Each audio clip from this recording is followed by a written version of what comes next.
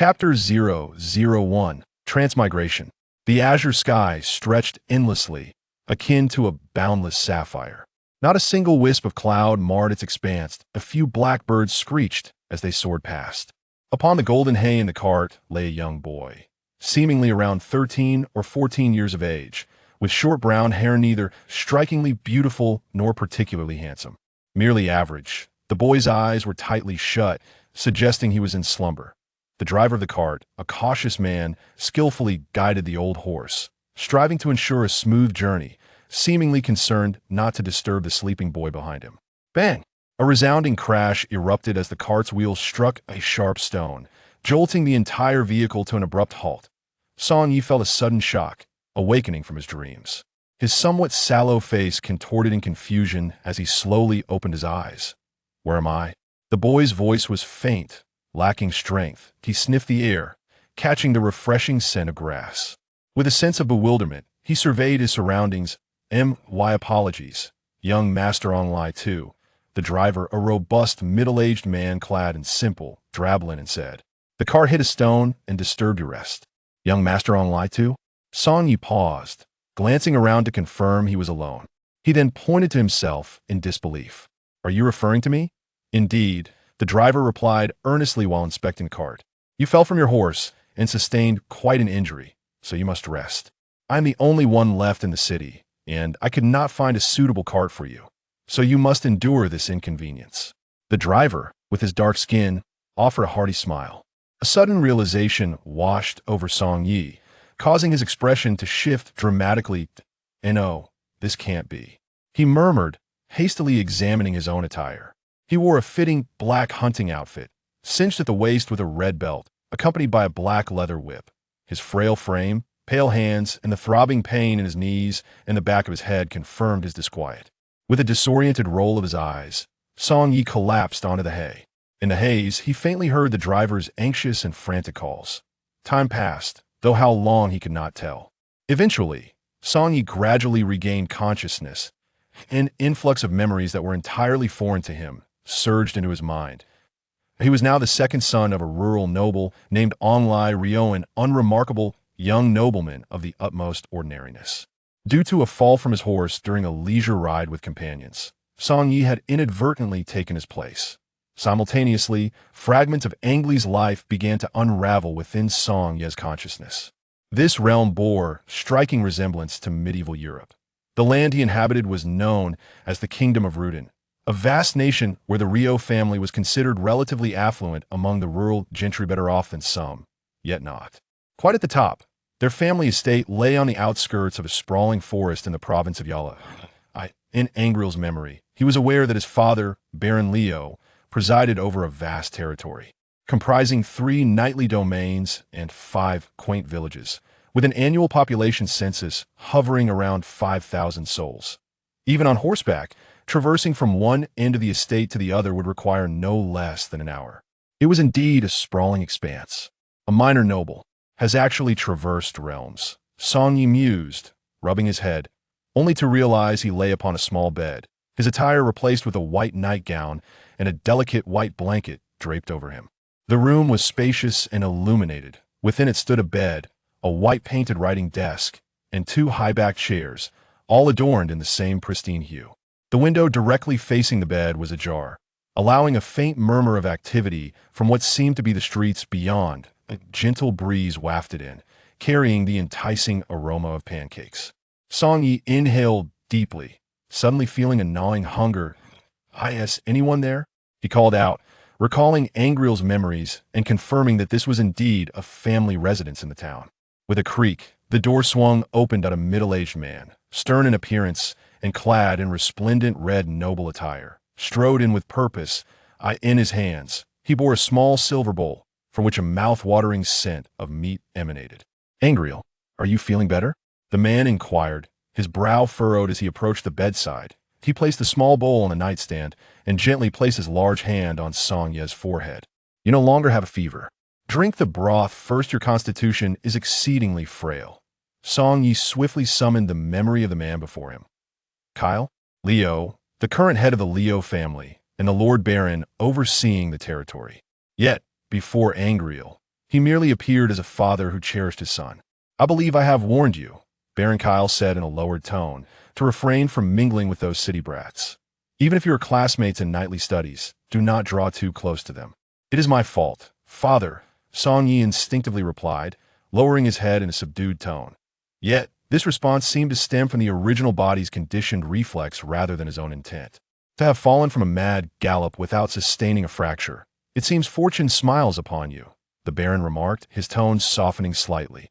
Observing his son's guilt-ridden demeanor, he couldn't help but feel a pang of compassion. In Angrele's recollections, he understood that his father possessed such a disposition to the outside world. He was the formidable Baron of the Rio family, cold and unyielding, having executed numerous servants for minor transgressions. As a lord with a multitude of vassals, the Baron would periodically take in beautiful women, resulting in a plethora of offspring out of greater significance. The Baron, through a series of cunning schemes last year, had expanded his territory nearly twofold by annexing a neighboring barony. Whispers among the populace spoke of his brutality and imperious nature, his insidious cunning, and his merciless demeanor. Regrettably, the Baron's affections are uniquely reserved for Angrele, or rather, for the memory of Angrele's late mother. Thus, Angrele occupies the highest position among all the Baron's offspring. Whatever his desires, the Baron will exert every effort to fulfill them. Remember this, as the future heir of the Rio family, you must not lack discernment. Consider your actions carefully before proceeding, Baron Kyle gravely admonished Song Yi. "I understand, father," Song Yi replied earnestly, nodding his head in agreement. "As for Catherine, let that be. The other girl you once desired has been sent to your chamber. You are still quite young. A little amusement is permissible. However, should I find you becoming overly engrossed?" The Baron paused, a glint of severity flickering in his eyes. "You know the consequences, I understand." Song Yi felt a tightening in his chest and nodded hastily. Despite the Baron's fondness for him, he had indeed ventured into perilous territory this time. The moment the bedroom door closed, Song Yi's gaze fell upon a knight clad in iron armor standing outside. He recognized him as Sir Odys, the Baron's most formidable warrior, known for crushing his enemies' skulls beneath his heavy boots, akin to smashing watermelons. The people of the territory referred to him as the Demon Knight. With a resounding thud, the bedroom door was shut. Outside, the soft murmur of the Baron's voice and the sound of his footsteps could be heard, gradually fading into silence. Song Yi turned his attention to the bowl of broth on the bedside table, that he understood that if it were merely ordinary broth, the Baron would not have delivered it personally. The meat within came from a fish known as the ringing fish, said to have been transformed by an evil sorcerer into this creature, using sorcery on lost children. He had consumed it during a previous injury that he picked up the silver bowl and peered inside. In the milky broth, a small silver fish, about the length of a finger, was barely discernible. The fish's head bore an unervingly human-like visage. "A fish with a child's face," Song Yi murmured, gazing at the anguished expression on the child's face depicted on the fish. A wave of nausea surged within him. "This world is truly not the same as the one I once knew." This thought flickered through his mind. Seated on the bed, Song Yi hesitated for a moment, but ultimately pinched his nose and consumed the broth. He left the fish head, with its childlike face, intact in the bowl. Such a thing was beyond his courage to swallow. After finishing the broth, he reclined on the bed for a brief respite. It was then that Song Yi began to organize the memories swirling in his mind. Originally, Angrele, favored by his father, exhibited a submissive character lacking in strong opinions, yet when it came to leisure, he was by no means inferior to his peers, often excelling beyond them. Whatever he desired, be it possessions, pets, wealth, or even people, the Baron would go to great lengths to satisfy him. This indulgence had led Angrele to become increasingly reckless, coveting anything that caught his fancy. In other words, he epitomizes the archetype of a typical young aristocrat. After all, as a Baron, his domain spans an area comparable to a county-level city from Song Yi's previous life on Earth. Although the population is significantly smaller, the power wielded is considerably greater.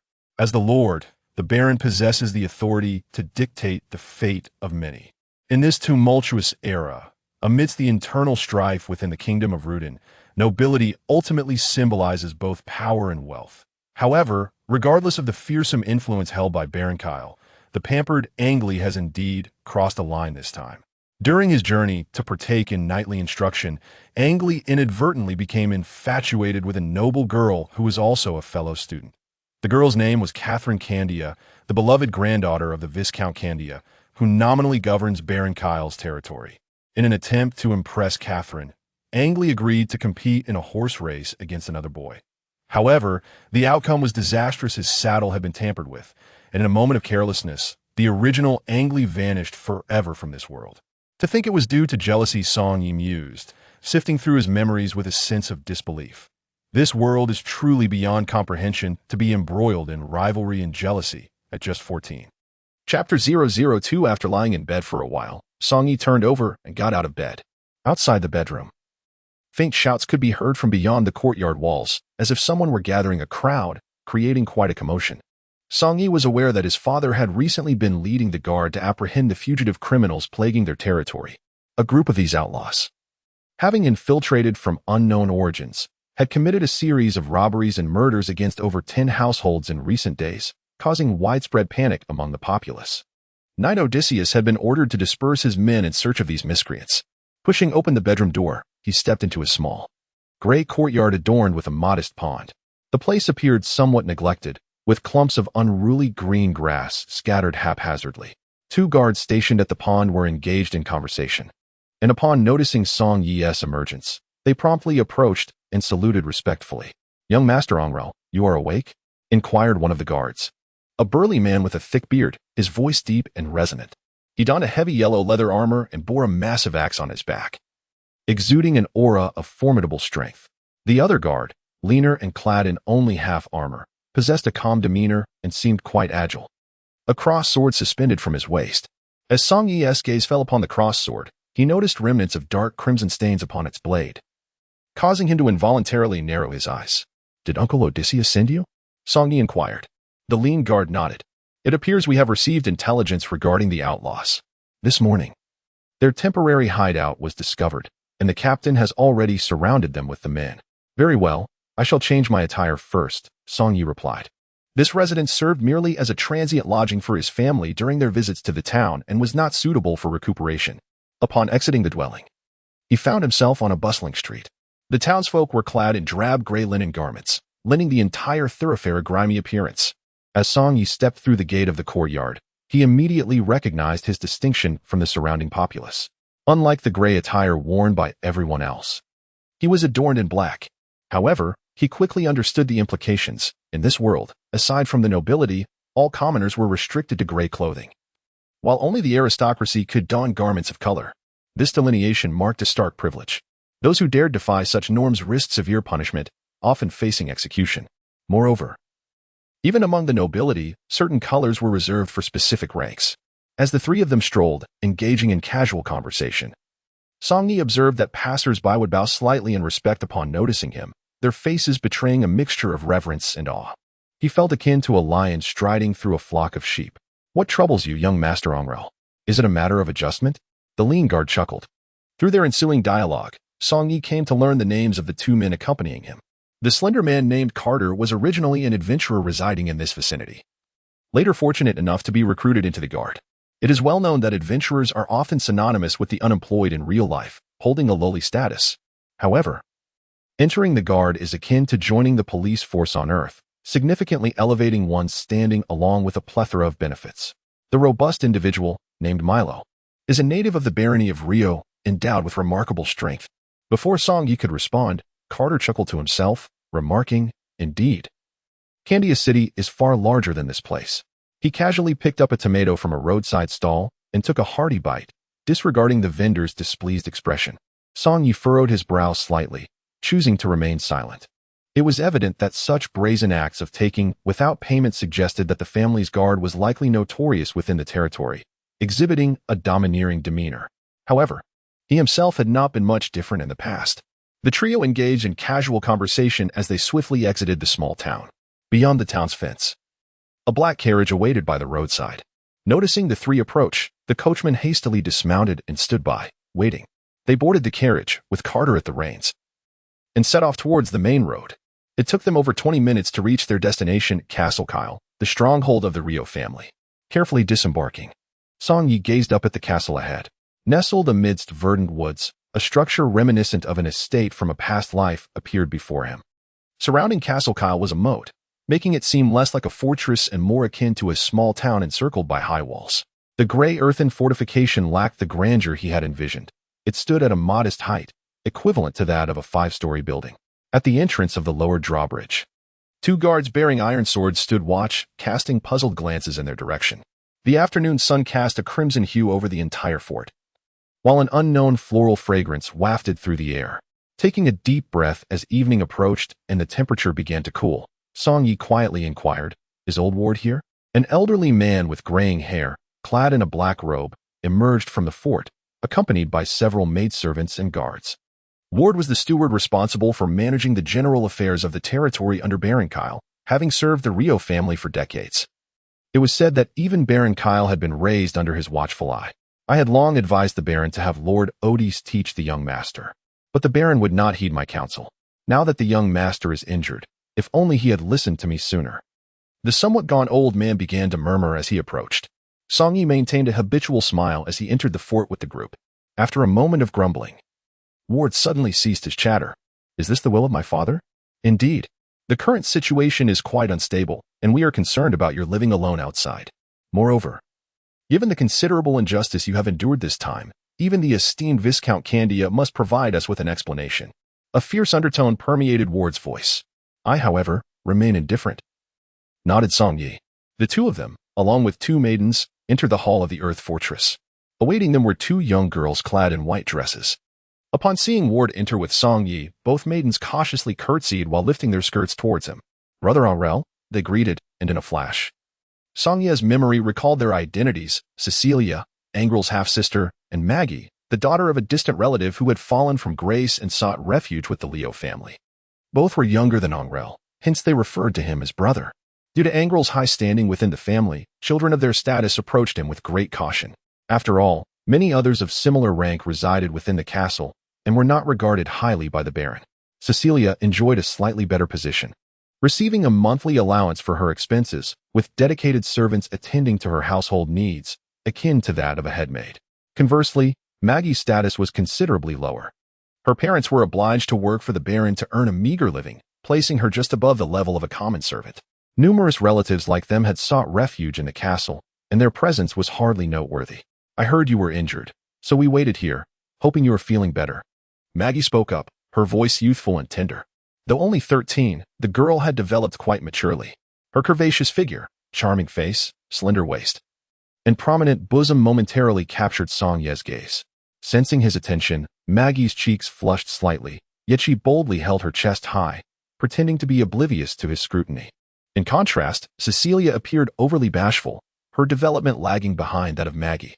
She resembled a timid fawn, stealing glances at Angrele, her hands fidgeting nervously at her waist, exuding an air of unease. Compared to Maggie, she embodied a more innocent beauty. Song Yi nodded. "I am much better now. You need not worry, my dear sisters." He engaged in casual conversation with the 2 maidens. Meanwhile, Ward quietly excused himself to attend to other matters. Led by the 2 young ladies, Song Yi proceeded into the inner hall, where he received respectful greetings from most of the castle's inhabitants before finally finding time to rest. Upon returning to his private chamber, he exhaled deeply. The room, apart from the bed, housed a writing desk adorned with a pale yellow sheepskin roll. A quill lay casually beside an inkpot, while a mountain-shaped candlestick flickered with a soft yellow glow, releasing a faint scent of wax. Song Yi pulled out the chair at the desk and sat down, casting his eyes over the sheepskin roll. Chapter 003. The beginning. The pale yellow parchment had been utilized halfway, adorned with densely packed, meticulously inscribed black letters. Song Yi gently caressed the scroll, feeling its softness and thinness. Suddenly, a stammering sound emanated from a dim corner of the bedroom, and he recalled the matter his father had mentioned earlier. He turned his gaze toward the source of the noise. "Your name is Cecilia, is it not?" Song Yi inquired as he stood and approached the young girl. He remembered her name. "Why, yes," she replied, shrinking back against the wall, seemingly frightened. Her eyes appeared swollen, indicative of prolonged weeping, with traces of dried tears marking her cheeks. "Young Master Angrele, may I ask what you require?" she whispered timidly. Song Yi glanced at her somewhat developed figure and shook his head slightly. Although he had come to understand that this world was akin to medieval Europe in its casual attitudes toward matters of sexuality, he, as a soul of over 20 years, could not bring himself to harm a girl who looked no older than 15 or 16. There were far more pressing matters at hand that demanded his attention. Very well. I have no orders for you, he declared, clapping his hands decisively. Maggie, Maggie. With a creak, the bedroom door swung open, and a woman clad in a gray maid's outfit entered respectfully. How may I assist you? Song Yi cast a glance at the terrified girl huddled in the corner and promptly revised his instructions. I am not in the mood today. Please take her out and ensure she is settled. I shall attend to matters in a few days. The maid bowed respectfully and led the quaking Cecilia out of the room. At last, Song Yi exhaled deeply, feeling a true sense of relief. Since his arrival in this unfamiliar world, he had been enveloped in a haze of confusion and helplessness. Seated at the writing desk, he picked up a white quill pen. The pen felt remarkably smooth in his grasp, and the tip bore a hint of reddish hue, the origin of which he could only speculate. Surprisingly, it felt somewhat heavy in his hand. Under the flickering candlelight, the white quill reflected a soft yellow luminescence, quite enchanting. Initially fearing for his life, he had not anticipated such an extraordinary experience as traversing worlds. As he toyed with the quill, he pondered deeply. From Angrele's memories, it appeared that this realm was entirely entrenched in the age of cold weapons. Ranged armaments were limited to bows and spears, and there was no mention of gunpowder whatsoever. Thus, in such an era, personal martial prowess wielded considerable influence. The father of Angrele, Baron Kyle, exudes an air of arrogance and ruthlessness, yet he thrives in his existence, largely due to his formidable combat prowess. Baron Kyle once participated in the renowned Battle of the Purple Flower, a conflict so devastating that it significantly weakened the kingdom of Rudin.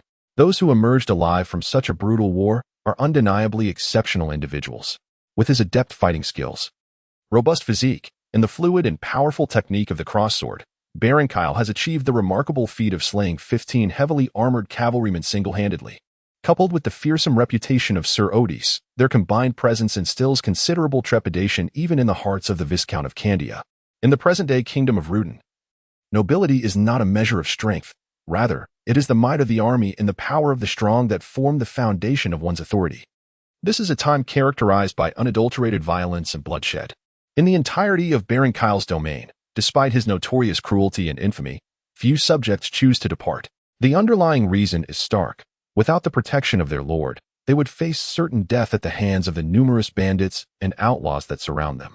Currently, during this severe drought, some desperate outlaws have resorted to cannibalism, making the journey between territories without martial protection not merely a matter of bravery, but an endeavor fraught with nearly a 50% mortality rate. However, the situation within Baron Kyle's domain stands in stark contrast. The bandits in the vicinity have been systematically eradicated by the Baron's guards, and the very mention of his name sends even the outlaws fleeing. Hence, the barony, including the expansive area of Candia City, is regarded as a safe haven. At least half of the current stability in Candia City relies on the Baron's formidable reputation, which explains why Butler Ward feels no hesitation in addressing the Viscount of Candia with such candor. Living under such a powerful lord provides a sense of security. Though fear may occasionally arise from the Baron's brutality, it is still preferable to the constant threat of losing one's life.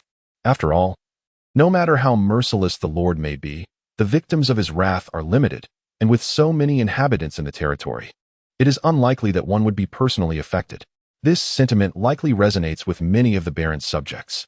As Song Yi picked up the parchment on the table, he encountered a script unlike any he had ever seen, reminiscent of English yet bearing resemblance to the ancient Tibetan language of China.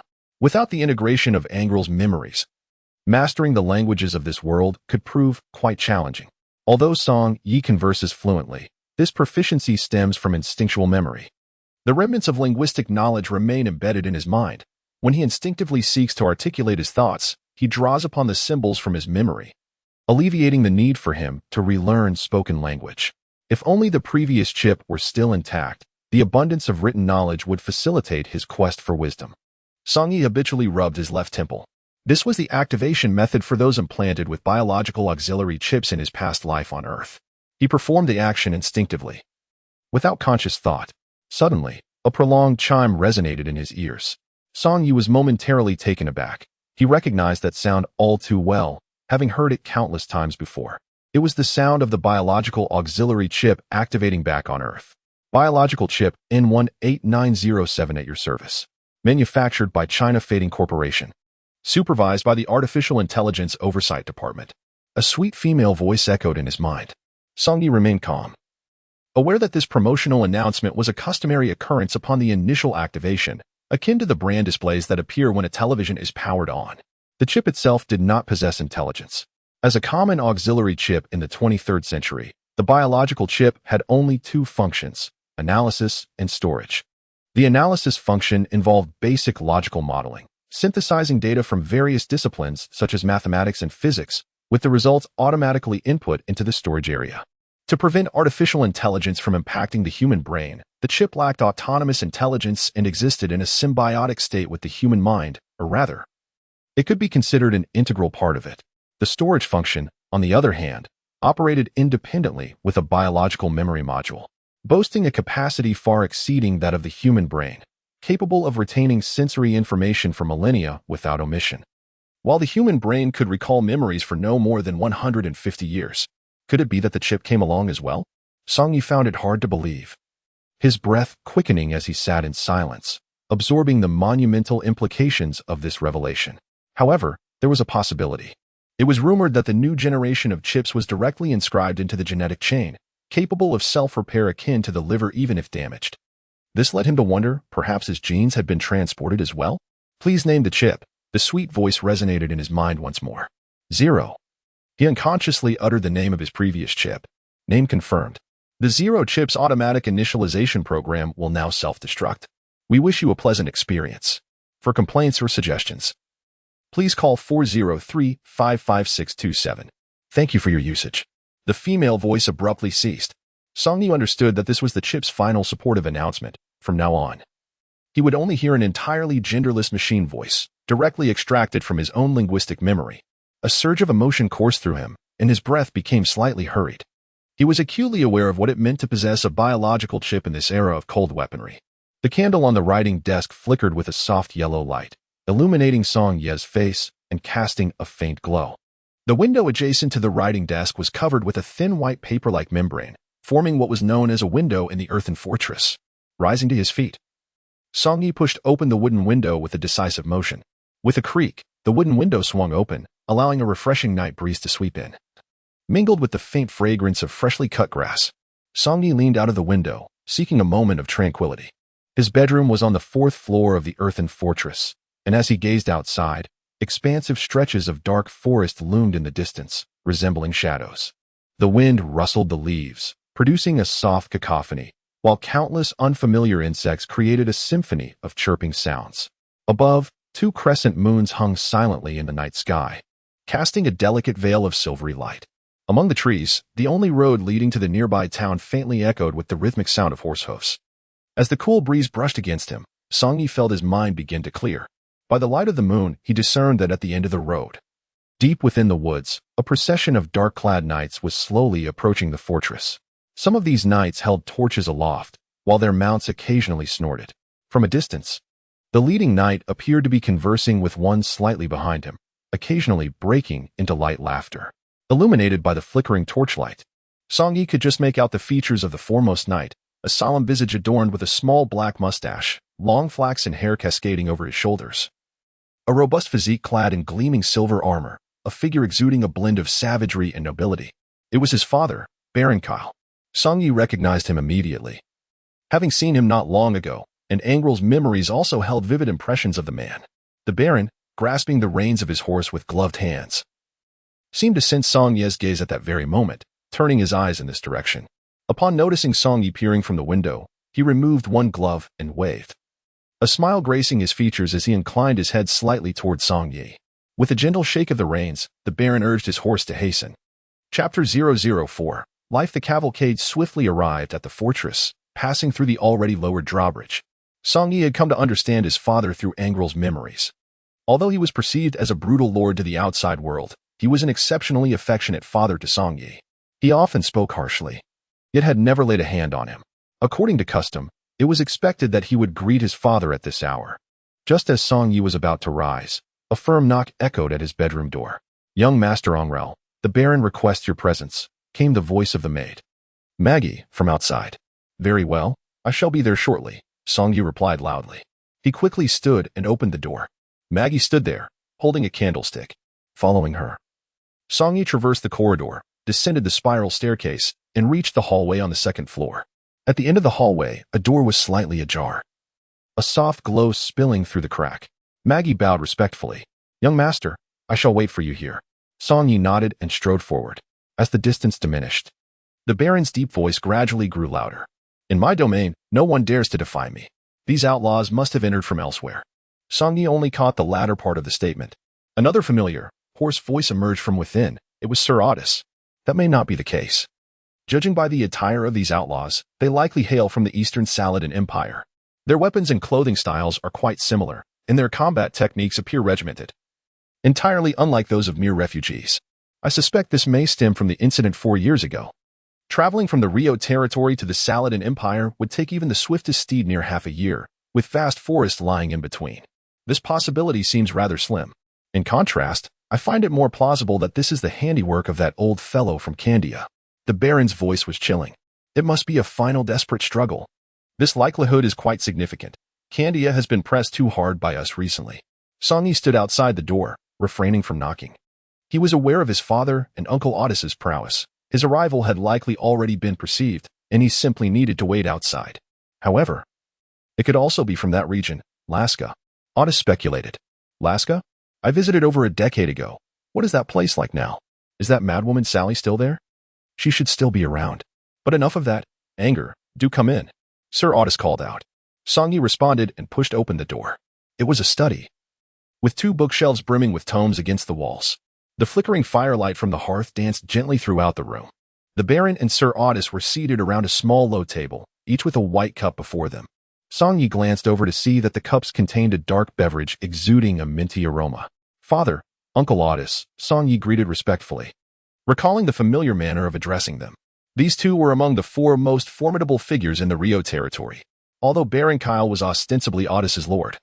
Their relationship was one of extraordinary camaraderie. Both were elite swordsmen who had survived the fabled Battle of the Purple Flowers. In this world, there is no formal ranking of warriors. For a fighter, the sole means of demonstrating their strength is through combat. "Please, take a seat." The Baron gestured to a chair beside him. Song Yi nodded and quietly sat down. He observed the 2 men in silence. The Baron needed no introduction. His impression was already indelibly etched in Song Ye's mind. Sir Otis, however, was different.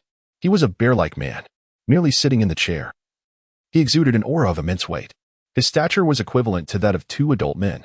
Clad in shining black iron armor, his bald head gleamed like a bulb, and a silver earring dangled from one ear, giving him an exceptionally wild appearance. Analyzing the combat abilities of the 2 individuals through visual data, Song Yi internally issued commands. Instantly, a cascade of faint data swiftly swept down one side of his vision, resembling a waterfall.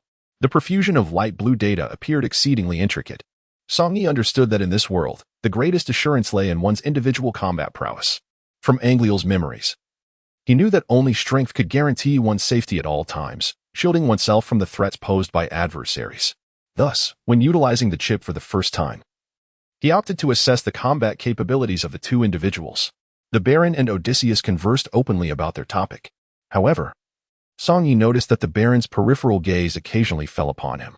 Observing his seemingly dazed expression, both the Baron and Odysseus displayed a flicker of disappointment in their eyes. It was evident that they wished for Song Yi to genuinely engage, preparing him for the eventual inheritance of the territory. Yet, immersed in anticipation of the analysis results, Song Yi inadvertently conveyed a sense of bewilderment, leaving the 2, who initially held a modicum of expectation for him, exceedingly disheartened. Unaware of their glances, Song Yi soon received the analysis results. For Rio, the assessment indicated physical attributes: strength greater than 2, agility greater than 2, and constitution greater than 2. For Odysseus, the figures were strength greater than 3, agility approximately equal to 1, and constitution greater than 3. Song Ye's expression twitched slightly. The data presented indicated that a strength rating of 1 corresponded to that of an average adult male, benchmarked against human physical standards. According to the data, both his father from his past life and the knight Odysseus could be likened to superheroes from novels or films. possessing 2 to 3 times the strength of an ordinary person. This did not merely signify combat ability. It suggested a ferocity capable of matching 10 or even dozens of opponents. Constitution represented a composite of resilience to impacts, resistance to viruses, recovery, and endurance. Indeed, this was no longer Earth. Song Yi felt utterly speechless. 0. Display my own physical attributes. In an instant, a semi-transparent layer of light blue data materialized before his eyes. Angrele, physical attributes, strength less than 0. 3. Agility less than 0. 4. Constitution approximately equal to 0. 7. Song Yi had no further words. Despite this body being only 14 years of age, the statistics were dismal. Under normal circumstances, a boy of this age on Earth should possess a strength of around 0. 5 and agility of about 1. 2. Yet, this Angrele's condition was perplexing. After undergoing night training in Candia, his physique remained so feeble. Perhaps it was due to his recent injuries that he had yet to recover. Contemplating this, Song Yi noted that the Baron and Odysseus had ceased their discussions about their plans and were now looking toward him. From tomorrow onward, Angrele, you will train in combat with Odysseus. In the castle, there were also some children who would train alongside you, the Baron remarked lightly. Very well, father, he replied. Your physical condition has never been robust. My intention in teaching you combat skills is primarily to help you regain a semblance of normal physical health. The Baron cast a glance at Angrele, a hint of concern flickering in his eyes. Song Yi was acutely aware that if this body were truly fit, it would not have succumbed so easily to a fall from horseback, a gap he had exploited. I understand. Song Yi nodded in acknowledgement. How is your body recovering? Odys asked gently from the side. It is manageable. I can handle basic training without issue, he replied. That is good to hear, Odys nodded. If you desire anything to eat, simply inform the head maid, Anchor. 2 days ago, we hunted a stag, which should serve to replenish your strength. Now, you may rest. The Baron instructed. Song Yi rose, offering a slight bow before hastily exiting the study. Maggie stood at the staircase, still holding the candelabrum, in the dimly lit corridor. At this hour, it seemed no one else was present in the castle. Are the others not around? Why is it so dark? Song Yi inquired. Maggie shook her head. This is the accommodation area. The castle's inhabitants are likely gathered in the training grounds and tavern. Few venture here, thus conserving the candles. Ah, Song Yi nodded. He recalled from Angrele's memories that the castle was divided into several sections. The accommodation area, the activity area, and the miscellaneous area. The activity area comprised the training and combat grounds, while the miscellaneous area included the tavern, blacksmith, stables, and more. In reality, the entire castle was roughly the size of a university back on Earth, with a population of around 200. Only cavalry and formidable swordsmen or spearmen were permitted to reside there, totaling nearly 100 individuals. However, as Song Yi opened his door, he spotted a small figure huddled in the corner of the bedroom. It was none other than Cecilia, the girl he had encountered earlier. You wretched child, who allowed you to enter Master Angrele's room? Maggie shouted from behind, having noticed her presence. The figure in the corner shrank back further. Song Yi raised his hand to halt Maggie, who was poised to rush in. It's fine, let it be. You may go now. Maggie promptly withdrew her agitation. Very well, young master. With a click, the door closed behind him. Song Yi approached the corner, scrutinizing the Cecilia sent by his father. She wore a white, fitted dress that revealed her rounded shoulders. Her skin was pale and delicate, and her long black hair cascaded over her shoulders. Were it not for the tear stains on her face, she would indeed appear as an innocent, youthful girl. Yet, Song Yi had little inclination towards such thoughts. He swiftly grabbed the silk quilt from the bed and tossed it over Cecilia, before collapsing onto the bed himself. He let out a deep sigh, contemplating the current situation. My status is rather favorable. Under the protection of the Baron, I have little to worry about. However, nothing in this world remains unchanged forever. One must be prepared for unforeseen circumstances. This world is far from the tranquility of Earth. Thoughts swirled in Song Yi's mind as he gradually succumbed to slumber upon his bed. Chapter 005. Life 2 time passed, though it felt indeterminate, until he was abruptly awakened by a series of shouts. As he opened his eyes, Song Yi slowly propped himself up from the bed, the white silk quilt slipping away from him. Did I not fall asleep like this? Rubbing his eyes, he distinctly recalled having placed the quilt for Cecilia in the corner. Suddenly, a small hand reached over from his left. Following the movement, he discovered that the little girl, Cecilia, was nestled beside him, her tiny body curled up in peaceful slumber. At that moment, Song Yi noticed that his socks and outer garments had been removed. It was likely the doing of this little girl, he surmised. Cecilia was a child he had encountered during a hunting excursion on a hillside. Hailing from a modest farming family, she was quite perceptive. She understood her circumstances well. If she could win the favor of the young master Angrele, it would ensure her parents a more secure livelihood and welfare. Moreover, she was not the only child in her family. She had a brother and a sister. Thus, she willingly became a gift to Angrele by entering the castle. Song Yi was well aware of these details from Angrele's memories and deduced that it was indeed Cecilia who had helped him remove his outer garments and socks.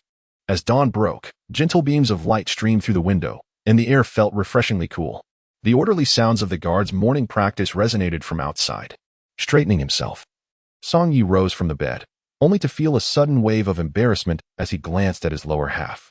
His trousers stood awkwardly, revealing a prominent bulge, clearly a sign that this body had nearly fully recovered, indicative of vibrant vitality. Perhaps his movements had been too pronounced, for little Cecilia stirred, rubbing her eyes as she sat up. From her vantage point, she caught sight of the notable protrusion. Cecilia's cheeks flushed slightly, and she sat half erect on the bed, seemingly at a loss. "Young Master Angrele, how may I serve you?" she inquired softly. The sight of the charming 15-year-old girl uttering such words ignited a fervor within Song Yi, and in a moment of heated impulse, he nearly succumbed to temptation. "Do you possess the ability to attend to basic chores? If so, hurry and fetch me water for washing," he urged, suppressing the flames of desire within. "Why, yes," she stammered, perhaps intimidated by his expression. Her face paled slightly as she hastily dismounted the bed and dashed out of the room. Only then did Song Yi allow himself to relax a little.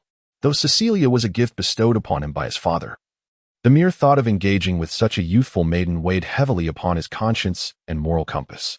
Moreover, the crux of the matter lay in the fact that he was but 14 years of age.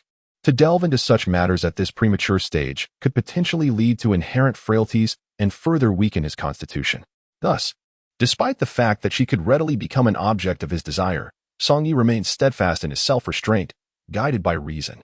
After Cecilia's departure, the intensity of his impulses waned considerably. Exhausted from the previous day, he had neglected his evening ablutions, a departure from his customary routine of washing his face and feet before sleep, leaving him feeling quite unsettled. Here, it seemed, one could only wash once a day. The availability of water was far less convenient than in the past, making wastefulness impractical, a true inconvenience. He approached the open window and leaned out to gaze below. In an open space before the woods, a squadron of soldiers clad in heavy black iron armor was engaged in synchronized morning exercises, each bearing a massive cross-shaped sword upon their backs, each blade as wide as a palm. As they practiced, fine yellow dust rose in clouds from the ground beneath their feet. 11, shouted the lead soldier. 11, echoed the chorus of voices, though somewhat discordant, their volume was impressive, harmonizing with the crisp chirping of nearby birds. A refreshing sensation washed over Song Yi, swiftly dispelling the remnants of sleep that lingered. It was time to ponder how to enhance his physical prowess. He stroked his chin, observing the soldiers below, lost in contemplation. He recalled that the chip possessed two capabilities: analysis and memory storage. The analysis required a wealth of data to yield tangible results. Much like his previous attempts to gauge the physical condition of his father and Knight Otis, which had proven imprecise, merely a broad approximation. Furthermore, information could only be gathered through his sensory perceptions. In contrast, the storage function served as a database for analytical capabilities, capable of amassing extensive information. Yet merely functioning as a hard drive, storing data did not equate to recollection. It necessitated a process, a transfer from the chip to the brain's memory regions. Song Yi pondered thoughtfully. If he wished to enhance his physical condition, the most effective method would undoubtedly be exercise. While the chip's analytical capabilities could assist in refining his training regimen to suit his body best. After a brief interval, Cecilia arrived with a silver basin and towel. Following a refreshing wash, he instructed her to remain obediently within the confines of the room. Only then did Song Yi depart, descending the spiral staircase. The morning light had yet to fully brighten the day, and as he grasped the wooden handrail, the stairwell appeared somewhat dim. Descending from the 4th floor, he noticed a maid laboriously opening each window to let in the fresh air. "Good morning, Master Angrele," the maid greeted respectfully upon seeing Song Yi. The sounds of the guard's morning exercises drifted in through the window. Song Yi cast a glance at the maid, who was merely a young and delicate girl, likely not yet 20. All the maids in this castle had been personally selected by the Baron, ensuring that only the fair and sensible were chosen. making the surroundings quite pleasing to the eye. "What guards are practicing outside?" Song-Yi inquired. "It is Lord Anrue's cavalry," the maid replied with deference. "Lord Anrue?" Song-Yi echoed. "Lord Anrue is the first lieutenant of Lord Otis. It is understandable that you do not recognize him, for he was only recently appointed to the castle." The maid whispered. "Oh, I see." Song-Yi nodded, falling silent as he continued onward. Exiting the residential area, he found himself in a vast, empty space. The entire castle was encircled by a series of connected buildings forming a circular layout, with the central area designated for activities. Rays of morning sunlight streamed through the gaps between the structures, casting golden beams that fell upon the grounds like pillars. The activity area resembled a grayish-white playground, already bustling with numerous boys and girls engaging in basic exercises. Most of the children donned gray and white attire, their sporadic grunts and huffs punctuating the morning air. The boys wielded wooden swords, vigorously practicing downward strikes and upward thrusts, while the girls uniformly honed their skills with petite wooden bows, shooting arrows at targets set several dozen meters away. At the periphery stood a robust man. Song-Yi observed a middle-aged figure clad in a grayish-white top and black trousers. His physique impressively sturdy, only slightly less formidable than that of the Knight Otis. With arms crossed over his chest, he quietly watched the children practice, exuding an air of calm and composure. As Song-Yi caught sight of him, the man noticed him as well and waved a hand. "Hey, everyone, hold on a moment. Gather around," the man called out loudly, prompting the practicing children to turn their attention toward him. One boy, still in the midst of a fierce swing, raised his sword with a whoosh, momentarily capturing the gaze of several nearby girls, a proud smile spreading across his face. "I said stop. Gru, didn't you hear me?" The middle-aged man's expression darkened. Yes, dear Lord Arad," the boy replied dismissively, lowering his wooden sword and sauntering over lazily. Once everyone had gathered, Song-Yi approached the man and stood silently to the side. No one spoke. The boys appeared largely indifferent while the girls cast curious glances at Song-Yi. The atmosphere grew somewhat awkward. Song-Yi frowned. He had not come for morning exercises merely to squander time on introductions. "My Lord Allard." "You may simply call me Allard," the middle-aged man humbly replied. Song-Yi nodded. "Very well, Allard. If there is nothing else, let us not delay everyone as practice. I have only recently sustained an injury and wish to engage in some foundational rehabilitation exercises. Would you be so kind as to demonstrate them to me individually?" Allard was momentarily taken aback. Fundamental training methods had been thoroughly taught both during his time in the castle and when Angrele traveled to Candia. Such basic knowledge required a demonstration? Surely he could not be so ignorant of the foundational exercises. Someone murmured quietly, "Do not speak carelessly." The children among them immediately displayed expressions of disdain. In this era, reverence was bestowed upon the strong, and self-improvement was the most esteemed pursuit. Those who lacked ambition were often looked down upon. A multitude of gazes converged upon Song-Yi, as if he were an extraordinary creature. He endeavored to maintain his composure while focusing his attention on Allard. Had his memory not been so hazy, had the original Angrele not been a mere dilettante, he would not find himself in such an awkward predicament. "Allard, is that acceptable?" Song-Yi reiterated. Very well." After a moment of hesitation, Allard nodded. "However, I can only teach you the basics. If you seek further training, Lord Otis and Baroness swordsmanship experience might be beneficial to you." Though he said this, it was well understood that in this age, combat prowess could not merely be imparted through instruction. There had never been whispers of anyone becoming formidable solely through teaching.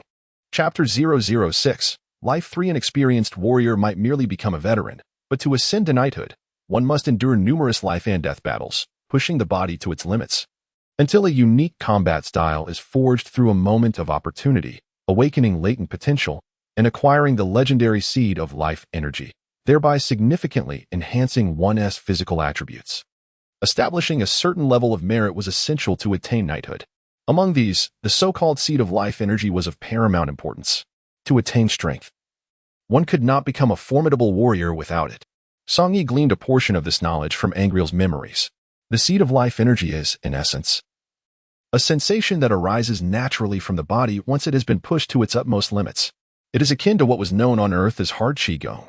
The Baron had once described in great detail the sensations and processes involved in awakening the seed. Thus, he could draw clear comparisons and arrive at conclusions. However, awakening the seed was not within reach for everyone. Among the general populace, only a minuscule fraction possessed the aptitude for such an awakening. Yet, due to the exceedingly low success rate. Thus, a number of individuals who had ascended to strength sought to increase the number of those who could awaken the seeds within them. They devised a method wherein the formidable warriors, possessing a potent life energy from their awakened seeds, would actively condense a small amount of energy to serve as seeds, which could then be infused into others. This ingenious approach significantly enhanced the previously slim chances of awakening. The arduous and perilous process that once required life and death trials was transformed into an opportunity for seed reinforcement from the outset. However, despite this advancement, not everyone could ascend to strength. While the likelihood of success had indeed increased, only 2/3 of 100 individuals would ultimately succeed, leaving 1/3 incapable of accepting the seed. Their bodies were unable to retain life energy. No matter how much was infused, it would merely seep away. Regrettably, Angrele belonged to this unfortunate category. He too was unable to accept the seed-S infusion. This was the fundamental reason he had spent his youth indulging in pleasures, oblivious to the pursuit of strength. Otherwise, given the formidable prowess of the Baron, Angrele should not have found himself in such a predicament, even had he wished to. The powerful Baron would never allow his son to lack even a modicum of self-defense. Since that is the case, let us resume our early training. Young Master Angrele, please follow me, he called out, clapping his hands to regain the attention of the group. The training ground returned to its prior state. Some practiced swordsmanship while others honed their archery skills. Only Song Yi trailed behind Angrele, making his way toward a secluded corner. Though you may not possess the talent to become a knight-level warrior, consistent training can indeed enhance your physical capabilities. I hope you will persist, Angrele remarked as they walked. I understand what to do. Thank you, Angrele, Song Yi replied with a nod and a smile. The rumor regarding Baron Kyle's second son lacking the innate talent for strength was quite notorious, was it not? Indeed, Angrele responded, falling silent thereafter. Are all the children currently training in the morning endowed with potential? Song Yi inquired. He understood that those who had accepted the seed-S legacy and had been nurtured from a young age meant that these children would have their life energy seeds grow and strengthen alongside their bodies, ultimately surpassing the physical capabilities of ordinary individuals. The Baron and Knight Odys had experienced the same journey. It dawned on Song Yi that his father and Knight Odys had attained their formidable physiques through this very process. However, a wave of resignation washed over him. Why had he been reincarnated into a body devoid of talent? Were it not for the hope offered by the biological chip, he might have resigned himself to fate entirely. Angrele led Song Yi to an adjacent clearing. To their side stood a row of wooden sword racks, sparsely adorned with a few remaining wooden swords. Angrele retrieved one and tossed it directly to Song Yi. He hastily caught it, feeling the weight in his hands. The wooden practice sword was surprisingly heavy, approximately weighing 5 or 6 pounds. The sword, approximately 1 meter in length, features a handguard and blade that form a quintessential cross shape, representing the most common design of a cross sword. Song Yi gently waved the wooden sword in his hand, the white wood tinged with a hint of yellow, producing a subtle whooshing sound as it sliced through the air. Angrele, too, took up a wooden sword and casually swung it, instantly drawing a white line before him. The fundamental exercises are remarkably simple, yet not everyone can effortlessly complete them. As he spoke, he gripped the sword with both hands and executed a forward slash. Whoosh!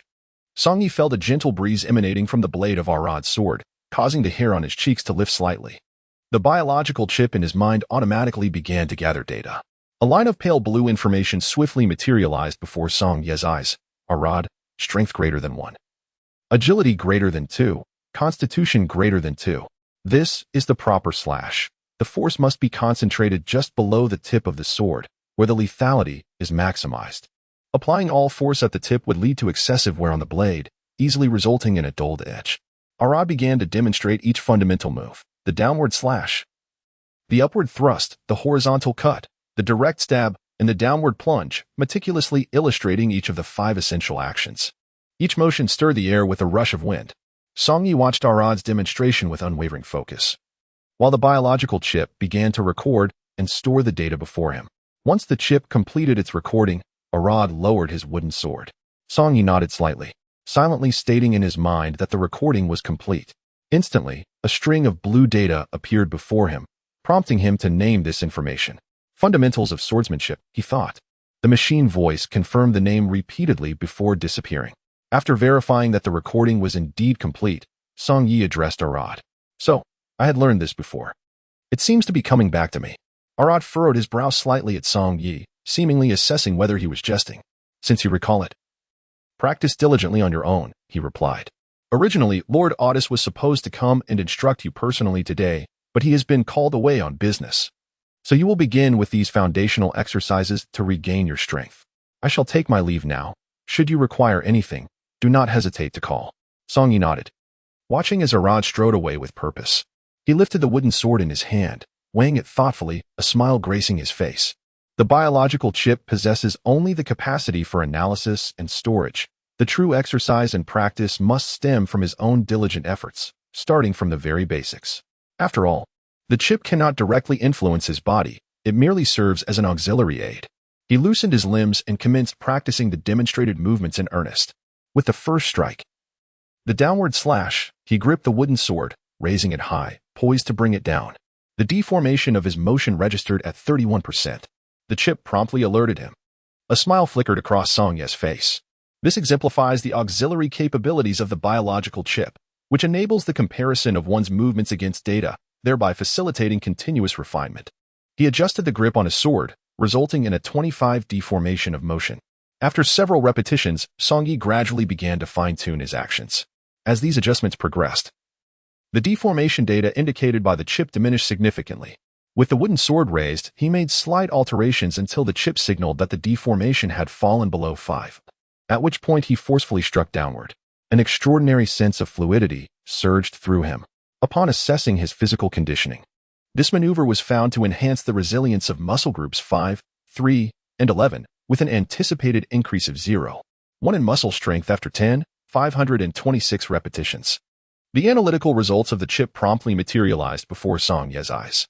10,000 repetitions, not an insurmountable number, he mused softly. He lifted the wooden sword and commenced earnest practice. The true terror of the biological chip lies in its capacity to render one fully cognizant of their physical state. This is the essence of self-awareness and the concept of knowing oneself and one's adversary. Swish, swish, swish.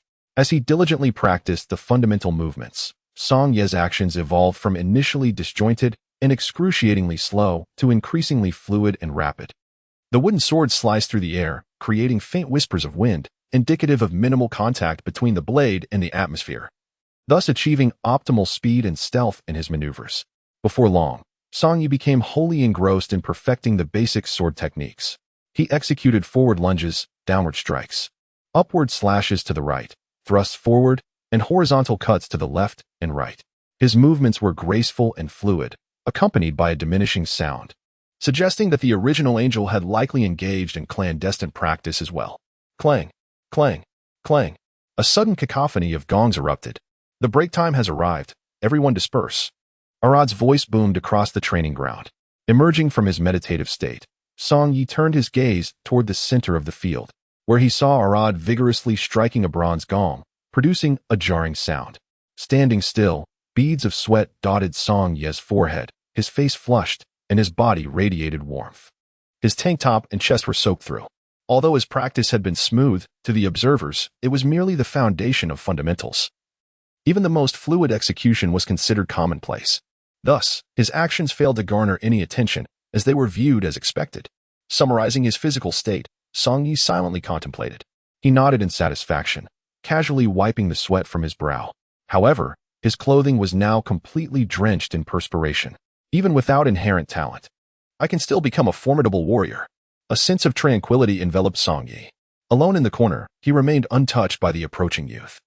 It is evident that these children, on one hand, hold a profound disdain for his abilities, yet, out of respect for the Baroness' authority, they refrain from openly expressing such sentiments, choosing instead to avoid him altogether.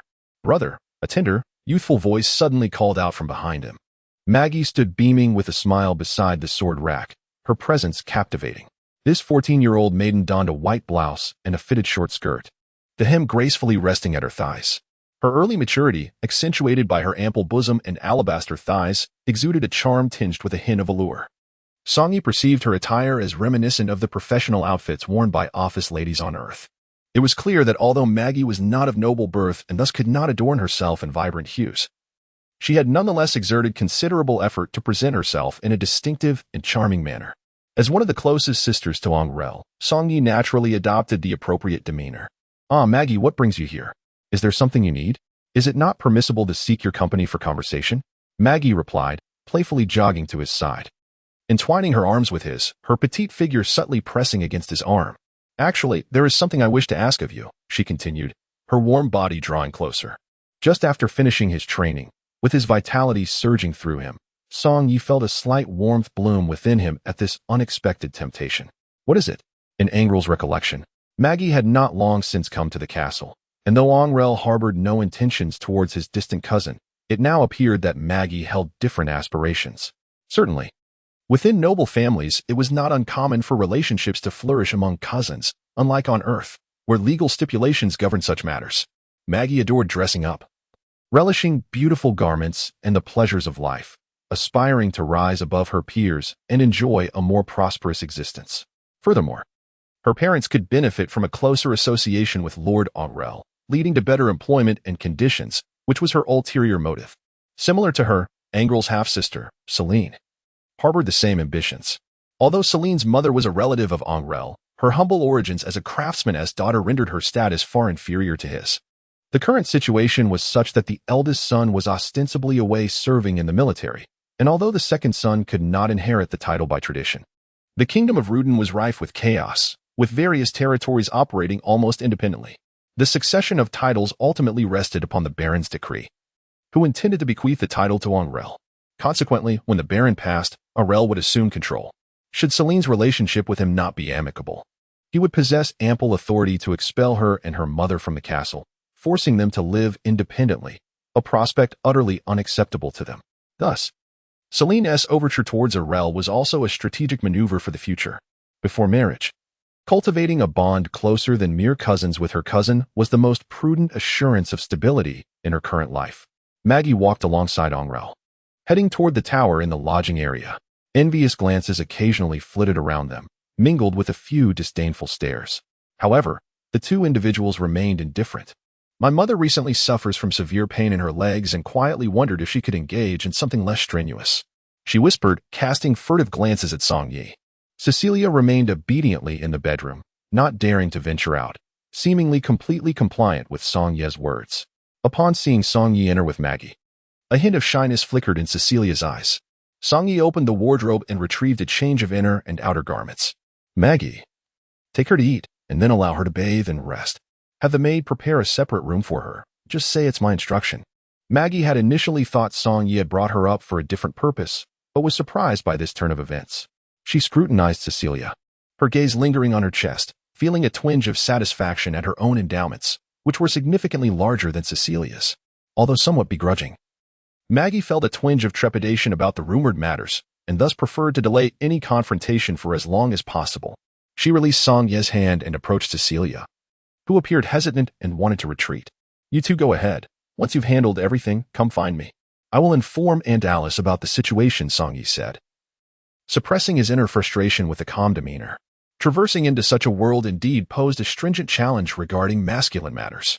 "All right," Maggie replied, a hint of joy illuminating her face as she bowed slightly and led Cecilia toward the door. As they passed by Song Yi, he casually squeezed Maggie's chest, the sensation transmitting a springy and full feeling to his mind. The two girls gasped in unison, and Maggie, giggling, scampered away, pulling Cecilia with her. Though still youthful, a brief touch was permissible.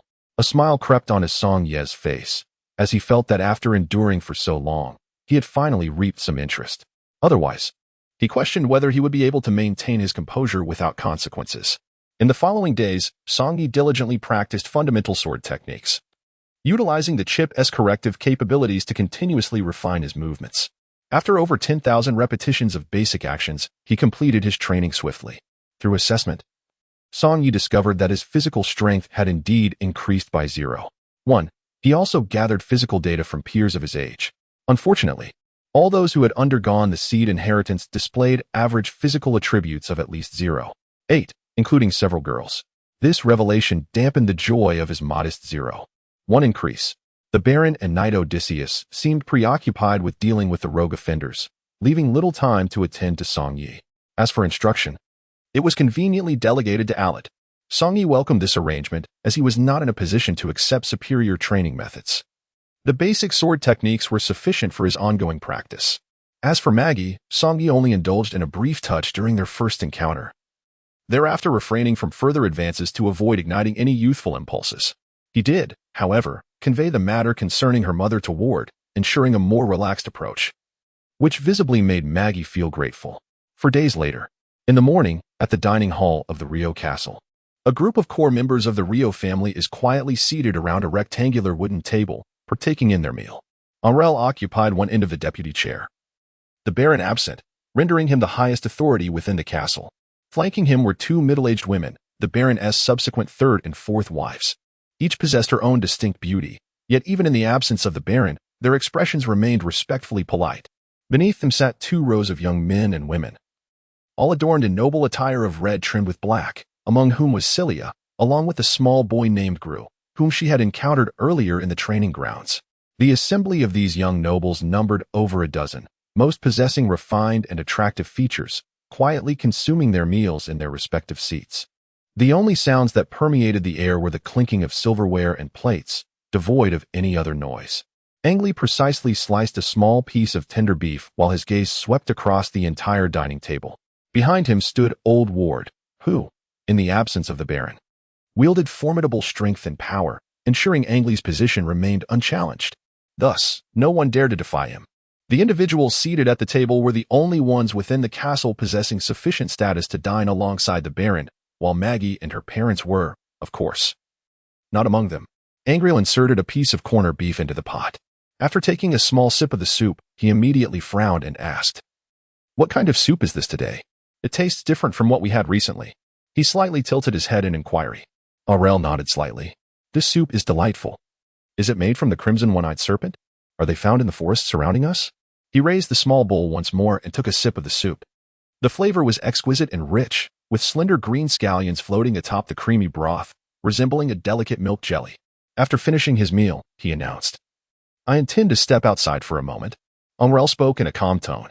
Old Ward furrowed his brow slightly. "Given the recent tumultuous events, it would be wise for you to remain within the safety of the castle. It is of no concern. I shall merely wander nearby, around the cavalry's morning practice grounds." "Nothing will happen," Angrele interjected, his tone resolute and unyielding.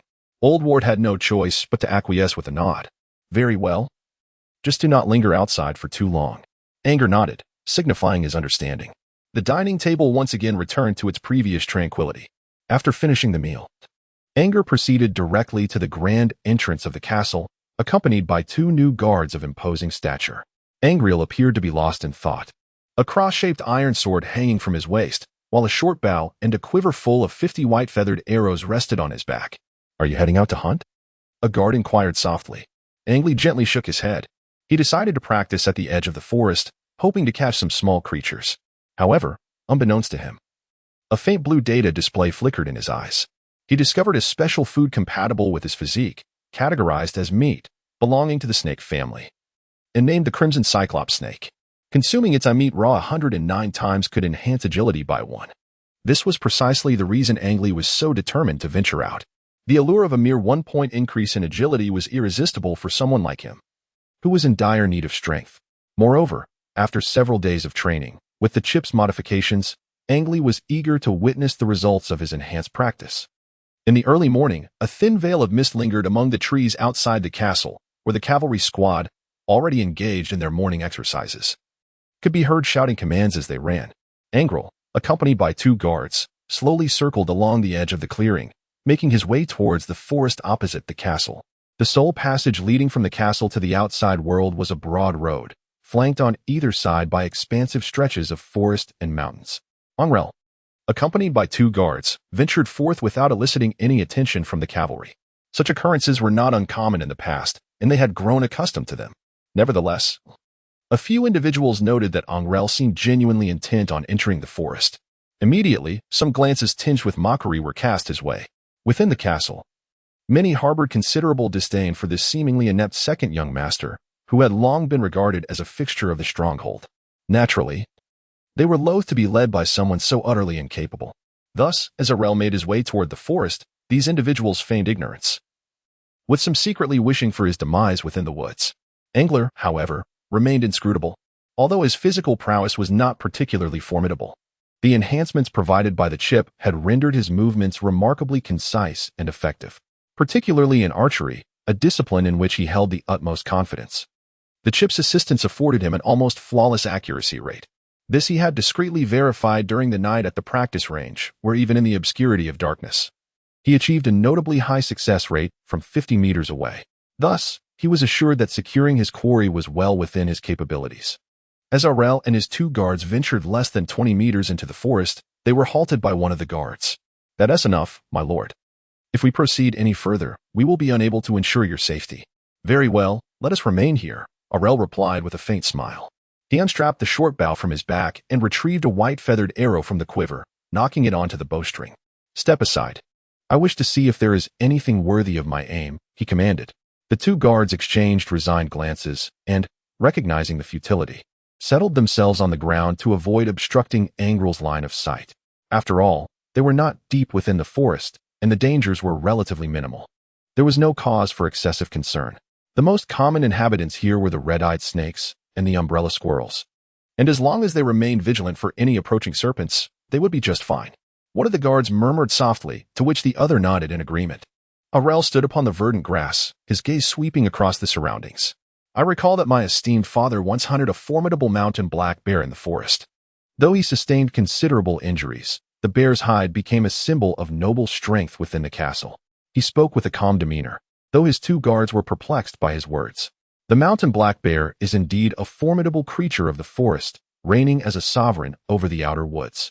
However, rest assured, the bear typically roams further within, requiring a 2-hour journey to encounter. One must also traverse the small hill ahead.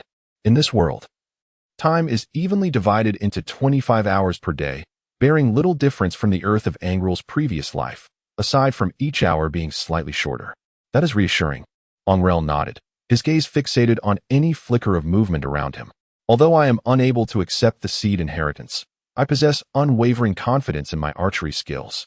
I should be able to procure something during this outing." No sooner had the thought crossed his mind than Angrele abruptly pivoted, drawing his bowstring taut. Whoosh!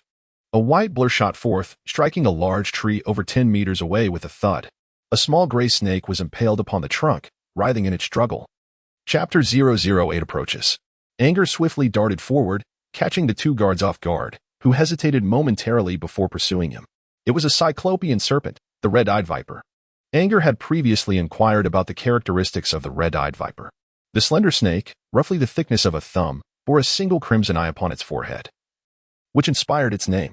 Its skin, mirroring the hue of the gray tree trunk, rendered it nearly indistinguishable, had it not been for the unwavering gaze of the white-feathered arrow. The 2 guards following closely behind would have almost failed to recognize it. Angrele withdrew his iron sword, aiming it at the head of the small serpent, and struck fiercely with the hilt. The cyclopean snake immediately succumbed, ceasing its struggles. "I have heard that consuming the eye of a cyclopean snake is beneficial for one's eyesight. I shall give it a try," Angrele murmured. The 2 guards exchanged bewildered glances, momentarily at a loss for words. They could only watch as Angrele retrieved a small hunting knife from his lower back, mercilessly mutilating the serpent until he extracted the crimson eye, which he promptly discarded into his mouth, swallowing it whole with a gulp. The cyclopean snake possessed potent venom, yet apart from its fangs and venom glands, the rest of its body was devoid of toxicity. Thus, the 2 men refrained from intervening, acknowledging that this was the spoils of Angrele's own conquest. After consuming the serpent's eye, Angrele furrowed his brow, a peculiar expression crossing his face. "Let us proceed," he said nonchalantly, casually tossing the lifeless serpent to one of the guards. The latter swiftly retrieved a prepared burlap sack to contain it.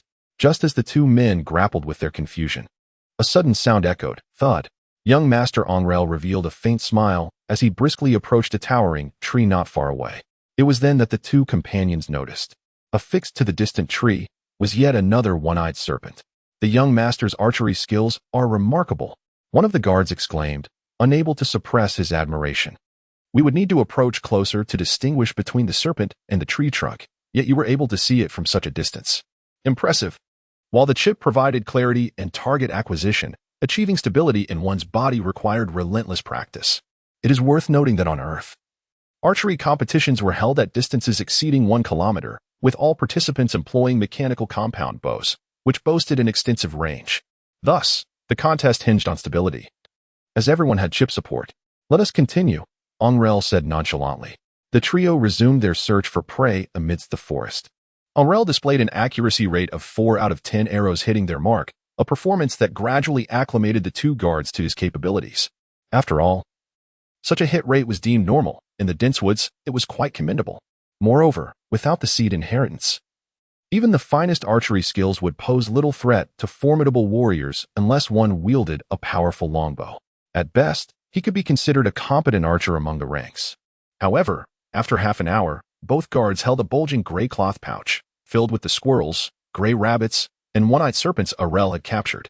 They were both slightly injured, having exerted themselves to their limits.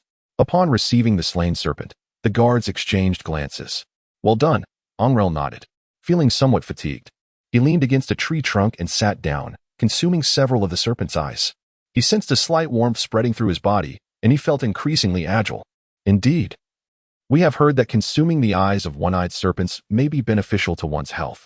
Some have tried it before, but to no avail, remarked the remaining guard with a wry smile. No effects? Angrele furrowed his brow. He was satisfied with today's catch.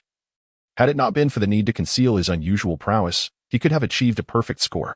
At a mere distance of several dozen meters, he faced no challenge with the assistance of his chip. At noon, dappled sunlight filtered through the trees. A white-feathered arrow shot forth with a swift whoosh. Thud.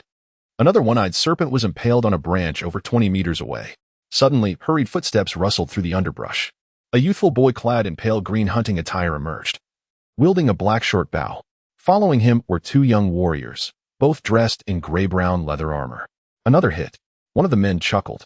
The boy nodded, stepping forward to extract the white-feathered arrow, gripping the serpent's head with deft hands.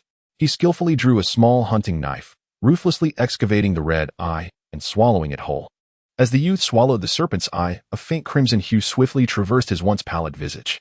A wave of warmth surged from within his body, radiating towards his extremities. An extraordinary buoyancy enveloped his spirit. Young Master Angrele, shall we conclude our endeavors for today? Inquired a guard. Angrele gently closed his eyes, a faint smile gracing his lips. You may place your belongings first. I shall prepare everything shortly. Perhaps today we might encounter a black-spotted deer. As the two departed, Angrele silently recited his command. Assess my current physical condition. Angrele Rio, Strength 0. 8. Agility 2. 4. Constitution 1. 6. A satisfied smile graced Anger's lips.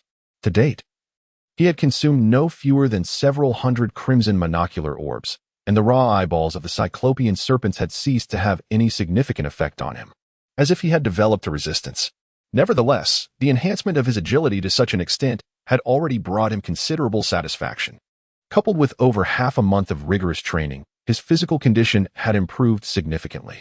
Now, even without the fortification of seeds, his physical prowess was formidable. However, it was said that those who possessed seeds could unleash an extraordinary burst of power, amplifying their combat capabilities several-fold in an instant. In this regard, Anger found himself lacking. Yet, Angrele offered a faint smile as he deftly unsheathed the iron sword from his waist. With a swift motion, he cleaved forward, silently carving an arc through the still air. A branch, roughly the thickness of a wrist, suddenly snapped before him, tumbling to the ground. This speed surpassed that of Arad's earlier demonstration. Moreover, Angrele's gaze fixed upon the fracture in the branch, where a creature resembling a large-headed fly struggled pitifully, its transparent wing precisely severed, flapping helplessly on the wood. 100 meters away, amidst the trees, a shadow clad in gray stealthily approached the castle. The figure's footsteps barely disturbed the thick undergrowth, muffled by the delicate chirping of birds and the hum of insects, rendering its presence nearly undetectable. Is this the place? The shadow halted, crouching behind a thicket. Over a dozen heavily armored cavalry? Are they formidable? Only in such a remote countryside could one regard them as a significant threat. Disregarded them with complete disdain, he had recently vanquished 20 heavily armored knights, including one of knightly rank, in a direct confrontation. Were it not for his habitual caution, he could have easily stormed the castle, wreaking havoc and withdrawing unscathed. However, this task appeared remarkably simple: to come to the countryside and eliminate a minor lord. Merely an ordinary knight. Dis held little regard for the so-called achievements of his adversaries. The knightly foes he had dispatched also boasted similar impressive records. He had encountered enough of them. Within the castle, in the conference hall, the Baron sat in silence, his expression dark and brooding. Otis and Ward flanked him, both wearing solemn faces. Otis licked his lips, murmuring, "What is there to fear? Even if he arrives, the three of us, being knighted, are not without our own strength." The Baron remained grim, fiddling with a black card in his hands. Upon its inky surface, the intricate pattern of a blood-red spider was emblazoned, exuding an air of eerie elegance. Chapter 009. Perilous Encounters. Anger held his bow and arrow, stepping purposefully into the depths of the forest. Over the course of more than half a month, he had become intimately familiar with the surroundings. Aside from a few occasions where he ventured too deep and encountered a white-scaled wild boar, few creatures posed any threat to him. Thus, his strides appeared both light and agile. Suddenly, he detected an unusual target. A faint azure dot flickered into his vision. Oh, what new quarry awaited him this time? A smile graced Anger's lips as he retrieved a white-feathered arrow, methodically knocking it and drawing back the bowstring toward the direction of the blue point. His movements were slow yet powerful, marked by an unwavering steadiness. The black arrowhead glimmered with a metallic sheen amidst the scattered shards of sunlight filtering through the canopy. The short bow tightened, emitting a subtle creak. Swoosh! A white line shot forth with sudden intensity. Clang! Angrele felt a sudden tingling sensation on his scalp. An unprecedented sense of danger surging within him. It was as if a sharp thorn were poised to pierce the center of his brow, cold and agonizing. In an instant, a torrent of data streamed into his mind through the chip. With scarcely a moment to ponder, Angrele swiftly pivoted to the side, exerting all his strength to hurl himself to the left, seeking refuge behind a majestic tree. Thud! The sound of a lethal weapon embedding itself into the wood reverberated in his ears. The tree trembled as he embraced its sturdy trunk, delicate leaves cascading down like raindrops. "Ah?" A middle-aged man's voice echoed from afar, seemingly astonished that Angrele had evaded the blow. Angler's face turned pale as he crouched behind the large tree, gasping for breath, beads of cold sweat appearing on his forehead. In that fleeting moment, had he not heeded the chip's warning and dodged, or had he hesitated even slightly, he would have met a fate of his skull being shattered into fragments. Never before had Angrele felt so acutely the proximity of death. What should he do? What should he do? His mind was a blank. "I do not wish to die. I have fought so hard for another chance at life. How could I possibly allow myself to perish once more?" Angrele trembled all over, his complexion as pale as a ghost. Ultimately, before his transference, he was merely an ordinary young man, and in the serene and tranquil environment of Earth, even hunting had seemed to him a perilous endeavor. How much more daunting was the perilous situation he now found himself in? Angrele crouched slowly, carefully maneuvering his steps as he moved back in the direction from whence he came. Suddenly, a sharp chill enveloped him, and the data stream from the chip surged into his mind. To the right, the thigh. In an instant, Angrele comprehended the location of the impending attack. He executed a forward roll on the spot, his head colliding painfully with an unseen object on the ground. There was no time for contemplation. Angrele sprang to his feet and dashed frantically toward his previous path. A resounding thud echoed behind him, the ground trembling from another impact. Damn it! The man's curses faintly reached his ears. A second time, Angrele ran wildly, the trees on either side retreating swiftly. His prolonged stay of over half a month had rendered him remarkably familiar with this place. Even amidst the dense forest, his speed remained largely unimpeded. Yet, a chilling sensation once again crept upon his back. Angrele lunged to the left, yet the chill upon his back persisted. Once again, he concealed himself behind a large tree. And astonishingly, that eerie cold remained. Angrele grew increasingly anxious, his teeth clenched tightly as he executed a series of evasive maneuvers, heedless of the myriad of wounds adorning his body. Yet, that chilling presence clung to his back like a relentless specter. The optimal response, as dictated by the chip, was to pivot and shield himself. The device incessantly reiterated this recommendation. With a sudden crash, Angrele once again executed a swift somersault. "Run!" A man's voice echoed from behind. "Damn it! Today is truly cursed." Angrele rose to his feet, intent on fleeing once more. Suddenly, a chill gripped his shoulder, prompting him to roll to the right. With a resounding clang, another chain shot past him, embedding itself in a nearby tree trunk. He could not run. Despair began to creep into Angrele's heart. He felt as if he were ensnared by an icy grip, rendering him too fearful to make any significant movement. Must he face death yet again? Slowly, he stood upright and turned to look behind him. A shadowy figure emerged silently from the thicket of trees. It was a middle-aged man enveloped in a dark cloak, wearing a black mask with eyebrows of an uncommon golden hue. He held two chains, one in each hand. It was the end. The man released one of the chains. Raising his hand, a dark projectile suddenly shot forth, moving with a velocity that far surpassed his previous attacks, leaving a sharp whistle in its wake as it cut through the air. Anger stood motionless, a profound pain and chill piercing through his brow. "I do not wish to die," he murmured. "I do not wish to die. I do not wish to die. I do not wish to die." The shrill blackness drew ever closer, ever nearer. In the depths of Anger's pupils, a rapidly approaching black dot is reflected. The optimal strategy: bend down, draw the sword, and block the head. The chip's data instantaneously transmits to the brain. Angrele was jolted abruptly, his right hand swiftly unsheathing his sword, positioning it before his eyes. Clang! A tremendous force surged through the iron blade in his grasp. Angrele's complexion flushed crimson, a trickle of blood escaping from the corner of his mouth. This shock fully roused him from his stupor. Realizing there was no escape, he understood that if he wished to survive, he must engage in battle. Angrele's entire body was tense, his heart racing as if it might burst from his chest. A shadowy figure cast a lingering glance at Angrele before silently vanishing into the depths of the darkness. It was only after the figure had completely melded into the forest that Angrele cautiously began to retreat. He understood all too well that had the shadow not chosen to depart, he would likely have met his demise today. No amount of chip assistance could rival the opponent's instinctual and swift movements. He had yet to experience a real battle, while his adversary appeared to be exceptionally adept. Were it not for the chip's warnings, he surmised he would have been slain from the very outset. Dis clutched his right arm tightly as he hurried through the woods. He did not wish to abandon the pursuit of that little wretch. However, misfortune had struck at the onset when a white feathered arrow unexpectedly sailed toward him. Though he managed to deflect it in time, he still sustained a graze on his right arm. This minor injury now left him dizzy and weak. Damn it! Dis pressed a hand to his forehead, feeling the heat radiating from it. The arrowhead was poisoned. That despicable little brat dared detain his arrows with venom. Where did he acquire such treacherous tactics? He cursed under his breath, hastily retrieving a small, pale yellow paper packet from his belongings. He opened it and swallowed the white powder contained within, gulping it down hastily. He had almost succumbed here. Fortunately, it was the venom of the red-eyed snake, for which he had prepared in advance. Nevertheless, Dis still felt a wave of dizziness wash over him. A clear indication of the poison coupled with the rapid blood flow due to his exertion.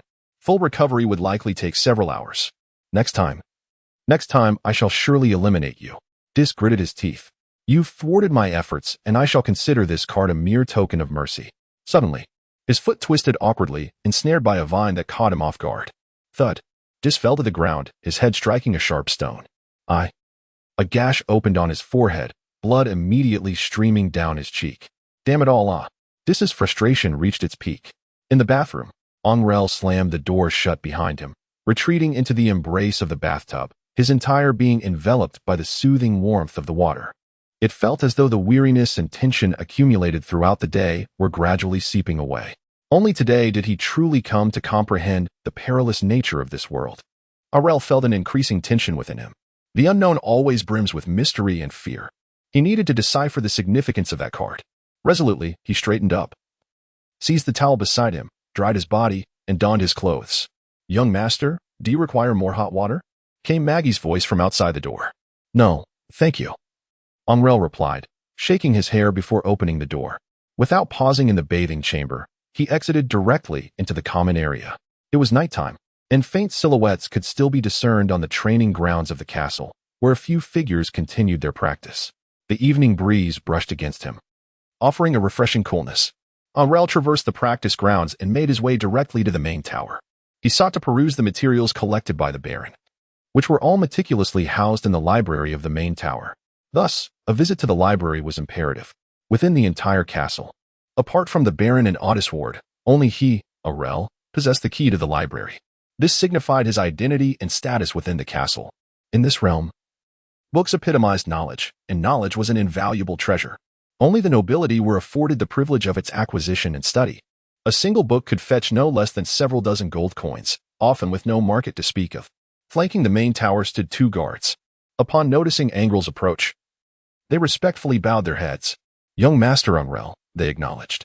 "Is my father present?" Angrele inquired, nodding. "Understood." He proceeded directly into the tower's hall. Aside from the elders of his father's generation, the castle was populated solely by those with ulterior motives and those without. Prayer belonged to the latter, displaying a mere facade of respect towards Angrele, despite harboring no genuine regard in his eyes.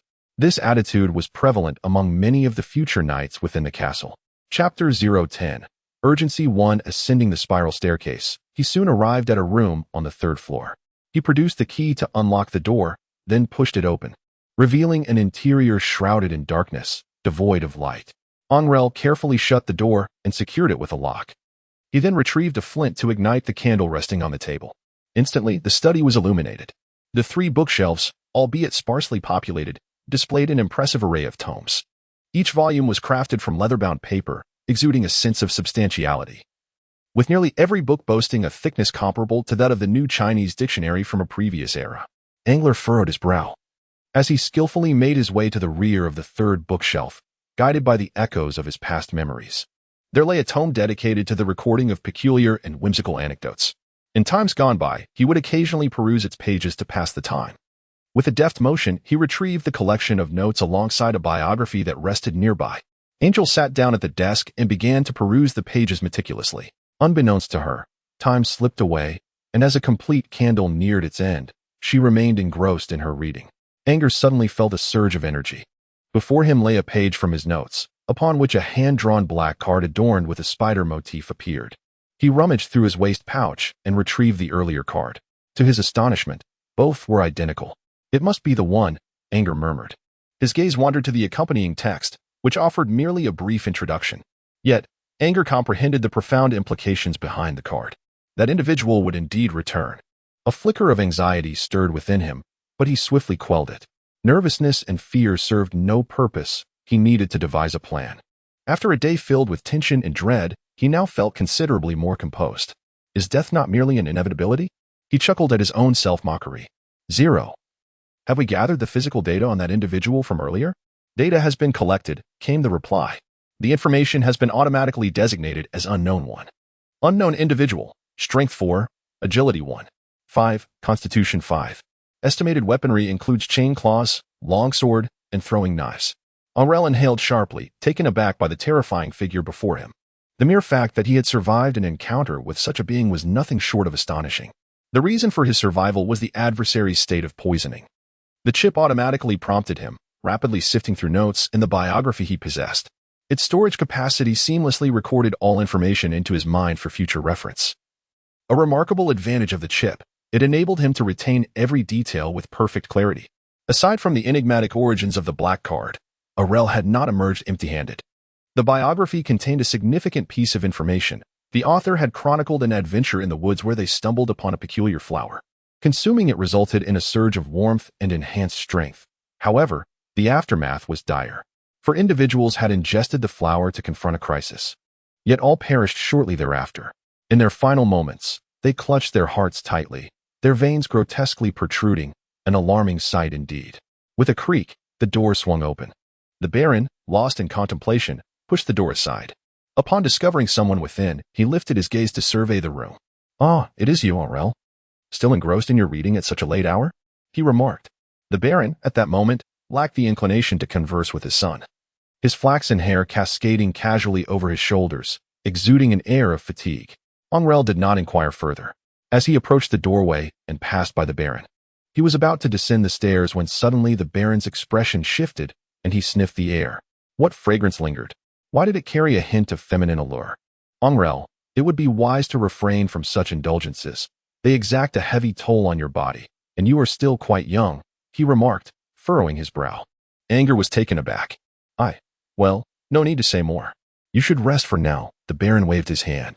A hint of perplexity crossed his face. Checking my current physical condition, Angrele. Physical attributes, strength 0. 8, agility 2. 4, constitution 1. 6, physical state, healthy, tainted by an unknown fragrance. An unknown fragrance? Anger's expression darkened. When did I become tainted? What is the source of this scent? It was acquired upon leaving the woods. The source is a transparent virtual model of the human body gradually materialized before his eyes, exuding an eerie pale blue hue, with a circle of deep blue marks clearly visible around the ankle of the right foot. Indeed, Angrele had come to a definitive conclusion. This object must indeed be the one left behind by the man in black, presumably intended for tracking him. Hastily returning to the bathing chamber, he instructed a maid to bring a bucket of water and quickly plunged his right foot into it, scrubbing vigorously. Is it gone now? After an extensive cleaning, Angrele silently pondered again. It was evident that removing it would not be so simple. He realized that the individual had likely set his sights on him. This scent symbolized an unyielding vendetta. An unyielding vendetta, he murmured softly. If that is the case, let us see who meets their demise first. A fierce determination flickered across his face. At the break of dawn the following day, before the sun had risen, Angrele rose early. After donning a white hunting outfit, he made his way downstairs to the practice grounds, where a few early risers were already engaged in their morning exercises. Angrele paid no heed to others as he traversed the training grounds, making his way to the blacksmith's workshop situated in the castle's outskirts. Clang, a robust elder, clad only in his upper garments, raised a heavy black iron hammer and struck it forcefully against the anvil, sending sparks flying. Beside him stood a teenager, listening attentively and with great respect to the elder's words. The approach of Angrele captured the attention of both individuals. The old man set down his hammer and stepped forward. "Young Master Angrele, what is it that you seek?" His voice was somewhat hoarse, reminiscent of a windbag with a leak. Anger's gaze swept across the shop. "I desire a superior full suit of armor." "A superior full suit of armor?" The old man's face exhibited a bemused expression. "Indeed, we have such armor. But I fear it may not fit you appropriately." "Not fit?" Anger was taken aback for a moment. "The lightest of these full suits weighs over 40 pounds. The old man hesitated. Angrele, however, understood the reason. Considering his current strength, setting aside whether it was adequate, the sheer weight of 40 pounds pressing upon him would reduce his agility to approximately 1, despite it being above 2. It was a situation where the costs outweighed the benefits. With that in mind, he expressed, "I would like some iron balls, specifically the kind used for towing." "Do you have any?" The old man responded readily, "Indeed, we have an abundance of them." He gestured toward a corner of the shop. "There are plenty over there. Take as many as you wish. These are crafted from scrap iron salvage from the castle, perfect for parking and towing." Anger nodded slightly, casting a glance toward the corner where a dense cluster of dark, spherical objects lay, approximately 20 or 30 in number. Each was of a fist-sized heft, undeniably weighty. These iron spheres were typically employed as a means of balance and served as a method for storing iron ore. Though he had contemplated informing the Baron and others about the alluring scent that might attract enemies, Anger was loath to surrender his fate into the hands of another. More crucially, last night, he had also witnessed something in the Baron's possession, a card adorned with a black spider motif. Having arrived in this world, Anger understood that if he could not cultivate his own strength, relying on others would not guarantee longevity. A newfound tranquility enveloped him. The fact that the Baron possessed a similar card indicated that he, too, was a target of pursuit, possibly by the same entity or its associates. Judging by the data, the Baron's physical prowess was inferior to that of the assailant. His pallor suggested he was preoccupied with his own troubles. In light of this, informing the Baron would be of little benefit. It was far more pragmatic to rely on his own abilities. After careful contemplation, Anger recognized that with the chip he possessed, his agility surpassed that of his adversary. Should the need for combat arise, he might very well hold the upper hand. It was merely the lack of mental preparedness previously that had led to his earlier disarray. Anger's heart grew increasingly calm. He summoned several attendants to carry away more than a dozen iron balls. Subsequently, he instructed a maid to procure a bundle of hemp ropes, binding each iron ball meticulously. In the confines of his own chamber, he suspended them from the beams above. He toiled until the afternoon, and after partaking in dinner, the crimson rays of the setting sun poured through the window. The bedroom, now crowded with over a dozen bound iron balls hanging in midair, resembled a cluster of dark, ominous projectiles forming a diminutive formation. Angrele stood at the threshold of his bedroom, his expression serene as he gazed at the suspended iron spheres. Taking a deep breath, he resolved to begin. He deftly secured the door behind him and strode into the formation created by the iron balls. With a gentle push, one of the spheres swung outward. This was precisely the outcome he sought, an array of iron spheres. In his previous life on Earth, he had been a master of this game, excelling in a holographic simulation that only this particular challenge could hold his focus for a continuous hour. Of course, a game remains merely a game, and the transition to reality is far from straightforward.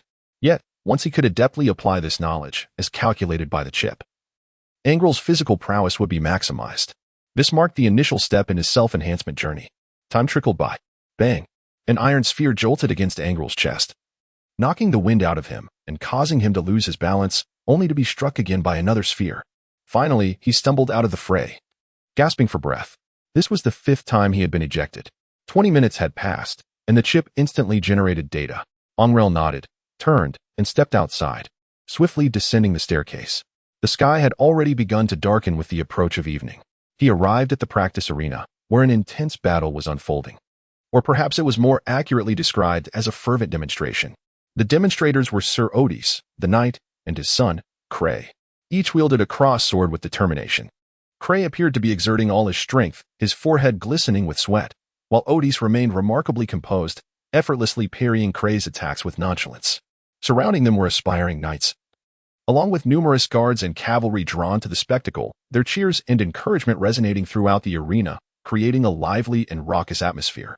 Angrele stood calmly outside the crowd, observing the battle unfolding above.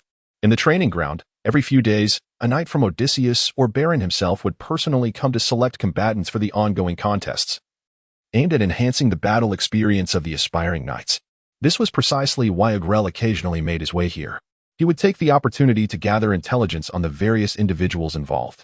After more than half a month of diligent collection, he had nearly compiled the profiles of the castle's principal and most formidable warriors. Has the data collection reached completion? Angrele pondered. Data completeness, 70%. The swordsmanship profiles of Odysseus, Rio, and Cray had been fully compiled.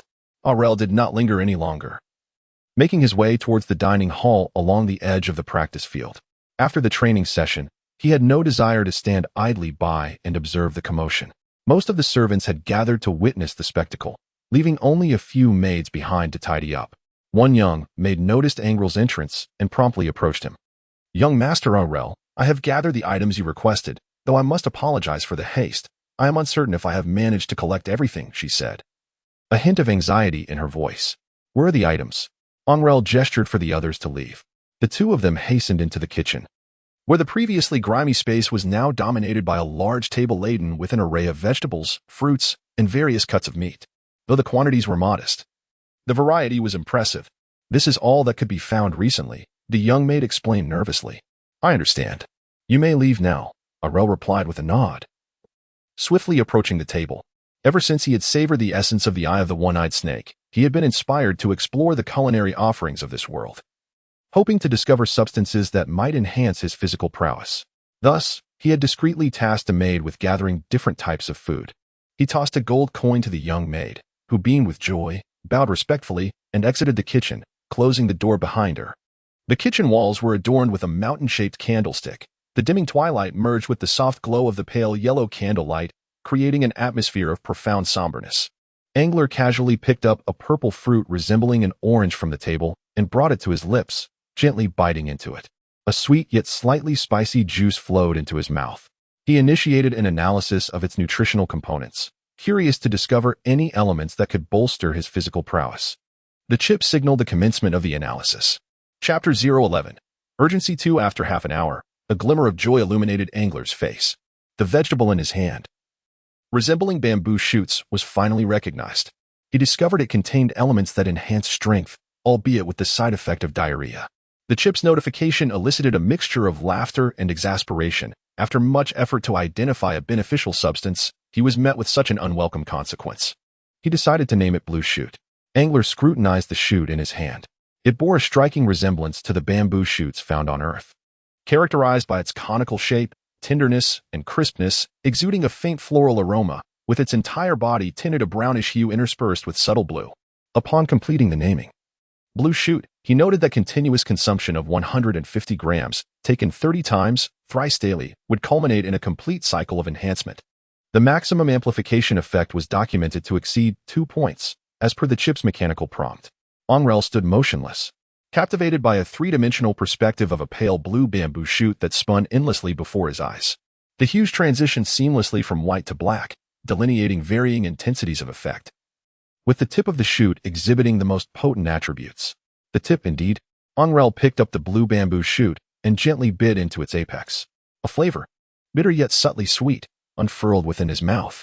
This blue bamboo shoot was a commonly utilized local laxative, however. Few would surmise that it also possessed the capacity to enhance one's strength. Yet, it required a regimen of 30 consecutive doses, each exceeding 150 grams, to reap its benefits.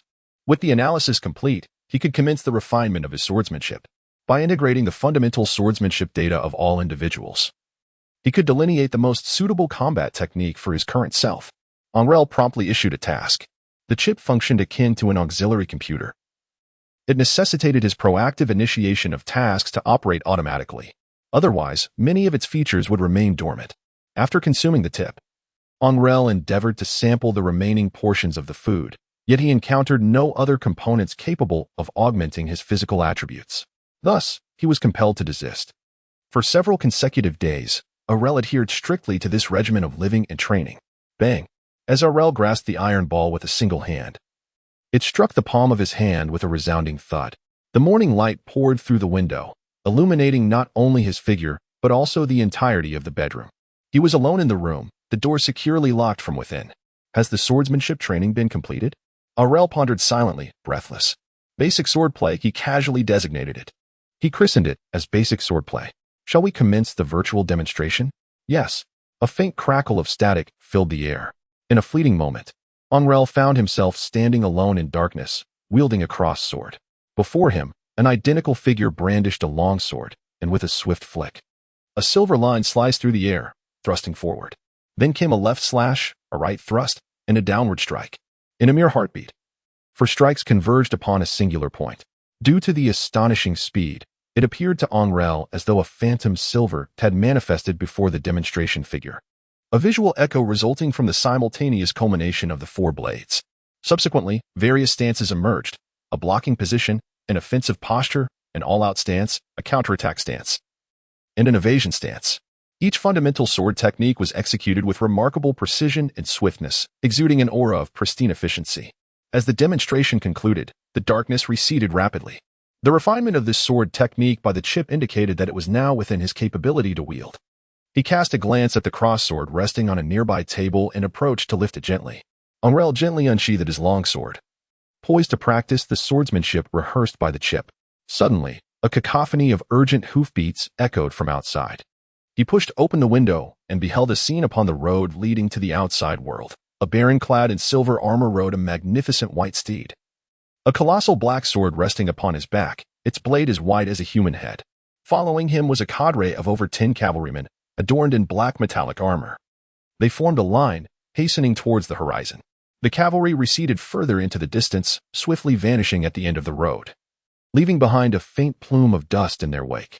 Angrele furrowed his brow slightly, watching the cavalry completely disappear before he closed the window once more. "Maggie," he called out loudly. There was a series of knocks at the door. Angrele walked over and opened it. The maid, Maggie, stood at the threshold, wiping her hands as if she had just been washing something. "What is it, my lord? Where has my father gone?" Angrele inquired directly. "It seems there is some trouble at the silver mine, and the baron has gone to handle it," Maggie replied promptly. "Ah, understood," Angrele nodded. "You may return to your duties. By the way, how is Cecilia faring?" "I have assigned her specifically to oversee the cleaning of your chamber," Maggie said respectfully. "Very well." Angrele nodded, closing the door behind him.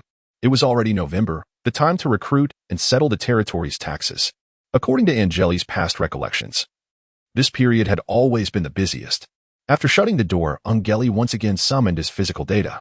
His strength, previously at a mere 0.8, had notably risen to 1.4, a clear testament to the effects of the blue bamboo. Soon, within 3 or 4 days, he should be fully prepared. Angrele glanced at the iron ball suspended in the room, a glint of determination flashing in his eyes. Only one final target remained. In the forest surrounding the castle, Dis, cloaked in black, crouched on a tree branch, gazing intently at the distant fortress. "Angrele, you little wretch, I'll deal with you first before completing my task. The last time, you caused me significant loss. This time, I shall see where you run." Fully prepared this time, he had returned alone to execute his mission, confident that success was guaranteed. He remained perched silently on the branch, observing the castle gates, waiting for the moment they would lower. Suddenly, amidst a creaking sound, the gates began to descend slowly. A pale-skinned, unremarkable youth emerged, accompanied by 2 guards. The trio approached the woods where Dis lay in wait. Upon seeing the boy's face, a surge of anger flared within him. "It's him. That damn brat dares to venture out." With a sinister grin, Dis silently slid down from the branch, blending seamlessly into the embrace of the forest. Angrele bore a cross-shaped iron sword and a quiver of arrows at his waist, while a longbow was slung across his back. Adorned with a black archery ring on his hand, he strode purposefully towards the woods, crossing a vast expanse of open ground where morning practice had taken place. Angrele swiftly treaded upon the grass, entering the forest. However, after only a few steps, a sudden alert from his chip pierced the silence, signaling the presence of an unknown creature, which was poised in a state of readiness to attack. Angrele shuddered as a familiar chill enveloped him once more. Without a moment's hesitation, he rolled forward. With a sharp hiss, a silver throwing knife embedded itself precisely at the spot where he had stood moments before. Had he delayed even slightly, it would have surely pierced his chest. He silently acknowledged the direction of the assailant's attack, swiftly regaining his footing. He took refuge behind a tree. As if rehearsed, Angrele unslung his longbow from his back and deftly knocked a white-feathered arrow. The bowstring creaked as it was drawn taut.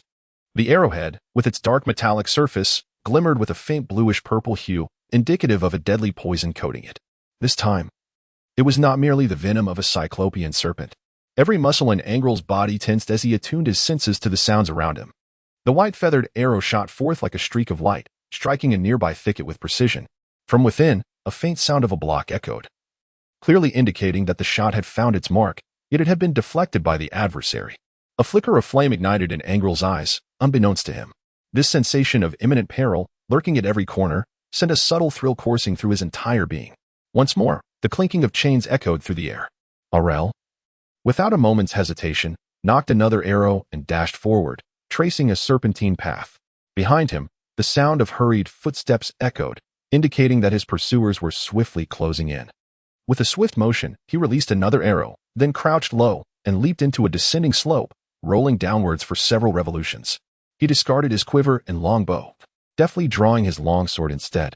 The metallic sound of the blade being unsheathed mingled with the chilling sensation of grass and mud upon his face. Though it may have been slightly premature, he deemed it time to engage in battle.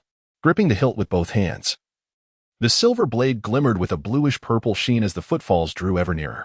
Anger took a deep breath, his entire body tensed like a concealed serpent. His gaze fixed intently on the sloping path above. Chapter 012. Fierce Battle 1. The sound of footsteps grew ever closer. Angrele's grip on the longsword tightened with increasing intensity. His body crouched beneath the slope. Suddenly, the sound of footsteps came to an abrupt halt. Angrele narrowed his eyes and suddenly leaped into the air. He raised his longsword above his head to block. A shadow descended from above, the clinking sound of iron chains echoing all around. Clang! The blade of the sword collided with the chains. Angrele took a significant step back, his face momentarily flushed as he calmly observed the descending shadow. Angrele Rio, a figure rumored to be devoid of knowledge and talent, a mere wastrel, was surprisingly able to contend with me to this extent. Such absurd rumors. The shadow abruptly discarded the hood of his cloak, revealing the somewhat expressionless visage of a middle-aged man with a deep scar marring the left side of his face, as if a substantial chunk of flesh had been viciously bitten away. His appearance was somewhat terrifying. Of course, this was merely a code name. His true identity could never be divulged. In truth, when I first arrived here, I was fortuitously wounded by your shot, believing it to be an accident. Yet now, it appears that this world is devoid of such coincidences. Is it not? Angrele remained inscrutable, beginning to take note of his surroundings. The two were situated at the bottom of a sloping gully. Beneath their feet lay damp, yielding black soil, permeated by a humid, foul odor that lingered in the air. Are you contemplating an escape? Dis grinned.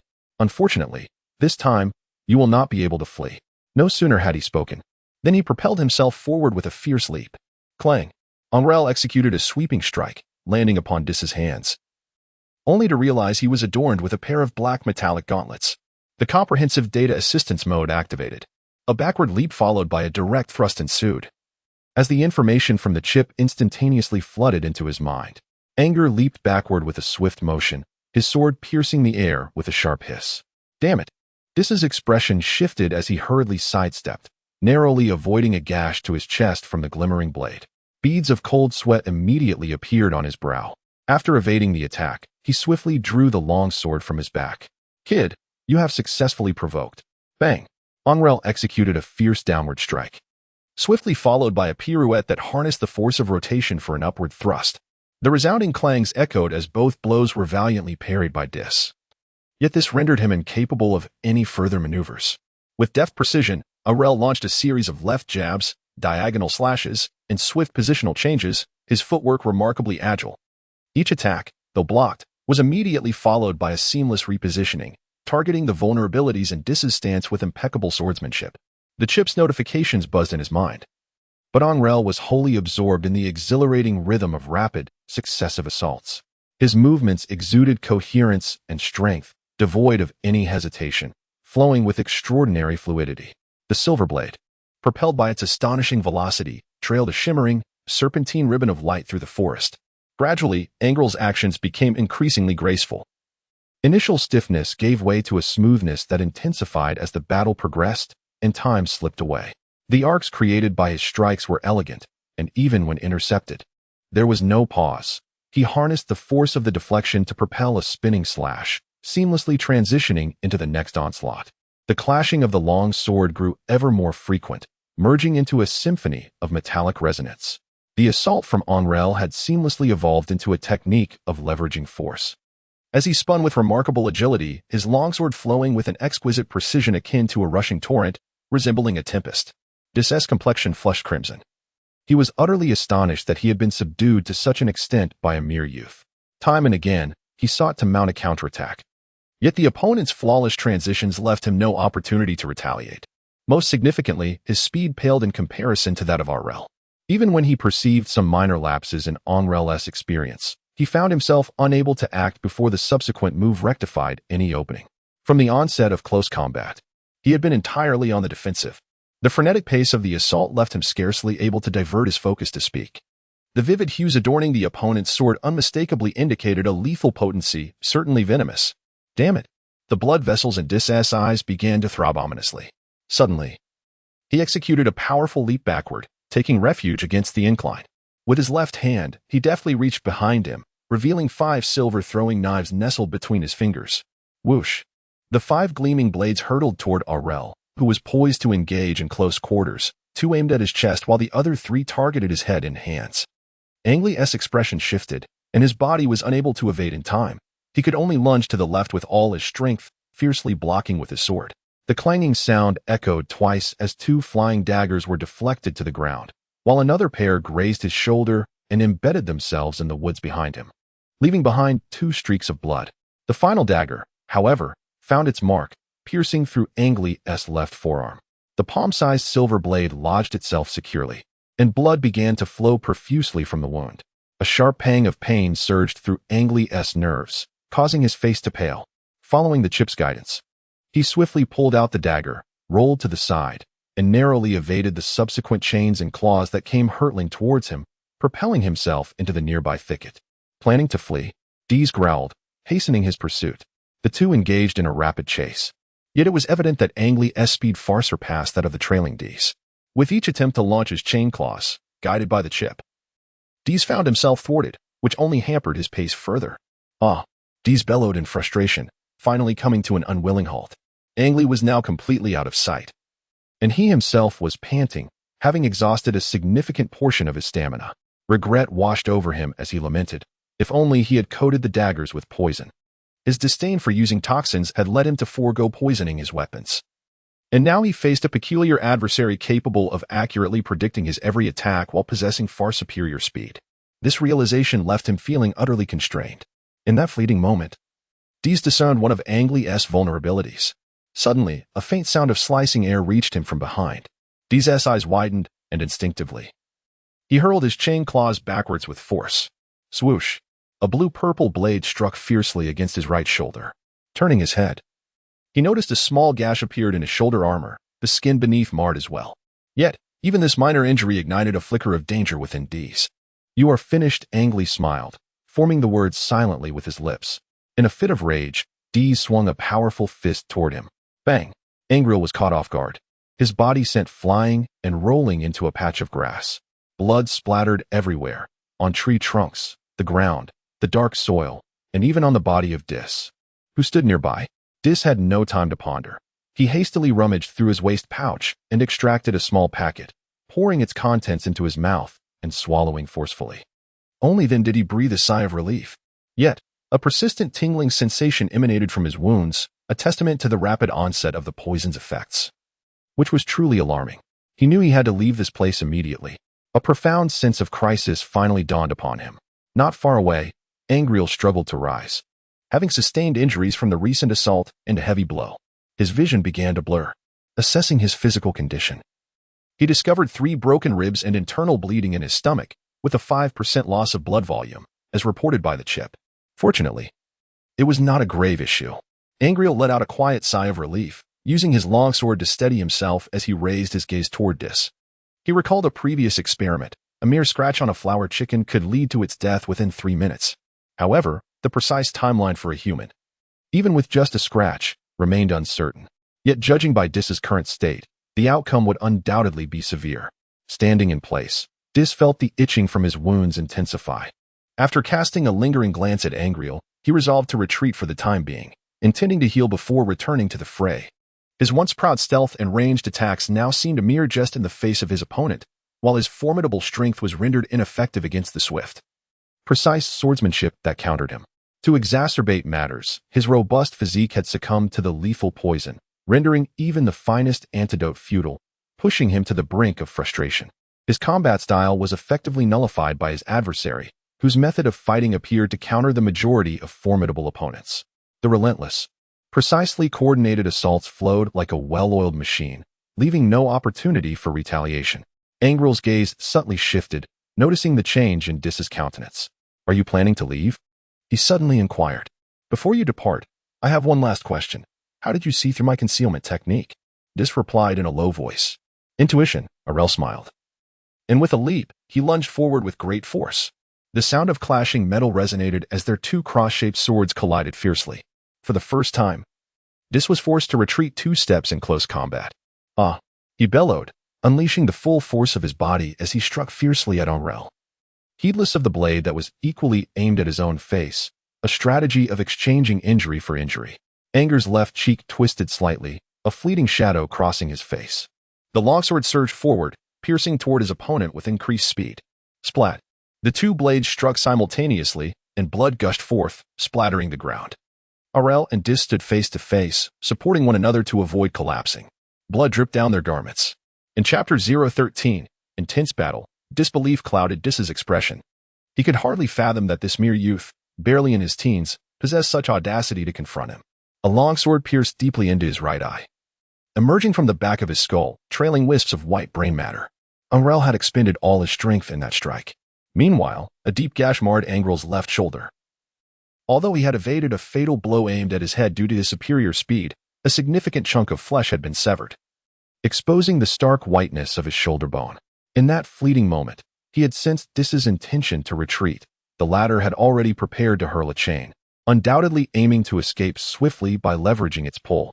Yet, as Dis's focus remained largely fixed on the chain, Angrele understood that if he did not advance to restrain him, Dis would indeed manage to flee and would undoubtedly seek revenge later. Moreover, at that instant, the force behind Dis's strike had diminished significantly. The chip's alerts had prepared him psychologically to withstand the blow. Ultimately, the outcome was clear. Dis lay dead, and Angrele emerged victorious. "I have triumphed." A smile broke across Angrele's face as he stepped back abruptly, withdrawing his crossed sword. Blood stained the silver family crest of the thorned eagle upon it. Dis staggered back 2 paces before collapsing to the ground, ultimately falling face first. The chip timely warned Angrele of his precarious situation, suggesting he vacate the area within 5 minutes, for the scent of blood would attract forest beasts. This was a preset measure. The chip would automatically alert him to any potential threats to his safety. Victory. Cough. Surely a reward is in order? He chuckled, suppressing his discomfort at the sight of the corpse, and began to meticulously search Dis's belongings. He discovered a remaining throwing knife, an aged emerald ring, its stone marred with numerous cracks, and a small pouch of coins. This constituted the entirety of Dis's possessions. Angrele picked up the items, deftly entwining the 2 chains before grasping the cross-shaped sword. With unsteady steps, he swiftly departed the spot. No sooner had he taken a few strides than a fierce gale suddenly erupted from the woods behind him, the roar of a formidable beast resonating like rippling waves throughout the entirety of the forest. Angrele's expression shifted dramatically, and he dared not linger. Swiftly making his way toward the castle, the direction from which the ferocious sounds emanated was the very place where he had just battled Dis. Had he delayed even a moment longer, it is likely he would have met his demise there today. This unknown beast, judging by its sound and ferocity, far surpassed the white-scaled wild boar he had previously encountered. It was evident that it could belong to the formidable class of the mountain black bear. The outcome of an encounter between such a creature and his currently wounded self was, without a doubt, grim. A fierce roar echoed behind him once more. A multitude of birds took flight, scattering in all directions. Angelus dared not linger, swiftly departing the forest with unparalleled speed. As for Dis's lifeless form, it was evident that it had been swiftly dealt with by the beasts. There was no longer any need to attend to the grim task of handling the remains. Just as he emerged from the thicket, Angelus encountered two sentinels stationed at the forest periphery, clearly concerned for his safety. They had come to await him at the edge of the woods. Observing their expressions, it was apparent they had heard the feral roars that had echoed through the trees, leaving them visibly anxious. Young Master Angelus! Good heavens! The two of them stared in shock as he emerged, drenched in blood, from the depths of the forest. Anger gasped for breath, his body going limp. He was quickly supported by two individuals, one in front and the other behind, as the trio hurriedly made their way out of the woods. Meanwhile, a contingent of cavalrymen engaged in training on one side appeared to have noticed the commotion and dispatched two of their ranks to approach. Angrele was injured while hunting. It is said that he encountered a band of rogue thieves and the legendary mountain black bear. This rumor quickly spread throughout the castle, captivating the maids, servants, and future knights idling at the tavern. That afternoon, Angrele reclined in his chamber, where the castle's chief apothecary attended to his wounds. After meticulously bandaging each injury, the apothecary imparted a multitude of care instructions before departing slowly with his payment. As the afternoon wore on, Angrele lay half reclined on his bed. His body swathed in layers of grayish-white bandages, resembling a mummy. The dim sunlight streamed through the open window, illuminating the entire room. At that moment, little Cecilia sat by the bedside, having volunteered to care for Angrele. She was attentively peeling the skin of a pear-like fruit. By the way, has anyone visited after I fell asleep? Angrele inquired casually. Cecilia blinked her wide eyes a few times before responding. Lord Heward came by, but seeing you resting, he chose not to disturb you, instead asking me to convey that you should focus on your recovery. Then he left.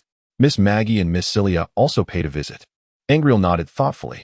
The silver mine of the Leo family lies on the outskirts of the Odis Knights' domain, which is situated centrally within the Leo territory, forming a circular expanse. The mine, however, rests at the very edge of the Leo lands. Although not far in distance, the terrain is treacherous, nestled deep within the mountains, making ingress and egress quite inconvenient. By the way, Cecilia whispered, Lord Ward mentioned that the beast you encountered was likely an adult ferocious mountain bear, a creature even more formidable than the black mountain bear, reigning as the sovereign of this forest. Ferocious mountain bear? Angrele licked his lips, recognizing the name from the compendium of curiosities in the library. The ferocious mountain bear is a close relative of the black mountain bear, possessing immense strength without the latter's sluggishness. Its hide is remarkably tough, boasting a strong resistance to most toxins. Among the creatures of the Rudin Kingdom, it ranks as one of the fiercest beasts, with combat prowess equivalent to the combined might of 2 to 4 peak knight-level warriors. When enraged, its fighting capabilities only escalate. It is worth noting that even the former Baron merely managed to slay an ordinary black mountain bear. Thus, had Angrele truly confronted this beast, his chances of survival would have been utterly non-existent. According to the apothecary's assessment, it is likely that a weapon, inadvertently propelled during a struggle between a powerful adversary and the mountain bear, had struck Angrele. Fortunately, he was lucky enough to escape without severe injury. This narrative serves as the initial version circulating within the castle. Without this explanation, the rapid enhancement of his abilities within such a brief span would be utterly inexplicable. The eyes of the one-eyed snake and the strengthening from the laxative blue bamboo? How did you uncover this? It must be noted that both the Baron and Lord Ward occasionally test Angrele's swordsmanship progress and are well aware of his proficiency. Just a day prior to his fall from the horse, Angrele had practiced swordplay with his father, the Baron. Such a rapid increase in strength transcends mere talent. To avoid arousing suspicion, Angrele required a more extended transitional period, allowing the castle's inhabitants to adapt to his newfound prowess. Reclining on his bed, Angrele reached for the spoils atop the headboard, placing them upon the white quilt. A silver cross-sword, 2 coils of chain claws, a throwing knife, a ring, and a leather pouch were laid before him. He first opened the pouch, revealing a handful of scattered gold coins and several silver coins, insignificant for Angrele, who had a monthly allowance of dozens of gold coins. Thanks to the Baron's favor, his gold coin allowance is the most substantial in the castle, second only to the Baron himself. With 10 silver coins equating to a single gold coin, Silver coins held little allure for Angrele. Casting aside the pouch, he examined the chain claws, which were entirely black and ideal for nocturnal use. It was unclear what coating had been applied, yet the claws were razor-sharp. Even resting on the quilt, they had already sliced a small opening. The long sword bore no markings, yet its blade gleamed as if newly forged, with an exceptionally sharp edge that clearly indicated it was no ordinary weapon. Angrele noticed that the blade bore not a single nick, despite their earlier fierce clashes. It remained unblemished. He extended a finger and flicked the sword's surface. The sound that resonated was clear and melodious. What exquisite craftsmanship, Angrele marveled. He resolved that this sword would henceforth be his exclusive weapon. Only then did he turn his attention to the ring. Angrele gently lifted the ring, fully aware that such a powerful artifact, carried by a formidable individual, could not be of trivial significance. The ring was crafted from a brass-colored metal, devoid of intricate designs. Merely a simple band that bore a somewhat uneven surface and exhibited a dull yellow hue, evidently worn smooth by frequent handling. At its center, an oval emerald was embedded, its surface marred by numerous cracks. Was it perhaps flawed? Angrele scrutinized the ring intently. Meanwhile, Cecilia gazed at him with curiosity, her eyes fixed upon the ring adorning his hand. "You may leave now," Angrele remarked, a slight frown etching his brow. "Oh, okay," Cecilia stammered, taken aback. She quickly rose. Placing the fruit she held onto the bedside table, bowed respectfully, and then hastily exited the room. With a soft click, the door closed behind her. Angrele observed the ring in his hand with a sense of reassurance. He felt an intuition that this ring was far from being as simple as it appeared. Chapter 014. Slaughter 1. The brass ring rested in the palm of his hand, its shattered emerald nearly the size of a fingernail. It was evident that the original emerald must have been exquisitely translucent. Now, however, the green gem had completely fractured into numerous pieces. Had it not been for the constraints of the ring, the fragments would have surely scattered and fallen away. Angrele scrutinized the ring closely and discovered that, aside from the cracks, the surface of the green gemstone bore white patterns, seemingly engraved upon it from the outset. It appeared to possess some hidden significance, piquing Angrele's interest. It was worth noting that this ring was a personal possession of Dis. If it held no value for him, it must undoubtedly be of great importance to others. As he gazed intently at the surface of the emerald, he painstakingly traced the patterns, revealing two somewhat distorted letters. Remarkably, they corresponded to the common script of the kingdom of Rudin in this realm. Anger furrowed his brow slightly, pronouncing the letters aloud. Ma. S. Mars? He felt a twinge of confusion, as the two letters appeared somewhat indistinct due to the crack. Some lines were also missing parts. It did not quite resemble Mars. Perhaps there was an alternative pronunciation. Anger furrowed his brow once more and repeated Mans. Suddenly, the ring on his palm emitted a brilliant glow, the emerald radiating a soft green light. Unknown energy detected. An unknown energy radiation source has been discovered, which will exert an unidentified radiative influence on the body. The chip emitted a sudden warning. Anger was taken aback, his gaze fixed on the emerald ring in his hand. A soft green light enveloped his upper body, casting an eerie hue throughout the room. He sensed a refreshing breeze swirling within his palm, as if he cradled not a ring, but a miniature whirlwind. A profound shock coursed through him. The gentle green light flowed like water, and he inhaled the crisp scent of the sea. The source of this unknown energy was about to deplete. Would he choose to absorb it? The chip prompted him. Oh, it could indeed be absorbed? Anger was momentarily taken aback. The chip had always merely assisted his system, yet now it suggested the possibility of actively assimilating this energy radiation. Would this absorption prove detrimental? He inquired anxiously. Unable to determine, data insufficient. Absorption will yield a positive stimulation to the body. Preliminary assessment indicates that the chip can store energy from the radiation source. Given the potential benefits, he resolved to absorb it. Noticing the green light beginning to wane, Anger decisively stated, "Hiss." A faint sound accompanied the complete disappearance of the green light from the ring. Crack. The emerald on the ring emitted a sharp crack, its previously fissured surface dimming entirely, losing its vibrant hue to become utterly dull and lifeless. Anger held the ring, his mind still lingering in the midst of the splendid scene he had just witnessed. This power, he felt a vague intuition stirring within him. The biography he had perused had once alluded to a legendary group, surpassing even the mightiest knights. A cadre of individuals endowed with extraordinary strength. They could summon storms, wreak havoc, and bestow blessings. They possessed an all-encompassing knowledge and bore the strength to stand shoulder to shoulder with the mythical beasts of lore. This enigmatic assembly referred to themselves as wizards. and their influence had once permeated the entire world. Could this be the essence of a wizard's power? Anger inhaled deeply, suppressing the tumultuous excitement within him. Upon completion of the absorption, he realized that the energy was slowly being released, promising to enhance his physique. Was it initiating a gradual augmentation? The chip's notification interrupted his musings. The enhancement effect, what specific aspect would it favor? Anger inquired. Agility. No need to rush. A flicker of thought crossed Anger's eyes as he contemplated. The enhancement effect from the blue bamboo had yet to reach its conclusion, and he could continue to delve deeper into its fortifying effects. Although it bore the side effect of diarrhea, that substance was plentiful for him. While this mysterious power was limited, it was best to refrain from utilizing it for the time being. How long would the enhancement take? Anger suddenly recalled. Approximately 76 hours. Anger nodded slightly, carefully pinching the ring between his fingers. It was the utterance of a single word that had triggered the ring's luminescence. Manzi, meaning light and airy, suggested the purpose of this ring. He pondered that, when he had activated the energy, he indeed felt a subtle lightness in his body. However, the enhancement was too feeble to be of significant use in practical scenarios. Mans. He called out twice in succession, yet the ring remained unresponsive, despite his mental preparation. A flicker of disappointment surged within him. After a moment of contemplation, he cautiously stowed the ring away. 0. Provide me with the most essential nutrients for my bodily recovery, and identify the specific foods required. He initiated the analysis.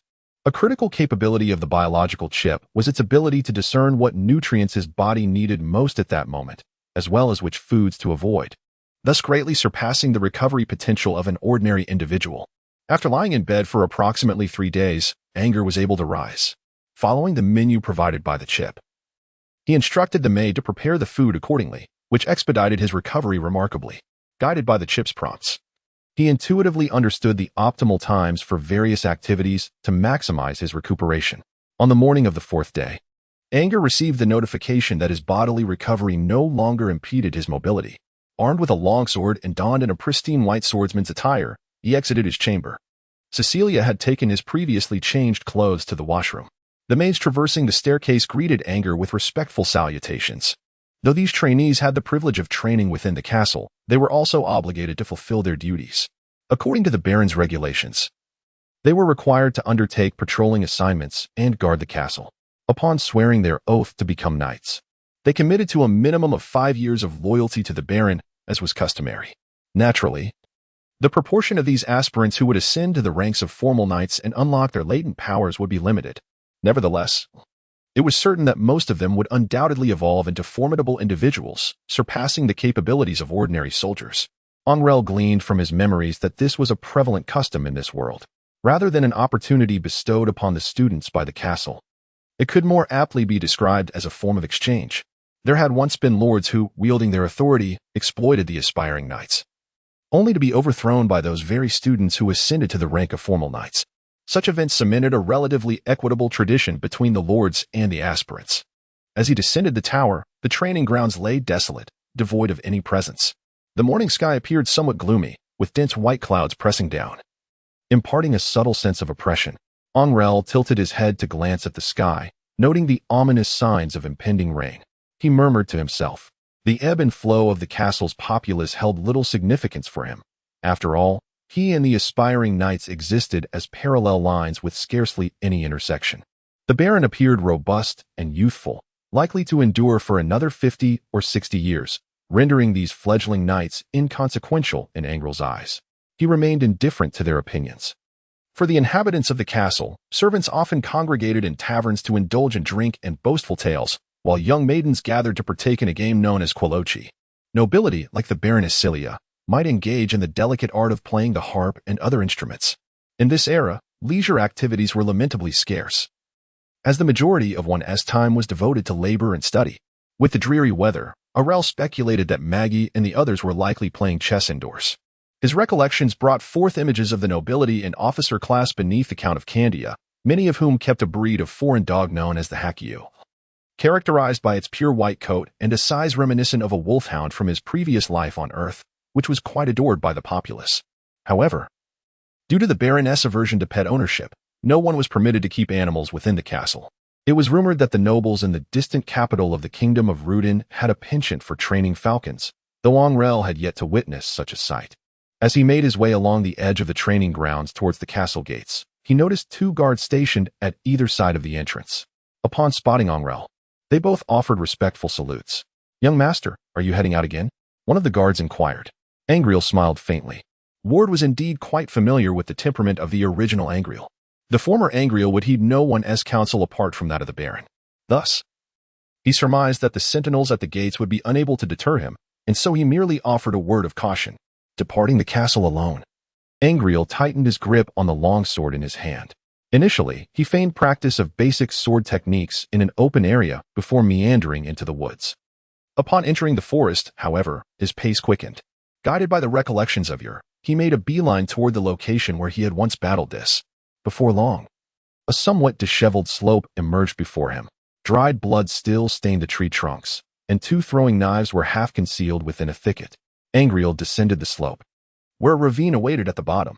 The remnants of their recent skirmish were still starkly visible. He gazed toward the spot where Dis had fallen. Apart from a pool of blood, there was nothing else to behold. Moreover, traces of blood led away from the edge of the pool, extending deep into the heart of the forest. Angrele approached the bloodstains, crouching down to dip his fingertip into the crimson mark. It seemed that someone had been dragged into the forest, he murmured softly.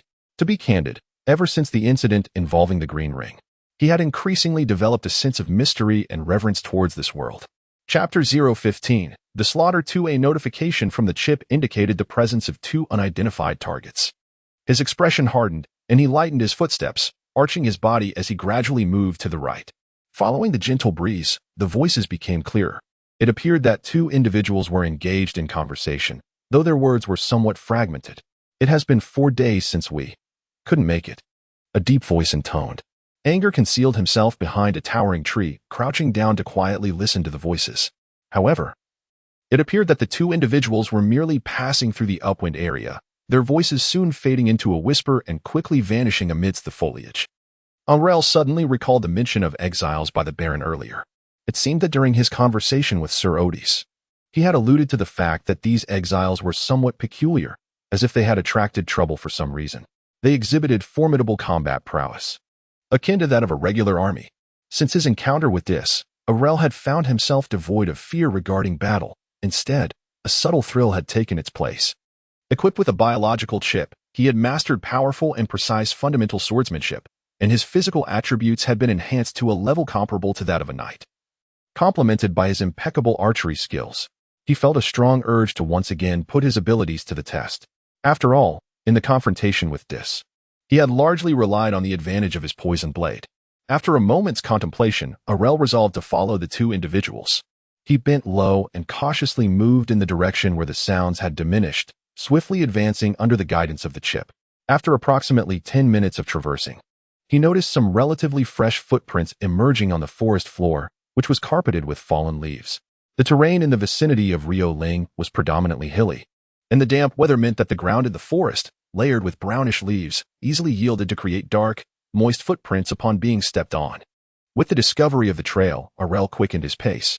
The trees on either side of him swiftly receded into the background. Gradually, he caught a whiff of a savory aroma of roasted meat. He halted, glancing around. The trees here had grown quite tall, their dense foliage nearly obscuring the sky above the forest floor, allowing only a sliver of light to filter through. Even in daylight, the atmosphere conveyed a sense of foreboding. Ali removed his longbow and knocked a white-feathered arrow, a deadly projectile laced with poison, capable of claiming a life with a single shot. Despite the formidable weapon in his possession and the guidance of the chip, he remained acutely vigilant. If, as the Baron had asserted, the adversaries were indeed the disguised regular forces of the Saladin Empire, he risked being detected by them long before any confrontation.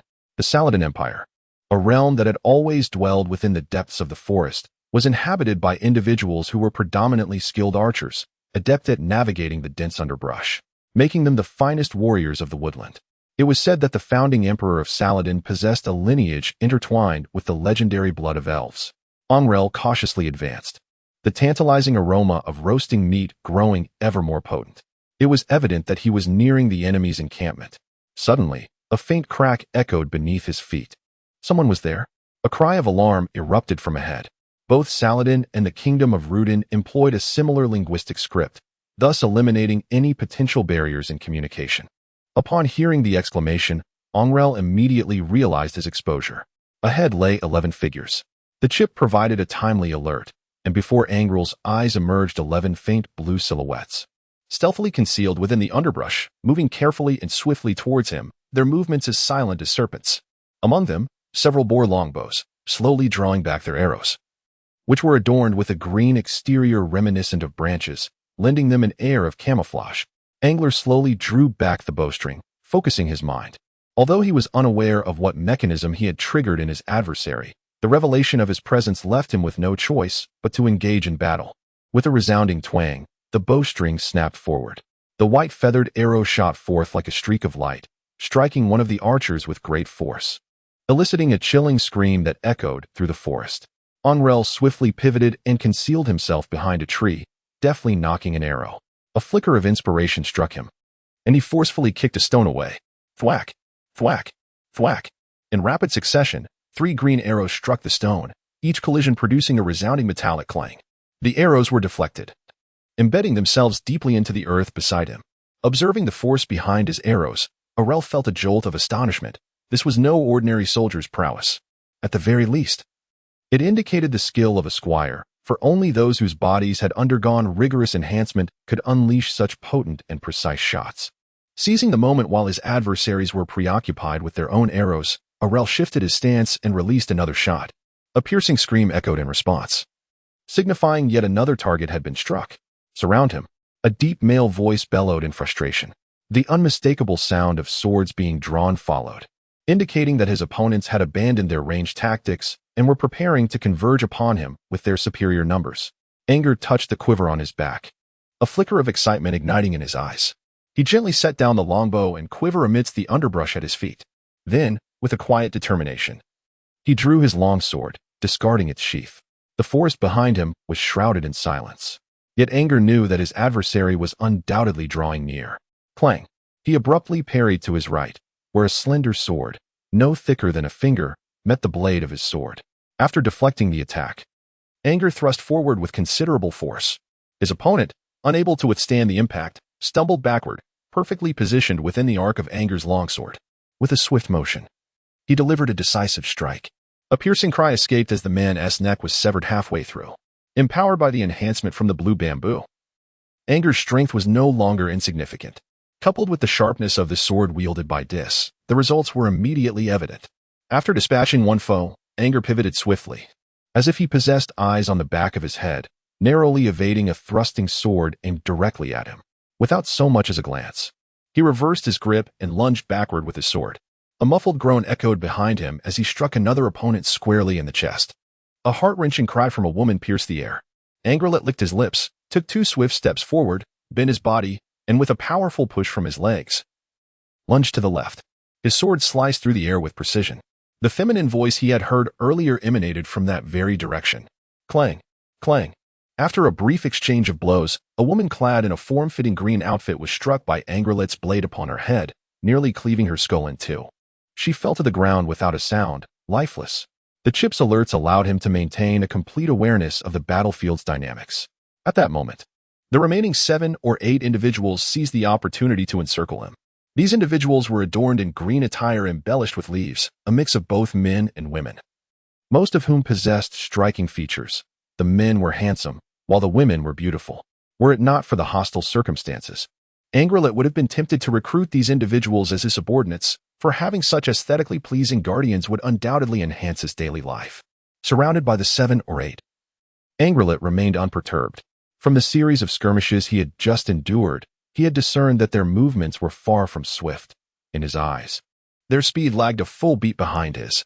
Coupled with the chip's notifications, he had ample room to evade their assaults. Angrele. He is Angrele Rios, the only son of Kale Rios.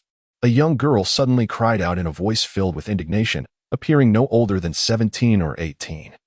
Yet daring to participate in such a clandestine operation. How could this be? The others began to stir in agitation. Angrele flashed a grin, finding himself increasingly enamored with the exhilarating thrill of teetering on the edge of danger. With a powerful push of his foot, he surged forward with remarkable speed. A swift whoosh echoed as the blade glided across the delicate neck of the beautiful maiden, blood gushing forth in a torrent. Her head was severed and sent hurtling against the trunk of a nearby tree, rolling lifelessly to the ground. Even in death, a lingering expression of disbelief clung to her visage, her striking green eyes wide with shock. He killed her. Oh my goodness. He has slain Elena. The remaining men charged forward in a frenzy. Angrele shifted his body to evade the thrust of two slender swords. With a resounding clash, his long sword intercepted a blade that he could not avoid, and leveraging that force, he executed a swift spin, cleaving through another man's waist with a sharp hiss. The cut was so precise that it nearly severed him in two, and as he maintained his stance, the man collapsed to the ground with a thud, blood gushing forth in torrents. The remaining assailants were momentarily paralyzed by shock. Just as Angrele prepared to eliminate the rest, a sudden sound pierced the air. He instinctively raised his sword to shield his forehead. With a thunderous impact, he was pushed back several steps, a black arrow falling feebly to the grassy ground beside him. "I will kill you," roared a formidable figure who lunged forward, wielding a slender black sword. Before he even arrived, the weapon flickered, raining down stabs upon Angrele from all directions. A night-level combatant. Angrele felt a surge of surprise. Yet he understood that an outlaw capable of escaping a baron would naturally possess such prowess. After a fleeting moment of panic, he regained his composure. His crossguard sword adeptly parried the relentless thrusts of his opponent. Angrele noted with astonishment that the speed of the adversary's strikes exceeded his own. However, the opponent's movements were laden with excess, lacking the streamlined efficiency of Angrele's technique. Many opportunities for swifter attacks were squandered due to habitual motions and flaws in his swordplay, rendering his velocity ineffective. With a clang, he deflected an arrow that shot in from the side. And Angrele found himself with a moment to access the data provided by his chip. Unknown target physical attributes: strength greater than 2, agility greater than 3, constitution greater than 1 but less than 2. Target in a state of potential eruption. With 2 steps back, Angrele suddenly crouched low, thrusting his longsword without even glancing, resulting in a spray of crimson. It was over. He pushed off the ground with force, leaping back and disengaging from the fray. The unidentified night-level warrior stood dumbfounded, a crimson vertical slit oozing blood from his chin to his forehead. "No, Lord Regia!" The remaining few cried out in anguish. Angrele was filled with emotion. This was indeed the advantage of swordsmanship. Possessing the fundamental techniques distilled by the chip, he felt almost invincible in a world where only rudimentary sword skills prevailed. Bang! The body of the night-level man collapsed to the ground, his head nearly cleaved in two by Angrele's blade. There was simply no way he could have survived. This marked the first night-level adversary he had independently slain in this realm. Angrele experienced an inexplicable surge of exhilaration. Grasping his longsword, he cast his gaze upon the remaining foes and lunged forward with ferocity. The forest echoed with metallic clashes, followed by anguished cries, and then silence reigned once more. Chapter 016. Tranquility. Moments later, Angrele wiped his sword clean on the garments of the fallen and slowly sheathed it. He surveyed his surroundings, and his heart sank at the sight of the ground strewn with blood and corpses. His complexion paled slightly, although he had previously slain Dis. The intensity of that moment paled in comparison to the scene before him now. A gentle breeze swept through, causing the leaves to rustle, while the dappled light and shadows on the ground danced like ripples upon a tranquil surface. The silver longsword in Angrele's hand faintly reflected a glimmer of light as he approached the formidable knight. He crouched down to meticulously examine the lifeless body. Apart from a small pouch of coins, there was surprisingly nothing else. It seemed likely that, due to the nature of a covert mission, carrying excessive belongings was prohibited. Angrele surmised. Rising to his feet, he noticed that the stench of blood in the air was growing increasingly potent. Angrele was about to leave in haste when suddenly a dull sensation coursed through the right side of his body. A slight numbness enveloped him, and in an instant, a shadow lunged forward. How? Angrele was momentarily stunned by a sudden roar, leaving him no time to evade the impending threat. With all his strength, he swung his sword fiercely to the right. A wave of foul, heated air assaulted him, nearly causing him to regurgitate his breakfast. With a resounding thud, Angrele collided with the shadowy figure, propelled backward by the force of the impact. Fortunately, he managed to steady himself, retreating over 10 paces as his vitality surged tumultuously.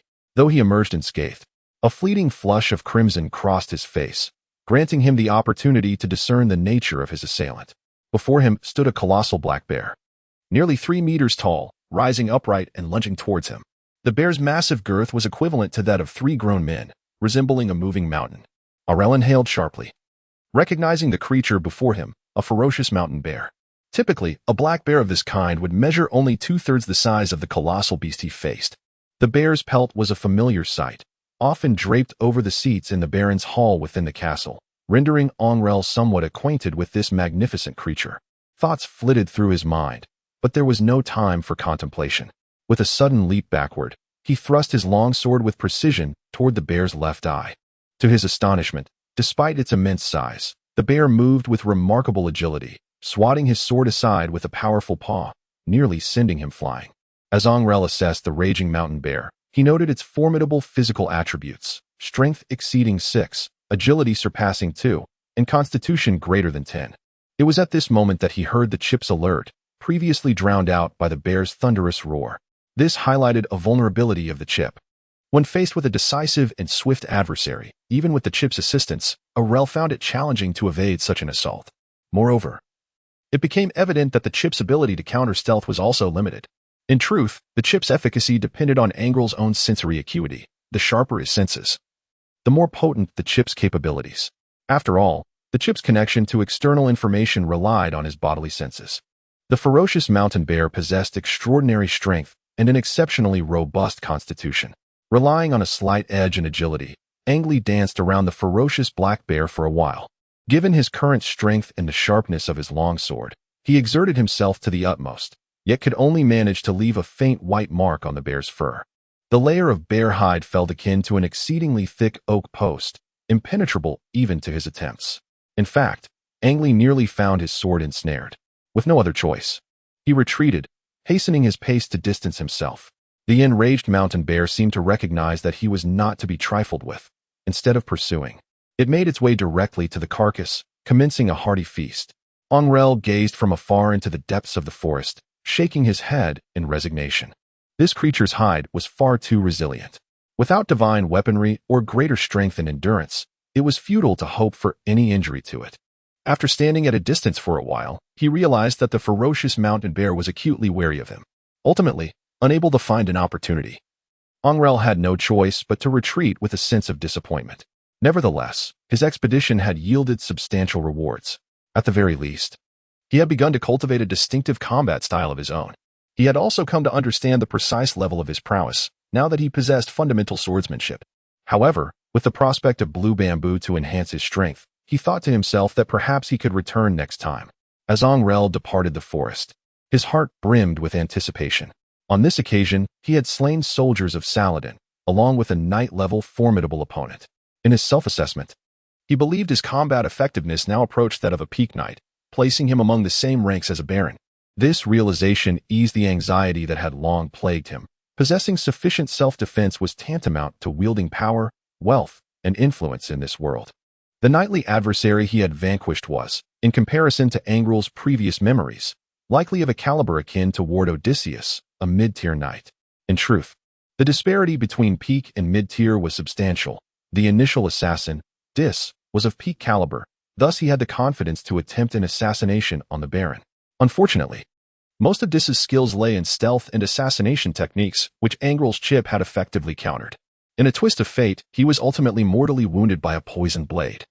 Dying with bitterness, had they faced each other directly, devoid of other factors, Angrele would have certainly met his demise. It is noteworthy that a typical squire, upon successfully activating their potential, often ascends to the knight level, yet the majority remain at a low or mid-tier combat capacity. Only a select few achieve peak prowess. Unlike Angrele's elite precision swordplay, the strong in this realm often compete more on physical attributes and the explosive power and speed they can muster. In essence, the competition among the powerful here revolves largely around physical capital.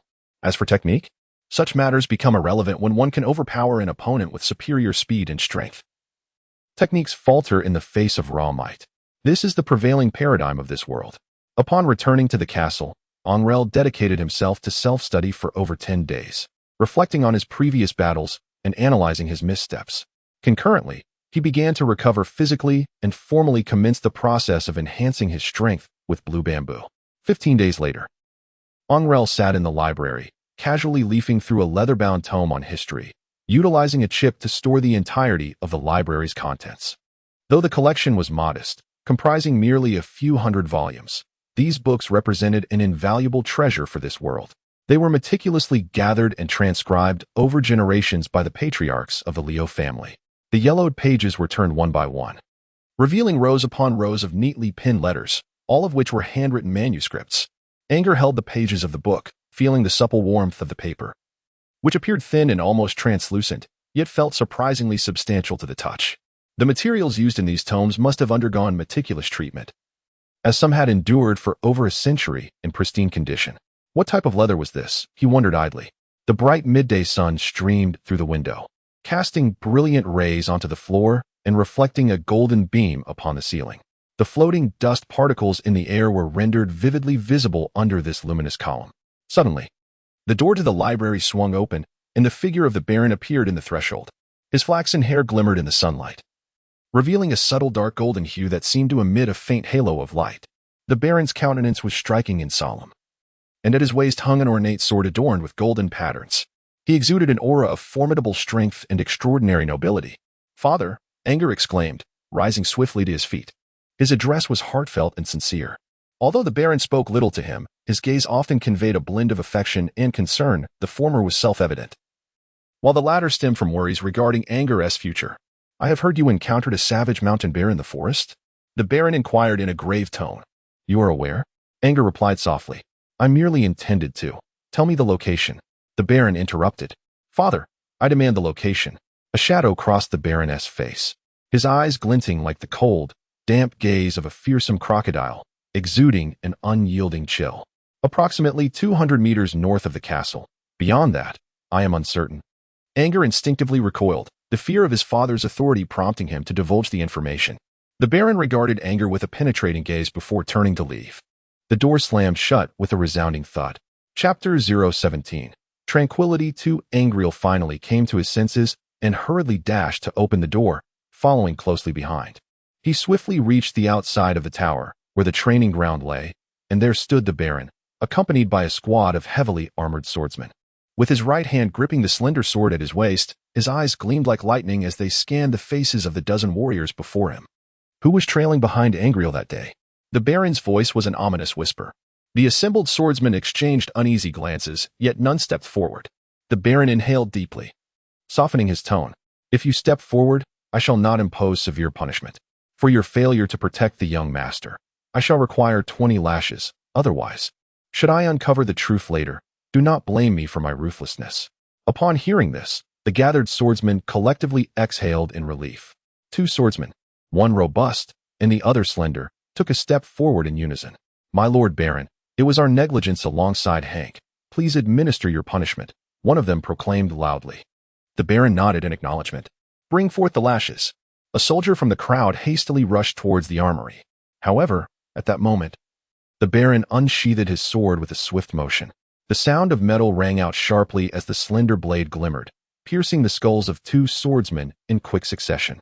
The blade withdrew just as swiftly, and the two who had stepped forward collapsed lifelessly to the ground, blood and brain matter seeping from their wounds. A profound silence enveloped the training ground. "Angrele is my son. Are you so inept that you would willfully lead him to his demise? Or do you desire the extinction of the Rio family?" The Baron's voice dripped with malice. "Seeing the young master venture alone into the forest without attempting to stop him signifies your desire for Angrele's death, for the future heir of the Rio to perish." His tone grew increasingly severe. "Considering your years of service, I shall spare your families. Now, take these bodies away and burn them," he commanded loudly. All present, the heavy swordsmen, the onlooking cavalry, the reserve knights, and the throng of attendants, held their breath, fearful of invoking the wrath of the irate Baron. The training ground remained shrouded in silence as two soldiers stepped forward to quietly collect the corpses. "I must venture forth from the fortress. Prepare the leather armor and weapons," the Baron instructed in a low voice. "Yes," a soldier replied, his face pale, as he hurried towards the armory. From a distance, he watched the Baron don his brown leather armor adorned with gold trim, grasping a colossal sword as wide as a head, before striding alone out of the castle towards the nearby woods. Angrele discerned that the Baron must have ventured forth to confront the ferocious mountain bear. "Father," he murmured softly, his right hand instinctively gripping the hilt of his sword. This overwhelming affection, tinged with a somewhat burdensome paternal love, left him nearly breathless. He understood that the Baron's act of violence was, in part, a spectacle intended for his eyes. If he truly cared for those around him, he would also contemplate the repercussions of his actions. Half an hour later, a thunderous roar of a bear reverberated through the castle's forest, accompanied by the jarring sound of metal clashing. Moments later, the Baron emerged from the woods, his appearance disheveled. Blood stained the corners of his mouth, and his left arm appeared grotesquely fractured. Yet, a faint smile graced his face. All those gathered outside the castle, soldiers, servants, and the old ward, alongside the Baron's sons and daughters, watched in solemn silence as he approached. In his right hand, he held aloft a hefty piece of dark, leathery flesh, the pelt unmistakably belonging to the very mountain bear Angrele had once encountered. Angrele stood amidst the throng, his lips subtly quivering. He was the sole individual who had confronted the ferocious mountain bear head-on, fully aware of the price and strength required to carve a substantial piece of flesh from such a colossal beast. "Quick! Summon the apothecary!" Ward bellowed. Instantly, the crowd erupted into chaos. Some rushed toward the castle, while the majority hurried to assist the Baron, vying to lend their support. Angrele gazed at his approaching father, his eyes glistening with unshed tears. He took a few steps forward, and those around him instinctively parted to clear a path. Angrele supported the Baron with both hands. In that moment, within his heart, there was no Baron, only a father. The figure of the Baron momentarily overlapped with that of his father from a previous life. Angrele, the Baron, gazed at him with a smile, proclaiming, "I shall protect you as long as I draw breath." His tone was so resolute that Angrele felt a slight sting of emotion within. Never before had Angrele experienced such unwavering conviction. He had utterly embraced the Baron as his own flesh and blood. It had been 10 days since the Baron had driven away the ferocious mountain bear. Every day, Angrele diligently consumed blue bamboo shoots within the castle to strengthen his physique. Initially, he had intended for his father to partake in this fortifying sustenance as well. However, after a discreet attempt to analyze the components of the blue bamboo shoots, he discovered that only a negligible amount of one particular ingredient was effective for him, and it bore significant limitations. It appeared that his constitution differed from those around him. Thus, while blue bamboo served as a source of enhancement for him, it acted merely as a standard laxative for the Baron, yielding no benefit whatsoever. This revelation left him somewhat disheartened. The disparity in their physical constitutions implied that what was suitable for him might be entirely unsuitable for the Baron. He had previously assumed that the method of consumption was the reason for the lack of discovery. Now, it seemed he had underestimated the complexity of the matter. Nevertheless, this predicament, though disappointing, alleviated a sliver of his apprehension. He had been concerned that his peculiar eating habits might reveal the secret to enhancing physical prowess. But it now appeared that such worries were unfounded. At noon, Angrele sat at one end of the long dining table in the hall, facing the Baron. On either side of the table were the Baron's wife, whom he had married later, and their offspring, sons and daughters, though their number far exceeded the mere 10 or so present, as these were merely the ones the Baron favored. The table was adorned with an array of over a dozen dishes, the aroma of stewed meat, vibrant green vegetables, tender yellow fish, and a massive roasted beef leg protruding conspicuously from the platter, catching the eye. The Baron squinted slightly as he methodically sliced the beef before him, occasionally and gracefully lifting a piece to his mouth. A dozen or so maidservants stood silently behind the diners, tasked with serving dishes and ladling soup. Wald stood respectfully behind the Baron, clad in a black noble attire, his grizzled hair neatly gathered into a bun at the back of his head. In this dining setting, the Baron was the singular authority. When he refrained from speaking, none dared to utter a word, Angrele being the sole exception. Yet, Angrele found little to say. The atmosphere remained subdued as everyone quietly dined, with the Baron's presence casting a pall over the meal. He had heard tales of the Baron's solitary conquest against a ferocious mountain bear, a terrifying feat of facing the ruler of the wilderness as a mere human. Coupled with the Baron's notorious reputation and his unpredictable temperament, the entire territory and its neighboring lands had begun to secretly refer to Baron Kyle as the Lord of Nightmares. This moniker evoked a sense of formidable power, mystery, and terror, rendering him an adversary beyond resistance. Even the Baron's two formidable subordinates, Otis and Wald, were shrouded in an aura of darkness. Angrele carefully placed a slice of mushroom into his mouth. The succulent and juicy sawed mushrooms, while not quite comparable to the exquisite Chinese cuisine of his past life, possessed a unique flavor of their own. The only regret was that the staple food within the castle was not rice, but rather bread. The nobles feasted upon white bread, while the lower servants were often relegated to consuming the dry and hard black bread. The predominant culinary practice involved bread accompanied by soup, which left Angrele feeling somewhat disoriented. A meal stretched on for over 20 minutes, yet he had not finished. As the Baron lifted the last of his rinsing broth, poised to sip, a guard clad in leather armor rushed into the dining hall. The guard was halted at the entrance by a servant, prompting Ward to step forward and listen to the guard's report. The Baron's expression subtly shifted as he approached, whispering something to the noble. The others present could not discern the content of the exchange, but Angrele, through the chip's capture, clearly heard the words spoken. Otis has discovered iron ore on his territory. Its scale may be considerable. You should personally inspect it, Ward whispered in the Baron's ear. Iron ore? The Baron's demeanor brightened. For a lord, the presence of iron ore was an invaluable asset, one that could never be deemed excessive. This critical resource for warfare represented the utmost support for military strength. Its significance was self-evident. There was no delay from the discovery to the report. We should depart immediately, Ward urged softly. The Baron pondered for a moment, unconsciously pressing his right hand against his left arm. His injury had yet to fully heal. But the matter of the iron ore was of such importance that he could not afford to hesitate. You need not accompany me. I shall go myself, Ward. You remain here at the castle, he instructed.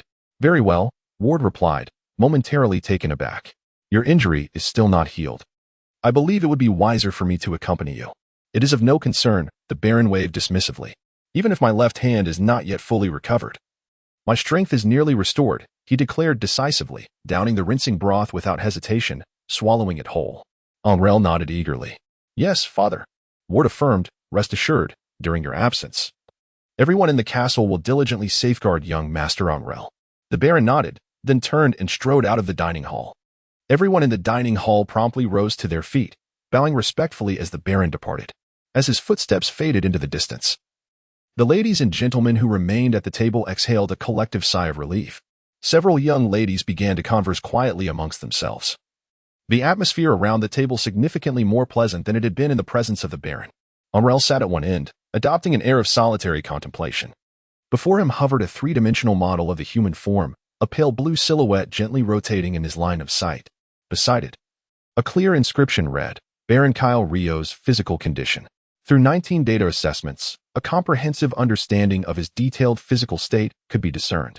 Strength, 2 to 4, agility, 3, 4. Constitution, 3, 9, current status, healthy. Following a special outburst, strength and constitution increased, while agility diminished. The pale blue model continued to rotate, meticulously recording the entirety of Angrele's physical condition. Angrele meticulously scanned the information, a faint smile gracing his lips. Although his father's hand had clearly healed, he still feigned an appearance of injury. It seemed he had made some revelations of his own. Angrele's previously anxious heart began to ease. With a sense of relief, he deactivated the chip's auxiliary functions and savored a piece of fish, bringing it to his lips. I have finished, Brother Angrele. I shall take my leave now, Angela announced. A red-haired girl to his left pushed back her chair and offered a distant salute to Angrele, followed closely by Kia. Across from them, a girl clad in black also rose from her seat, with these two young ladies leading the way. The restaurant witnessed a steady stream of diners departing as they finished their meals. Within 10 minutes, only Angrele and a few leisurely dining young masters and misses remained at the table. Among them was Celia.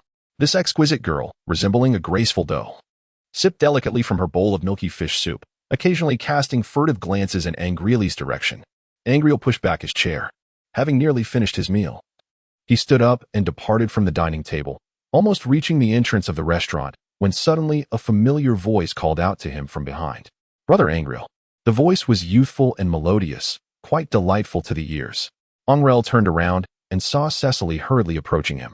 Is there something you need, Sister Cecily? She slightly tilted her head, her cheeks tinged with a rosy hue. Recently, I have heard that Sister Maggie often visits your chambers. Cecily, her face still flushed, whispered, just a moment, I wish to freshen up in the washroom, but the hot water there is rather inconvenient. I wonder if it would be possible to.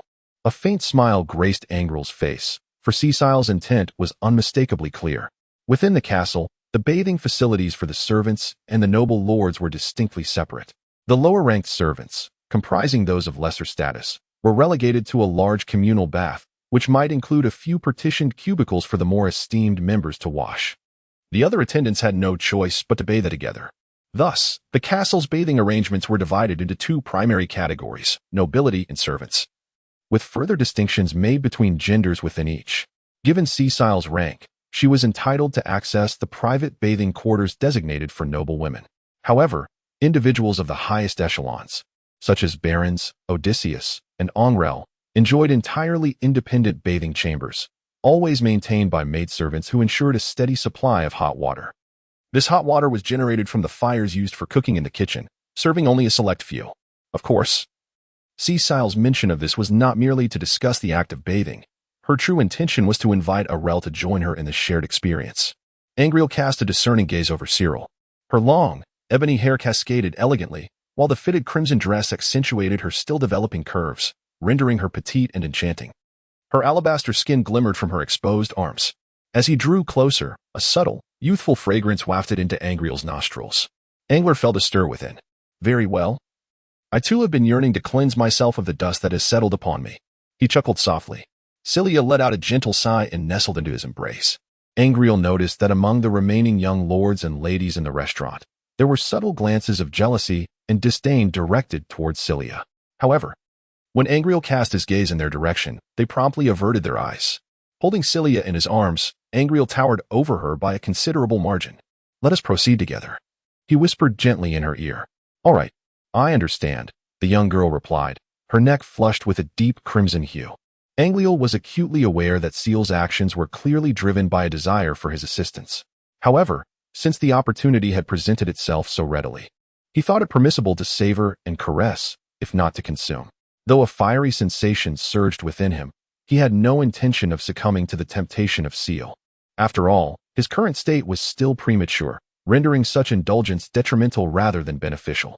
The two descended from the main tower, traversed the training grounds, and proceeded directly towards the accommodation area.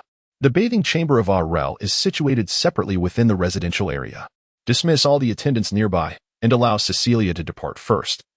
Ensuring no further disturbances ensue, Angela led Celine directly into the bathing chamber adjacent to the bedroom. The bathing area bore resemblance to the toilets of Earth, yet lacked fixtures such as toilets or urinals, and was devoid of tiled flooring, consisting solely of the castle's own stone bricks. A muted gray-white hue dominated the entire space, with the walls, floor, and the stone platform at the back, where towels were placed, all crafted from the same gray-white stone. Angrele allowed Cecile to enter first, gently securing the door behind him. Cecile, his younger sister, stood with her back turned to him, her silhouette accentuated by the curve of her form. Beneath the form-fitting crimson dress, her petite frame quivered slightly. It was evident that Cecile was somewhat overwhelmed with nervousness. Gently, Angrele approached and tenderly caressed the maiden's gracefully arched hips. Let me cleanse you thoroughly, he murmured in dulcet tones. An hour later, Angrele emerged from the bathroom, invigorated and refreshed. Following closely behind was Cilia, her complexion flushed and her form-fitting dress a tangle of creases, disheveled and chaotic. As she walked, her feet slightly splayed apart. All right. Cilia's voice was barely a whisper, her gaze cast downward. Maggie, come here. Angrele clapped his hands. At the far end of the corridor, the maid Maggie hurried over. How may I assist you, sir? Very well. Cilia, still in a daze, followed Maggie as they departed. Angrele's intention in having Maggie accompany her to the most frequented practice grounds was to ensure that everyone recognized Cilia as his woman, thereby swiftly establishing her status. Having made a promise to others, it was essential to fulfill it without delay. He chuckled softly, shaking his head slightly, and strode confidently down the stairs. Upon reaching the 4th floor of the accommodation area, he turned into the 3rd floor where Ward was located. Angrele prepared to first seek out Ward, who was responsible for the entire castle, to address the matter concerning Ciri. The 3rd floor connects to the main tower opposite the accommodation area, with a sky bridge linking the two. Angrele approached Ward's room and knocked on the door, only to find it unoccupied. Just as he was about to leave, a faint murmur drifted in from the window in the corridor. Intrigued, he softened his footsteps and moved to the window, positioning himself to gaze outside. The sound emanated from below. Is that so? Ward's voice floated up. Indeed, my lord. Angrele observed from the window, positioned at a diagonal, that in a corner of the castle, he could faintly discern through a crevice that Ward and a soldier were engaged in a hushed conversation. However, It appeared that he had arrived at an inopportune moment, for their dialogue had already concluded. Angrele observed Ward standing aside with a furrowed brow. The soldier bowed his head respectfully, remaining silent. "Yes, my lord," the soldier responded softly before hastily departing from the corner. Ward lingered for a moment, letting out a deep sigh, before he too stepped out from the shadows and made his way towards the tower of the accommodation area. Angrele furrowed his brow slightly, contemplating the matter at hand. Considering Ward's disposition, if there were information I ought to know, he would have conveyed it directly. His silence suggests that my knowledge would serve little purpose. This thought brought forth a sense of unease. With a shift in thought, Angrele descended the stairs to meet Ward. Chapter 019. The intent to kill young Master Angrele, Ward greeted in a hushed tone. "Old Ward, is there something troubling you? Your countenance appears less than favorable." Angrele remarked with feigned concern. "It is nothing of great significance, merely that recent matters have been rather taxing. Age has diminished my vigor compared to the past." Ward replied with a hint of nostalgia. "Where is the young master headed?" "Oh, there is a matter that requires your attention," Angrele stated, relaying the request from Cilia. It pertained to her father's desire to obtain a tax exemption on the fruits and goods of the territory. This matter is not overly complicated. Since it is the young master's request, I shall grant him the exemption, albeit with restrictions on scale, Ward responded with a smile. "Naturally," Angrele replied, returning the smile. "Then, I shall take my leave," Ward nodded. "Very well," came the reply. Angrele stood in the corridor, observing Ward's swift departure, lost in contemplation. Perhaps it would be best to fortify himself. Possessing one's own strength is paramount. "Chip, assess my physical condition." Angrele Rio, strength, 212. 6, agility, 2. 5, constitution, 2. This is the power of the blue bamboo shoot. Not long ago, his strength was merely 0. 8, and now he has attained an impressive threshold of 2. 6, however. The efficacy of the blue bamboo shoot has reached its limit. By now, his body has developed a resistance to its effects, and there are no longer any significant enhancements. Furthermore, Angrele has yet to discover any other food or substances capable of augmenting his physical attributes. This has caused his progress in strengthening to come to a sudden halt. Perhaps it is time to utilize that power, he resolved. 10 days later on a clear morning, beneath a boundless azure sky.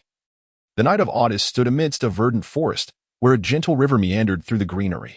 The water flowed serenely, flanked by fine pebbles. A troop of cavalry was tending to their horses by the riverbank, allowing them to drink and rest. The Baron leaned against a large tree, gazing into the distance. Beside him stood a middle-aged man with graying hair, a silver long sword at his waist, his demeanor calm and gentle. "Indeed, Kyle, you have always been at the forefront, imparting to me countless experiences and techniques of battle. Had it not been for you, I would likely be nothing more than a pile of dust by now." The man named Chris mused. "By the way, what brings you here? I thought you had gone north?" The Baron inquired suddenly, his eyes narrowing slightly. "It is good. We haven't seen each other in a long time. It's high time we exchanged words." He led the way into the depths of the forest, with Chris following closely behind. And soon they vanished among the trees. "Very well, this seems like an appropriate place. Speak, what has prompted your sudden arrival?" the Baron said in a low voice. Chris hesitated, his expression complex. "Brother Kyle," I suddenly, a dark flash struck fiercely at the Baron's waist, only to be met with a sharp clang, as if repelled by some unseen force. The Baron's expression changed dramatically. "Chris, you." In response, a sword tip, as venomous as a serpent, lunged towards him. You dare to betray me." The Baroness' eyes glimmered with a hint of crimson as he unsheathed the massive sword from his back. In the woodland outside the castle, Angrele emerged from the depths of the forest, his longbow in hand, feeling a sense of resignation. This marked the 4th time he had searched for the ferocious mountain bear. He had initially intended to slay it after significantly enhancing his strength, seeking vengeance for his father's injuries. However, to his dismay, the creature had not shown itself once more. Even attempts to lure it with the scent of blood proved futile. Upon returning to the castle and changing out of his hunting attire, Angrele made his way to the library, a place he cherished for its tranquility, which swiftly calmed his mind. He was nearing the threshold of level 5, albeit slowly yet resolutely, so much so that he found himself occasionally losing control over his speed, nearly colliding with large trees on several occasions. It had taken him several hours to stabilize his pace. With only a day or two left before his energy depleted, he would soon need to seek new enhancement items, a matter that had been troubling him of late. Upon entering the library, he closed the door behind him and sat at the desk. A book he had carelessly left open the previous evening lay before him. Suddenly, an ominous premonition washed over him. His father had been gone for far too long, and something felt amiss. In the forest, the Baron raised his massive sword, a sinister smile curling at the corners of his mouth. "Farewell, Chris." A chilling scream pierced the air. The Baron clutched his right eye tightly, blood seeping through his fingers and trickling down his cheek. A green arrow was firmly embedded in his eye socket, and his sword fell askew. Seizing the opportunity, Chris rolled swiftly and dashed several meters away, regaining his footing. Despite the severe injury, the Baron remained alert, eyes fixed upon him. "Lisa, is it you?" The Baron shouted frantically. With a forceful tug, he yanked the arrow from his eye, a spray of blood erupting forth and staining the grass beneath him. Two figures emerged slowly from the shadows of the forest. One was a middle-aged woman with disheveled hair, clad in a gray dress, wielding a delicate short bow, a black arrow ring adorning one finger. "Long time no see, Leo," she said calmly. The second figure caused the Baron to tremble. "Odysseus, you two have betrayed me." The Baron's remaining eye widened in disbelief. Odysseus stood silently beside Lisa, offering no words. "Leo, your ambition has gone too far. You dare to seek independence with an army, and for your son, you have offended too many," Chris sneered from the side. "The girl your son once admired has been taken to the castle and defiled to death, all for a mere declaration of affection from him. A person like you is hardly worthy of life, even if you were to die 1,000 times." The Baron stood frozen in place, blood continuing to drip from his face. He cast a silent glance at Odysseus. "So even Wald. Otherwise, why do you think none of your subordinates have noticed your absence until now?" Lisa coldly remarked. "My sister perished at your hands, and my father was driven to his demise by you. Today marks the reckoning of all accounts." The Baron remained silent. Memories of the once beloved Lisa, the desperate attempt to rescue Odysseus, the unwavering admiration of Chris, and the enchanting figure of Chilion, who lingered in his dreams, flooded his mind. "Chilion," he murmured softly.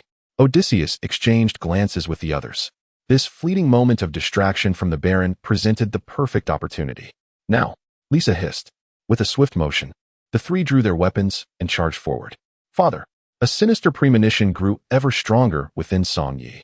Despite their brief acquaintance, the Baron's constant consideration and unwavering devotion had made Song Yi regard him as a true father figure. An elegantly crafted oval pendant, adorned with an eagle in flight surrounded by a thorny floral pattern, caught his attention. Something felt amiss. Wald's behavior suggested he had received troubling news, perhaps even speculations. How could father remain unaware, utterly unguarded? In this castle, the sole authority rested with father. With his cunning, he should not be oblivious. Song Yi sensed that he had overlooked something crucial in recent events. Suddenly, the study door was thrust open with a resounding bang. Turning his face toward the entrance, he saw Wald, his hair as white as snow, standing there with a smile. Behind him were 4 heavily armored swordsmen. Young Master Angrele. The swordsmen simultaneously drew their cross swords, the sound of metal scraping altering the atmosphere of the study dramatically. "Wald, what are you doing?" he exclaimed in astonishment. Chapter 20. In the face of danger, one Lord Baron acts with impunity, imposing heavy taxes. "I have resolved to confront the Lord and restore peace to the entire Rio territory," Wald declared with a smile. Angrele gazed at Ward in astonishment. And after a prolonged moment, he gradually came to terms with the disheartening truth of the betrayal that had transpired. "So, Ward, you two have succumbed to treachery?" A hint of regret flickered in his eyes. "You two have betrayed me?" "Huh. I never anticipated that young Master Angrele possessed such knowledge," Ward replied. A trace of surprise etched upon his countenance. Observing Angrele's unerringly calm demeanor, an inexplicable sense of unease began to stir within him. Given that the young master appeared to have a general understanding of the situation, perhaps it would be prudent to surrender without resistance. Surrender without resistance? Angrele smiled with a hint of sarcasm. "Hiss. TSK. The figure of anger suddenly vanished from the spot. Bang. Ah. A piercing scream erupted unexpectedly. Angrele stood outside the door, his figure concealed behind 2 soldiers, his countenance indifferent as he withdrew his sword from one man's neck. Blood splattered across the ground, and the lifeless bodies crumpled to the earth, never having had a chance to defend themselves. Traitors, he deemed, had no place in this world.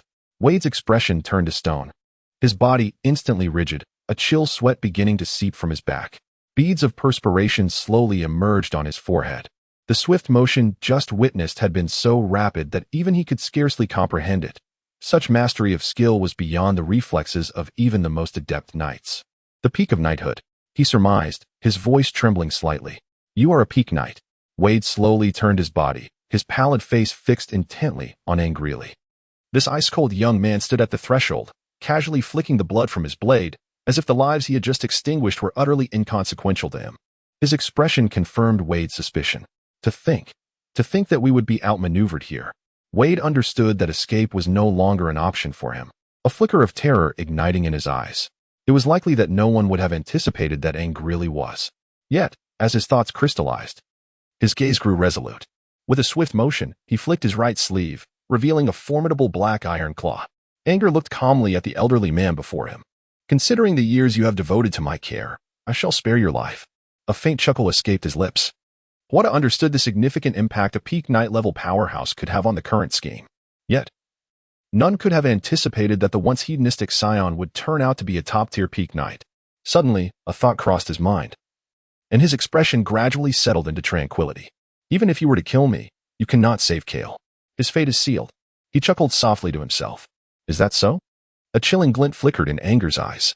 Wada suddenly cried out, his form darting downstairs like a wraith. Simultaneously, he raised his hand, and a shadowy figure lunged toward Anger's abdomen. Clang!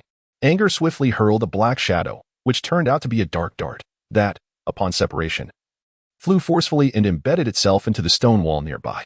Simultaneously, he transformed into a white specter, pursuing Ward with remarkable speed, considerably outpacing him. The two figures raced out of the main tower in quick succession. It was still morning, and in the training ground outside, dozens were engrossed in their exercises. The two shadows dashed out of the main tower at an astonishing pace. Before anyone could discern their identities, they swiftly exited the castle and vanished down the road leading to the outside world. Meanwhile, the white specter occasionally caught up to the black shadow, their collisions producing a sharp metallic clash accompanied by muffled grunts. None of the onlookers within the castle could clearly identify the two individuals. They merely observed a figure in white pursuing one in black, both evidently possessing knight-level prowess. A stir arose in the training ground, as inquiries erupted among the crowd about who had glimpsed the appearances of the two figures. A few of the more adept instructors vaguely recognized the styles of their garments. Despite some speculation, they promptly dismissed such absurd possibilities and began to ponder anew. Anger's footsteps were relentless as he pursued Ward with unwavering determination. Though he possessed the strength to vanquish a formidable knight, if his opponent chose to evade rather than engage, he could not dispatch him as effortlessly as he had with the two minions. The two figures raced ahead and behind, swiftly covering several kilometers in mere moments.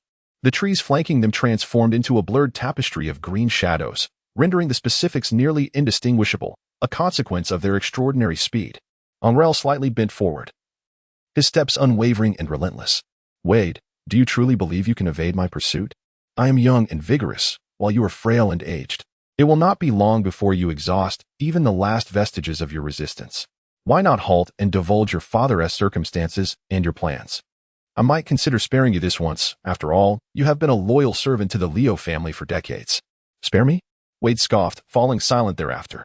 In his eyes, Angrele, despite his youth, possessed a depth of cunning and hidden strength that mirrored that of his father. The Baron's earlier actions in the training grounds had already demonstrated his treachery and the cold-heartedness with which he could turn on an ally. Should he still entertain trust in Angrele, he would truly be a fool. Continuing this flight might yet present him with an opportunity to escape. Anger's expression darkened. Although Ward's inherent qualities were not particularly remarkable, during a moment of explosive potential, he could fully unleash all of his physical attributes, exhibiting a notable increase in agility that made it challenging for Anger to find a solution. Moreover, he needed to devise a way to extract information about his father's current situation from his adversary. With this in mind, his left hand slowly delved into his bosom. Suddenly, with a flick of his wrist, a slender white line shot forth in an instant.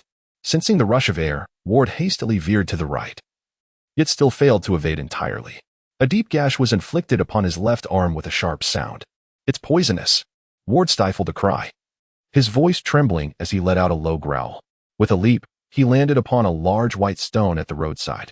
Anger also halted before the great stone, slightly lifting his gaze to regard the elderly man who had served the Rio family for decades, his expression a tapestry of complex emotions. Do you have any final words? He inquired calmly. In the end, I too have fallen victim to you and your son. I never anticipated that a fleeting moment of folly would lead to this outcome. Anger sighed. Considering your years of care for me, you may depart in peace. I shall take care of your family. You shall not perish by my hand. He produced a black card from his left hand, its blood-red spider motif strikingly conspicuous. Ward's gaze shifted. He no longer regarded anger as merely a youth. Taking a deep breath, he felt the venom had already numbed nearly half of his body. A bitter smile graced his lips as he spoke. Since you have pledged to safeguard my family, in exchange, I shall reveal to you the whereabouts and current circumstances of the Baron and his associates. Angrel's gaze turned icy. With a thunderous crash, Odys was violently hurled away, crashing into a dense thicket, leaving a trail of blood in his wake. In the forest, the Baron gripped his colossal sword, one eye slowly oozing crimson, his body marred by countless wounds, yet his expression was one of manic fervor. Surveying his surroundings, the Baron suddenly chuckled softly, astonished that the most united squad members of your had now devolved into such a spectacle. Chris and Lisa stood at opposite ends of the woods, forming a triangular formation. Chris bore a horrific dark red gash on his right arm and shoulder, measuring over 10 centimeters, though the tension in his muscles kept the bleeding somewhat at bay. In stark contrast, Lisa suffered far worse. A massive gash across her abdomen nearly exposed her innards. Kyle, let's settle all these grievances today, Lisa said, striving for calmness, her voice trembling with pain. At that moment, Odys, rising slowly from the underbrush, coughed twice and then expelled a large mouthful of blood. He leaned on his sword for support, revealing his own grievous injuries. I always thought we were equals, yet, he muttered, a self-deprecating smile forming on his lips. The Baron's once flaxen hair now clung together in a disheveled state, stained with blood, yet still exuding an air of wild nobility. I have always regarded you as a brother, Odys. Alas, you have profoundly disappointed me. Disappointed? Odys scoffed. In the castle, you reign supreme. I could never compete with you for the cherished Chilean, relinquished the silver mine to you, even sacrificed my son's beloved for your offspring. Why? Why am I inferior to you? You are nothing more than a spent force now. The Baron opened his mouth to respond but refrained from arguing. The initial short arrow had left him critically weakened. He understood that if he did not act soon, he might remain here forever. Normally, facing 3 knights would allow for a strategic retreat, but now, if I perish, what will become of Angrele? He thought of his beloved son and the unforgettable beauty of his partner. How surprising, Kyle, that even you fear death, Lisa remarked coldly, having discerned the Baron's wavering resolve. Today, we have finally cornered you to this extent. Do you believe we will let you depart so easily? Yet, despite her words, the trio dared not advance upon the Baron, keeping their distance. The earlier battle had revealed a ferocity and speed that left them trembling. With the Baron on the brink of death, a premature assault could invite a final, deadly counterstrike. Having reached this juncture, they were unwilling to incur further costs. The Baron's expression darkened. While he had learned of Ward's betrayal, he believed that as long as he survived, perhaps Angrele would remain safe. His adversaries would undoubtedly seek to use him as leverage against his own. Therefore, one must not succumb to death in this place. He gripped the colossal sword, his weary muscles tightening once more.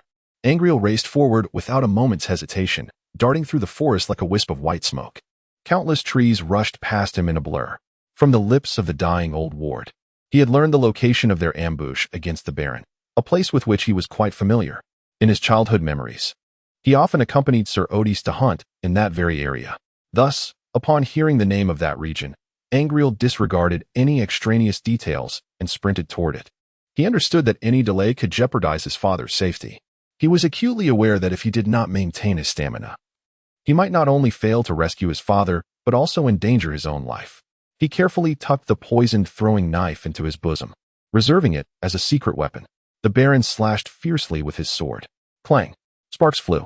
Odys blocked the blow head-on, but the impact shook him violently, causing blood to seep from his mouth and nose, rendering him a terrifying sight.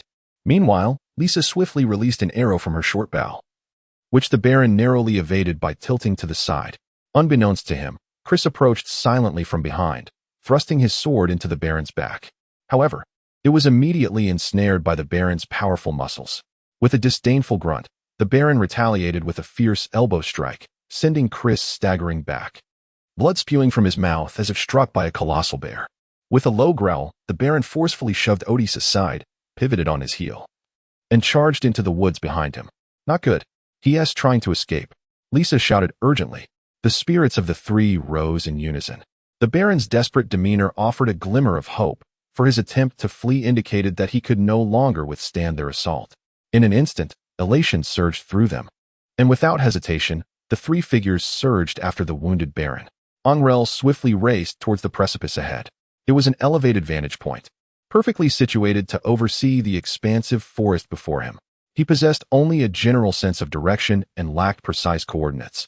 Thus, finding a high place to survey the area and leveraging the chip's detection capabilities for localization was paramount. Otherwise, aimlessly wandering would merely squander time and rely on chance. The cliff jutted out in a zigzag formation, barren and stark, adorned only with patches of green moss amidst the grayish-white stones, devoid of any other vegetation. Atop the precipice, Anger stood, gazing downward. Zero searched for signs of humanoid life. Upon marking, it autonomously identified the characteristics of Cael'Riath. He murmured softly, and a faint hum resonated in the air.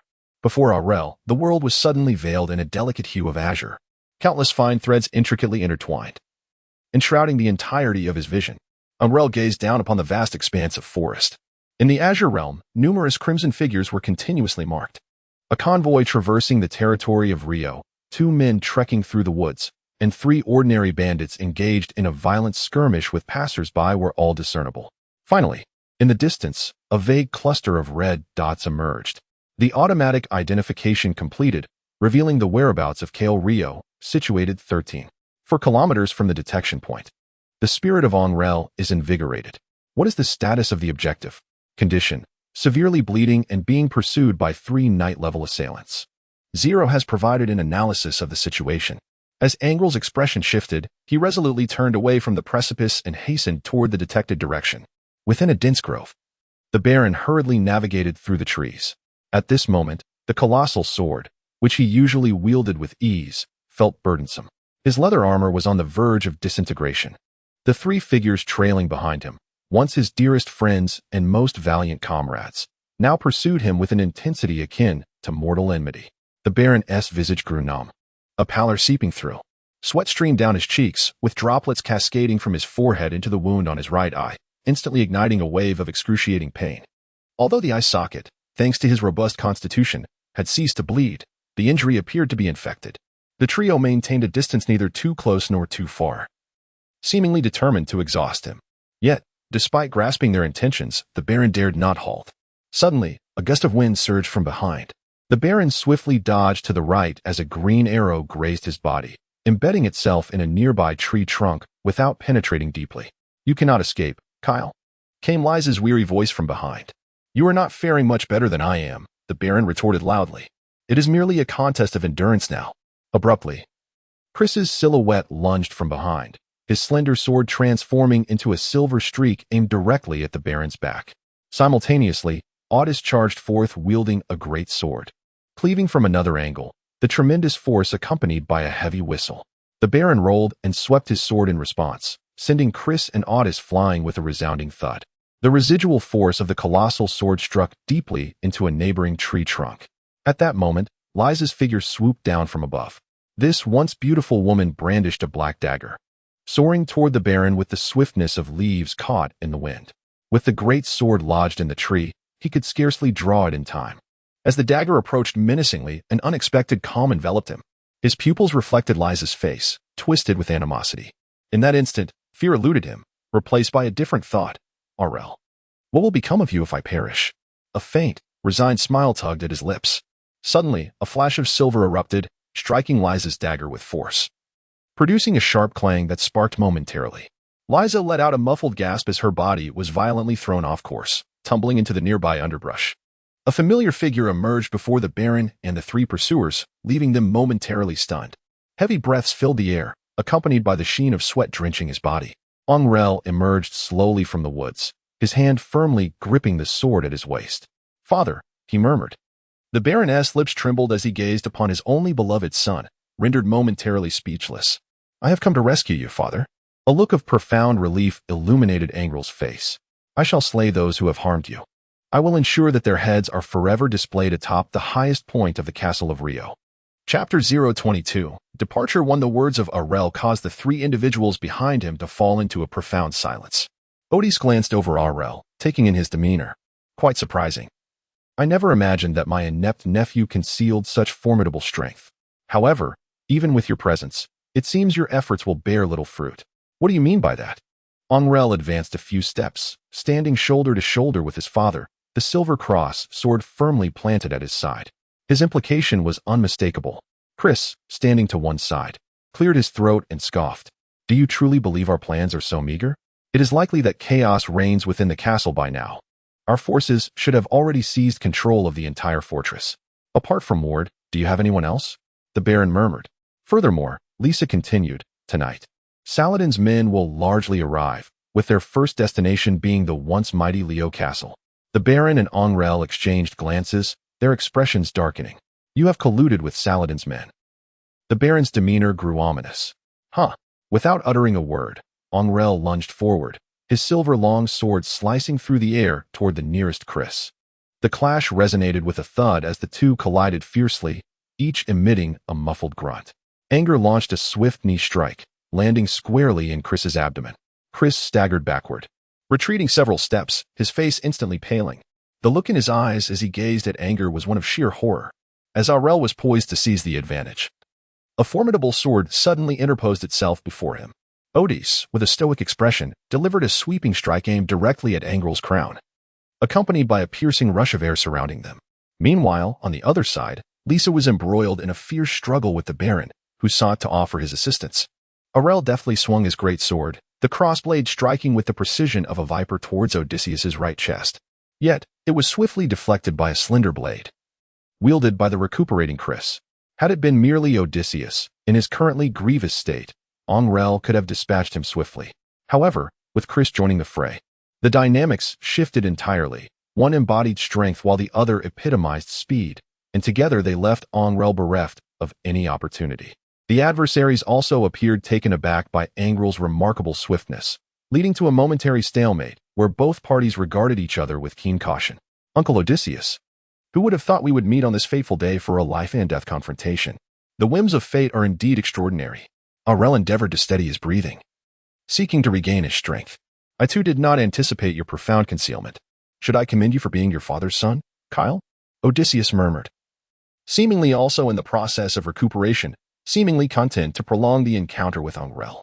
A sense of relief washed over Angrele as he activated the combat data of the Odyssean knights, devising the most effective plan for elimination. He silently recited his intentions, preparing for immediate synchronization with the visual system. With a quiet resolve, Angrele initiated the synchronization process. A faint hissing sound ensued, echoing through the air. The world before Angrele gradually enveloped itself in a delicate azure hue, as countless intricate grids cloaked his entire field of vision. Opposite him, Odysseus was adorned with a series of glaring red dots, each symbolizing a lethal threat. Concurrently, streams of data incessantly flowed into Angrele's mind, presenting the optimal strategies for execution as devised by the Zero chip, along with potential counteractions from the adversary. This was the outcome of possessing comprehensive intelligence on his opponent. Angrele's grip on the long sword tightened slightly as he thrust forward with a fierce determination. The sound of clashing steel echoed through the air as his blade struck Odysseus's massive sword 3 times in rapid succession. With an uncanny twist of his body, Angrele narrowly evaded a thrust from Chris's slender sword, simultaneously leaping to the right. His left elbow connected forcefully with the lower side of Odysseus's ribcage, and both combatants recoiled in opposite directions. Odysseus's complexion turned ashen. Had Angrele's elbow landed elsewhere, it would have resulted in nothing more than a minor injury. However, that particular spot was where he had previously been wounded by the Baron. He could feel a tempest raging within him, a wave of nausea rising violently to the surface. Damn it. Angrele was struck forcefully, his complexion paling as he staggered backwards several steps, only to engage in a fierce clash with the approaching Chris. Both were agile warriors, their long swords producing a rapid symphony of clashing sounds. Before long, a muffled groan escaped Chris's lips as his face contorted in agony. He clutched his throat tightly, leaning against a large tree, drenched in perspiration. Blood began to seep slowly between his fingers, and he was mere moments away from losing a significant portion of his neck. That fleeting moment of life and death had left him in a cold sweat. Not far away, Angrele was not faring much better. A gaping wound was visibly etched into the left side of his waist, a testament to the injuries exchanged in their fierce duel. To his astonishment, both Chris and Otis were on the verge of reaching the pinnacle of knightly prowess, and their combined strength forced Angrele to pay a hefty price. However, things had taken a turn for the better. Angrele cast a glance at Otis, who was half kneeling on the ground, clutching his abdomen, beads of sweat cascading down his face. That previous strike had undoubtedly inflicted severe damage upon his internal organs, likely resulting in substantial hemorrhaging. With Angrele's strength exceeding that of an ordinary man by more than twofold, the blow, compounded by Otis' existing injuries, would ensure that he either perished or was left with grave, lasting repercussions. This formidable knight, it seemed, had reached the twilight of his existence. Anger glanced at Otis with a look of pity. He pressed his left hand against the gaping wound in his side, deftly constricting the surrounding blood vessels to stem the flow of blood. In his right hand, he held his longsword aloft, gazing at the opposing Chris. Their recent clash had ended in a stalemate, with neither party gaining the upper hand. However, Chris lacked Anger's precise control over his bleeding, and his pallor deepened as he continued to lose blood. At that moment, the Baron, not far away, let out a furious roar and delivered a vicious kick to Lisa's abdomen. The middle-aged woman was sent sprawling backward, crashing violently into a nearby tree before collapsing to the ground. Leaves cascaded gently down from the branches above. Blood gushed from her abdomen, quickly staining the surrounding grass a vivid crimson. "It is over," Anger stated flatly, his expression grim, yet markedly better than that of the three opponents before him.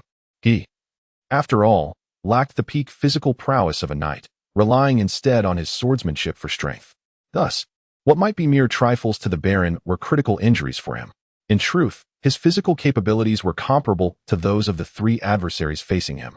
Indeed, "It is over," the Baron approached with a pale countenance, his gaze complex as it settled upon the trio. "Heh. Kyle, what does your victory matter?" Lisa retorted with a haunting smile, lifting her head to glare at the Baron with palpable resentment. "Saladin's men are coming. Everything you have will vanish without a trace. Your years of painstaking investment and hard work, gone." Suddenly, she coughed violently, expelling a mouthful of blood. "And what of it?" The Baron sneered, stepping forward to deliver a brutal kick to Lisa's side. The impact sent her body flying, tumbling several times, with blood from her abdomen staining her garments. The Baron's eyes glinted with malice. "Rest assured, I will take good care of your two daughters and your son." The woman on the ground fixed her gaze on the Baron, her eyes narrowing as she attempted to utter a response, but no words escaped her lips. Blood and foam filled her throat, rendering her speechless. Her eyes rapidly dulled, fading into darkness. The Baron observed this, a flicker of satisfaction and pride shining in his eyes as he looked upon his only son. Chapter 023. Departure 2. Angrele rode swiftly along the main road toward the training grounds outside the castle. In the distance, he observed the drawbridge lowered, with a gruesome trail of corpses and blood leading into the fortress. Although the exterior was deserted, faint echoes of battle cries and the clash of weapons could still be discerned from within. The situation was not entirely dire. With a grave expression, Angrele dismounted, carefully clutching his wounded waist with his left hand, his pallor deepening due to the injury, yet it did not hinder his mobility. Drawing his crossed sword, he advanced briskly across the drawbridge. The bodies strewn across the ground comprised both castle guards and aspiring knight trainees. Dark crimson and bright red stains marred the earth. Angrele even witnessed two trainee knights striking each other's necks with their swords in a fatal confrontation. It appeared that both the guards and the trainees had factions among them that had turned traitor, resulting in a fierce clash between the two sides. Angrele hastily drew conclusions, his feet propelling him forward as he swiftly entered the castle. Before him, in the training grounds flanked by several towers, he beheld a chaotic melee where guards and trainees clashed with fervor. Meanwhile, from the main tower, a young man with golden locks descended, accompanied by his subordinates, all bearing an array of gilded ornaments and tomes. The raucous laughter intertwined with intermittent screams created a cacophony of sound. On the opposite side, at the entrance to the lodging area, several trainees stood resolutely at the gates, while outside, a group of soldiers cautiously attempted to gain entry. Angrele cast a swift glance over the battlefield, his expression darkening immediately. Grasping his cross-sword, he charged boldly into the training grounds. Upon hearing the sound of approaching footsteps, a trainee who had just slain a soldier turned around, a sinister grin spreading across his face as he let out a low growl and swung his sword toward Angrele's neck. Angrele turned sideways and effortlessly thrust his sword across the neck of a trainee. A jet of blood immediately erupted forth. The individual clasping his throat staggered forward a few steps before collapsing to the ground. In Angrele's eyes, the speed of these aspiring knights paled in comparison to that of Dis, Ward, and Chris. They moved as if in slow motion, deliberately dragging their feet. As he advanced, he dispatched them with a single stroke, each strike aimed at the vital neck, delivering fatal blows. Had he not taken the time to discern the traitors among them, he would have swiftly resolved the entire training ground's opposition. However, the anguished cries soon attracted the attention of others. "It's Angrele," someone shouted. Though the identity of the voice was unknown, eyes turned towards him, witnessing his swift and merciless execution of foes, akin to slicing through vegetables. The trainees and guards resisting the rebellion erupted in faint cheers. From the accommodation area, gazes from the upper windows fell upon him. Among them, the protected ladies recognized this formidable young master, who was astonishingly fierce. How overwhelming. Maggie and Celia stood together with a group of steward's children, peering out from a window, sharing expressions of awe and disbelief. Those trainees who had previously underestimated Angrele fell into a stunned silence. The battle was brief.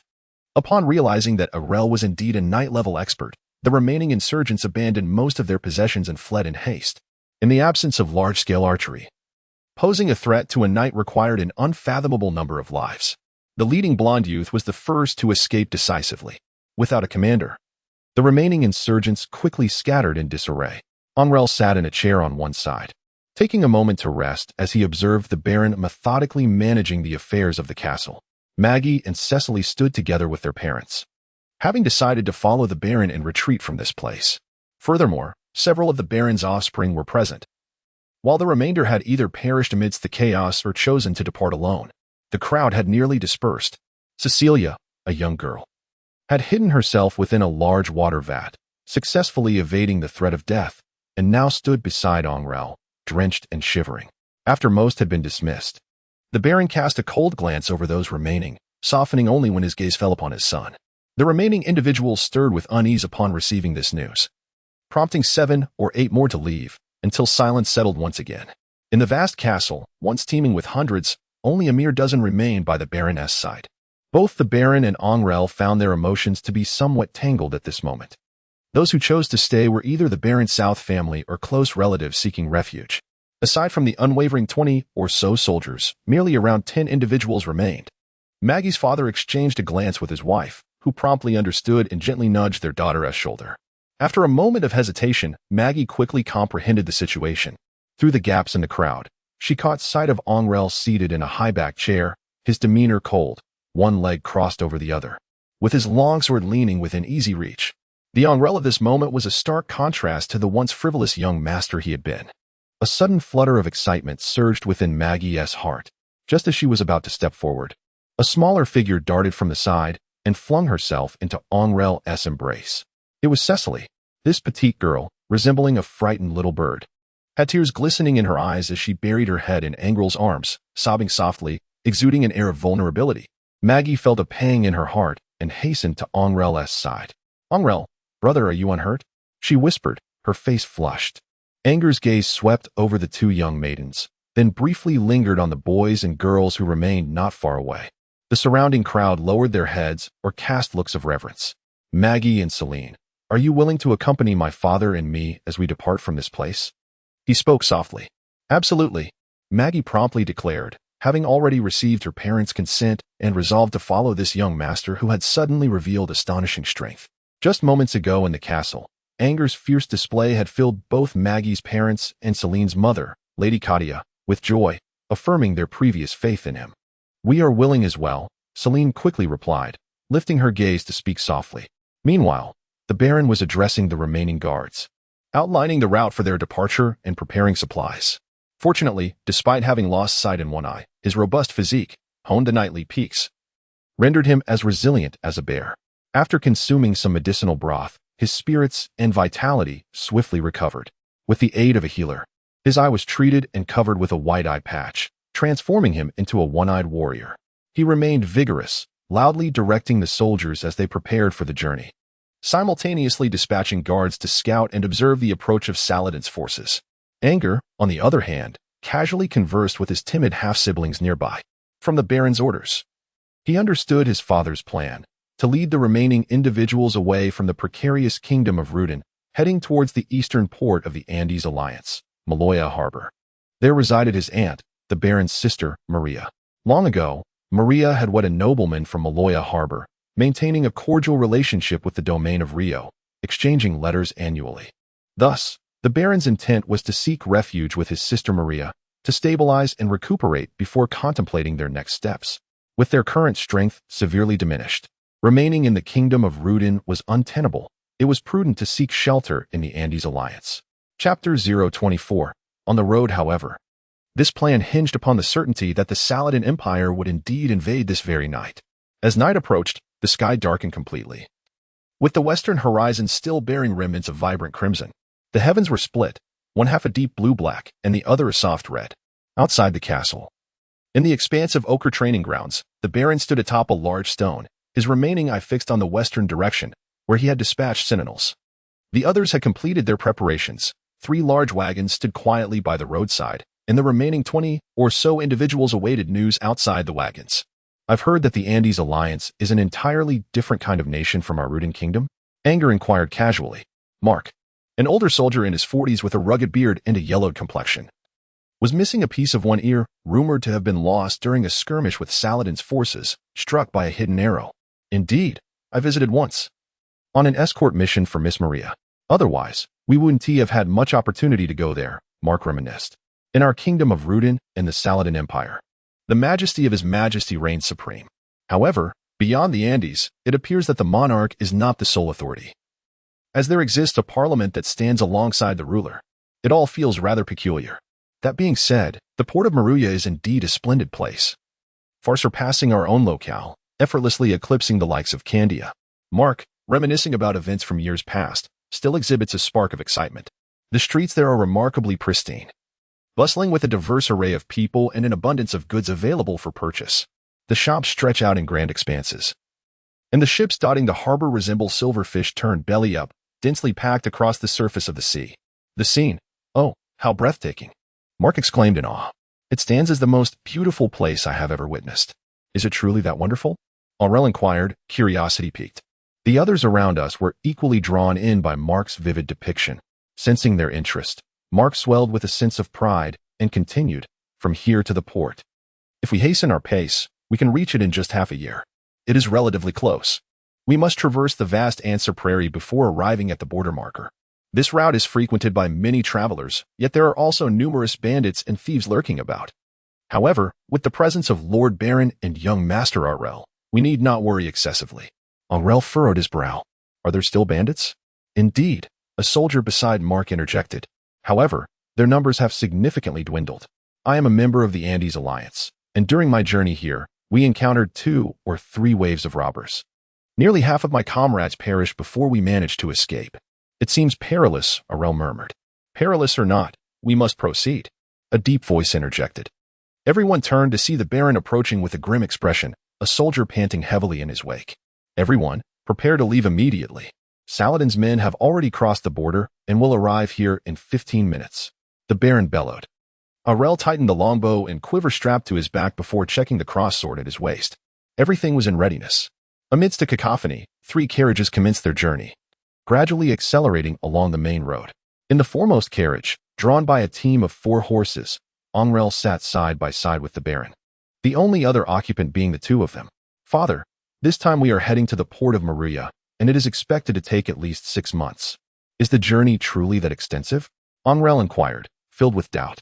Even in his past life on Earth, 6 months would suffice to traverse a significant portion of Asia. Could the expanse of this land be so vast? He pondered within himself, skepticism lingering in his thoughts. Angrele nodded. Is there anything amiss with your eyes? Not particularly. One eye does not have a significant impact. The Baron furrowed his brow. Angrele had little left to say, merely whispering in his heart. He assessed Kirlio's physical condition. Kirlio, strength, 2. 2, agility, 2. 4, constitution, 2. 1, current status, injured. Following a special surge, strength and constitution increased, while agility diminished. Angrele was suddenly taken aback. This data was drastically inferior compared to the previous Baron's figures. Retrieve the former Baron's data. Before his injury, Kirlio's stats were strength, 2 to 4, agility, 3-4. Constitution. 3-9. Current state. Healthy. Following a special outburst, his strength and constitution increased, while his agility diminished. Angrele's countenance darkened slightly. What was the cause of the decline in his physical condition? It was due to irreversible internal damage. Was there a possibility of recovery? The chances of recuperation stood at a mere 11%. Medication was required. Antediluvian, rohexacycline, phenylacetylcarnitine. The chip listed a plethora of synthetic pharmaceuticals that existed solely on Earth. Yet, deep down, Angrele understood that the Baroness' body was likely beyond salvation. He inhaled deeply, ceased his discourse, and merely let out a sigh. The trio of black carriages, accompanied by 20 soldiers and vigilant guard, had traversed the forest for 5 consecutive days. Surrounding them was an endless expanse of verdant woodlands. This small convoy seemed as inconspicuous as ants amid the vastness of the forest. In recent days, Angrele has been resting and recuperating within the confines of the carriage. He sustained considerable injuries in the previous battle, rendering vigorous activity inadvisable. Fortunately, with the assistance of his chip, his wounds have healed swiftly under a regimen of reasonable living conditions. By the 5th day, he was able to move about freely without significant discomfort, provided he refrained from overly strenuous exertions. Awakening from slumber, Angrele sat in the carriage, leaning against the side, his body swaying in rhythm with the motion of the vehicle. The distinct sound of hooves clattering against the ground resonated clearly from outside. The midday sun cast a sweltering heat within the carriage, intensifying the stifling atmosphere. Angrele grasped his water pouch and took a sip of lukewarm water. He lifted the door curtain and settled beside the driver's seat. The light outside was blinding, and a wave of heat washed over him. Furrowing his brow, Angrele took another sip from his pouch. The driver, a somewhat slender man named Ant, was among the remaining relatives. He appeared quite genteel, clad in a gray short-sleeved shirt and long trousers. Upon noticing Angrele's emergence, he promptly offered a respectful smile. "Young Master Angrele, you are awake?" he inquired softly. "Indeed. Where are we now?" Angrele yawned in response. "We shall exit the forest in 2 days.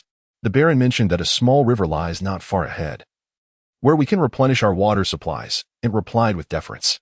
Anger nodded slightly, seated beside the driver, watching as the trees on either side receded in a blur.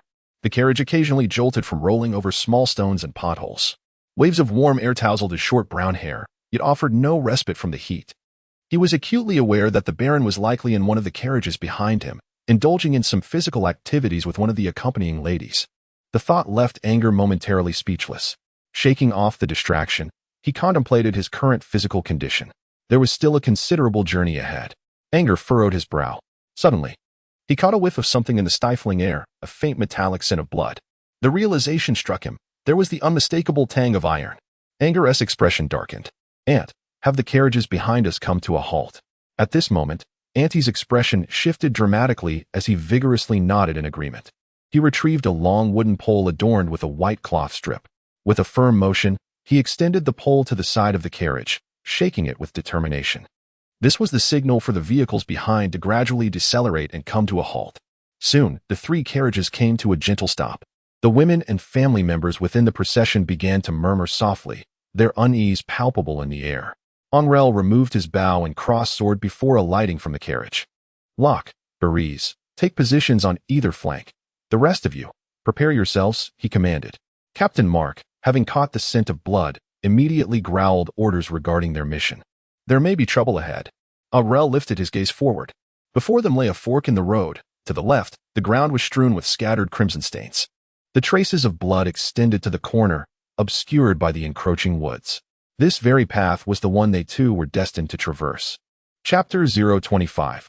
On the journey to this ironclad wooden shield, even for me, would be nearly impossible to cleave through unless I were in peak condition, the Baron remarked. His expression grave. "What shall we do now?" Angrele's countenance darkened. Although he was now barely a peak knight in strength, he was still far from the Baron's prime. And faced with such a predicament, he felt the weight of trouble looming. Anger nodded slightly. Though merely a 14-year-old boy, he and the Baron stood as the strongest within the entire company, rendering age a trivial consideration. After instructing everyone to remain vigilant, the two advanced directly towards the wooden shield. It seemed to be Ruel. The Baron's expression darkened further. Ruel was the most formidable knight-level warrior under the command of Viscount Candia. He strode forward, gently nudging the corpse with his foot to turn it over. The metallic clinking of armor echoed as the body rolled. A swarm of large flies buzzed away in alarm, and the pungent stench of blood and decay quickly permeated the air. The corpse's visage was pallid, marred by a fissure the width of a thumb that cleaved its head in two. Angrele suppressed his revulsion and the foul stench as he scrutinized the scene before him. The corpse belonged to a once mighty figure, somewhat shorter than the knight Odysseus, yet significantly bulkier. The fissure upon his cranium exposed the pale matter of his brain. Beneath the body, the grass was stained with dark crimson blood, swarming with countless flies and insects. The Baron meticulously examined the cadaver, seemingly unfazed by the repugnant odor. It was evident that he had been slain in a direct confrontation. Moments later, the Baron spoke in a grave tone. The adversary must have dispatched Rule within the span of 2 exchanges. To eliminate a man poised to reach the pinnacle of knighthood in such a brief interval, one would surmise that the assailant possessed the prowess of a Grand Knight. The Baron's expression darkened further. A Grand Knight? Angrele inquired, puzzled. Father, what level does a Grand Knight represent? One who can effortlessly slay both you and me without sustaining harm, the Baron replied somberly. I encountered a Grand Knight many years ago during the Battle of the Purple Flower. I never anticipated that Saladin would send a Grand Knight as the vanguard this time. Angrele's expression shifted dramatically. What should we do now? He began, but was immediately silenced by the Baron, who raised a hand. The Baron bent down to scrutinize the bloodstains on the ground before striding forward, following the trail around a corner. Angrele hurriedly trailed behind him. After a 5-minute walk, the Baron pulled Angrele into the nearby thicket, slowing their pace. At this moment, Angrele began to sense something amiss ahead. The sounds of combat and the cries of horses grew increasingly distinct as they drew nearer. Soon, they ascended a slope within the woods. Lying prone in the underbrush to gaze downwards. At the base of the incline lay the forest's edge, revealing a vast clearing where a chaotic battle was unfolding. A long-haired man clad in brown leather armor was surrounded by a dozen swordsmen in the center of the grassy expanse. Each of them bore wounds and sported a conspicuous green scarf tied around their right arms. Encircling them were ranks of soldiers clad in black iron armor, numbering at least in the hundreds. At the forefront, 2 knights in white armor sat upon their steeds, quietly surveying the long-haired man at the center. The ground around them was littered with corpses, both black-armored and those in brown leather, adorned with green scarves, indicating that a fierce battle had already transpired. It is the Black Legion of Rudin.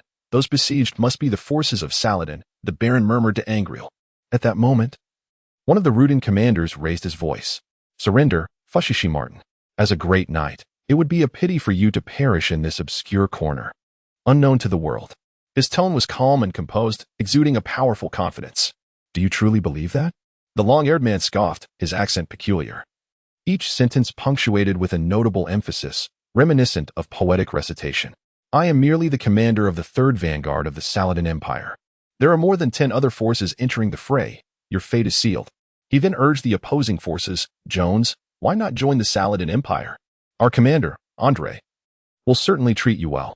The commander named Jones appeared to hesitate, seemingly wary, and did not command a full assault to eliminate the adversaries. Instead, skirmishes ensued, accompanied by a war of words between the 2 sides. Even a great knight would meet his demise against such a multitude of archers, the Baron murmured gravely. Archers? Angrele pondered. Are you referring to those soldiers encircling us? Indeed, the Baron explained. In my days on the battlefield, I witnessed a great knight fall to a squad of archers, riddled with arrows within mere seconds. They are among the most terrifying troops one can encounter on the battlefield.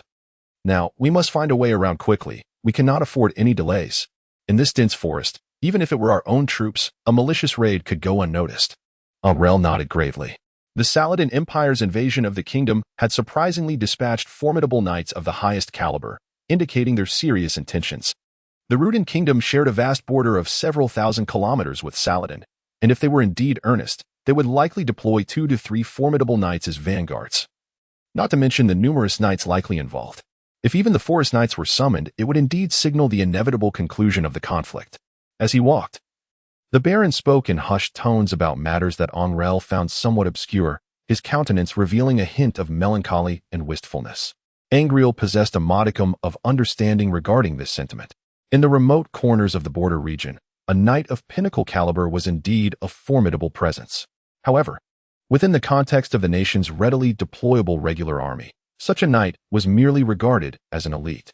The number of knights at this pinnacle level numbered not in the thousands, but certainly in the hundreds. The kingdom of Rudin had long been weakened, And with Saladin's massive invasion underway, it seemed highly plausible that he could easily engulf the kingdom of Rudin. The two had not ventured far when they were suddenly met with the sound of a volley of crossbow shots from behind. Shortly thereafter, a thunderous roar echoed through the air. Angrele, equipped with a chip, promptly identified the source of the sound as that of the previously encountered Knight of Saladin. Preliminary data on the knight's caliber was assessed as follows: strength, 7 to 9, agility, 6 to 7, constitution, 5 to 8, with a significant enhancement of overall attributes during moments of explosive action. Under Angrele's directive, the chip synthesized judgment data from its earlier remote analysis. By observing the opponent's combat conditions and analyzing the principles of gravity and physical impact, it was feasible to approximate the range of their capabilities. Upon hearing the data, Angrele could not help but draw a sharp breath, despite being mentally prepared. This transcends humanity. His complexion shifted, and he bit down on his lip, weighed down by an overwhelming sense of gravity. Even the data of a ferocious mountain bear pales in comparison. Moreover, when averaged, this data far surpasses that of the ferocious mountain bear. Considering that humanity possesses techniques and tactics that, when employed, elevate their strength exponentially. 0. Retrieve my current data. Angrele's physical condition: injured. Strength, 2, 1 to 2. 6. Agility, 2, 7. Constitution, 1, 8. Normal, 2, 2.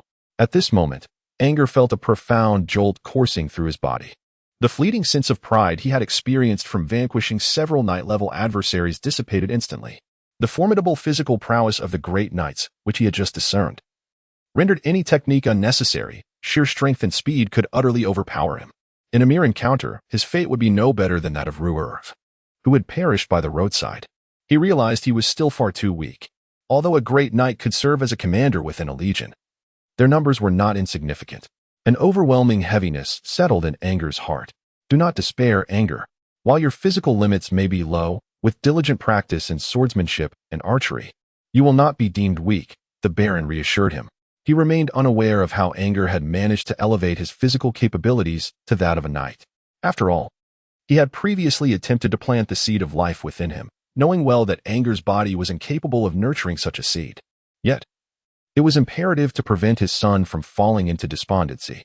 Without the life seed, ascending to the rank of great knight would forever remain an impossibility. The enhancement of one's physical prowess has its limits. Beyond a certain threshold, further improvement becomes unattainable. At that juncture, if the life energy seed within could be refined, it would give rise to what is known as fighting spirit. Angrele had also encountered records pertaining to this matter within the tomes of the library. Long live Saladin. Suddenly, a horrific roar echoed from a distance behind him. Both Angrele and the Baron were struck by a sudden jolt, turning to gaze towards the battlefield.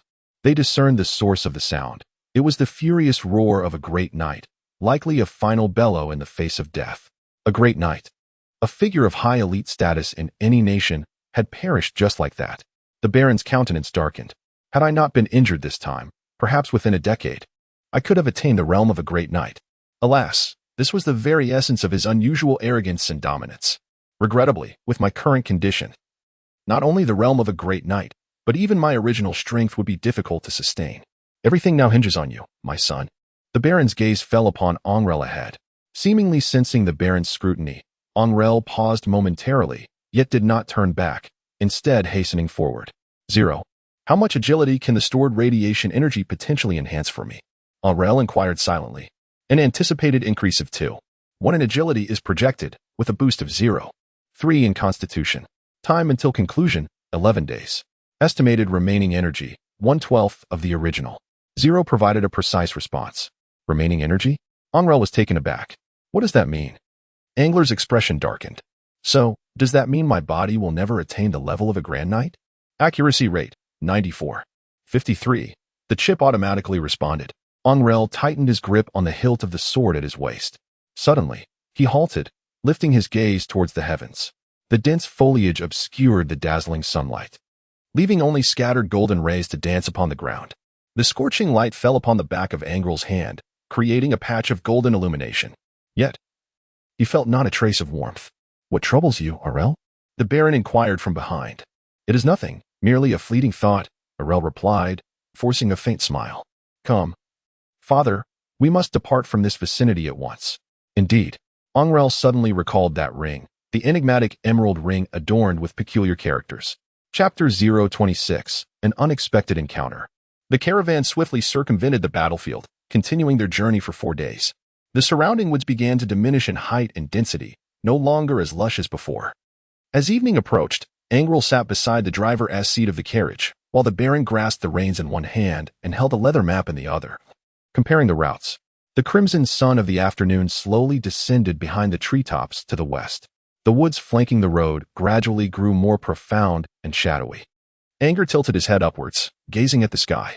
The white clouds appeared in a tiered formation, while behind them, the heavens were painted in hues of blue intermingled with red. A gentle breeze swept towards the carriage, carrying with it the faint, delightful fragrances of grass and blossoms. It enveloped him in a warm embrace.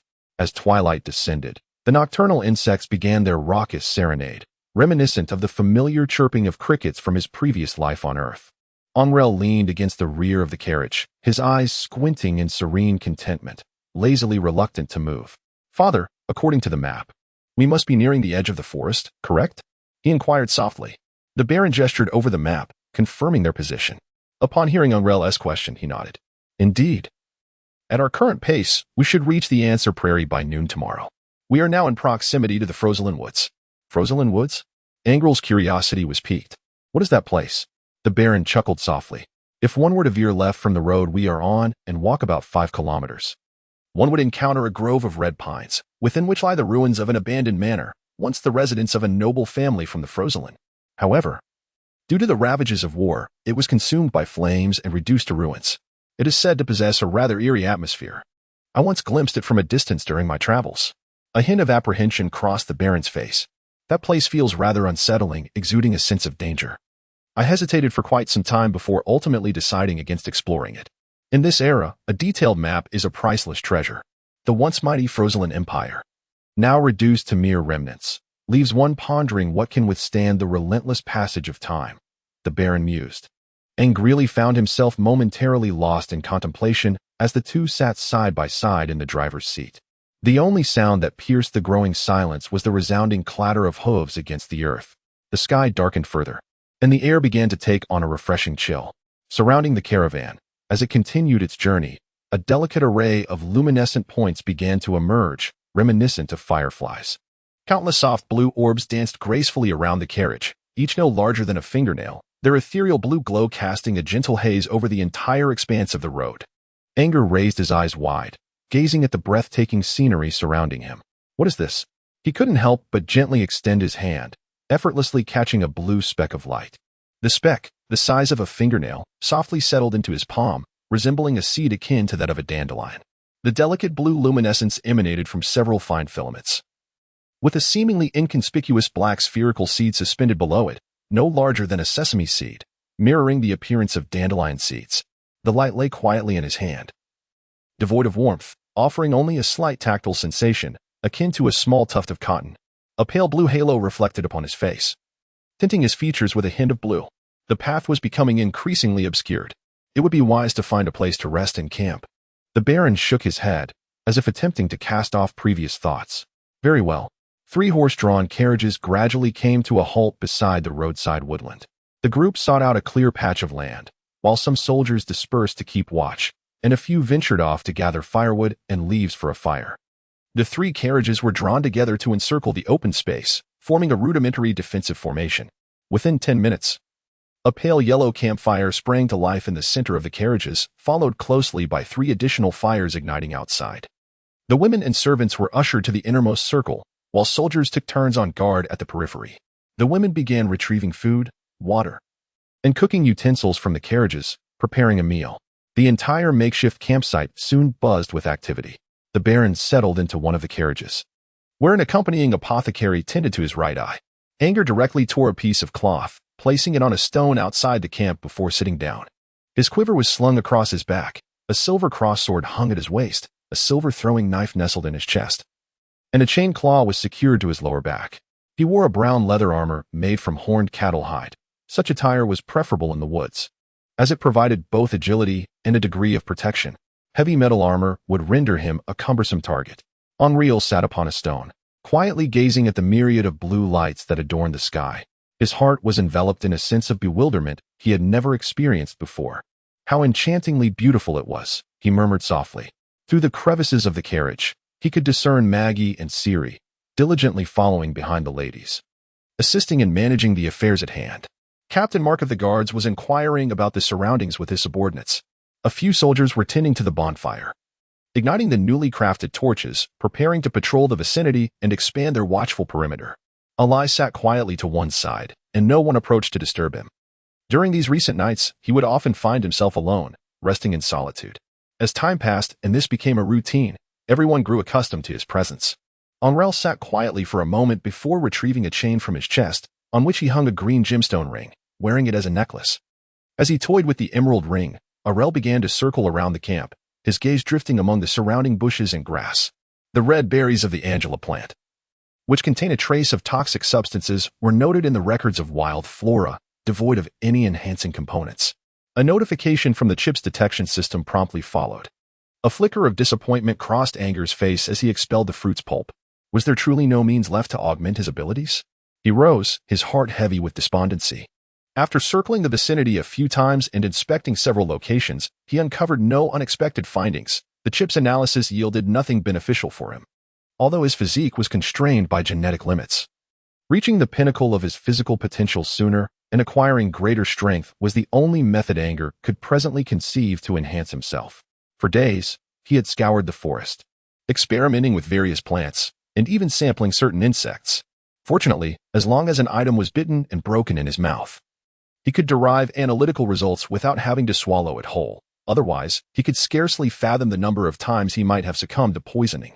Everything in this world felt refreshingly novel to him, and thus, whenever Anger encountered something new, he experienced a delightful sense of exhilaration.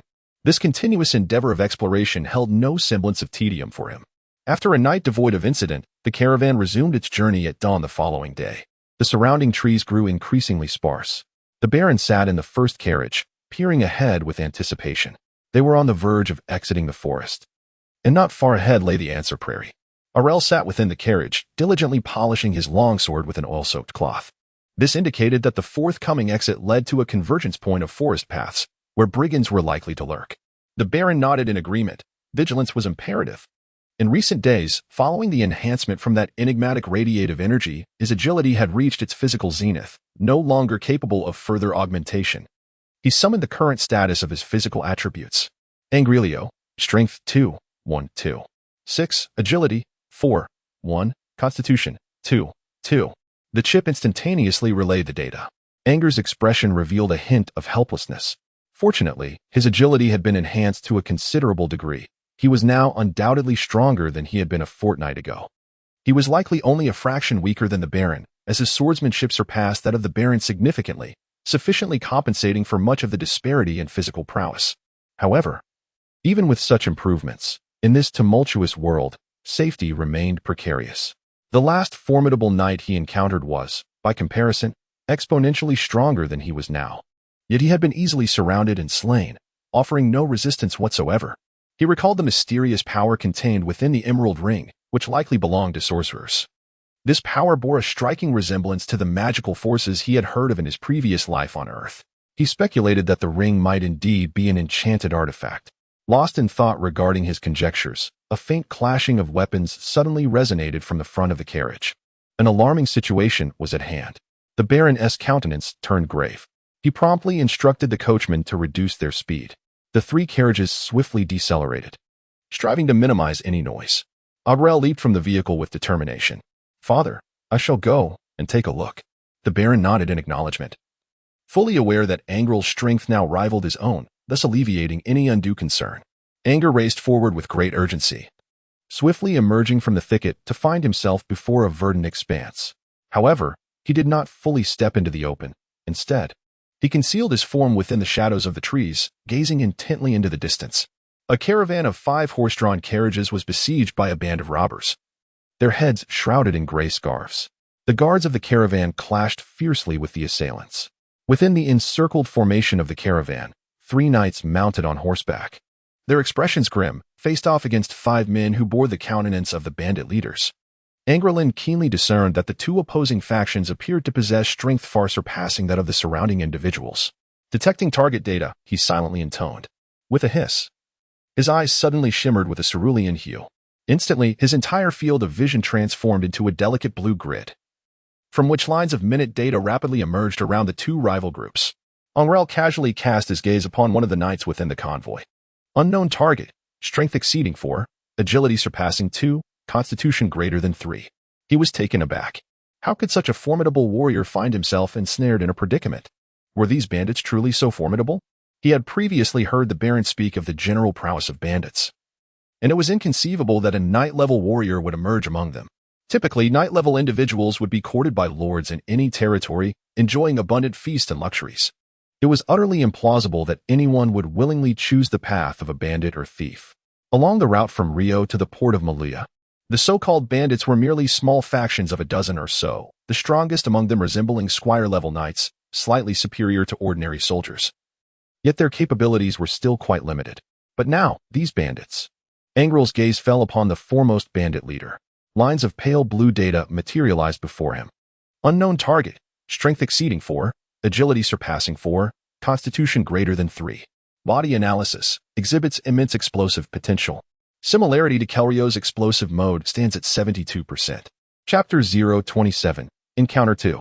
Anger's complexion turned a shade of ashen gray as he surveyed the scene before him. Before his eyes stood 5 bandit leaders, each of whom was no less than a mid-tier knight-level warrior, while the others were at their peak strength. Moreover, surrounding them were over 10 guards, all of knightly caliber.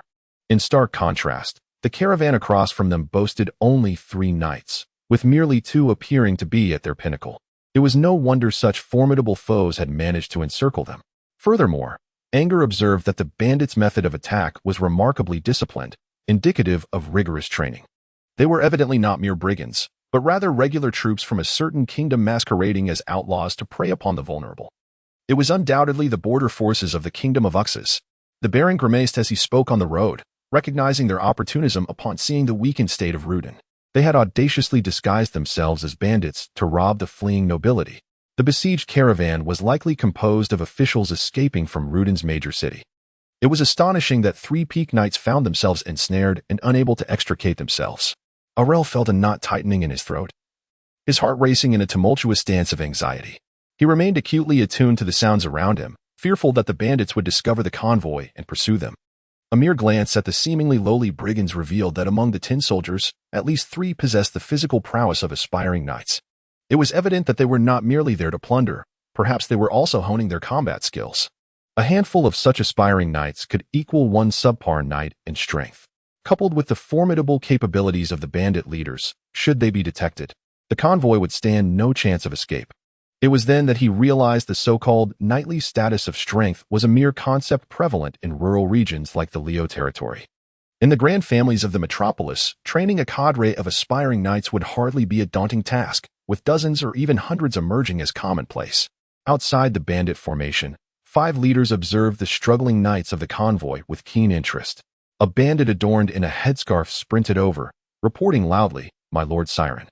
"Esteemed gentlemen, there was a young scamp lurking behind the forest, likely a youth scout." "Youth scout?" A bald man chuckled sinisterly. "These ruddy scoundrels delight in such tricks." "Cast. Shall you go or shall I?" he inquired, glancing at a leader to his right. "You go," the leader replied with calm authority, exuding an air of refinement. "Be swift. Do not tarry. If we are late to rendezvous with the Legion commander and allow the Ruddy Royals to escape, the responsibility shall be ours to bear. Bah, we shall resolve this within 20 minutes. What skilled fighters could possibly emerge from such a backward locale?" The bald man spat disdainfully, drawing forth a massive cleaver from his side and raising it high. "Come, 5 of you. Ankel, Hysis, join me." "Yes, my Lord Siren," responded the men behind him. 2 knights galloping forward, clad in dark green leather armor, each wielding a broadsword. "Since there is nothing else to do, I shall accompany you as well," another bandit leader declared, riding forth. Siren cast a wary glance at him.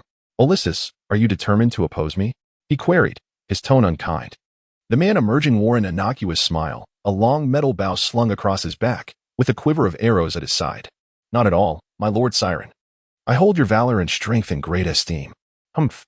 A flicker of caution crossed Siren's eyes as he fell silent, gesturing for them to proceed. "Move." The 2 knights followed closely behind him, 3 spirited steeds carrying over 10 cavalrymen swiftly turned to retreat, their pace breathtakingly rapid. Ulysses urged his horse to follow suit. "My lord Siren, with both of us at the pinnacle of knighthood, why the haste? Do you truly believe anyone could evade my grasp?" His voice was a sharp, unpleasant lilt. However, Siren and his companions paid him no mind, instead quickening their pace even further. In the midst of a sparse forest, a procession of 3 black carriages meandered slowly through the thickets. The gaps between the trees were sufficiently wide, posing no hindrance to the passage of the carriages. Within the convoy, a palpable silence prevailed, with expressions of anxiety etched upon every face, including the soldiers walking alongside the carriages, who exhibited an unusual tension. The only sound that punctuated the stillness was the occasional snort of the horses. At the driver's seat of the foremost carriage, a young lad with short brown hair sat silently, fully armed. In his grasp was a longbow crafted from black wood and reinforced with iron, while a silver cross-sword hung at his waist. Clad in leather armor, he also bore a quiver on his back, and his lower back appeared bulging, concealing something unknown. His narrowed eyes were keenly attuned to any movement in the surroundings, though the speed of the carriage was not particularly rapid. It was the swiftest pace the horses could sustain. Before long, a figure emerged from behind, nimbly leaping onto the carriage and settling beside the young boy. This individual, Angrele Rio, sported disheveled flaxen hair and a robust physique, with his right eye bandaged in white cloth. "Angrele, we shall turn into the Answer Prairie in 10 minutes. Beyond that, the map bears no further record. We must not stray here, lest we risk losing our way," the Baron intoned gravely. "Understood, father," Angrele replied with a nod. At the intersection of the forest and prairie, the rhythmic clatter of hooves echoed. A troop of cavalry, adorned with gray headscarves, swiftly appeared at the location where Angrele and the others had previously turned. Scion, mounted on horseback, surveyed the ground. "Someone has passed this way. These must be the traces of the carriages," he murmured. "You lot, go and scout around," he called out. "That will not be necessary," another knight commander, Ulysses, declared loudly as he dismounted. "I can discern their direction." Ulysses crouched beside the wheel marks, scrutinizing them closely. "They must have spotted us and are attempting to circumvent our position. Pursue in that direction," he commanded, pointing towards where Angrele and his companions had departed. "Humph." Scion scoffed softly. "No wonder he is a master tracker. Let us move." Though reluctant to concede, Scion had to admit that Ulysses' skills in this regard were beyond his own. As the cavalry prepared to depart, a sudden cacophony of neighing horses and the sound of wheels rolling echoed from afar, unmistakably pronounced. A glimmer of excitement flickered across the faces of Ulysses and Scion. "It's a large convoy. There's big game ahead. At least a dozen carriages," Ulysses exclaimed eagerly. Raising his machete, Scion commanded, "Hysis, Ankle, take a few men to intercept that fleeing convoy. The rest of you follow me." He spurred his horse forward with haste. Unwilling to be outdone, Ulysses smirked slyly. "Aiming to claim all the glory, are we?" and quickly followed suit. Anchor and Hysis watched as the 2 adults hastily departed, taking with them the majority of the centaurs, leaving only 4 cavalrymen behind, all of whom felt somewhat resigned. "Let us proceed to intercept that convoy," Hysis suggested, shaking his head. "I hope that convoy is not particularly formidable. What is there to fear? Our comrades are equipped with fine weaponry," Anchor replied with a smile, brandishing a brown crossbow that he had retrieved. The remaining cavalrymen also chuckled lightly, each producing a crossbow from the burdened bags of their steeds. "As long as we retrieve our arrows afterwards, no one will suspect us," Anchor remarked nonchalantly. "This plan is foolproof." Hysis nodded in agreement. "Let us go."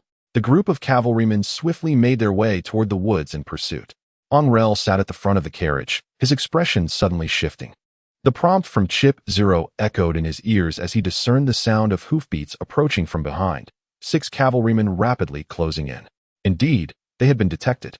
His countenance darkened as he leapt from the vehicle, exclaiming, "The convoy must continue onward. Do not halt." The soldiers flanking the caravan grew increasingly tense. Yet their disciplined training compelled them to adhere strictly to the orders. They pressed forward in silence. Observing his son dismount, the Baron also sensed that something was amiss. "What is it, Angrele?"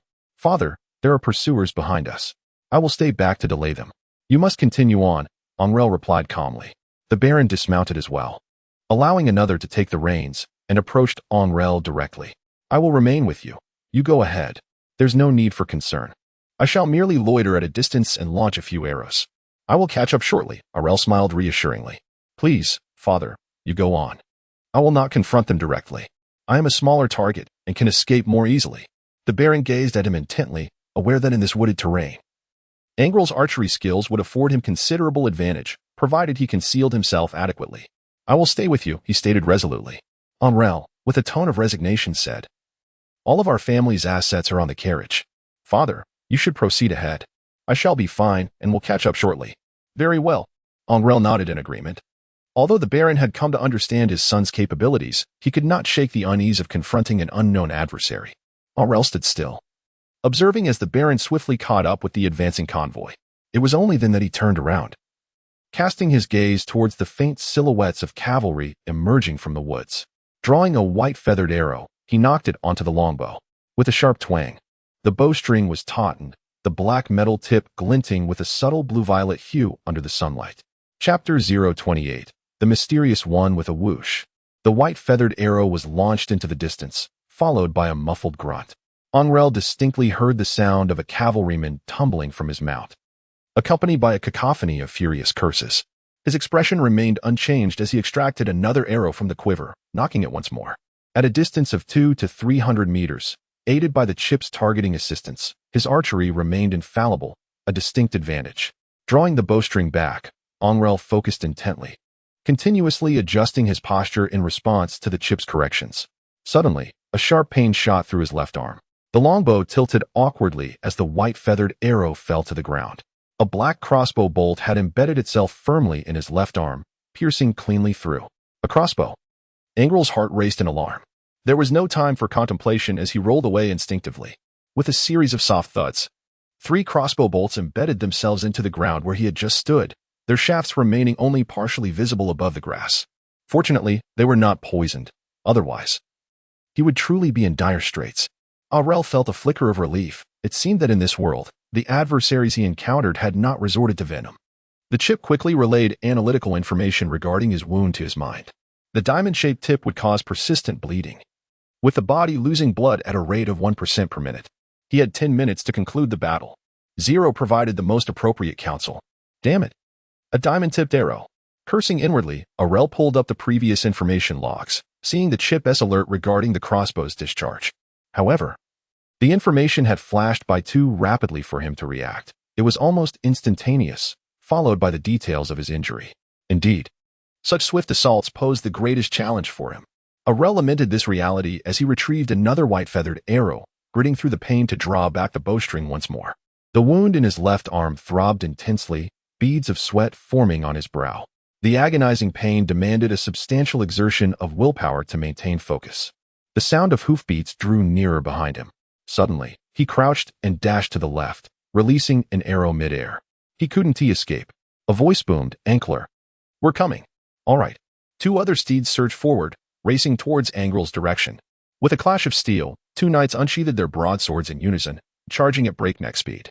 Angrele relinquished his bow and arrow, retrieving his chain claw instead. He listened intently to the approaching sound of hooves, which grew ever closer. Narrowing his eyes, he forcefully anchored one end of the chain claw to the tree trunk where he concealed himself. The sound soon reached a proximity behind him. With a swift motion, he flung the chain claw, which soared through the air and wrapped around a stout branch of a nearby tree thrice, forming a perfect lasso. 2 robust steeds, unable to decelerate in time, charged forward, their hooves ensnared by the chain. With a resounding crack, the opposing branch splintered under the strain. The chain was yanked forward by the force of the horse's legs.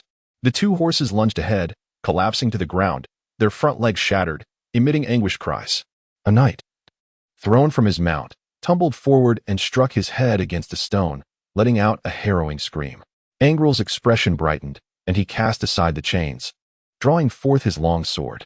The knight, having rolled into position, now stood directly before him. Angrele stepped forward and swung his sword downward. Clang! The knight parried deftly, retaliating with a fierce kick. Angrele retreated, poised to launch another attack when an icy chill surged from behind him. He swiftly sidestepped, narrowly avoiding a sword thrust aimed at his back. You damned little wretch! The knight behind him cursed in a peculiar dialect of Saladin, yet Angrele comprehended his words. The languages of Saladin and Rudin bore striking similarities, with only slight variations in accent that rendered them intelligible.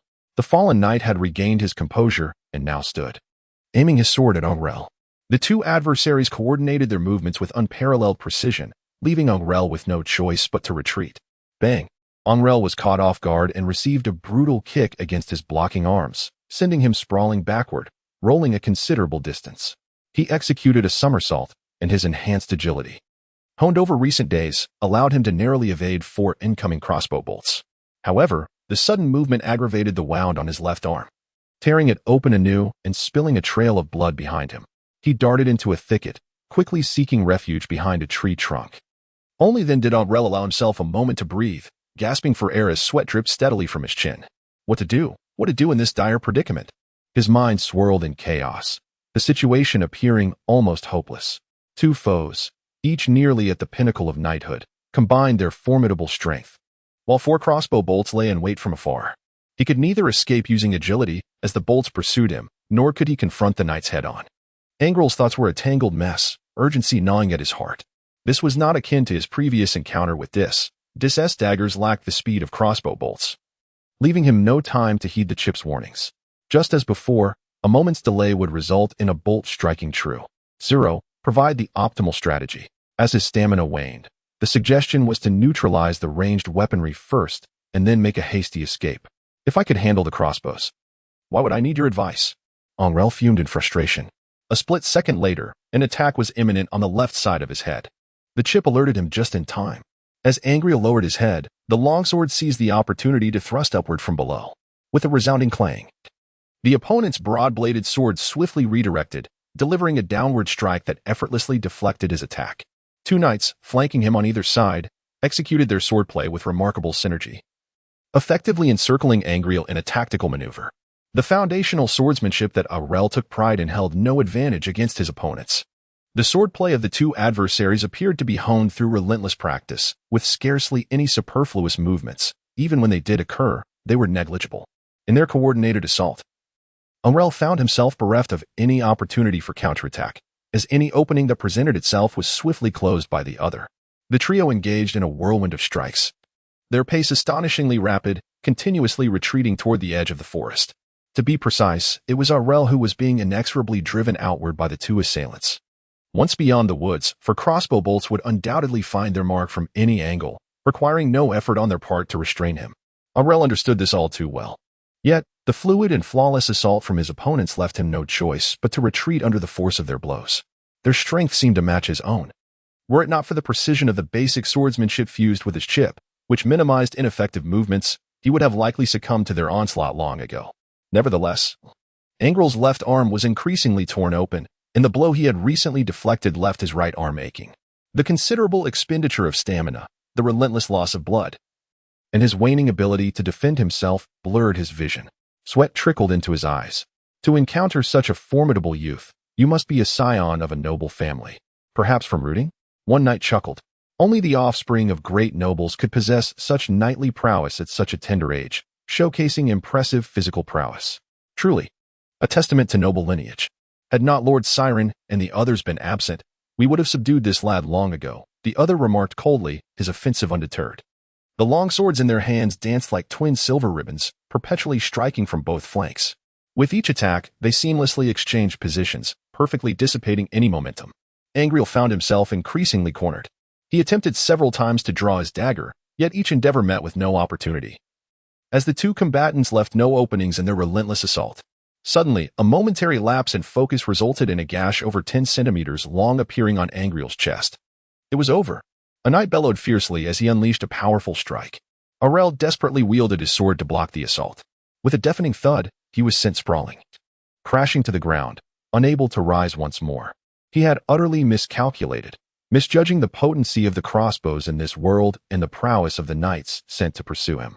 As he lay on the ground, his chest ablaze with pain, blood trickled from his body onto the grass, quickly staining the dark soil beneath him a deep crimson. Ultimately, his arrogance had led to this downfall. A sense of calm enveloped Angrele. Having faced death once already, he found an unexpected tranquility in the face of this similar predicament. Now, he was utterly drained, his body grievously wounded and losing blood rapidly. He had no strength left to combat the 2 formidable knights and their 4 powerful crossbows. Faintly, He observed the two knights approach, shaking the blood from their broadswords. In his mind, he quietly recited, "Zero, do you have any plans left?" Chapter 029, The Mysterious 2, Activation of Contingency Plan. He lay back upon the grass, gazing up at the sky above the treetops. In the cerulean expanse, a few clouds drifted lazily. A black bird glided gracefully across the sky, emitting a clear, melodic call. The sky, as pure as a gemstone, momentarily lulled Angrele into a daze. Gemstone. A sudden realization struck him, and a pair of enigmatic symbols began to materialize within his mind. Uncontrollably, he shouted, "Mans." Suddenly, a vibrant green light erupted around him. The green aura shone like the sun, radiating spectacularly through the trees. The two knights' expressions shifted dramatically. "It's a magical item. Retreat," they exclaimed, turning to flee as if confronted by something truly terrifying. Crack. Everything around them froze. The world transformed into a monochrome tableau. The fleeing knights stood motionless, one foot still suspended in midair. The drifting leaves hung frozen in the air, and in the distance, a cavalryman held his crossbow half-raised, aiming toward this scene. The golden sunlight morphed into shades of black and white. Silence reigned, even the wind came to a standstill.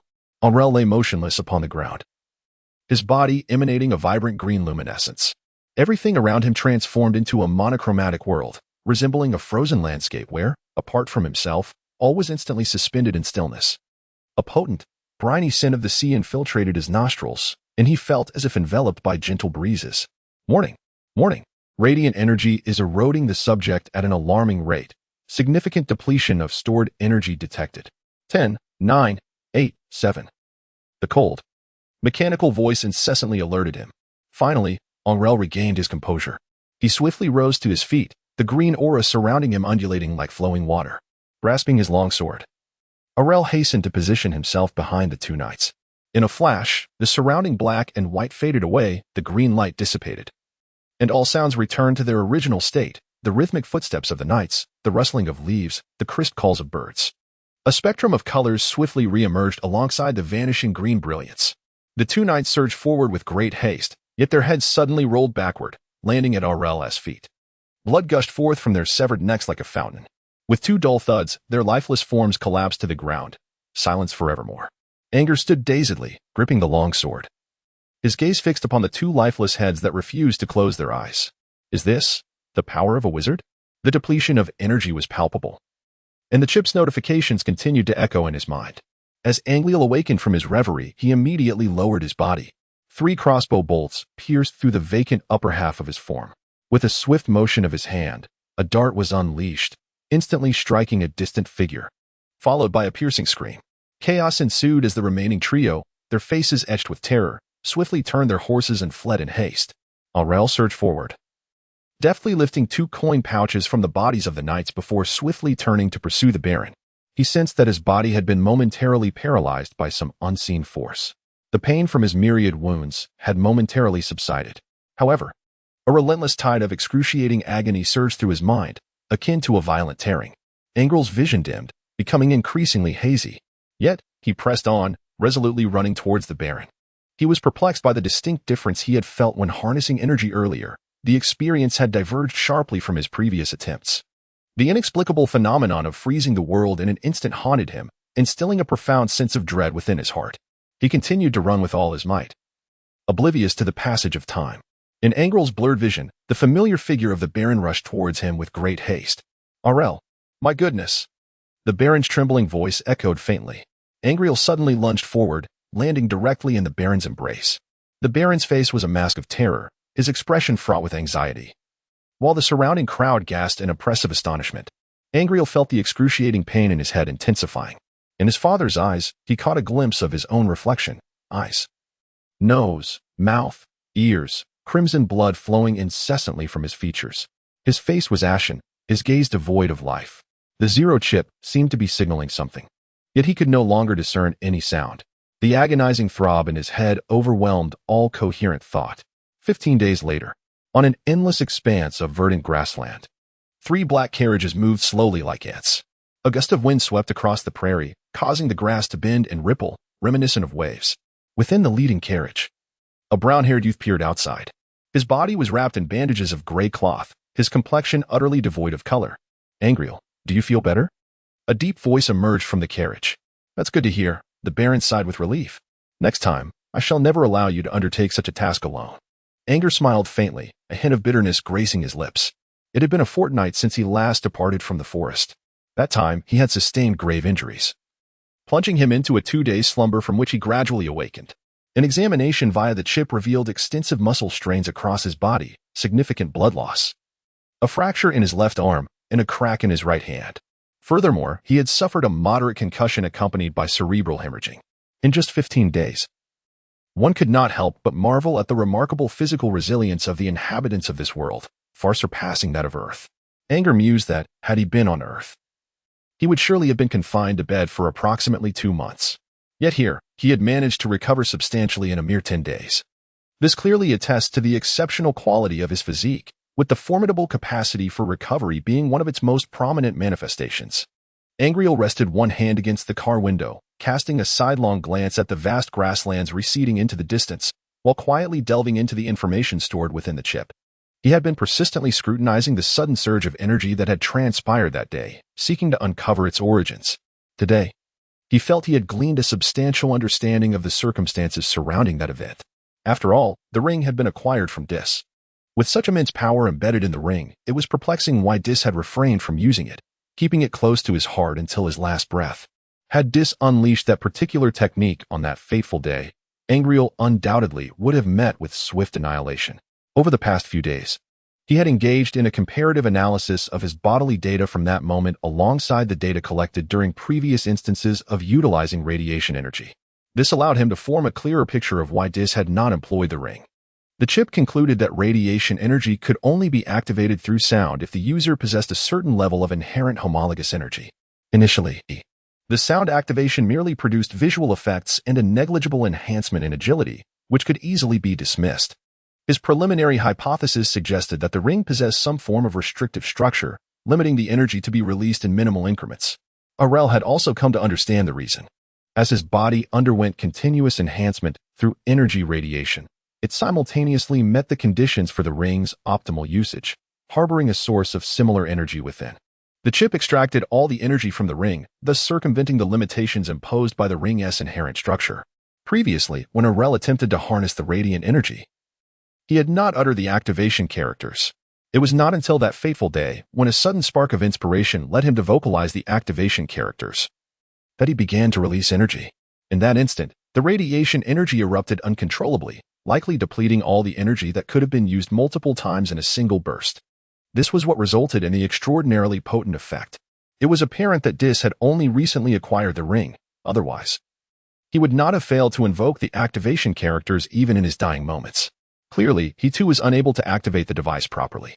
He could only keep it on his person, perhaps hoping to allow the ring's energy to radiate into his body, fulfilling the necessary conditions for its use, Angrele speculated.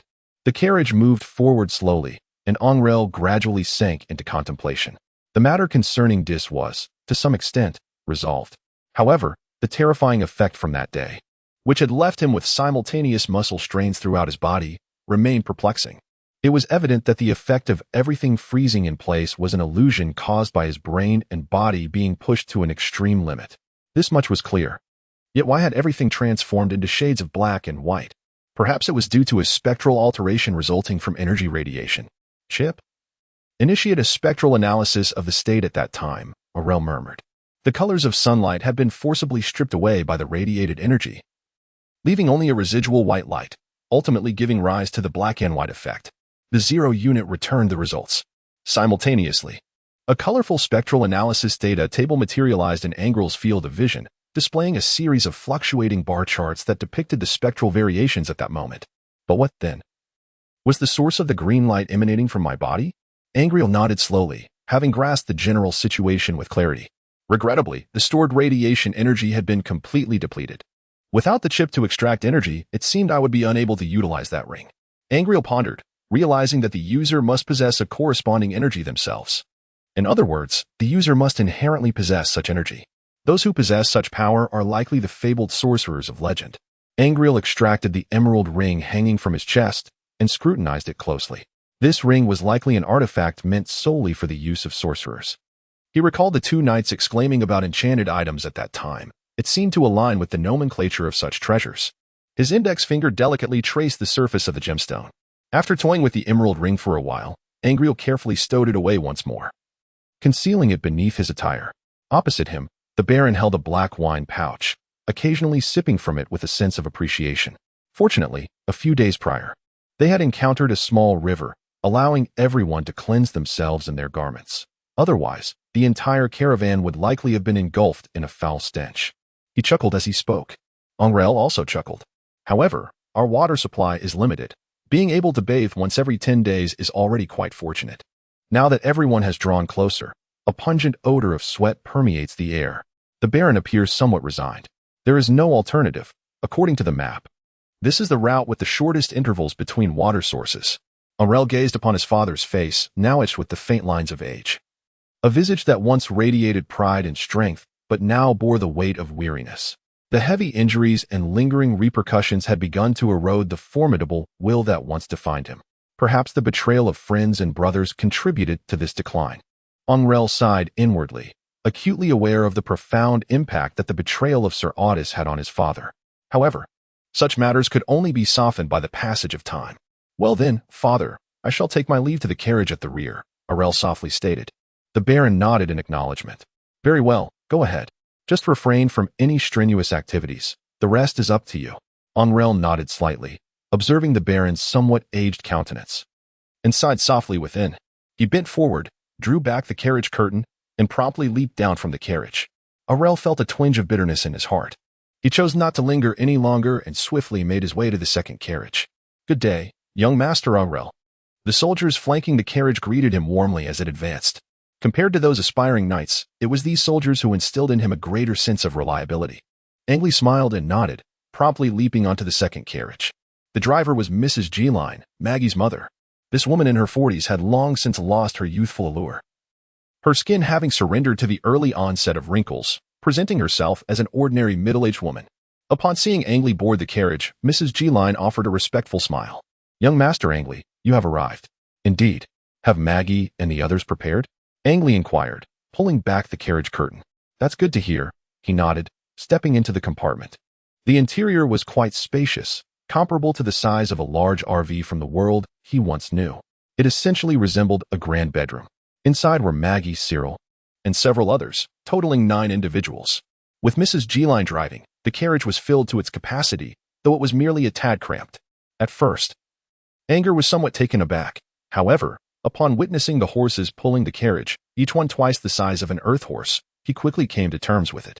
In this world, not only were the physical attributes of humans remarkable, but the animals possessed extraordinary physical prowess as well. Inside the carriage, Maggie and Celia were carefully organizing a chaotic assortment of flowers and various insects and fruits in one corner. A vibrant array of flora and fauna, red, green, yellow, blue, and more, was heaped in that corner, occupying a significant portion of the carriage. The rest of the individuals were dispersed throughout the other corners. Anger cast a glance around the carriage. Aside from Maggie and Celia, there was Maggie's father and Celia's mother. The other 3 youths were the Baron's 2 sons and a daughter, gathered together, playfully teasing a few small ants. One individual, the weary apothecary Henry, leaned against the side of the carriage, his eyes closed in slumber. The little girl, Cecilia, was curled up in a corner, draped in a thin blanket, sleeping soundly. Upon seeing him enter, Anger's half-siblings bowed their heads in deference, fully cognizant of his status and strength after recent events. "Brother Anger," Celia and Maggie said softly, setting aside a purple root they had been handling to greet him. "How are things progressing?" Anger glanced at the jumble of plants and insects. "I truly owe it to you both." He expressed no reservations as he pulled Maggie into an embrace, playfully squeezing her pert posterior. He then gently pressed his lips to Celia's. "Take some time to rest." Retrieving a cloth bag filled with plants and insects from the corner, Anger leapt down from the carriage once more. After taking a few steps, he hopped onto the last cart, which was being driven by Captain Mark. This cart was unoccupied, laden solely with supplies, clothing, food, and water. "Has my father visited in the past few days, along with Lady Kadusha?" Anger inquired casually. Mark shook his head. "The Baron has been feeling quite despondent lately. If you have the time, perhaps you should offer him some encouragement. My father has indeed been in a poor state recently." "Do not worry. He will be fine in due course," Anger replied with a hint of resignation. "Ah," Mark sighed, choosing not to say anything further. Angrele lifted the curtain of the carriage and entered. Aside from the burdensome clutter, the interior still retained a space sufficient for the presence of a bed, allowing for some movement within. Angrele settled down against a wooden crate, placing the bag at his side. He then opened the bag and pulled out a small handful of deep crimson leaves, which he gently chewed as they entered his mouth. Angre's countenance grew increasingly furrowed as he chewed on the purplish leaves, evidently finding the taste rather unpalatable. A fleeting expression of disappointment crossed his face moments later. He retrieved a pre-prepared cloth and spat out the remnants of the leaves from his mouth. His hand delved once more into the bag, emerging with a plump, green caterpillar.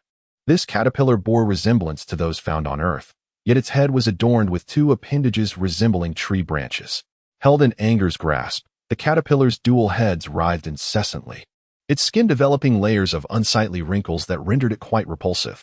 Angrele's expression was somewhat grim. He squeezed his hand tightly, and the insect was instantly crushed, its greenish-blue bodily fluid oozing down his fingers. With his other hand, he dipped his index finger into the liquid and brought it to his lips. Ugh! He furrowed his brow, and after a moment, a flicker of disappointment crossed his eyes. Angrele continued to reach for the next plant or insect, repeating this process until his bag was entirely emptied, at which point he sighed heavily in relief. Over the past few days, he had discovered more than 20 substances capable of enhancing his physical prowess, derived from hundreds, even thousands, of plants and insects. Of these 20-odd substances, only 4 had no side effects. The rest were discarded due to varying degrees of adverse reactions. Of course, the chip's storage capability meticulously recorded all the information about these plants and insects. Even those without enhancement properties were cataloged after analysis, enriching the chip's database for future reference. 0. How much data has been recorded in total? Angrele pondered silently. A total of 341 plants, 49 insects, and 21 animal tissues. 0 accurately reported the data. Is that so much? Angrele inhaled deeply, lost in thought. Angrele, are you there? Angrele, are you there? Maggie's voice filtered in from outside the curtain. A vibrant, youthful figure slipped through the curtain. Maggie was the kind of girl whose figure had matured remarkably early. At merely 13, she possessed curves akin to those of a 15-year-old on Earth, with a prominent bosom, a full and pert posterior, and a slender waist.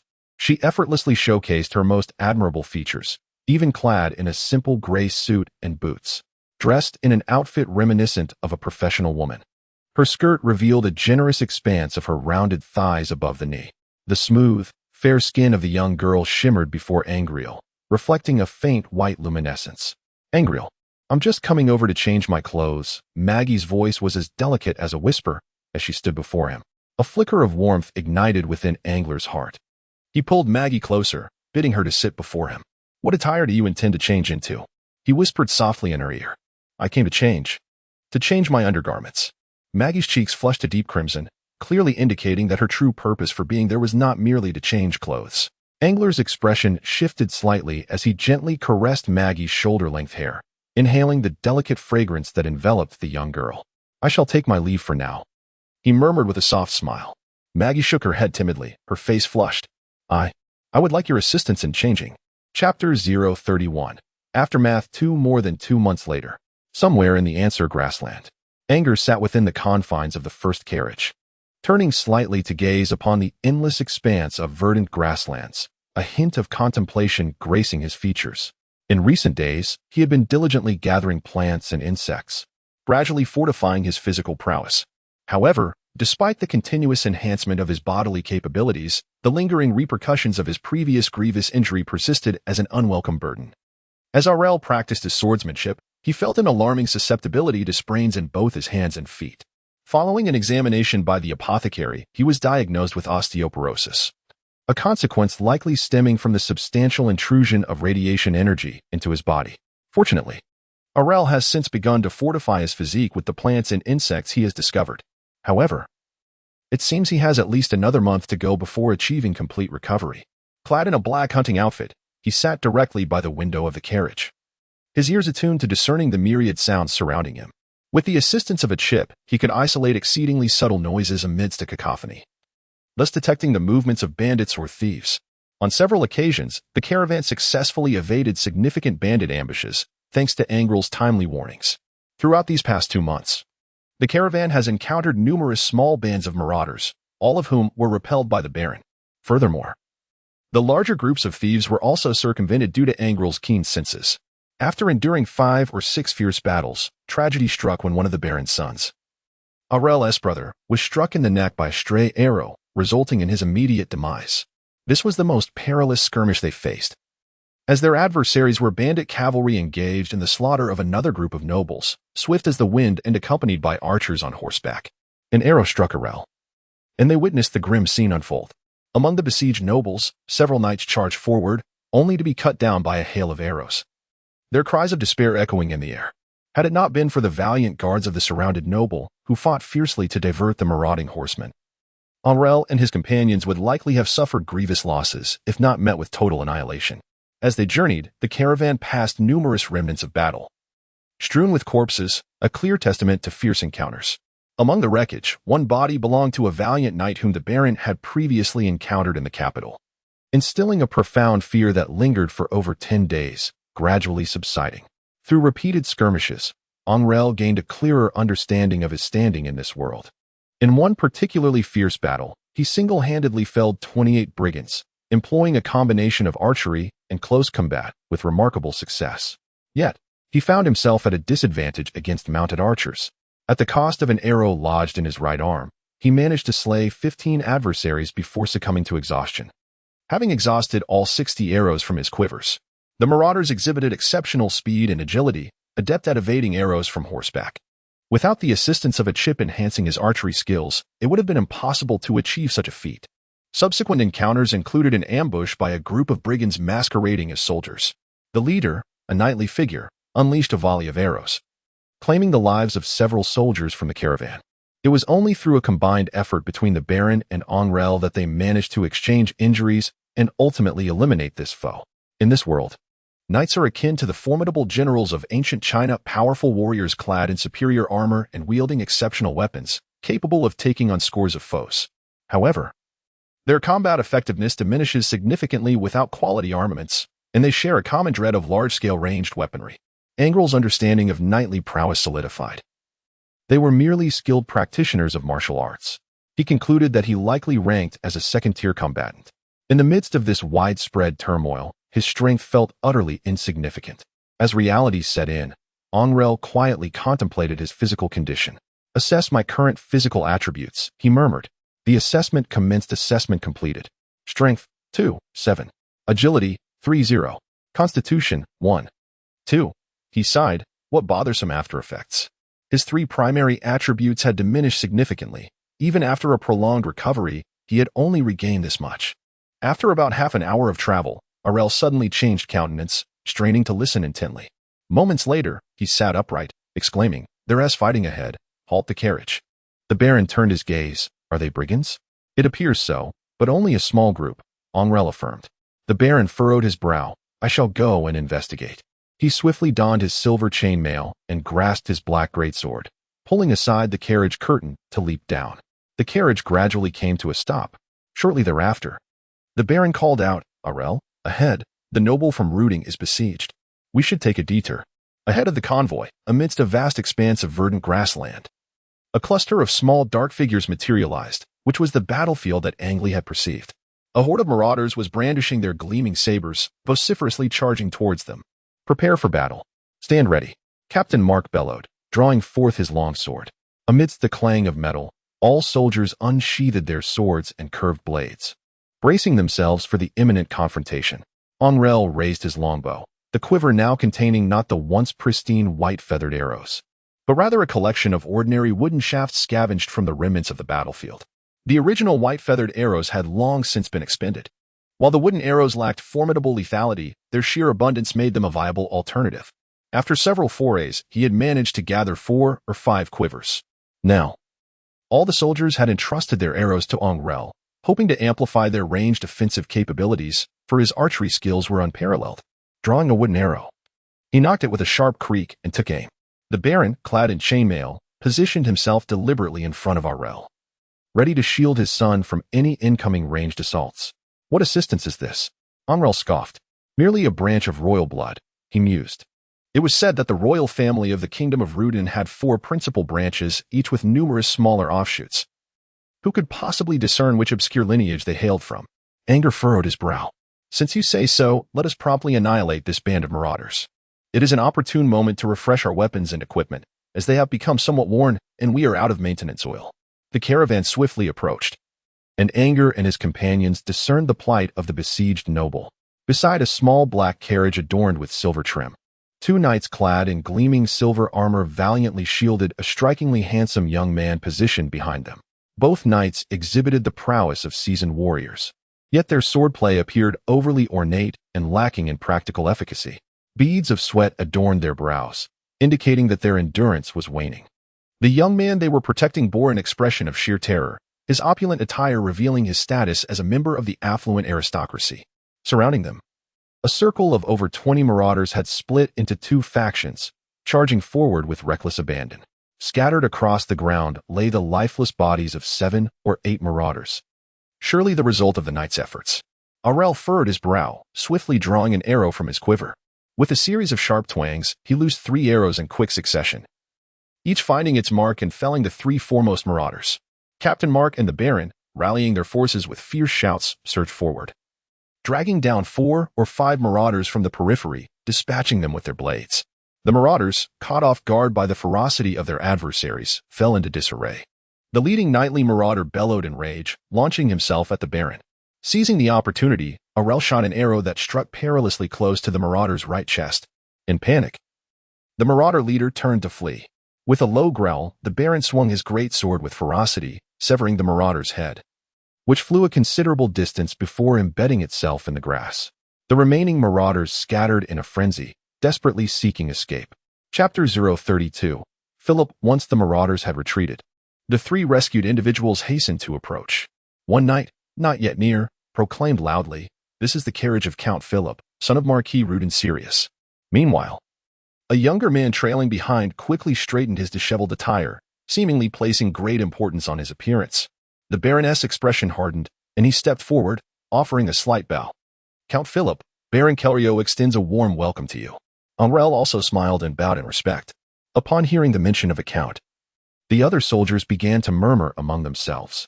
Observing the 2 leaders had bowed, the soldiers awkwardly followed suit, some kneeling on one knee, others merely bending at the waist, while a few unsheathed their swords in an uncoordinated salute. The Baron, noticing the soldiers' actions behind him, felt a mix of exasperation, which Angrele found equally amusing. In the face of impending danger, the appearance of the esteemed Rio had provided salvation, a favor I shall remember, thought Angrele. The elegantly dressed young man, Philip, paid little heed to the soldiers' gestures, boldly stepping forward. His voice was clear and resonant, reminiscent of the charming pop stars of Angrele's past life on Earth, exuding a magnetic quality. The Baron straightened, his expression sincere. "My lord, after such a long journey, I wonder which direction you intend to take?" Philip exchanged glances with his 2 knightly escorts, hesitating slightly before responding, "We are bound for the port of Maluya, where the governor is a close friend of my father. Given the current turmoil, we aim to seek refuge with him." Philip smiled, his tone imbued with a subtle detachment that still conveyed warmth. Realizing that Rio was merely a baron, yet appeared respectful, he sensed a potential request behind the Baroness' demeanor, allowing a hint of superiority to seep through. Then, "My lord, do you have a destination? If not, I invite you to join my caravan en route to Maluya port." The Baron felt a surge of delight within. Though his face remained impassive, Philip had anticipated this, a glint of interest evident upon his countenance. Angrele slightly furrowed his brow, observing the Baron and the 3 individuals engaging in a discussion about the connections and relationships of the former kingdom of Rudin. Their conversation grew increasingly familiar, and before long, they uncovered commonalities among several well-known nobles. Philip's carriage drew near to the convoy, seamlessly joining the procession. "Rest assured, my lord, with us safeguarding your journey, you may relax," the Baron remarked with a smile. "Understood, please hold on for a moment," the Baron replied with a nod, while the knight contentedly made his way towards the carriage. Angrele listened attentively, clearly hearing the inquiry regarding the sufficiency of water and provisions. Anger furrowed his brow. Who can ascertain the veracity of their claims? I have heard whispers of his title, said to be one of the favored sons of the Marquis of Syria. The presence of 2 knights of intermediate rank as his guards signifies his importance, the Baron elucidated. Yet, those 2 do not seem to possess the prowess typical of knights. Anger remarked, puzzled. The Baron chuckled softly. They practice what is known as courtly swordsmanship, primarily for display. Much of their time is spent performing for the upper echelons of society. While aesthetically pleasing, its practicality has deteriorated over the years, rendering it feeble in actual combat. Their knightly strength is likely a product of various rare resources amassed. The backgrounds of those two knights may also be quite extraordinary. Is that so? Anger pondered thoughtfully. The Baron patted Angre's shoulder. Let us exercise some patience with those three. Thanks to those marauders, our steeds can be perpetually replaced, significantly enhancing our pace of advancement. We should reach the border and enter the Andes within 2 months. There is no need to endure for too long. Angrele nodded silently. 2 guards approached the Count's carriage, bearing provisions and water bags, which they handed over. Meanwhile, other soldiers gathered the horses of the deceased bandits, intending to repurpose them for spare transport. Angrele approached the lifeless body of the bandit he had slain, examining the wooden arrows, most of which lay broken and rendered unusable. The bandits bore no bows or arrows. Furrowing his brow, he rose to his feet, holding a cracked brown arrow. With a gentle exertion, the arrow snapped in two with a sharp crack. What a hassle, Angrele thought, a hint of exasperation crossing his features. The supply of arrows was dwindling. 3 days later, in the central expanse of the Answer Prairie, a fine mist of rain fell, swaying with the wind. Amidst the boundless green grasslands, a modest caravan of horse-drawn carts moved forward at a slow pace. 4 black carriages were aligned in a row, the second one appearing significantly more opulent than the others. Inside the first carriage, a solemn young man with chestnut hair was meticulously chewing on something. In his hand, he held a cluster of deep crimson wild raspberries. The youth was not conventionally handsome, but his calm and steady gaze exuded an air of extraordinary reliability. Clad in a pristine black hunting outfit, this was none other than Angrele, who had been diligently working to restore his health in recent days. Plucking a ripe raspberry, he placed it in his mouth, his expression momentarily souring. Yet he bore it with fortitude. On the small table beside him lay a black water pouch, accompanied by a generous cluster of raspberries. Angrele continued to consume the berries, occasionally glancing out of the carriage window at the sprawling prairie. After more than 10 minutes, having devoured all the raspberries on his hand and the table, he lifted the water pouch and took a hearty swig. Suddenly, the carriage curtain was flung aside, and a middle-aged man with flaxen hair bent low to enter. Sporting a goatee and adorned in a black and red noble attire, it was none other than Baron Rio. The Baron's brow was furrowed as he spoke in hushed tones. Angrele, we may be in trouble. Our supplies of food and water are running low, barely sufficient for half a month's consumption. Angler's expression darkened. Upon careful consideration, the addition of those 3 individuals indeed presented a predicament. Father, what do you intend to do? If all else fails, we might have to resort to slaughtering a horse. The Baron replied with resignation. After all, we had previously seized 4 horses from bandits. It is a last resort, admitted Angler quietly. Horse meat is tough and unpalatable, and its odor is quite unpleasant. Likely, no one would relish it unless driven by hunger. The Baron remained silent, pondering if there might be an alternative solution. Yesterday, I witnessed that nobleman pouring a large bucket of water from his carriage, presumably for bathing. The white bread and meat soup we sent over were largely untouched, discarded by the roadside. At this rate, no amount of water and food would suffice for them. Angler lamented. Failing to care for that individual could turn gratitude into enmity. It is indeed a dire situation, the Baron sighed with a wry smile. Those 3, accustomed to luxury, had just asked me for oil to polish their weapons and armor. Now, with our own cooking oil nearly depleted, they still expect to use it on their gear. Let us endure a bit longer, he concluded. Father, it would be wise to have an earnest conversation with them. Otherwise, if this continues, in less than 5 days, the provisions of the convoy will be entirely squandered. Angler cautioned. Yes, I shall personally speak with them. The Baron nodded in agreement.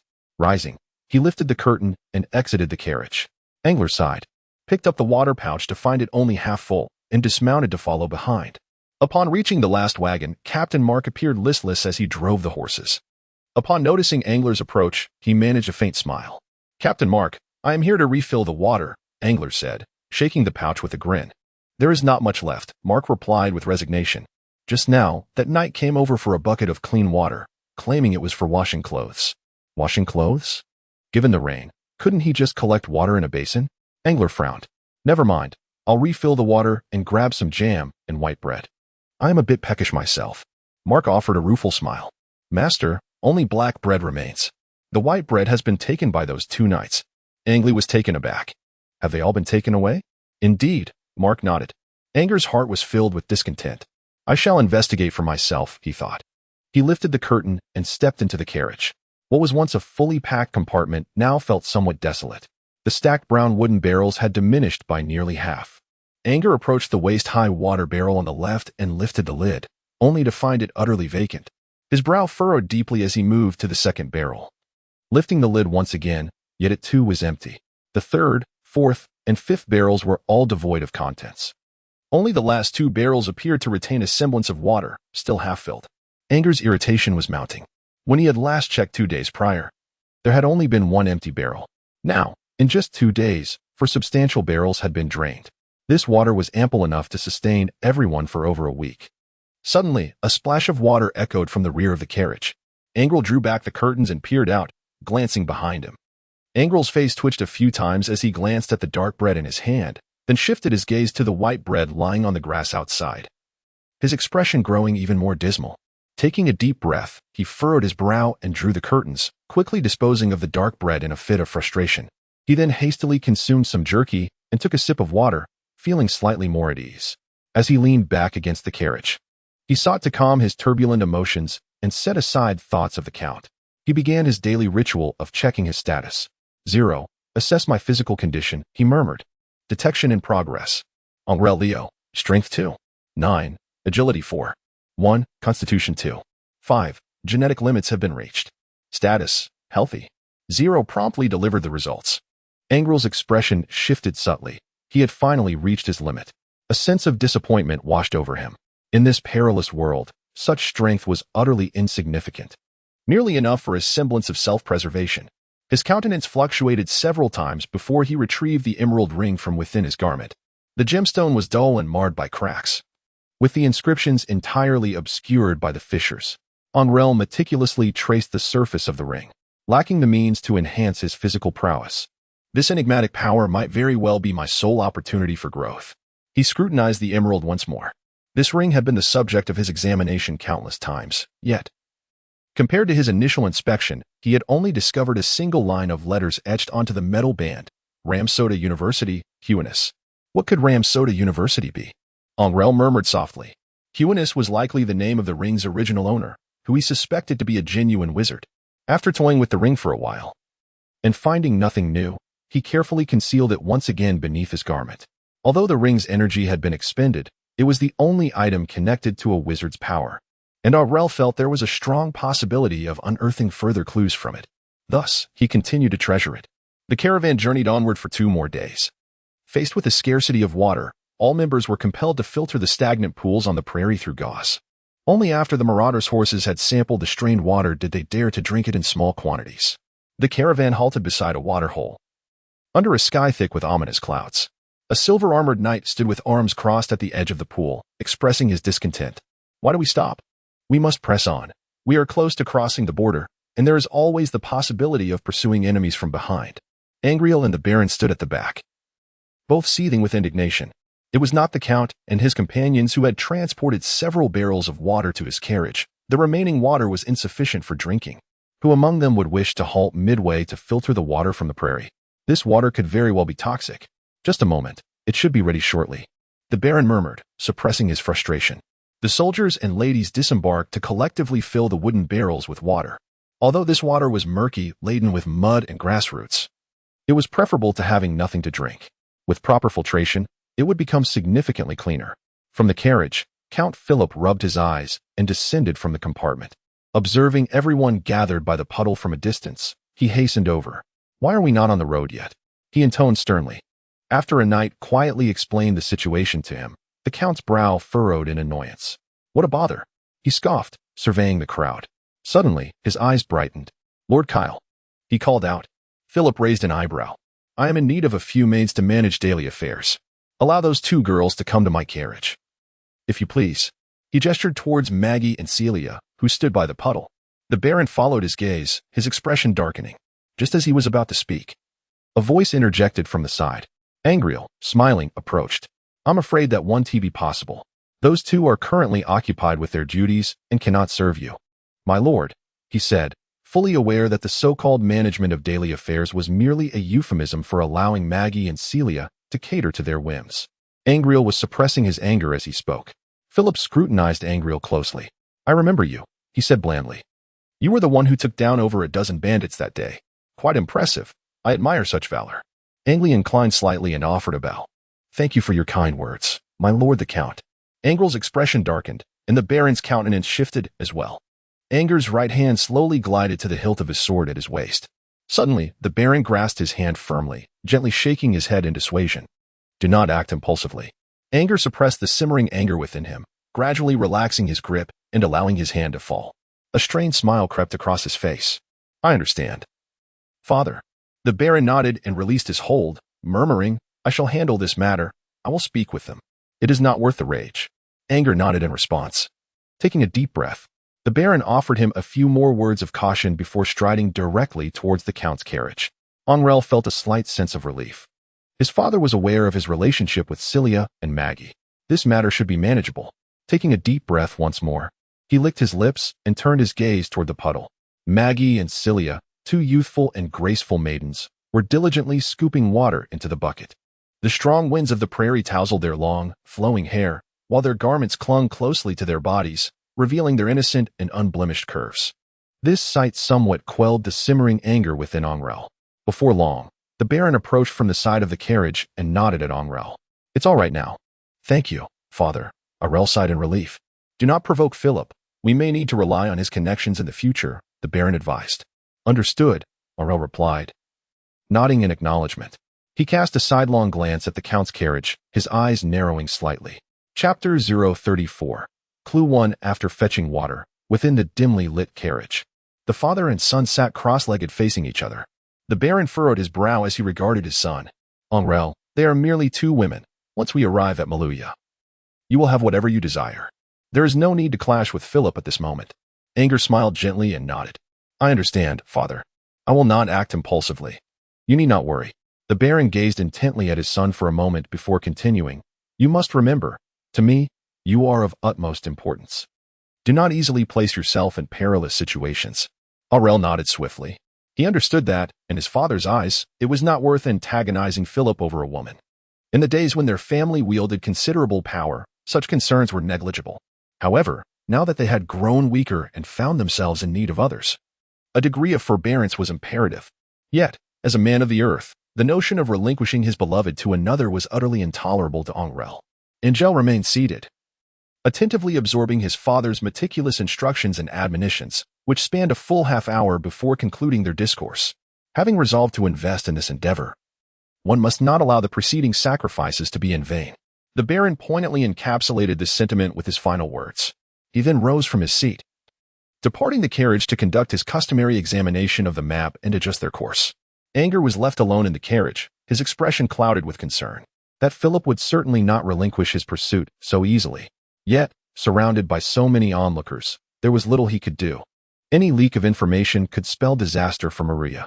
Anger's demeanor grew increasingly somber. After a moment of contemplation, he found himself at a loss. He retrieved the gemstone ring from his chest, gazing at the dim, fractured green stone, and gradually, his tumultuous emotions began to settle. Suddenly, a stifled gasp emanated from the carriage behind him. Anger's expression shifted dramatically. It was Maggie, that wretched scoundrel. He hastily dashed out of the carriage, leaping down from the vehicle and making a beeline for the third carriage from which the sound emanated. He tore aside the curtain, revealing Maggie, pale and clutching her hand, a sharp black thorn embedded deeply in her fingertip. Before her and Ciri lay an array of botanical materials, suggesting she had been pricked while handling the plants. "Anger, sir?" Maggie stared blankly at the rushing anger, her face a canvas of confusion. Ciri and the others mirrored her bewilderment. The caravan's pace was leisurely, and with a slight increase in speed, he could easily outdistance the carriage. As he passed the second carriage, occupied by Philip and his companions, he caught sight of Philip casually gazing out the window. Upon noticing Anger's presence, Philip merely nodded with restrained arrogance, seemingly oblivious to the earlier events. "Please wait a moment, Mr. Anger," a deep, resonant voice suddenly called out from behind him. Angrele discerned the voice belonged to Philip. He turned and offered a slight bow. "Esteemed Count, how may I serve you?" He proceeded to walk in tandem with the carriage. Philip's gaze was fixed intently upon the ring adorning Angrele's chest. "That ring upon your chest. It appears rather familiar, does it not?" Familiar? Angrele's expression shifted, realizing that in his haste, the ring hanging around his neck had not been adequately concealed. He hastily descended from the carriage, inadvertently revealing it to Philip. He swiftly tucked the ring into the fabric of his shirt. It is merely a customary heirloom from my family, possessing a special significance to me. Suddenly, a spark flickered in his eyes as he yanked the ring from his clothing and extended it through the window. Here, take a look. Something that strikes you as familiar might indeed be a treasure. Philip furrowed his brow and cast a cursory glance at him, noticing Angrele's serene smile. He nodded and accepted the ring. As soon as it was in his possession, he turned it over, his eyes falling upon the engraved letters, causing a subtle change in his countenance. Angrele had been observing Philip's gaze, and at that moment, he noticed a genuine transformation. A surge of joy welled up within him. Have you discovered something? He inquired softly. Philip's eyes regained their composure. Name your price. I desire this ring, he replied with a calm demeanor. The smile on Angrele's face deepened. Since it pleases the esteemed Count, I shall bestow this ring upon you. I merely hope that upon your arrival in Maruya, you will extend your care towards the Rio family at the governor's residence. Anger paused, standing still as he gazed at the Count's carriage, his smile deepening. The night caravan encamped beneath a hill on the prairie, forming a circle. Philip sat within his compartment, scrutinizing the ring in his hand. Indeed, it was an enchanted object, exclaimed a silver-armored knight beside him. That fool actually gifted it to you. Such an enchanted item, even depleted of its energy, would be worth 100 pieces of weaponry and armor. Philip nodded slowly. It is the ring from Ramsoda University, a prestigious institution that requires a special recommendation from the Andes Alliance Academy for admission. Such an item, if it were to be found, might grant direct entry into the academy. A flicker of fervor crossed his eyes as he contemplated the ring. If I could gain entry to the Alliance Academy, my status in the eyes of the old Marquis would be transformed entirely, remarked another knight with a joyful expression. The glass oil lamp within the carriage burned quietly, its light illuminating the emerald ring and casting a soft green glow. It reflected the delight on the faces of the three men. Such rings are often tokens once issued by the academy. It is said that they can grant exemption from examinations and secure a place as a student. If this ring is indeed a token, then we have struck gold. Philip suppressed his elation and spoke softly. It is a pity for that lad, a country noble, utterly ignorant. He mistakenly regards this treasure as mere trinket.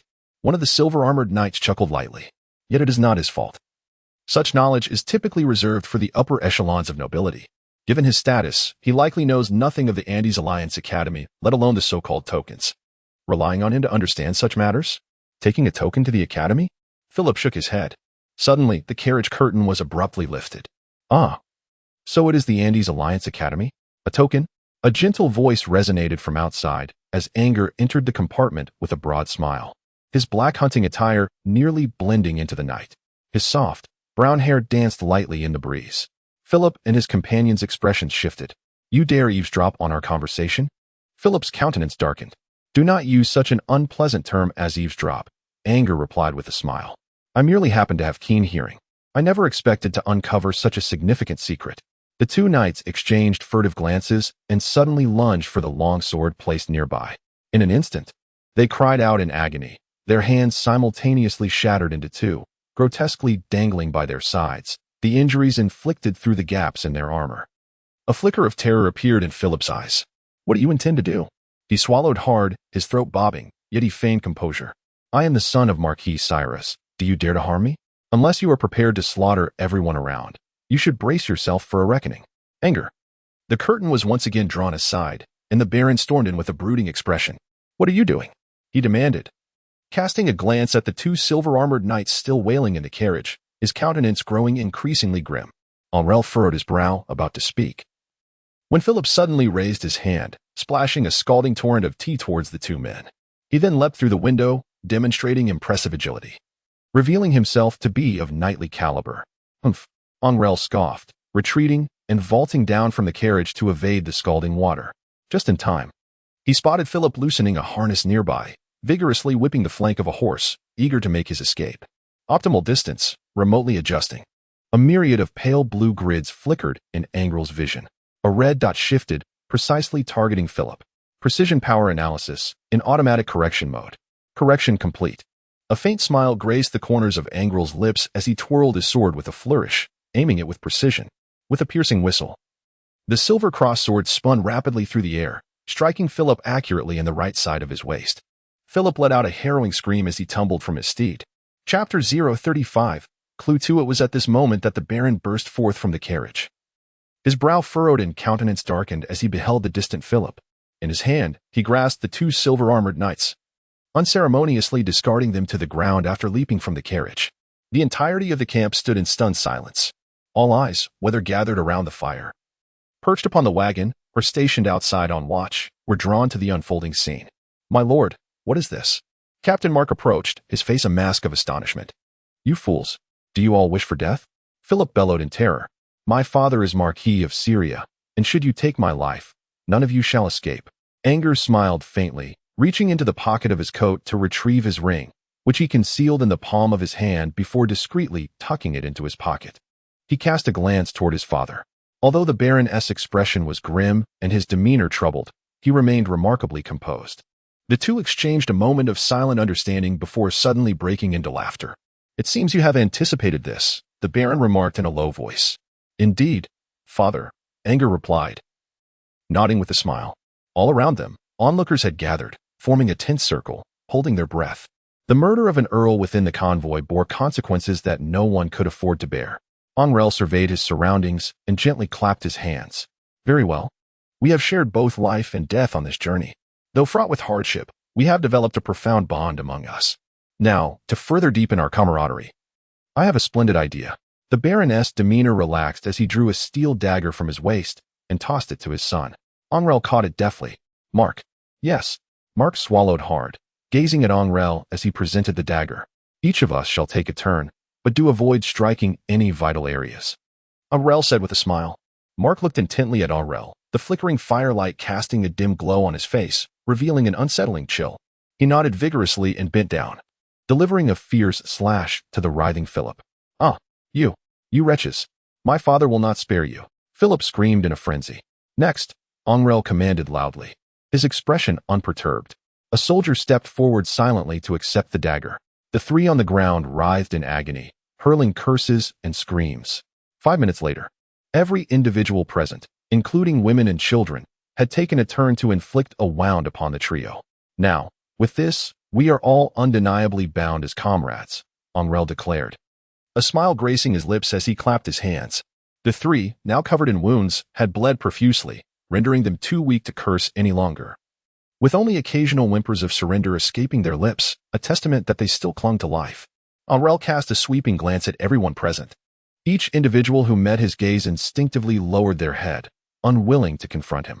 "Let it burn. We must be on our way," the Baron sighed deeply from the side. "Although the reasons behind your decisive action remain unknown to me, given that the deed has been done, it has been managed adequately. Let us all act as though nothing has transpired. I have disrupted my father's plans. It was my impulsiveness," Angrele admitted, bowing his head in apology. "You have your reasons," the Baron replied, patting Angrele on the shoulder. "However, our family is no longer as formidable as it once was, and in a bustling metropolis like Maluya, there are countless who surpass us in strength. Henceforth, let us refrain from such radical actions." "Very well," Angrele nodded in agreement. A group of onlookers beheld as Philip and his companions were dragged and discarded onto the pyre. After a few faint cries of despair, the three bodies blazed higher in the flames, gradually transforming into charred remains, their armor glowing a fiery red. "Let us depart," the Baron remarked, casting one last glance at the fire before turning away. They had not journeyed far when a series of wolf howls echoed from behind them. Angrele nodded thoughtfully. He had gleaned from the tomes in the library that the prairie wolf is a solitary and nomadic creature, each one comparable in size to a buffalo, adorned with sleek black fur, and inherently inclined towards solitude, starkly contrasting with the pack behavior of wolves on Earth. Moreover, they harbor no fear of flames. "Can we simply leave the cart there?" Angrele inquired. "There is no cause for concern. The number of noble Rudens who have perished on the prairie is staggering. Should anyone discover it, they would likely assume it to be the work of marauding bandits. Furthermore, we have left half of our valuables in that cart, and any passing brigands are certain to seize such an unexpected fortune. They will take the blame for us," the Baron replied, his tone measured and shrewd. He had always been astute in matters of this nature, displaying remarkable skill. In approximately half a month, they would reach the border. Once they crossed it, their safety would be greatly assured. Anger looked out the window, his profile illuminated by the dim, ethereal glow of the moonlight, the sole source of illumination in the encroaching darkness. The verdant expanse of grassland was enveloped in shadows, with only the occasional rustle in the underbrush hinting at life. "Have you ever heard of the Andes Alliance Academy, Father?" he suddenly inquired. The Baron paused, taken aback. "How do you know of it?" "It is not a place commonly known to the general populace." "I heard it from the Earl," came the reply, which seemed quite plausible. The Baron took a sip from his water pouch. The Andes Alliance Academy is the premier institution in the nation, dedicated to nurturing high-ranking officials and exceptional talents. Each year, it admits a select number of students, irrespective of their lineage. However, the intake is limited. Those who graduate are predominantly the pillars of the nation and top-tier talents, often ascending to significant positions thereafter. Unlike typical knightly or noble schools, the Andes Alliance Academy maintains rigorous standards for its students. It is also the sole academy in the Andes that welcomes individuals regardless of their background. If your constitution can awaken the seed of life energy, you might just meet their minimum admission criteria. Alas, a trace of melancholy crossed the Baroness' face. Anger laughed softly, yet one can never be certain. "By mere chance, I came upon a ring, which that fellow Philip suggested might very well be a special token granting exemption from entrance examinations to the Andean Alliance Academy." He retrieved the ring from his pocket. The Baron was taken aback, accepting it for closer inspection. "If this proves authentic, there may indeed be hope for the resurgence of our family." A flicker of delight crossed his face. "I am inclined to believe it is genuine. Our next step is to ascertain the location of this academy, as well as the manner and venue of the entrance assessments." Anger nodded in agreement. "It was precisely because he beheld this ring that Philip sought to possess it for himself, and I suspect that, to avoid leaving any trace, he may attempt to act against us upon reaching Maluya," Anger surmised. "Such a possibility is indeed plausible, given the nature of these high-born nobles." The Baron concealed his delight and nodded. "However, you deliberately allowed him to glimpse the ring beforehand, did you not? To gauge its worth? For the sake of two women. Your temperament still requires refinement." Angrele, having had his thoughts laid bare, remained unfazed. "I understand," he replied, lowering his head. "It is thus decided. Upon our arrival at Maluya, I shall ask your aunt to inquire about the pertinent information regarding the Andean Alliance Academy. If you truly manage to gain admission—" The Baron left his sentence unfinished, yet a smile graced his lips. More than 10 days later, the caravan approached the Andean border. As they departed the Ansar grasslands, they were greeted by a series of undulating hills, lush trees, and thriving flora and fauna, with the occasional sighting of abandoned iron mines. They began to encounter other caravans making their way to Maluya, most of which were merchant groups, though they also crossed paths with several Rudan nobles seeking refuge among their relatives. Angrele continued to diligently document various data on flora, fauna, and insects. His physical attributes had reached their zenith. Bolstered by the chip's storage capabilities, he grew increasingly eager about the prospect of entering the Andes Academy. With the assistance of the chip, he could learn at a pace surpassing that of anyone else. His memory was impeccable, and his data was remarkably precise. Any form of study posed no challenge for him. What he lacked was merely a pathway to acquire knowledge. In contrast, others faced the arduous task of prolonged memorization and review, often encountering errors and the likelihood of straying down the wrong path. Unlike them, he could, from the very beginning, utilize the chip's aid to choose the most straightforward and effective route forward, free from mistakes, without the need for memorization or detours. Should he truly gain admission to the academy, he might even find himself at Ramsoda University, the institution inscribed within the ring, which was undeniably intertwined with the powers of sorcery. Angrele's enthusiasm grew ever more fervent. Each day he examined the ring, repeatedly studying and exploring its mysteries. Regrettably, he had found nothing resembling enchanted items on Philip, underscoring the rarity and scarcity of such objects. Angrele's curiosity about the identity of the former deepened. Chapter 036. The Academy 1. Angrele had little leisure time left. The caravan swiftly approached the outskirts of Maria Port. Small trading villages encircled the entire area, resembling a series of bustling marketplaces, with a multitude of people traversing through them, creating an atmosphere of vibrant activity. By the time the caravan arrived, it was already past 3 in the afternoon. The sky was shrouded in thick clouds. The black caravan melded into a larger procession of vehicles, advancing slowly. This was a substantial trade convoy journeying to engage in the sea salt trade with Maria.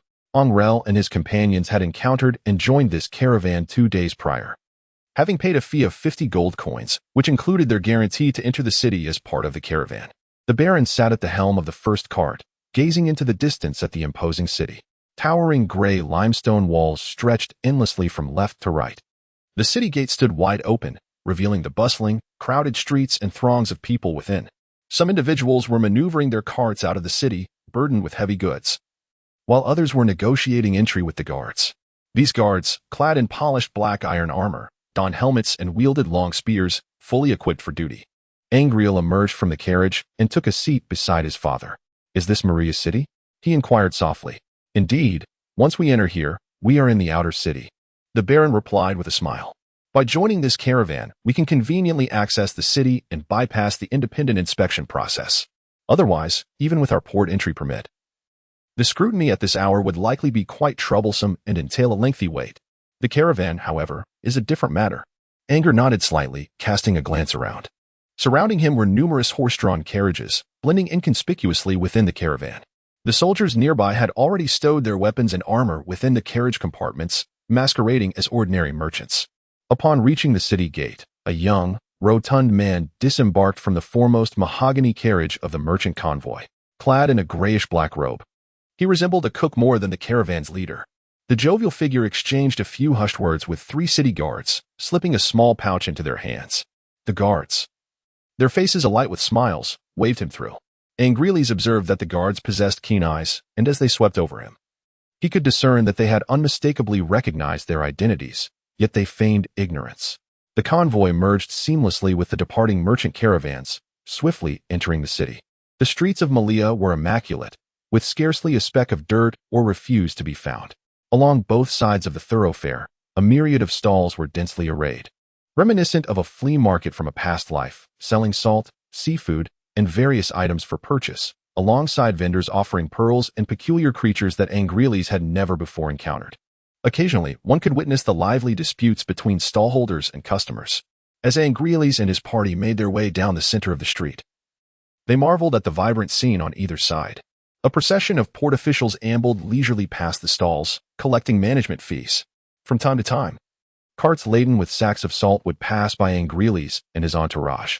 After approximately half an hour of progress, having turned down 2 streets, they arrived at a crossroads where, beneath a cluster of grayish-white stone buildings, a robustly built middle-aged noblewoman awaited, accompanied by 3 servants. The Baron, spotting her from a distance, broke into a smile and eagerly leapt from his carriage, arms wide open as he approached. "My dear sister Maria, it has been far too long since we last met. I am truly delighted to see that you are in good health," he exclaimed loudly. A gentle smile graced the middle-aged lady's face as she replied, "Dear brother, I am equally pleased to see you." They embraced warmly before the Baron gestured for Angrele to step forward. "This is Angrele, my second son," the Baron said, giving Angrele a pat on the shoulder. "He was born after your marriage, so I presume you have yet to meet?"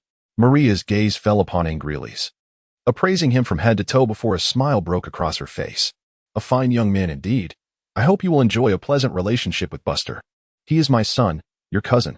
Angrele promptly bowed his head respectfully and said, "Thank you for your kind words, Aunt Maria." Maria nodded in acknowledgement. "Very well. I have prepared the banquet at the estate. Rose Manor has been set aside for your convenience. You may check in directly. However, dear brother, why have you brought so few companions? What has become of Old Ward?" Angrele did not accompany his father on the first carriage, but instead chose to take a seat in the second one. He understood that after many years apart, his father and siblings would have much to discuss privately. Inside the carriage, Maggie, Cecily, and their relatives, along with the apothecary and Captain Mark, were expressions of somberness. Upon seeing Angrele board, the group seemed to find a sense of reassurance. "Master Angrele, once we reach the port, what else can we do?" "I am capable of nothing but taking lives," Mark expressed his concerns. "Fear not, Mark, you are in the company of my father's elder, and he shall make suitable arrangements," Angrele replied with a reassuring smile. Beside him, Maggie and Cecily nestled closely, attempting to mask their own inner turmoil. In this unfamiliar setting, with the Baroness' temperament, and having gained a semblance of confidence, Angrele felt little worry for himself. However, regarding the others, especially the youth who possessed little skill, he recognized that even their familial ties might not guarantee them special treatment. Moreover, with the loss of their territory and the absence of income, it was likely that they would struggle to maintain their previous way of life. Thus, an air of anxiety enveloped them all. Angrele sat in the carriage, pondering how to alleviate the collective emotions of those within. Suddenly, the carriage came to a gradual halt. Angrele, come down at once. The Baron's voice resonated from outside. Angrele descended from the carriage in confusion, observing Aunt Maria and his father standing outside the carriage, both wearing expressions of mild delight. Father, Aunt Maria, what is the matter? 3 carriages were stationed along the street. After unloading the supplies, the soldiers had boarded the carriages, which were now just sufficient to accommodate everyone. Only Angrele and the 2 others had disembarked. Your father has informed me of your desire to enroll in the academy for further studies. It is indeed a commendable aspiration, and it is rare to see your father as support, Maria remarked with a smile. You have arrived at the perfect moment. The Mariaport Academy is currently accepting new students. Any individual under the age of 16 who meets the enrollment criteria is welcome to apply. Mariaport Academy? Angrele queried, having not previously heard of such an institution, glancing towards his father for clarification. It is a prestigious local academy, an excellent place to learn combat skills, tactical strategies, music, literature, dance, painting, and a myriad of other subjects. I have heard it even possesses the privilege of recommending students to the Andean Alliance Academy, the Baron replied, a smile gracing his lips. He leaned closer to Angrele and whispered, to acquire knowledge about the Alliance Academy and to formally gain admission qualifications. This is an essential step. Angrele was slightly taken aback. It must be quite an expense, isn't it? The enrollment fee is 100 gold coins, and one must pay the corresponding fee for each course they wish to study. Yet, in the pursuit of knowledge, such a cost is insignificant. The Baron remarked with an air of nonchalance. Angrele let out a subtle sigh of relief. 100 gold coins. Considering the considerable wealth amassed from numerous brigands in the bounty of Count Philip, was hardly a steep price. The treasures garnered from those marauders alone amounted to roughly 200 gold coins. Coupled with the nearly 1,000 gold coins from Philip, Angrele could now be regarded as a modestly wealthy individual. Today marked the final day of enrollment, and the academy was still accepting applications. You should hurry and register. You can gain immediate admission, Aunt Maria explained. I have heard from your father that you wish to attend the Andean Alliance Academy, correct? If you perform well at the Port Academy, you may even receive a recommendation to enter the Alliance Academy. Anger was momentarily lost in thought. Then, might I request my aunt to arrange for someone to guide me? I shall promptly go and register. Maria nodded. I have a good rapport with Sir Shiva at the Academy's registration office. His son recently sought assistance from Powet, and my words still hold some weight. Powet was her husband, Anger's uncle, reportedly a minor official in the port's inspection department. I am truly grateful, dear aunt, Anger expressed with joyful reverence. However, the academy operates on a boarding basis. You will need to prepare your own clothing and daily necessities, Maria reminded her. Very well, I shall prepare at once, Anger replied.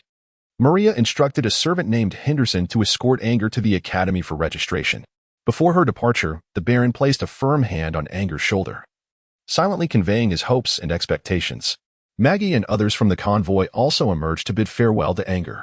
Anger, before the eyes of all, fervently kissed the cheeks of Maggie and Celine, thus affirming that both were under his protection. With his neatly arranged luggage in hand, he followed Henderson as they departed. This departure felt somewhat hasty, even to him, yet as he seized the opportunity to enroll, his resolve solidified, particularly in light of his unalterable physical limitations. Chapter 037, The Academy in the western outskirts of Maluya City. Majestic mountains rose, adorned with lush, verdant forests. Nestled between the undulating hills lay a winding dual-lane cart path. The white road meandered deep into the emerald woods, disappearing around several bends. As afternoon approached, the sky took on a somber hue. Various carriages traversed the path, some veering into the sandy terrain, while the majority emerged from it. Occasionally, familiar faces passed by. When the carriage windows aligned, the owners exchanged courteous smiles and nods, embodying the essence of politeness. Clad in a pristine white silk shirt, complemented by a gray waistcoat, and paired with somewhat snug blue trousers and black riding boots, he appeared much like an ordinary young nobleman from the countryside. He sought to embrace fashion, yet his ensemble felt incongruous and rustic. Beside the youth, a balding middle-aged man, dressed in servant-style gray attire, guided the carriage. These two were none other than Anger and Henderson, en route to the Academy's enrollment office. As the carriage accelerated, Henderson took the opportunity to meticulously explain the particulars of the Port Academy to Anger. Young master, the lady has asked me to remind you that if the courses at the Port Academy are not absolutely necessary, it would be wise to refrain from enrolling. as the fees incurred could be rather burdensome for you. He left his sentence unfinished, yet the implication was unmistakable. Anger nodded, acknowledging the statement. However, is it true that anyone with sufficient wealth can gain entry into the Port Academy? Henderson licked his lips and remarked that he had never heard of anyone being unable to enter due to a lack of funds. It seems plausible. Angrele nodded in understanding. This Port Academy is akin to a private institution on Earth, where wealth grants one the privilege of admission. The quality of education within is likely to be subpar. However, compared to his previous existence in the castle, where he indulged in leisure and revelry, or wandered aimlessly in confusion reliant solely on his chip, even the most rudimentary teachings offered here are a welcome improvement. Furthermore, the tuition fees are relatively modest, allowing the offspring of small merchants to enroll. Those unable to afford the steep costs often gather around the enrolled students, opting to exchange a lesser fee for knowledge and lessons, which is significantly more affordable than compensating the instructors. Thus, this practice has become quite prevalent within the academy. You might also contemplate this approach, Henderson kindly suggested. Thank you. I shall consider it, Angrele replied with a smile, choosing to remain silent thereafter. It was evident that acquiring knowledge from fellow students would require more than mere financial resources. It would likely demand a degree of subservience and flattery that Angrele found unacceptable. Although the chip he possessed was invaluable, he felt no need to demean himself in such a manner. After securing the carriage, Angrele followed Henderson through the iron gate, his eyes wide with curiosity as he surveyed the academy, much like the other youths who had come to enroll. Upon entering the gate, he was greeted by vast expanses of verdant grass, with a row of imposing white buildings, 5 or 6 stories high, standing directly opposite the entrance. A cobblestone path stretched from the iron gate to the entrance of the white edifice, flanked on either side by pairs of bronze statues, each inscribed with eloquent inscriptions upon their bases. As Angrele passed by, he casually glanced at a statue, upon which an inscription read, "The Earl of Albert Burlington, who donated 20,000 gold coins to the Port Academy in 1307.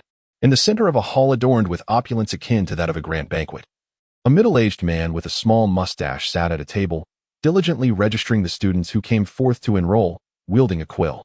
It was not long before Henderson appeared, following a man with golden curls, and promptly ushered Angrele away from the queue through a side door of the hall. Of course, Angrele himself, though once a knight, no longer belonged to the nobility. The kingdom of Rudin now teetered on the brink of collapse, facing the imminent threat of obliteration. His father had decisively chosen to abandon their homeland for the Andes, a clear indication of his renunciation of noble status. Thus, Angrele had become but an ordinary commoner. Fortunately, within the Andes alliance, the regulations concerning the colors of clothing symbolizing status were not overly stringent, allowing commoners to don a range of hues. Otherwise, the mere white garments he wore would have constituted a grave offense. The rooms were private, as the academy likely anticipated that nobility would be reluctant to share accommodations with others. The bedroom was merely large enough to accommodate a wooden bed, a desk, and a single chair. All the furniture was crafted from unadorned brown wood, lacking any paint, and a faint scent of wood pervaded the air within the room. Angrele tidied his belongings, preparing to change his attire. The new class schedule had been released. A boy's voice echoed from the stairwell outside. It had just been posted outside Building 5. This time, the pricing was set at 5 gold coins per person, without exception. This was Lord Banner's decree. Any objections should be directed to him, as I am merely the messenger. The stairwell was instantly filled with a cacophony of voices. Thud, thud, thud. The door to Anger's chamber was rapped upon. He approached and opened it. A freckled boy with dark hair stood at the threshold, adorned in a noble attire of red with yellow trim. A newcomer, I presume? You must have caught the pricing just now, did you not? Angrele nodded.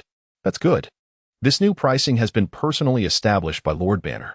If you wish to charge for teaching the common students, you must adhere to this regulation. Is that understood? The boy responded swiftly. Angrele nodded once more, affirming his understanding. It was never his intention to profit from this endeavor. That's splendid, the boy replied, nodding in satisfaction before turning to leave.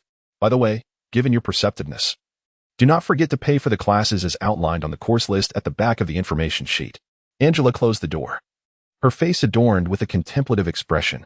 She picked up the document from the table and turned it over, revealing a series of somewhat indistinct course schedules printed on the reverse side. It appeared to have been produced using a one-time printing method rather than handwritten, which explained the lack of clarity. Fortunately, the boy's reminder proved invaluable. Clearly printed above were the courses along with their corresponding prices. Angrele furrowed his brow, realizing that completing a single course would require at least 100 gold coins, a considerable burden for him. He had brought 2 high gold cards, representing a sum of 2,000 gold coins. These cards were issued after depositing gold into the academy and could be exchanged for the equivalent amount at the logistics office. Chapter 038. Adolf won 2,000 gold coins sounded substantial and felt heavy in his possession, contained within a large bag. For the former territory of Rio, this was an exceedingly significant fortune. Yet, in this bustling Maruya, Angrele unmistakably sensed its inadequacy. It seemed his Aunt Maria's words held merit, he murmured to himself. Holding the course list, he scanned it thoroughly once more, only to frown slightly. The contents did not align with his expectations. However, a line at the bottom of the document caught his attention. The Alliance Academy's recommended quota will commence assessments at the end of September. Those who pass in 3 or more subjects will receive a guaranteed admission. 3 or more subjects. Angrele squinted, his gaze sweeping over the courses once more. Then, it would be swordsmanship, archery, and linguistics. These are the areas in which I excel. The language can be swiftly acquired using a chip. Resolute. Angrele finalized his course selections and carefully stored the document. Outside, the stairwell remained lively, with light laughter and chatter filtering through. Alai retrieved her favorite black hunting outfit from her luggage and changed into it, carefully inspecting her belongings. After organizing her things, she opened the door and stepped outside. The scene before her was filled with clusters of young boys and girls, each forming their own little circles. Occasionally, snippets of conversation reached her ears, discussing anecdotes about various mentors at the academy or amusing tales of renowned students. There were also mentions of the latest styles of jewelry, perfumes, and clothing that had just arrived at the port of Maluya. As Angrele walked down the corridor, he felt somewhat out of place amidst the surrounding atmosphere. Having just arrived from the war-torn plains, the tranquility and ease of this environment were indeed a stark contrast, leaving him feeling somewhat disoriented. He took a moment to recalibrate his emotions, reminding himself that this was merely a temporary refuge. He had no intention of mingling with the noble and merchant offspring around him. Exiting the dormitory, he glanced at the schedule affixed to the wall outside, locating the times and locations for his classes in swordsmanship, archery, and linguistics. After jotting them down, Angrele circumvented the white building and made his way across the lawn to the academic district at the back. There, he found another row of white structures and headed towards the area bustling with activity, which was the dining hall. Inside, the fare included white bread, grape wine, various fish soups, and sautéed shellfish. The following day, at the break of dawn, Angrele rose from his bed. After changing out of his nightclothes, he quickly made his way to the washroom. Many students were still asleep, and the dormitory was enveloped in a serene silence. As Angrele descended the staircase, he encountered a few students approaching, clad in modest attire, likely the offspring of small merchants. Aside from the rare noble like Angrele, it seemed these diligent students constituted the majority of the academy. Upon leaving the dormitory, the sky remained dim and overcast. The lawn was deserted, almost devoid of life, save for the crisp calls of birds emanating from the nearby woods. A chill breeze swept through, adding a touch of coolness to the air. His first class was linguistics, taught by Lord Adolf, in room 304 of Building 19. He accessed the course location from his chip and, observing the black markings on the floor, quickly found his way to Building 19. This quaint 3-story building, situated at the far end of the academy, housed only 5 rooms per floor. A sign stood on the grass, inscribed with the word linguistics in Ruden script alongside 2 other unfamiliar languages. The letters swirling in an artistic flourish reminiscent of calligraphy from Angrele's past life on Earth. Surrounding the small building was a wooden fence, with an empty patch of grass between the fence and the structure. A young lady, strikingly graceful, sat yawning at a mahogany table, where a wooden sign indicated that it was for fee registration. At that moment, she was alone, with Angrele standing outside the gate, dressed in a red coat. She noticed him and inquired, "Are you here to register for linguistics?" "Yes. Is it possible to register now?" Angrele replied as he stepped inside, producing his gold card. "That will suffice. You must be a new student this year," she remarked, seemingly unaware of his identity. After scanning him up and down, she continued, "It's quite rare to see a formal student here at such an early hour. I am Sophia, daughter of your linguistics instructor, Lord Adolf Rinsol. You may enter now. My father is already inside." Angrele had little opportunity to speak, as the other party clearly seemed unwilling to engage in conversation.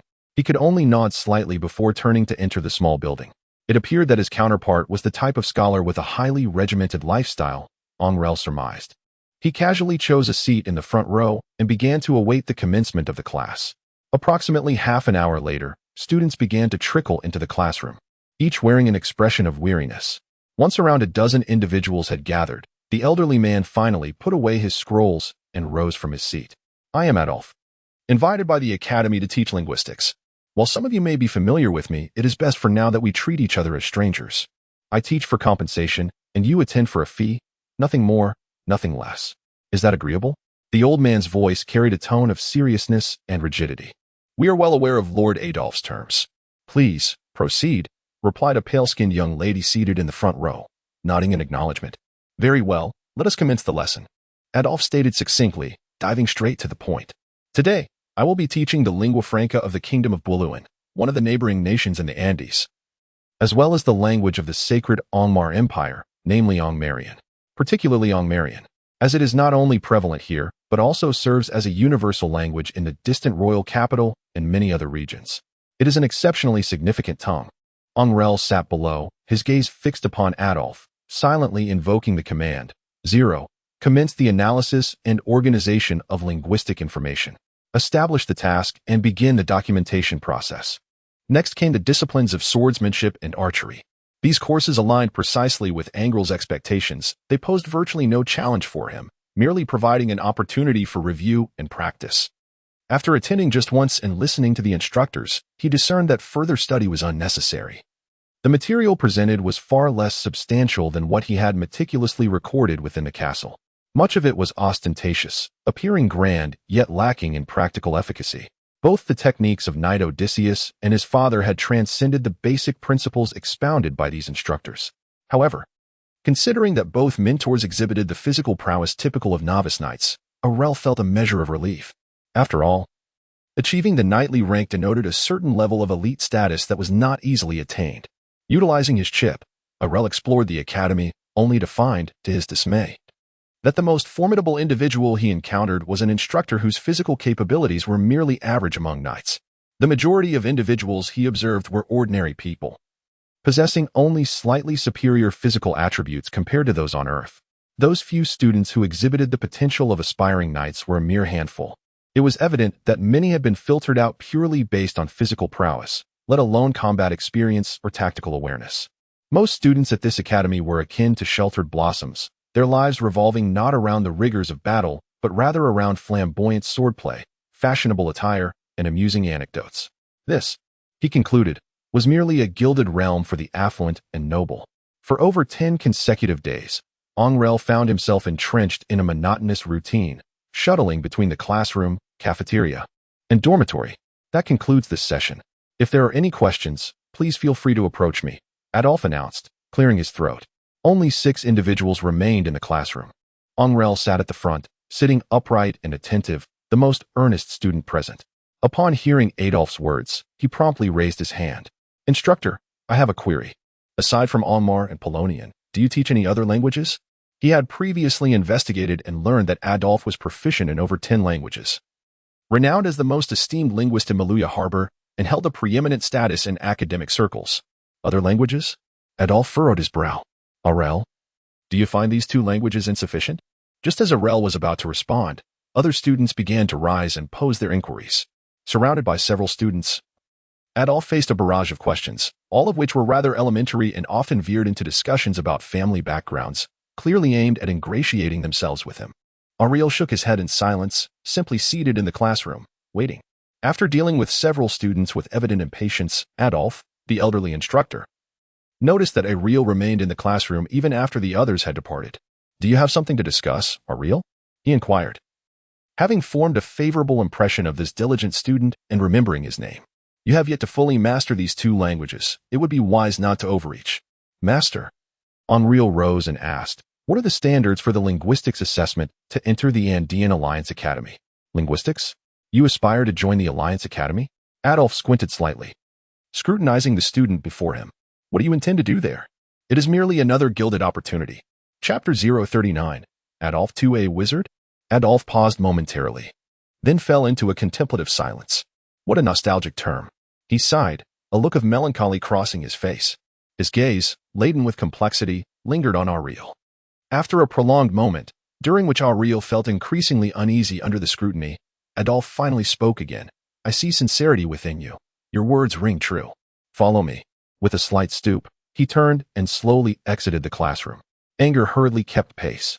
Outside the door, Adolphe's daughter, Sophia, a delicate girl clad in a form-fitting crimson outfit, regarded Anger with a similarly complex expression, remaining silent, presumably having overheard their conversation.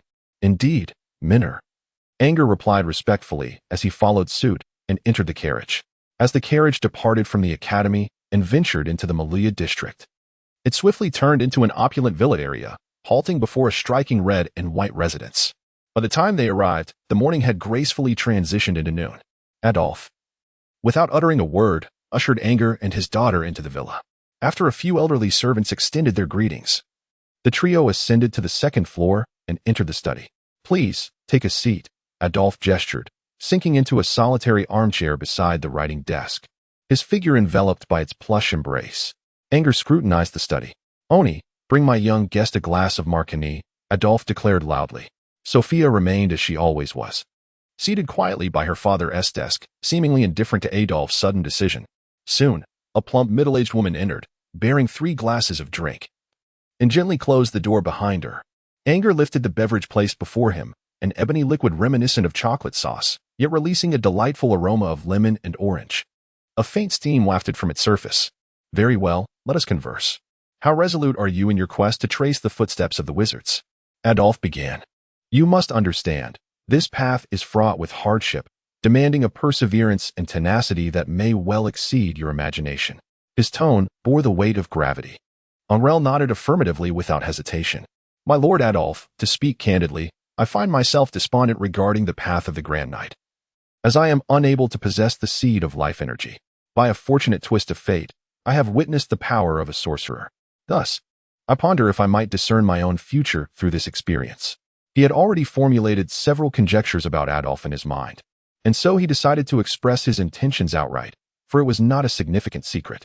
You have witnessed the power of a sorcerer. Adolphe was taken aback. Are there still sorcerers active here? Sophia, seated beside him, also became intrigued and turned her gaze towards Angrele. Not precisely. It was merely the residual power from a nearly damaged enchanted artifact. I have seen someone utilize it, Angrele clarified. That must certainly be a sorcerer. The only individuals capable of wielding enchanted artifacts are sorcerers, Adolphe nodded. You are remarkably forthright, however. The path of a sorcerer demands greater innate talent than that of a Grand Knight. Are you certain you possess such talent? How can one ascertain their capabilities without attempting? Angrele smiled. If one does not even dare to try, then the chance of success, however minute, is rendered impossible. The fact that I was able to harness the power from the spell-burst ring instills a modicum of confidence within me. Excellent, Adolphe chuckled. You remind me of my younger self, persistent and reluctant to relinquish hope. So, you are. Angrele's eyes brightened. Not as you imagine, Adolphe shook his head.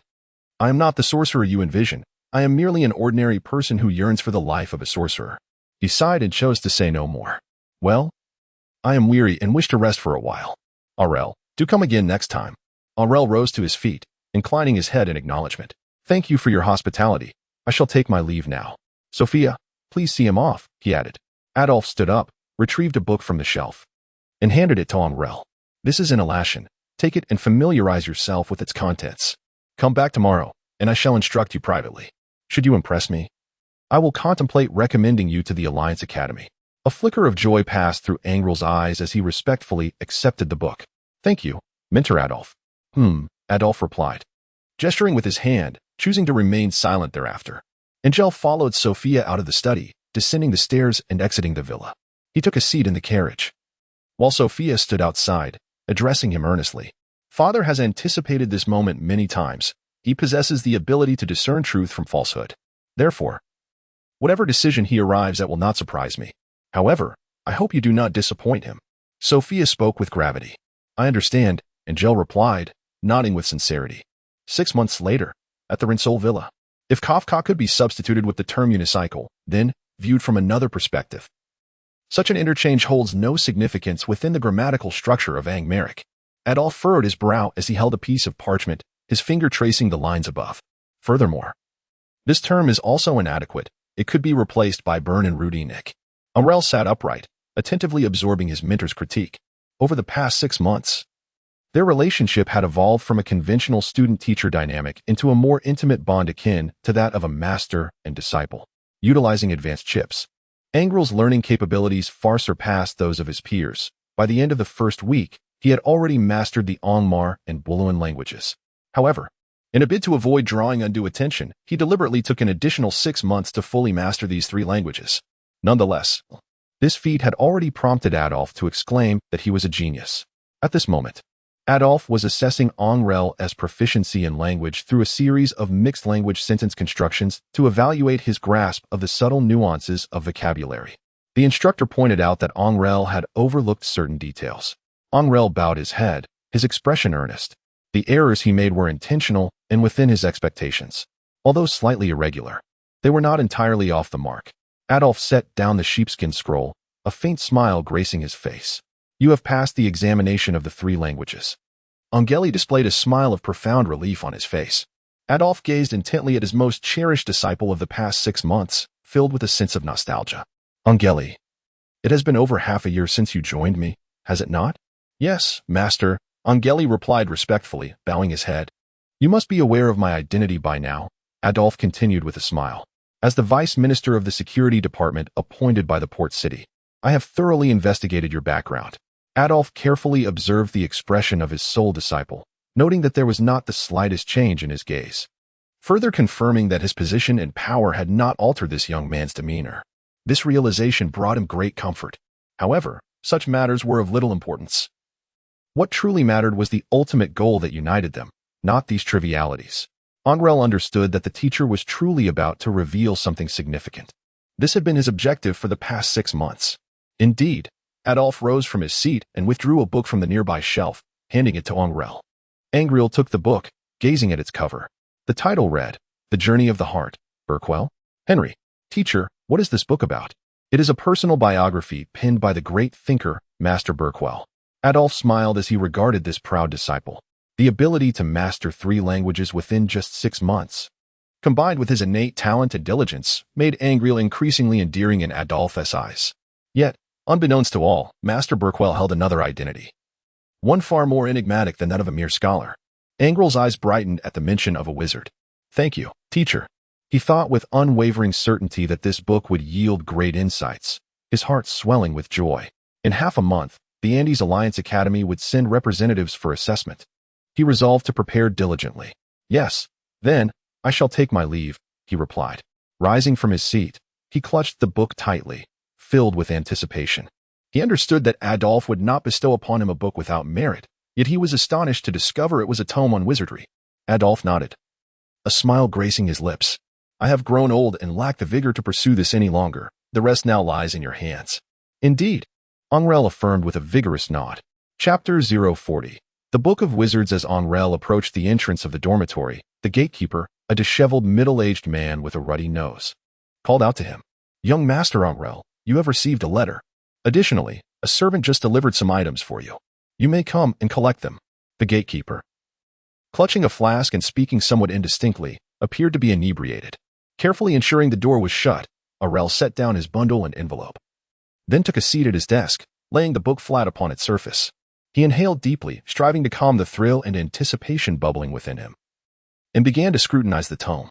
Its brownish-yellow cover bore a striking black thread stitch design of an ear, which nearly dominated the front.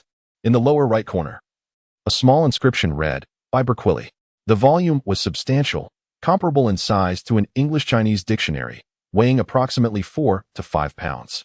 Once Angrele's excitement settled, he straightened his posture, extended his hand, and gently turned to the first page. 0. Commence data recording, he whispered to himself. The recording began as the chip activated its function. The first page of the book, crafted from brownish-yellow leather, revealed a solitary line of text in the center. I am listening. The handwriting was somewhat hasty, resembling a series of symbols. Yet it was merely the most ordinary Angma script, akin to a row of black tadpoles positioned centrally on the page. Angrele gazed at the line of text. A pensive expression etched upon his face. He furrowed his brow, scrutinizing the words for an extended period, reluctant to turn the page. As evening descended, the surroundings grew increasingly dim. A A sliver of moonlight filtered through the window, casting a delicate veil of silvery mist over the contents of the room. The flickering flame of the oil lamp on the table illuminated Angrele's visage, accentuating the shadows beneath his eyes and around his nose. After a considerable interval, he slowly turned to the second page, yet his brow remained deeply furrowed. The second page revealed a colorful illustration, a noble woman adorned in a white lace gown. Donning a petite red hat, sat gracefully before a mirror, her demeanor poised and elegant. Her fair, voluptuous face, complemented by a pair of obsidian eyes, seemed to fixate on Angrele. The illustration was rendered with remarkable precision, the portrait appearing almost lifelike. Angrele's expression subtly shifted. He leaned closer, meticulously examining the artwork, noting even the minute pores of the noblewoman's skin. A gentle breeze wafted through the window, and suddenly, a loud bang resonated as the window was forcefully slammed against the frame. Startled, Angrele promptly stood to close the window before resuming his seat. However, as he glanced back at the page, he was struck with astonishment. The noblewoman's previously tightly closed lips were now slightly parted, and she appeared to be gazing at Angrele, as if on the verge of speaking. "I am listening." Angrele recalled the phrase he had encountered moments earlier, a shiver traversing his scalp. The room enveloped itself in an eerie silence. Even the usual clamor of voices outside had dissipated. The familiar chirping of insects had also ceased, leaving a heavy, oppressive atmosphere to permeate the air. Angrele was suddenly beset by a shiver, a cascade of goosebumps enveloping his skin. His right hand gently rested upon the hilt of the cross, sword at the edge of the table. A sense of inexplicable peril seemed to encroach upon him from an uncanny angle. 0. Analyze the surrounding circumstances and report any anomalies immediately. Angrele silently issued the command. With a swift motion, he turned the page. "I am listening." This phrase, inscribed in a hasty scrawl upon the yellowed pages, caught his attention. Beep. An anomalous force field detected. Anomalous force field detected. Please vacate the area within 50 meters of the source immediately. The alarm from the chip blared abruptly in Angrele's ears. When a person endowed with a wizard's essence peruses this tome, the world they perceive diverges starkly from that of an ordinary individual. An unsettling message seeped from the pages, abruptly penetrating Angrele's mind. His scalp prickled, and beads of sweat adorned his brow. Caw! A raven-like black bird swooped past the window, emitting a strange cry. Angrele shuddered, as though awakened by that abrupt cry. He sprang to his feet, wiping his face with his hands, attempting to cleanse the sweat. Suddenly, he caught sight of his own reflection in the glass window across the room. His eyes were wide and pale, mouth agape, as if he were silently screaming. His visage a portrait of despair and anguish, strikingly reminiscent of the expression of the noblewoman in the painting he had just seen. "Cursed be this fate," Angrele bellowed, forcefully pushing aside his chair and rushing towards the exit. With a resounding crash, he flung open the door and sprinted down the corridor. He felt as though the entire hallway was twisting and undulating, leaving him somewhat unsteady on his feet. Not a soul was in sight, astonishingly. All the students were absent from the dormitory. An alarming notification surged through his mind. The primary subject is experiencing an anomalous state, with blood flow accelerating by 300% and minor ruptures appearing in the blood vessels. Angrele seemed to inhale deeply, as if striving to expand his entire chest cavity. The sudden sound from the chip jolted him awake. He opened his eyes to discover that he had fallen asleep with his face resting on the books. A refreshing breeze wafted in through the open window, enveloping him in a cool embrace. It was only then that he realized he was drenched in cold sweat. When did I fall asleep? Angrele glanced down at the book he had been leaning on, noting that it lay open to the first page. The minuscule text, reminiscent of tadpoles, was arranged neatly in the center. Am I merely listening? Were those previous sensations merely figments of my imagination? Angrele accessed the record from the chip. Subject detected an anomalous state. Blood flow increased by 300%. Minor ruptures observed in the circulatory system. The force field is diminishing. The subject is regaining consciousness. Energy radiation has ceased. The force field is no longer present. Subject's anomalous state is reverted, currently experiencing a sensation of time loss. Indeed, this is no dream. Angrele's expression shifted as he glanced at the newly acquired crystal clock, which indicated it was now 9 o'clock in the evening. Suddenly, the text on the pages vanished, and a line of words materialized out of thin air, transitioning from obscurity to clarity. Congratulations, dear friend. You have passed the spiritual and mental evaluation of this book. A silvery aura abruptly emanated from the surface of the entire volume, rippling with shimmering silver dots like water as surface. The silver light appeared swiftly and faded just as quickly, completely dissipating within 5 seconds. Anger's narrowed eyes widened once more as he gazed upon the leather-bound tome resting on the table. The cover had undergone a complete transformation, although the color remained unchanged. A series of neatly arranged, peculiar symbols occupied the center of the cover, while the original ear motif had vanished entirely. Below these symbols lay an image of a black door, which, in an unsettling manner, appeared to sway slightly, emitting faint creaking noises akin to the three-dimensional animations Anger had witnessed in a previous life. The book retained its brownish-yellow exterior, yet its essence had shifted dramatically.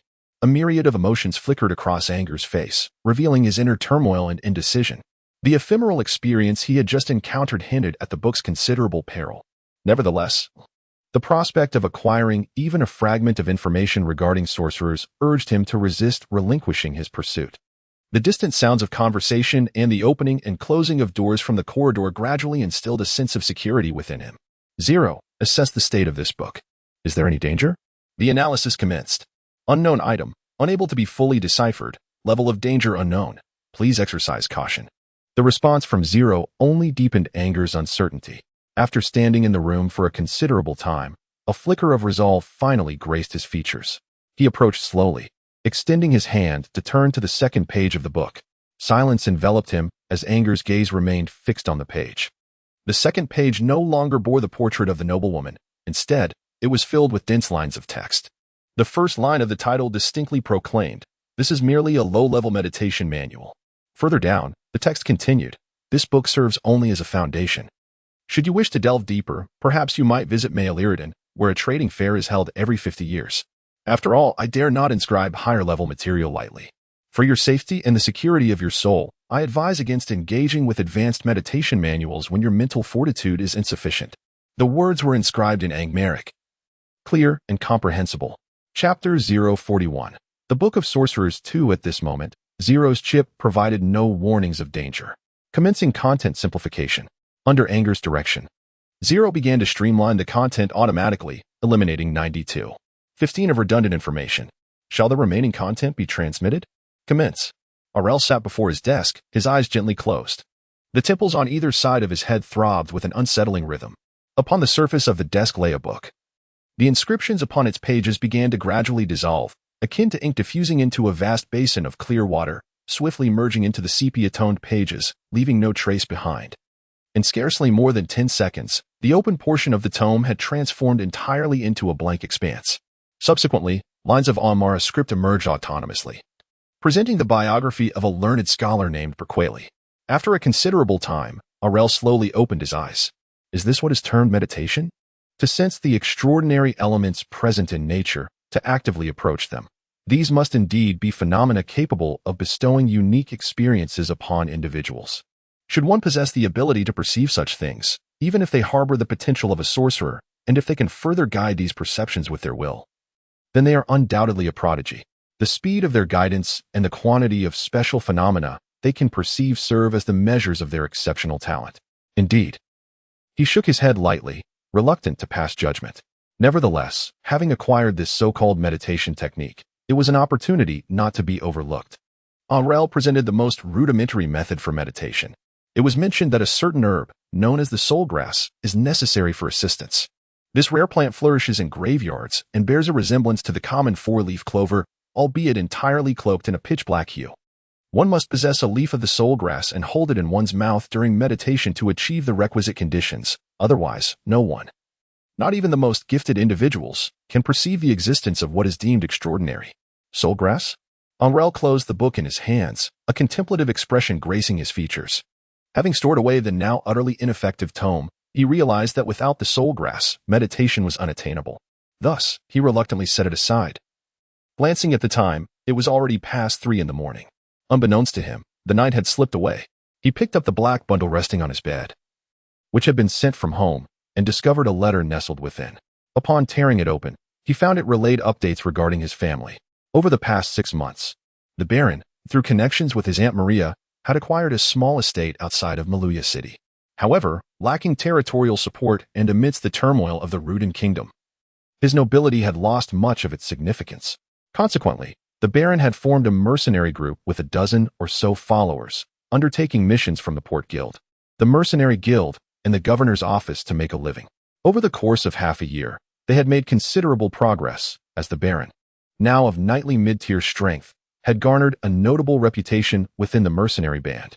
After all, a knight of such standing is qualified to affiliate with any lord, especially given that the Baron occupied a mid-level knightly rank. A knight of this tier could plant seeds of life energy in the promising children of the territory, significantly enhancing the number of potential knights, thereby greatly bolstering the overall combat strength of the domain, a welcome prospect for any lord. Of course, the act of planting such seeds entails a slight toll on the knight, and the higher the rank of the knight, the stronger the physical foundation of the children when they eventually become knights.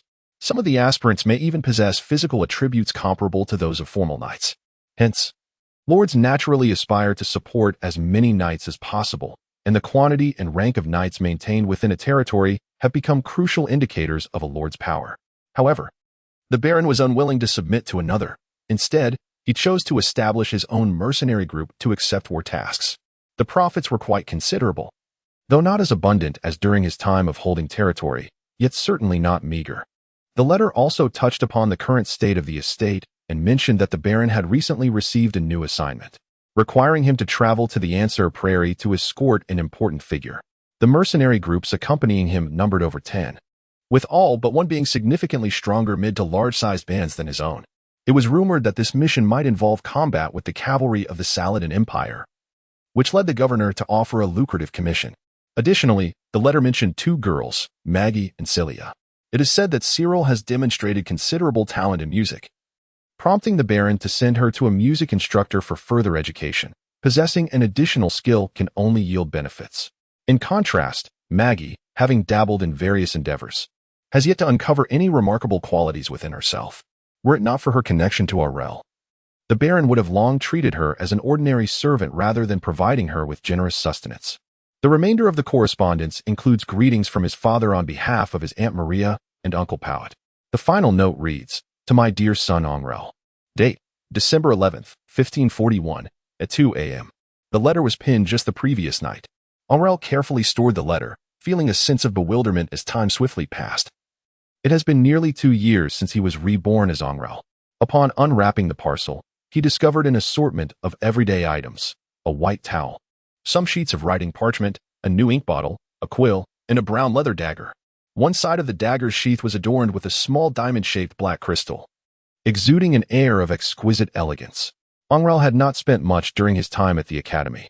The 2,000 gold coins he had initially brought with him had dwindled to a little over 800.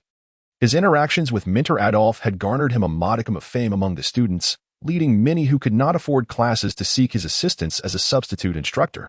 On the rare occasions he agreed to teach, he could easily earn dozens to hundreds of gold coins, sufficient to cover his expenses. Consequently, his expenditures over the past 6 months had been minimal, with most of his funds allocated elsewhere, such as purchasing peculiar items at the port. Among these curiosities was a transparent crystal clock that adorned his desk. As a major port at the nation's edge, Maluya Harbor attracted merchant caravans and ships from various countries every year, bringing with them an array of goods. With sufficient wealth, almost anything could be procured, including slaves. Over this half-year period, his physical prowess had not seen any enhancement, remaining at a middling level among knights. Were it not for his formidable foundational swordsmanship, he might have been regarded as merely an ordinary knight rather than one approaching the pinnacle of that status. However, his archery skills had significantly progressed. He could now shoot 2 arrows with a single bow, maintaining the same level of accuracy. In the academy, most students exhibited little enthusiasm for combat skills such as archery and horsemanship. Aside from showcasing their prowess during classes, the practice grounds remained largely unoccupied.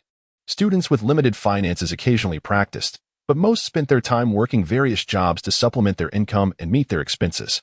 Only a select few, like Angrele, dedicated themselves to daily practice, utilizing the training weapons available at no cost. Over time, his archery had improved considerably, and his swordsmanship felt increasingly fluid. After organizing his belongings, Angrele hurriedly washed up, extinguished the oil lamp, and lay down on his bed. According to records, soulgrass primarily appeared in regions with numerous graves, albeit in limited quantities. The cemetery at Maluya Harbor was located on the western outskirts, at Red Rock Mountain, a desolate hill where the deceased from the port were interred. It was likely that soulgrass could be found there. Contemplating his plans for the following day, he gradually succumbed to slumber. Chapter 042. Soul rest one the next morning. Angrele rose close to 10 o'clock, having stayed up too late the previous night and needing 7 hours of rest to recuperate. He hastily concluded his breakfast, greeted the guards at the academy, and registered his departure. He then hired a carriage and set off for the Red Rock Mountain Cemetery on the outskirts of the city. By afternoon, the sun cast a warm reddish hue over everything. Wisps of golden-edged clouds floated across the sky, atop Red Rock Mountain. The summit had been leveled to form a vast platform adorned with gray-white tombstones, surrounded by lush green trees that sloped gently downwards. From a distance, the mountain resembled a trapezoid. In the cemetery at the peak, one could occasionally see individuals who had come to pay their respects. Among these individuals, one ordinary noble youth in his teens stood with a vacant expression, his gaze flitting restlessly among the grass surrounding the tombstones. He frequently moved from one grave to another, seemingly not there to pay respects. Beside him accompanied a middle-aged groom clad in gray attire. Has it grown nearly dark? Only then did Anger realize the waning light. His brow furrowed deeply. His gaze, still unwilling to yield, scanned the surrounding underbrush once more, ultimately revealing a flicker of disappointment. By the way, how has the situation in Ruden been lately? Is Saladin still engaged in battle? He inquired casually. Indeed. But surely a multitude of people must have surged towards the port from Ruden? Are there any significant figures among them? Anger continued to question. Well aware that these grooms often transported individuals and could gather much intelligence from the casual exchanges among various passengers. The groom chuckled softly, remaining silent. Angrele casually retrieved a coin from his pocket and tossed it to the driver, who then broke into a broad smile and continued his discourse. I overheard 2 passengers chatting, mentioning that not many escaped from Rudy, mostly minor nobles, while larger groups seemed to have been intercepted along the way. Particularly, the royal entourage was besieged by enemies from several nations. It was said to be a dire situation. Is that so? Angrele nodded, noting that the so-called Marquis of Syras appeared not to have eluded misfortune. However, the credibility of the driver's information remained questionable. If true, the elimination of Philip, the sole remaining threat, could be confidently asserted. By the way, have you heard of the plant known as soulflower? He inquired suddenly, producing a few more coins. The golden gleam on the coins illuminated the driver's face with further delight. Soulflower? Could you describe its appearance? Perhaps I have seen it before, though not under that name. It resembles a clover, but it is entirely black. A completely black clover? Oh, you must mean the black clover. This plant only grows in graveyards. So, you've come here seeking that? The driver exclaimed with realization. You might be disappointed. I've heard at the apothecary that black clover is quite an expensive herb. There is certainly none here, and if there were, it would have been harvested long ago. The apothecary? Angrele nodded. Then, please take me directly to the apothecary. He promptly tossed 2 coins to the driver, who eagerly caught them. Certainly. No problem. The sooner, the better. We'll arrive within half an hour. The driver laughed, patting his chest. Approximately 20 minutes later, Angrele found himself in front of a herbal shop at the port. Behind him were passing carts and throngs of people, creating a din of noise and commotion. An iron rod protruded from the shop's exterior, bearing a fabric sign inscribed in Rudy, Moss's apothecary, accompanied by an illustration of dried herbs. The shop was situated beneath a gray-white residential building, nestled among a row of storefronts. People of diverse attire entered and exited. Some donned noble garments, while the majority were clad in simple cloth attire typical of common folk. Additionally, a few mercenaries equipped with swords and other armaments made their appearances. The flow of customers was incessant, indicating a thriving business. This was indeed the apothecary the driver had mentioned, noted for its reasonable prices. Anger was adorned in a striking black and red noble hunting attire, standing at the entrance of the apothecary, slightly conspicuous. Passers-by occasionally cast glances in his direction. He surveyed the interior of the shop before striding up the steps and entering through the grand door. Inside, the proprietor, a white-bearded elder with a kind visage and an amiable demeanor, was weighing out herbs for a pair of mercenaries, one male and one female. He exuded the air of a seasoned apothecary. Nearby, several young boys and girls were engaged in explaining various items to other patrons. As Anger stepped inside, a youthful attendant promptly approached him. "Welcome, young sir. How may I assist you? What seems to be the matter?" The boy greeted him with a practiced smile. "I am in search of black trifolium. Do you happen to have any?" Anger inquired. "Black trifolium?" The boy's smile faltered, his expression turning serious. "Surely you jest. Such a rare herb is not available. even in the largest apothecary at the port. Angrele furrowed his brow. Is there truly no way to procure it? The youth nodded affirmatively. A single black tri-leaf is worth several thousand gold coins, transcending the realm of ordinary herbs. Such items can only be found at auctions or within private collections. This particular potion had been explicitly banned for civilian trade by the Alliance over a decade ago, punishable by death and confiscation of assets. With a price tag in the thousands of gold coins per specimen, even if it were presented to him now, he would be unable to afford it. Upon leaving the apothecary, the night had fully descended. Angrele was directly escorted by the coachman to Master Adolph's villa. At this juncture, seeking the guidance of the master was his only recourse. After all, the tome of sorcery had been bestowed upon him by Adolph, and thus he could only place his hopes in the master. The death soul grass and the black trifoliate were beyond Angrele's reach. Upon arriving at Adolph's villa, the port's bells chimed 7 o'clock in the evening, illuminating the roadway with a myriad of oil lamps. As Angrele dismounted from the carriage, he beheld Sophia, the daughter of his mentor, tending to the garden with a watering can. At the entrance of the villa, 4 oil lamps hung on either side, casting a light that was neither overly bright nor excessively dim. Sophia noticed Angrele's presence and, with a hint of surprise gracing her features, remarked, "Angrele, you have arrived so early." It seemed she had anticipated his return. She approached and opened the wrought iron gate. "Come, my father is in his study on the 2nd floor." Angrele nodded, and without needing her guidance, effortlessly entered the open villa. He ascended the winding staircase to the 2nd floor, arriving before the study. He gently rapped on the door. "Come in," came the unlatched voice of Adolph, tinged with age. Angrele gently turned the doorknob, and with a soft click, the door swung open. Adolph lay with his eyes closed on a bamboo lounge chair, clad in a white robe. In his hands, he held a leather-bound scroll, resting it upon his abdomen. After Angrele performed a bow, he settled onto a solitary leather sofa. Observing the demeanor of the mentor, it seemed he was already aware of my impending plea for assistance. Adolph opened his eyes, a faint smile gracing his features. "You have indeed not let me down. The true essence of that book did not frighten you, did it?" Angrele was taken aback for a moment, then smiled. He was indeed somewhat startled. "The ability to perceive the true content signifies that you possess the potential of a wizard. I have given that book to many young individuals, yet you are the sole one capable of discerning its genuine essence. Only those who can see the true content will come to me the very next day or the day after upon acquiring the book. It is nearly impossible for an ordinary person to finish reading such a cleverly disguised work in such a brief span." Adolph chuckled. "It appears you are quite confident that I will pass that assessment," Angrele inquired, puzzled. "You visited the Red Rock Mountain Cemetery, did you not?" Adolph's smile deepened. "In Maluya, I am far more than just an ordinary linguist." Angrele was fully aware. His movements were presumably under the surveillance of his mentor. "Therefore, may I inquire, esteemed mentor, how do we resolve the issues concerning the black trifoliate and the soul-devouring grass? It seems rather challenging to procure such plants. Several years ago, I managed to acquire a specimen of the black trifoliate, which would serve as a solid foundation." Adolph replied with a smile. "What, then, must I offer in exchange?" Angrele inquired with calm composure. Although Adolph held him in high regard, it was evident that such a valuable item, worth thousands of gold coins, would not simply be given away. "In exchange? It is still too early for you to broach that subject. While thousands of gold coins do not constitute a trifling sum for me, I can manage it. What I am truly interested in is your potential, your future." Adolph's smile faded as he spoke with clarity. "Mary, please have Sophia come in," he called out toward the door. Moments later, Sophia, clad in red, entered with a puzzled expression. "Father, you summoned me for something?" She glanced at Angrele, seated on the side sofa, and then at the smiling Adolph, gently closing the door behind her. "Angrele, do you find Sophia to be beautiful?" Adolph inquired. Angrele was momentarily taken aback, then turned her gaze toward Sophia.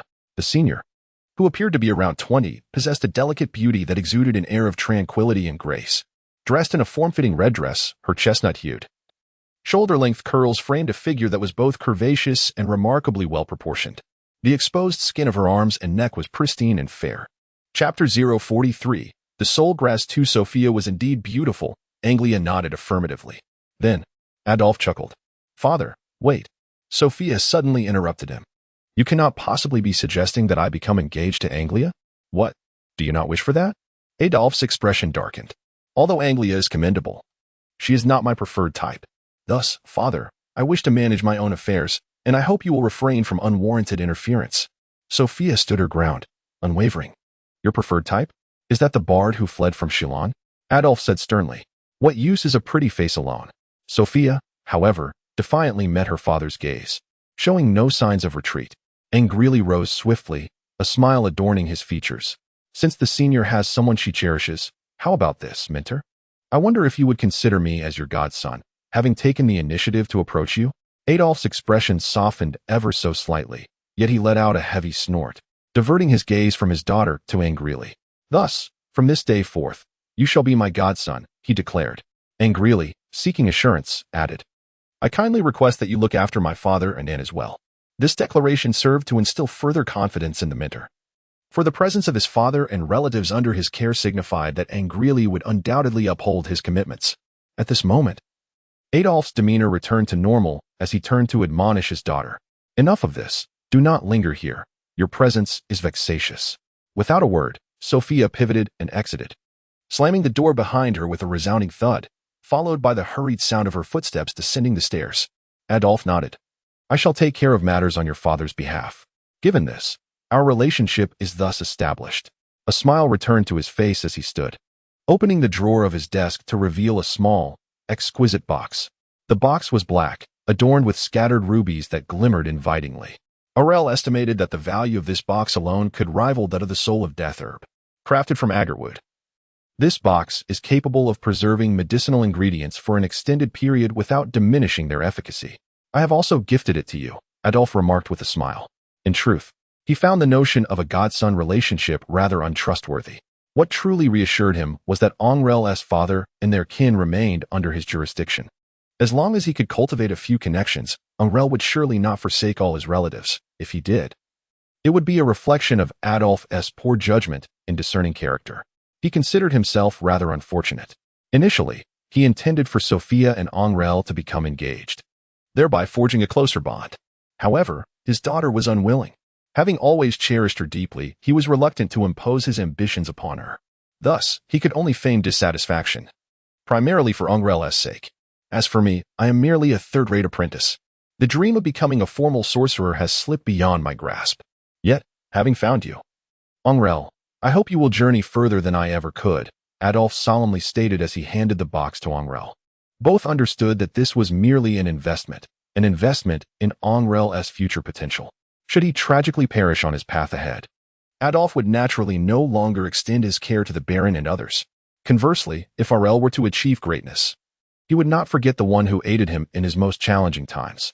This was a wager on the future. Angrele held the box, its size akin to that of a fist, resembling a jewelry case, and gently lifted the lid.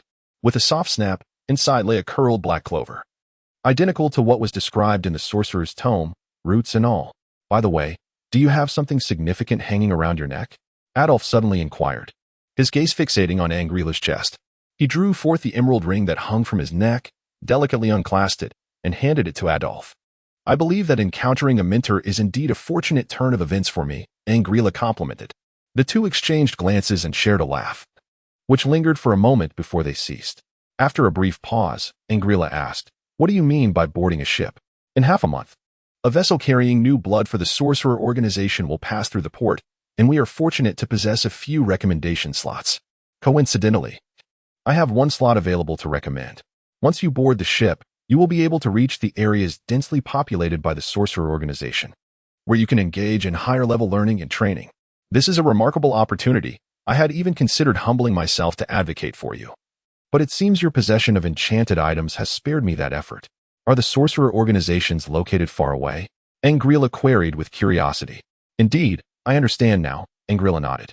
Additionally, it is estimated that over 100 individuals will be recommended from our port this time. There are certain precautions to consider before you board the ship. Over the next half-month, I will gradually share these with you. Thank you, Minter. Upon exiting Minter Adolf's residence, the great clock at the port chimed 10 o'clock. Angrele exited the villa and summoned a carriage, heading straight for the academy. This evening, he intended to seize the moment and immediately experiment with meditation. Angrele then retrieved the small box containing the soul grass. After meticulously inspecting the doors and windows to ensure they were securely locked, he began to center himself, adjusting his mental state. Once he had completed his ablutions, Angrele removed his shoes and socks, sitting cross-legged on the bed. He commenced the preparatory work for meditation as delineated in his texts. Generally, an ordinary individual can vividly envision between 3 to 7 runes at once, while those possessing the potential for wizardry may conjure 8 to 12. By perpetually imagining these characters and increasing their quantity, one can enhance their mental prowess. The benchmark for a first-class apprentice is the ability to clearly meditate on 12 characters, serving as a criterion for assessing one's mental strength. Upon achieving the status of a first-class apprentice, one can begin to sense the energies that permeate the surrounding space, allowing them to discern the clearest types of energy to determine their path forward. Angel sat on the bed, her eyes firmly shut. As time ebbed away, the cacophony outside gradually faded into silence. All the students slowly began to find their respite. The crystal clock struck 2 in the morning. Angrele's eyelids suddenly glimmered with a faint green luminescence. Simultaneously, they twitched violently, as if he were ensnared in a dreadful nightmare. This phenomenon persisted for a full 30 minutes. Subsequently, Angrele's complexion began to gradually turn ashen, and after another half-hour, astonishingly, his visage started to darken. A subtle, acrid odor began to emanate from him, slowly permeating the air. As the slender neck of Angrele was exposed, a viscous black substance began to seep from the skin of his hands, resembling sweat. This inky liquid gradually soaked through his garments. Suddenly, Angrele's eyes sprung wide open, and with a gasp, he expelled a mouthful of black blood, splattering the floor. An overpowering stench pervaded the room. With a deep breath, Angrele felt a sense of relief. To his astonishment, the dead soul grass, combined with meditation, had effectively refined his body. Releasing that blood made him feel significantly lighter. His eyes gleamed with vitality, devoid of any sign of fatigue or pain from the blood expulsion. The dead soul grass in his mouth had already dissolved, permeating through the blood vessels beneath his tongue. 0. Did you record the cerebral activity just now? Please display my current physical condition. Angrele's internal monitor responded. Strength 2. 9. Agility 4. 1. Constitution 2. 8. Genetic limit reached. Status healthy. To his delight, his constitution had increased by 0. 3. Previously, it had only been 2. 5. As gauged just a few days prior. To think that a single session of meditation could yield such a substantial improvement.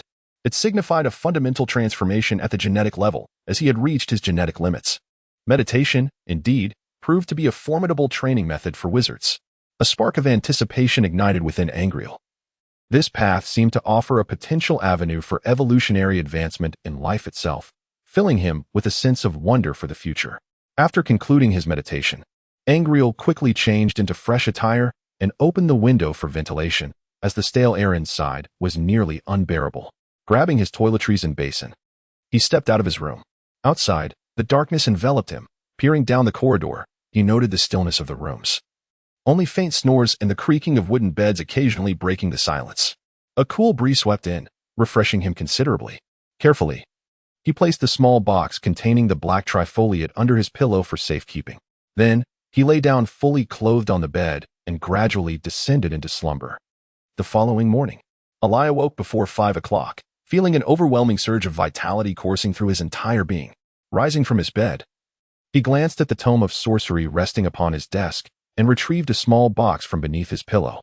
It seemed rather unsafe to keep these items in his dormitory. They ought to be taken to his mentor for safekeeping. He carefully wrapped both objects in the dark cloth that had accompanied the last package from home and, grasping the bundle, stepped outside. The dawn was still nascent, the world not yet fully illuminated, making it impossible to hail a carriage into town. Yet, sleep eluded him. With the package in hand, Ali resolved to head towards the swordsmanship training grounds. He circumvented the dormitory and dining hall, making his way up the left slope of the hill. Soon, a platform nestled halfway up the incline came into view. The training ground was adorned with lush green grass, dotted with dozens of wooden dummies standing rigidly amidst the dim light, which lent the scene an eerie atmosphere. The nearby woods echoed with the cacophony of chirping insects. At the rear of the site stood a small stone shed of a grayish hue, serving as a storage space for equipment. Angrele suspended the package on a puppet's arm, then retrieved a wooden sword from the stone chamber. With a couple of swift motions, he sliced through the air, producing a sound reminiscent of a whispering breeze. Satisfied, Angrele nodded in approval before approaching the puppet bearing the package, preparing to commence his practice. At that moment, an unknown presence approached from a distance of 103 meters, comprising 3 individuals. The chip suddenly alerted him. To his surprise, it was rather early for anyone besides himself to visit the swordsmanship arena. However, he paid it little mind, as there were occasionally a few students who arose early to train. The trio appeared to be male, engaged in lively conversation as they drew closer. Their voices became increasingly discernible. Have you heard about the academy competition? Apparently, it has birthed some formidable newcomers. Yet, it's a foregone conclusion that the champions will undoubtedly be those senior students. Senior Isma's Tempest swordsmanship is truly unparalleled. I've heard he has already attained the position of reserve captain in the port security department. Moreover, Senior G-Line is now officially serving in the patrol team. Renowned swordsmen like Alan, Albert, Nancy, and Alge can't be bested by mere newcomers. Senior Isma's prowess far surpasses anyone I witnessed at the swordsmanship competition in Ceylon 2 years ago. My decision to major in swordsmanship was largely influenced by him. I've heard that Senior Alge has been arriving early to practice lately. Perhaps we might encounter him in the coming days. As their voices grew ever closer, Angrele lightly shook his head, a hint of a smile gracing his lips. He had met Senior Isma before, and indeed, his swordsmanship was exceptionally formidable, honed to perfection, even surpassing Angrele's foundational skills. Isma's background must have been quite remarkable, as they had crossed paths within this very arena. The chip had gathered data on his Tempest swordsmanship, concluding that it was a powerful technique requiring a life energy seed to unleash, categorizing it as a night-level skill, thus holding no relevance for Angrele. Nonetheless, such matters were of little concern to Angrele. His primary objective now was to swiftly attain the status of a first-class apprentice and await the arrival of the Sorcerer's Organization's vessel. Angrele ceased to listen further, focusing his mind with unwavering determination. He raised his wooden sword and executed a swift downward strike, repeating the motion with precision. When 3 students approached, they paused momentarily upon recognizing Angrele, the linguistic prodigy renowned for his exceptional talents. It was said that he was the most esteemed pupil of Lord Adolf, now formally accepted as his disciple. One of them murmured, "Shall we go greet him?" Another quickly countered, "Perhaps it's best not to disturb him." Rumor had it that Angrele's archery skills were formidable, with numerous witnesses claiming that he could hit the bull's eye 9 times out of 10 from over 100 meters away. Should a tournament be held, he would surely rank among the top 3 in the entire academy. However, it was also said that he possessed a cold demeanor, an arrogant disposition, and a volatile temper, rarely engaging with others. There had once been whispers of discontent towards him, but those murmurs had mysteriously vanished. Likely after he had taught them a lesson. "Let us keep our distance while we practice, so as not to provoke him," the trio whispered among themselves. Their gazes towards Angrele tinged with newfound reverence. They then moved away to a more secluded spot, where they found 3 dummy targets and began practicing their fundamental techniques with their wooden swords.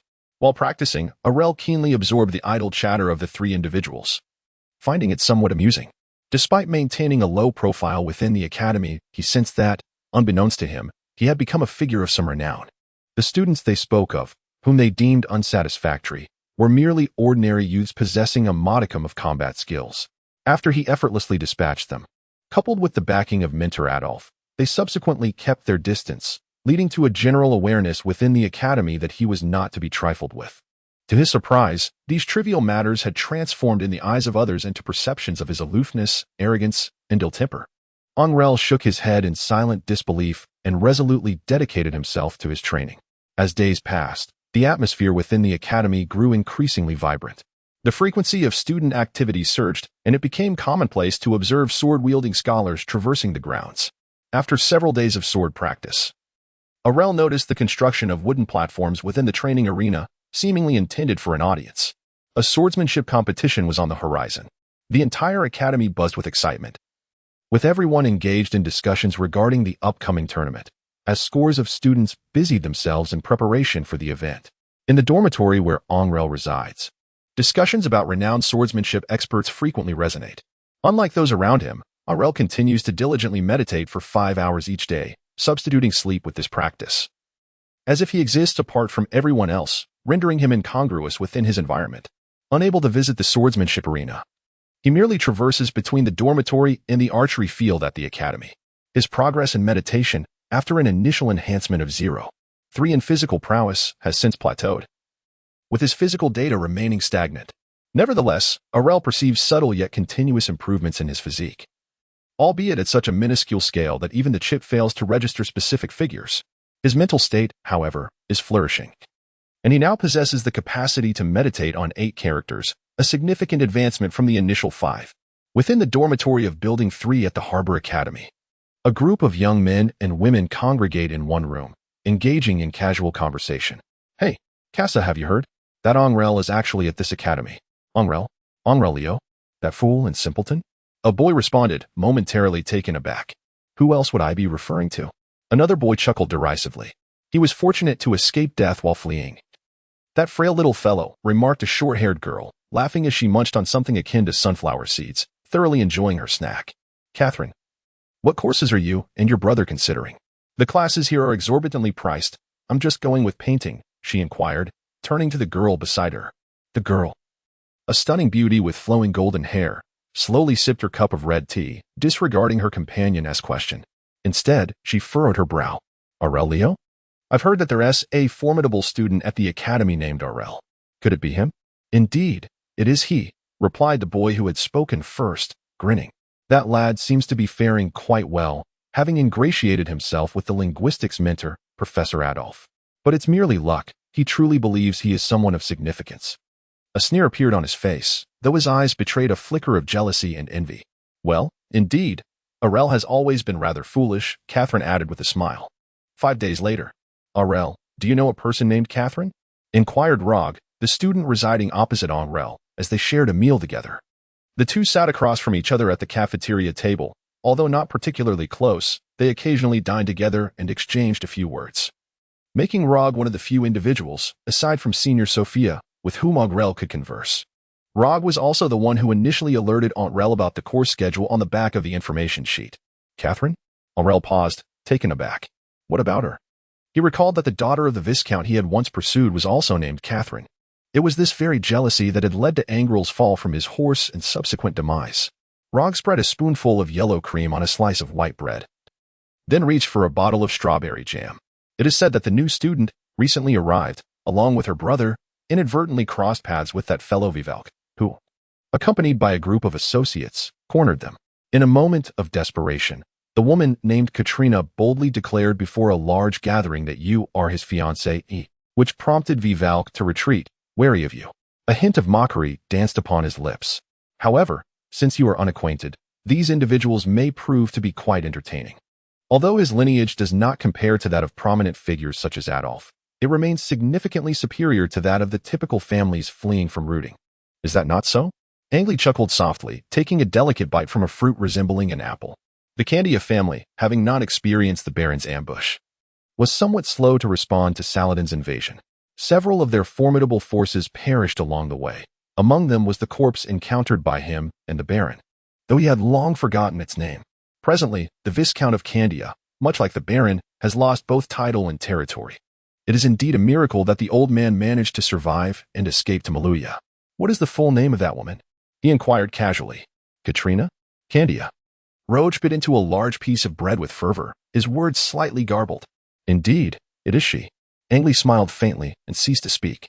After finishing lunch, he proceeded directly to the archery range, as was his custom. A vast expanse of emerald green grass stretched out in a rectangular shape, with a row of archery targets at one end and a long, slender shelter at the other. Inside, it was divided into individual shooting stations, each equipped with a longbow. The brilliant golden sunlight rendered the grass in the range exceptionally vibrant. A warm breeze swept through, offering no hint of coolness. As Angrele entered the archery range, he noticed a sparse assembly of individuals practicing. Navigating with ease, he approached the far-right shooting position and settled in. He removed the brown wooden bow hanging nearby and gently drew the string. Quite satisfactory, he mused, nodding in approval at its well-maintained condition. Suddenly, a flurry of voices wafted from a short distance to his left. It appeared that a few girls had just arrived at the central shooting positions, engaged in lively conversation. Melly, why don't you give it a try? One asked. All right, came the response. The taut sound of the bowstring followed, culminating in a soft thwack. A wooden arrow soared into Angrele's left field of vision, only to skew and plunge into the ground less than 20 meters away. Impressive. Truly remarkable. No wonder it's Melly, the girls exclaimed, their astonishment ringing genuine. The farthest I've managed is about that distance. I'm nowhere near Melly's level. Same here. Indeed. Melly Sorlin is exceptional. Are you teasing me? One girl inquired playfully. Of course not. They responded with light laughter. However, if my brother were here, he would surely hit the target. 100 meters is no challenge for him, the voice of Melly chimed in. Is that so? If my sister were here, she would certainly excel as well. She could once shoot within the 5-ring, another girl added. The archery targets were adorned with 9 concentric circles, numbered from 1 to 9, with the 5-ring representing a commendable achievement at the academy. Speaking of archery, I've heard that Angrele possesses exceptional skills, hitting the 9-ring 9 times out of 10. Some say he must rank among the top 3 in the entire academy. Is that true, Catherine? One girl queried. Regarding Angrele, there is no doubt. When he was pursuing me, he made time to take me shooting, and hitting the 9-ring at 100 meters is no difficulty for him. A poised and proud voice interjected, her tone matter of fact. Anger's face twitched as he recognized the voice, the very girl he had once pursued in his memories. Growing weary of the trivial chatter, he raised his longbow and drew a wooden arrow from his quiver. The bowstring tightened with an audible twang. Without activating the chip, he relied solely on his experience and physical intuition. His instincts, honed and corrected countless times by the chip, now allowed him to capture the most precise posture, angle, and force. With a swift release, the wooden arrow struck squarely at the heart of the target 100 meters away, standing in stark contrast to the other shooters nearby. This feat elicited gasps of admiration and awe among the pampered students, who regarded such archery as nothing short of a divine skill. Angrele lifted his longbow once more, continuing to release arrows in rapid succession. However, his aim had shifted from the bullseye to the surrounding rings, such as the 3 and 4 rings. Each shot remained precise, though they no longer captivated attention as they once did. Nevertheless, this adjustment served his training purpose well. After shooting for several minutes, emptying all 3 quivers, he wiped the sweat from his brow and set down the bow. Achieving such a feat of rapid fire without injuring his fingers, aside from his knightly physique, was likely beyond the capability of anyone else. Turning away from the solitary chamber, he strolled down the corridor of the long pavilion. As he passed by the chambers of several young maidens, he decided to pay a visit, considering they were girls he had once pursued. It seemed a fitting conclusion. He stepped into one of the chambers, where 5 elegantly dressed young women were engaged in a hushed conversation, their laughter ringing like silver bells. Upon noticing Angrele's entrance, they all turned to face him. May I assist you? One of the girls inquired. Is that you, Catherine? It has been quite some time. How have you been? Angrele greeted with a harmonious smile, approaching one of the blonde girls. The group fell silent, exchanging glances, momentarily at a loss for words. I am not Catherine. She is over there. The blonde girl hesitated, a peculiar expression crossing her face as she pointed to the girl furthest to the left. Angrele stood speechless for a moment, then naturally broke into a smile. I am Angrele, Catherine. It's been too long. He directed his gaze toward the girl at the edge. Catherine's face flushed crimson, her eyes cast downward, unable to meet Angrele's teasing stare or the gradually disdainful looks from her companions. The atmosphere grew palpably awkward. Ultimately, Catherine could no longer contain herself. She covered her mouth and fled the room. The remaining young women, however, greeted Angrele with courtesy. Angrele, that Catherine claims she is your fiancée. Is that true? Inquired the earlier blonde girl. How could that be? Angrele shook his head. Catherine and I share merely a typical classmate relationship. We were instructed under a knight together back in Rudin. And please, do not call me senior. I may not have even entered the academy before you. He chuckled lightly. That simply cannot be. Your prowess in archery and linguistic aptitude is renowned throughout the academy. We are but ordinary students. Addressing you as senior is hardly excessive. Another girl, with short black hair named Meili, remarked with a smile. Angrele understood Catherine's mindset. She was a vain and proud flower, believing that if she took the initiative, Angrele would undoubtedly pursue her with the same fervor as before. She envisioned herself playing coy, feigning reluctance before finally acquiescing, which would not only bolster her ego but also elevate her status among her peers. In her eyes, Angrele was someone who would be desperate to win her favor. Elated by the prospect, unbeknownst to her, the Angrele standing before them was no longer the reckless youth he once was but rather a transformed soul altogether. The affair concerning Catherine did not cause much of a stir. The Candia's siblings and a few companions who associated with her became mere jesters, the subjects of light-hearted banter at the dining table. Subsequently, Angrele learned that Vivac ultimately did not take action against these individuals, but merely issued them a warning, stating it was out of consideration for their previous acquaintance with Angrele. Regardless, Angrele no longer troubled himself with these individuals. A week swiftly passed. Angrele's physique has once again improved by a degree of 0.1, reaching a total of 2.9. Meanwhile, the vessels of the wizarding organization have at last arrived at a certain point in the harbor of Maluya. A long, narrow stone pathway extends from the dock into the sea, stretching over 100 meters in length. The surface is paved with black, unidentifiable stones. On either side of the pathway lies the deep blue sea, which, stirred by the winds and waves, crashes against the base of the path in rhythmic succession. Angrele donned a pristine white swordsman's attire, nestled among a throng of individuals awaiting their vessels. A dark bundle was slung across his back, and a silver cross sword was sheathed at his waist. His tall and well-proportioned figure imbued even his somewhat ordinary features with a hint of charm.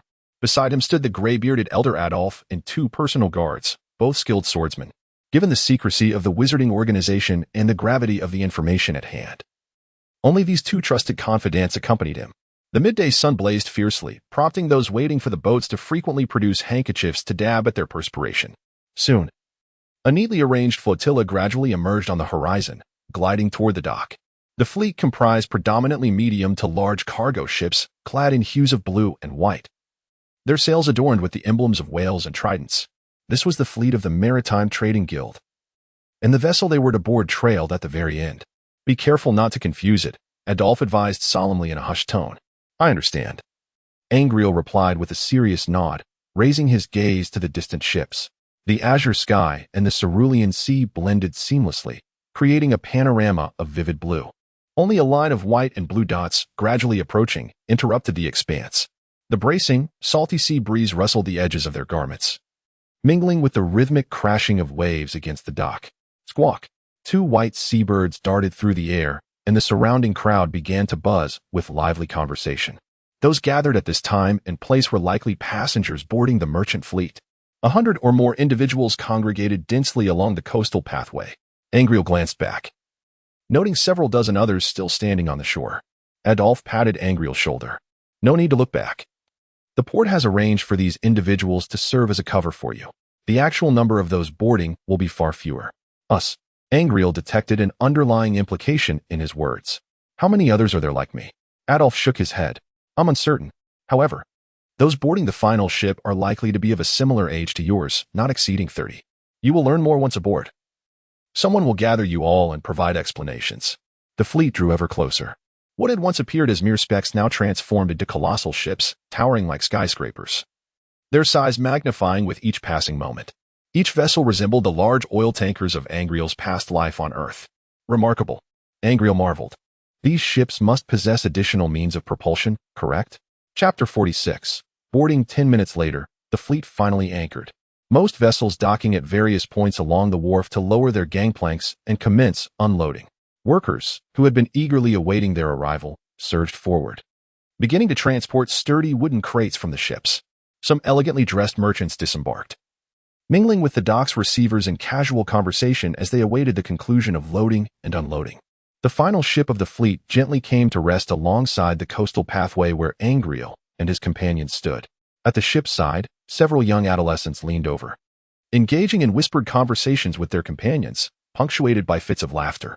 Most of these youths donned opulent attire, their faces adorned with a subtle air of arrogance and aloofness. With a resonant clang, the gangplank was lowered, bridging the vessel and the dock. The dark red wooden board appeared to be thoroughly soaked in oil, its thickness exceeding half a meter and spanning 7 to 8 meters in width, resembling a city gate, etched with steps to facilitate boarding. At the ship's edge, a group of robust sailors gathered around a middle-aged man, who shouted down toward the throng below. Commence boarding. The crowd at the dock surged forward, each individual making their way up the gangplank. Angrele nodded to her mentor, Adolf, and joined the throng, ascending the gangplank. Don't forget to seek out Nancy, Adolf murmured, his voice just audible enough for Angrele to catch. She will look after you. These might very well be fellow apprentice wizards, Angrele pondered. Upon stepping aboard, the majority of the concealed individuals dispersed, intending to disembark once the cargo was secured. Only a dozen or so youths remained, casting curious glances at one another, their presence now strikingly conspicuous in the absence of their cloaked companions. To the left of Angrele stood a strikingly handsome boy with red hair, appearing to be around 17 or 18 years of age. He was engaged in conversation with a blonde boy, both of them surveying the crowd with keen interest. On the right, Near the ship's railing was a girl clad in a delicate white lace princess dress, seemingly no more than 14 or 15. Despite her charming attire, her acne-ridden face imparted a sense of incongruity between her appearance and her clothing. The girl surveyed her surroundings with an air of haughty superiority. Among the group of a dozen individuals, two figures stood out prominently. One was a youth dressed in a noble outfit adorned with white and gold. His golden ponytail tied back elegantly, a resplendent decorative sword dangling from his waist, not featuring a crossguard, but rather a hemispherical guard. The boy possessed striking features. His chin slightly raised, exuding an aura of someone accustomed to being the center of attention. The other was a girl with a refined yet serious countenance. Her long golden hair was tied back in a ponytail, imparting a sense of utmost seriousness. She wore a white strapless top that accentuated her slender, alabaster waist, while her long, shapely legs were encased in finely tailored white trousers. Most notably, her forearms were adorned with a pair of silvery metal bracers. Unbeknownst to her, her attire was undeniably captivating, drawing the gaze of many young men who found themselves repeatedly entranced by her presence.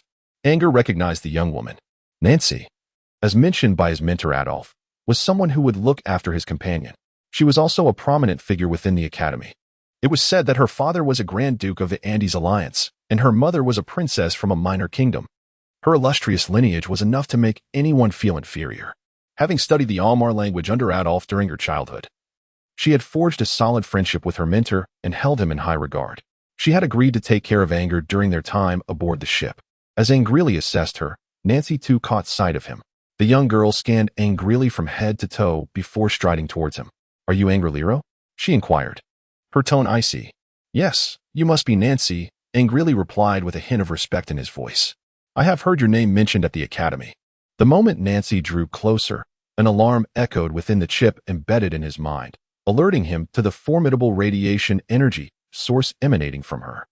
The analysis suggested a 79% probability that it was a magical artifact. This revelation sent a chill down his spine, prompting him to adopt a more humble demeanor. Having previously wielded a magical ring, he was acutely aware of the immense power such artifacts possessed. Even with his peak night-level strength, he could easily fall victim to a single encounter, as he had no means of resisting magical forces. "Ah, so you are Nancy. I have indeed heard of you." A golden-haired youth with a ponytail approached with a smile. "I am Ari von Neumann. I trust my name is familiar to you." Nancy turned her face and nodded, recognizing him as the son of Prince Amu. A trace of respect appeared on her features, given her status. It was only fitting to acknowledge the esteemed young man before her. The second son of Prince Amu. No wonder he seems familiar. The other youths and maidens who had boarded the ship could not help but whisper among themselves. Just as Angrele sensed Ari's approach, his chip issued another alert, indicating that Ari also possessed a potent radiation energy source. It was evident that both individuals were in possession of magical artifacts, unlike Angrele's damaged ring. Theirs appeared to be intact and functional, signifying that their strength vastly surpassed his and that of others without such artifacts. Angrele had witnessed the intimidation wielded by magical items. A pair of night-level foes he once encountered had fled merely upon sighting his ring, yet they could not escape the clutches of death. Under such power, perhaps only a grand knight might stand a chance, but even that possibility was exceedingly slim, as the force of spells was overwhelmingly potent. Ari and Nancy engaged in casual conversation, and soon several other young nobles joined them, their demeanor largely respectful. These typically arrogant and accomplished youths appeared somewhat subdued in the presence of Ari and Nancy. After the group exchanged pleasantries, those elegantly dressed youths who had earlier appeared at the ship's railing approached, led by a man cloaked in black. The man's gaze was menacing, shrouded in his dark robe, revealing little of his skin aside from his face. "Those boarding with Maruya understand the rules, do you not?" he stated flatly. A collective glance passed among the youths. Ari stepped forward and bowed to the man. "We do, sir. We shall first undergo the aptitude test, and then await our disembarkation in silence." The cloaked man nodded. Although the rules were straightforward, there were always those among them who were restless. "Here, there are no hostile nations or families, so be mindful of your behavior around others," he cautioned. "Very well. The 15 of you shall proceed to the hall on the 4th floor." He gestured toward the entrance of the cabin beside him. Nancy cast a glance at Angrele and followed me, her tone nonchalant as she spoke. Angrele was well aware that, at this moment, Nancy, possessing enchanted items, truly had the qualifications to care for him. He nodded slightly and followed closely behind her. The group gradually entered the cabin. while the young boys and girls who had been aboard previously stood on the deck, observing their actions and occasionally sharing quiet laughter. Among them, a pair of striking twin sisters caught the eye, alongside several arrogant-looking boys that triggered alarms in the Zero chip, indicating they too possessed enchanted items. This vessel had likely traversed countless nations, gathering a congregation of the elite talents from various countries. He also noticed that most of the boys boarding the ship were clad in luxurious attire, clearly hailing from affluent backgrounds. This was likely a means of monopolizing knowledge from the common folk. Generally, even gifted children of the lower classes would find it challenging to secure a place aboard. Had it not been for Adolf's recommendation, he too would have likely been unqualified to board.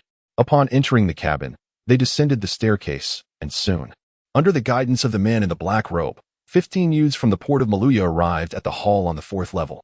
Exquisite oil paintings adorned the redwood walls on all sides. A grand crystal chandelier hung above, festooned with numerous candles, although none were lit. Beyond that, the hall was starkly empty, devoid of chairs or tables. As they walked across the floor, their footsteps echoed clearly. The black-robed man positioned himself in the center of the hall and turned around. "Are there any third-tier apprentices under the age of 18? If so, please step behind me." His tone softened slightly with the latter part of his statement, indicating a reluctance to offend such apprentices unduly.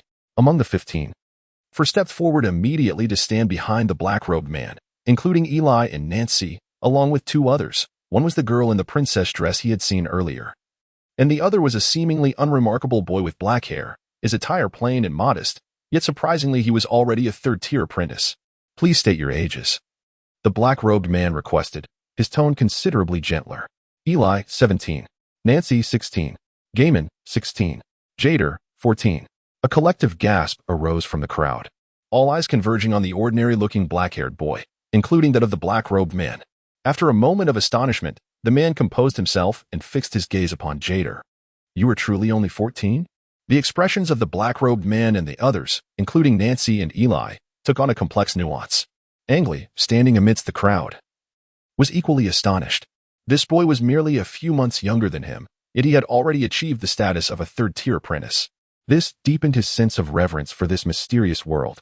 "Very well. Excellent. Jader, is it? After the testing concludes, would you be able to spare some time for a private conversation with me?" The black-robed man's tone even carried a hint of eagerness. Oh, Jader nodded, showing no inclination to refuse. The man in the black robe nodded slightly, then turned his gaze to the remaining youths. "Those under 18, second-tier apprentices, step forward and stand to my left." 7 individuals stepped forward, positioning themselves accordingly. The remaining 4 were Angrele and his companions. The man in the black robe nodded in satisfaction. "Well, the 4 third-tier apprentices behind me need not undergo the test. The rest of you, follow me." He turned and strode towards a wooden door on the opposite side of the hall, pushing it open and entering with purpose. One by one, they followed suit, starting with the second-tier apprentices. Through the open crack of the door, a profound darkness loomed within, devoid of any light. The second-tier apprentices entered, each remaining inside for merely a few seconds before emerging, their expressions a mix of disappointment and joy, each uniquely telling. Soon, it was the turn of Angrele and the others, though Angrele himself had not yet attained the status of a first-tier apprentice. However, the man in the black robe did not inquire. The distinction between having or not having reached it seemed negligible. Among the 4 first-tier apprentices, the first to enter was a girl with fair skin and a ponytail of black hair, who quickly returned with a look of utter disappointment. Her eyes red from unshed tears. Of all those who had entered before, only 2 emerged with expressions of joy, while the rest displayed faces of dejection and despair. This stirred an unusual tension within Angrele and his companions. After the ponytailed girl exited, Angrele's 2 neighbors exchanged glances, reluctant to step forward, their expressions betraying their anxiety. "Hurry up. Next," echoed the voice of the man in the black robe from within the room. His tone of Rudy, when tinged with impatience, carried an elongated intonation that sounded somewhat peculiar. Angrele cast a glance at the remaining 2 individuals before decisively striding towards the wooden door. Pausing momentarily, he stepped into the abyss of darkness. Within that obscurity, nothing was discernible, as if he had entered an entirely shadowy realm devoid of any light. The air was thick with a pungent, blood-tinged scent of sandalwood. "Can you perceive my presence?" The voice of the man in the black robe resonated from all directions. Anger listened intently, simultaneously activating the chip's sensory enhancement. In the midst of perceptual analysis, sound waves were emanating from all directions with a total of 4 sources. Specific identification remained elusive. Angrele furrowed his brow. He sensed a similarity to the chip, with sound emanating from all directions. Was it truly incapable of recognition? The man in the black robe fell silent for a moment, then the rustling sound of recording ensued, as if he were documenting something. From which directions could sounds be perceived? Above and below? None. Excellent, you have not spoken untruths. Your name? Angrele Rio. In the overall classification of aptitude, which is divided into 5 levels, your standing is at the 2nd level, slightly better than the lowest 1st level, barely qualifying as below average. Very well. You may now leave. Angrele felt a tinge of disappointment as he bowed slightly to the darkness before turning to exit the room. Upon returning to the side of his fellow first-tier apprentices, his visible discontent did not go unnoticed by the others, intensifying the anxiety of the remaining 2. As anticipated, the subsequent test saw both individuals emerging from the wooden door with expressions of dejection. Once the evaluations were concluded, the man in the black robe emerged, securing the door behind him before addressing the group. The 3rd-tier apprentices reside on the 1st floor, the 2nd tier on the 2nd, and the 1st tier occupy the lowest 5th floor. You may choose your own rooms, while meals and hygiene facilities are located on the 4th floor. The upper decks are already occupied by others from various nations. It's best to avoid those areas, as some of their inhabitants are rather troublesome. Provided you keep to your level, they will not venture down here. I am responsible for maintaining peace on the deck. Should any issues arise, you may come directly to me. That will be all. You may disperse now. I will post the list shortly for your verification. With that, the man in black turned and departed, leaving 15 individuals standing in the hall. Shall we find our accommodations first? Someone proposed, and this suggestion was quickly embraced by all. The 15 who had boarded at the Maruya port had subtly formed 3 distinct groups. The 4 third-tier apprentices constituted a small circle, the 2nd tier formed another, and finally, Angrele and his fellow first-tier apprentices comprised the last. As they were not residing on the 1st floor, Angrele and his companions made their way to the 5th floor, the bottom level of the ship, diverging from the other groups. The fitted clothing accentuated the girl's alluring curves, particularly the snug-fitting trousers which, in contrast to Nancy's fiery style, showcased a different elegance. Although her attire was merely that of an ordinary swordsman, the girl's perfect silhouette rendered it exceedingly enticing. The boy trailing behind could not help but let his gaze wander below her waist. Descending the wooden staircase in silence, the 4 of them mentally counted the floors. After a moment, the blond boy broke the silence. I say, since we are all first-tier apprentices, we might as well introduce ourselves, he chuckled. I'm Luron. 15 years old. Let us not dwell on family backgrounds, as they hold little relevance in our forthcoming endeavors. As for my aptitude, it's level 3. The red-haired boy, seeing his friend initiate the introductions, followed suit. I'm Yuri, 15 years old, with an aptitude of level 2. I reckon we 4 are among the least fortunate on this vessel, he remarked with a wry smile. Angrele, 14 years old, level 2 aptitude. Even if our talents may not shine as brightly as others, what does it matter? We are still young, and perhaps opportunities will arise in the future. He encouraged with a smile. Angrele furrowed his brows, feeling somewhat displeased. Do you think you understand everything? Is it truly so effortless for a formal wizard to advance? Their innate abilities surpass ours, and consequently, their chances of promotion are significantly greater. The young woman's tone softened as she expressed her apologies for her earlier demeanor, admitting that her emotions had gotten the better of her. Angrele nodded slightly. Never mind, we are all companions now. Perhaps we will have opportunities to support each other in the future, so let us not be overly excited. All right, the one in front, please introduce yourself. You're the only one left, the red-haired boy said with a familiar smile. The girl turned her head. Violet, 16 years old, aptitude. Level 1. The girl's footsteps hesitated momentarily before continuing forward. The red-haired boy Yuri and the blonde boy Lorando fell silent. Their gazes that had once been fixed on the young swordswoman now tinged with sympathy. Level 1 aptitude. TSK. No wonder she was so agitated. Lorando, walking ahead of Angrele, whispered as he turned his head. Just how significant is the gap between a level 1 and a higher level? I'm not quite sure. Angrele inquired softly. Lorando chuckled. According to various texts recorded by wizards, this classification is based on the speed of meditation progress. The fastest, level 5, is said to advance to a 3rd-rank apprentice within a year, with a very high probability of becoming a formal wizard, as few fail to promote. Level 4 has about a 50% chance of not becoming a wizard. Level 3 drops to 1 in 10, Level 2 to 1 in 100, and Level 1. It's around 1 in 1,000 or even 10,000. And their monthly meditation progress is merely equivalent to what Levels 2 and 3 achieve in a single day. Do you think that gap is significant? Anger nodded, his expression somewhat grave. Lullander continued, in truth, the so-called first class is of little concern to the wizards. They merely categorize those with the most abysmal qualifications into this category. Therefore, it is hardly surprising if one's aptitude is lacking. Given this perspective, does it not imply that this Verlet has little hope? The golden-haired boy, Yuri, interjected, more or less. Angrele ceased his speech, casting a glance at the young swordswoman ahead, whose shoulders trembled slightly, evidently having overheard the conversation behind her. Lullander regarded the girl with a touch of compassion, murmuring, her prowess as a first-class apprentice must have been cultivated through years of meditation, no less than 5. Chapter 048. Nancy won in that moment. Silence enveloped the group, as the topic of innate talent cast a pall of somber reflection over them. Descending the staircase, they swiftly reached the 5th floor. This level was shrouded in utter darkness, devoid of candles or oil lamps illuminating the walls. Standing at the staircase and gazing down the corridor leading to the rooms, they could only discern a pitch-black passage. Without a moment's hesitation, Verlet stepped forward, producing 2 small black stones from her possession. As she struck them together, a spark ignited, and the stones gradually emanated a blue luminescence, becoming as crystalline and radiant as gemstones. The azure glow illuminated the vicinity of the 4 companions for several meters. What is this? Lullander inquired. The golden-haired boy, Yuri, also appeared intrigued, his expression reflecting his curiosity about this unfamiliar object. Angrele surveyed the 2 stones she held aloft, discreetly allowing the chip to conduct an analysis.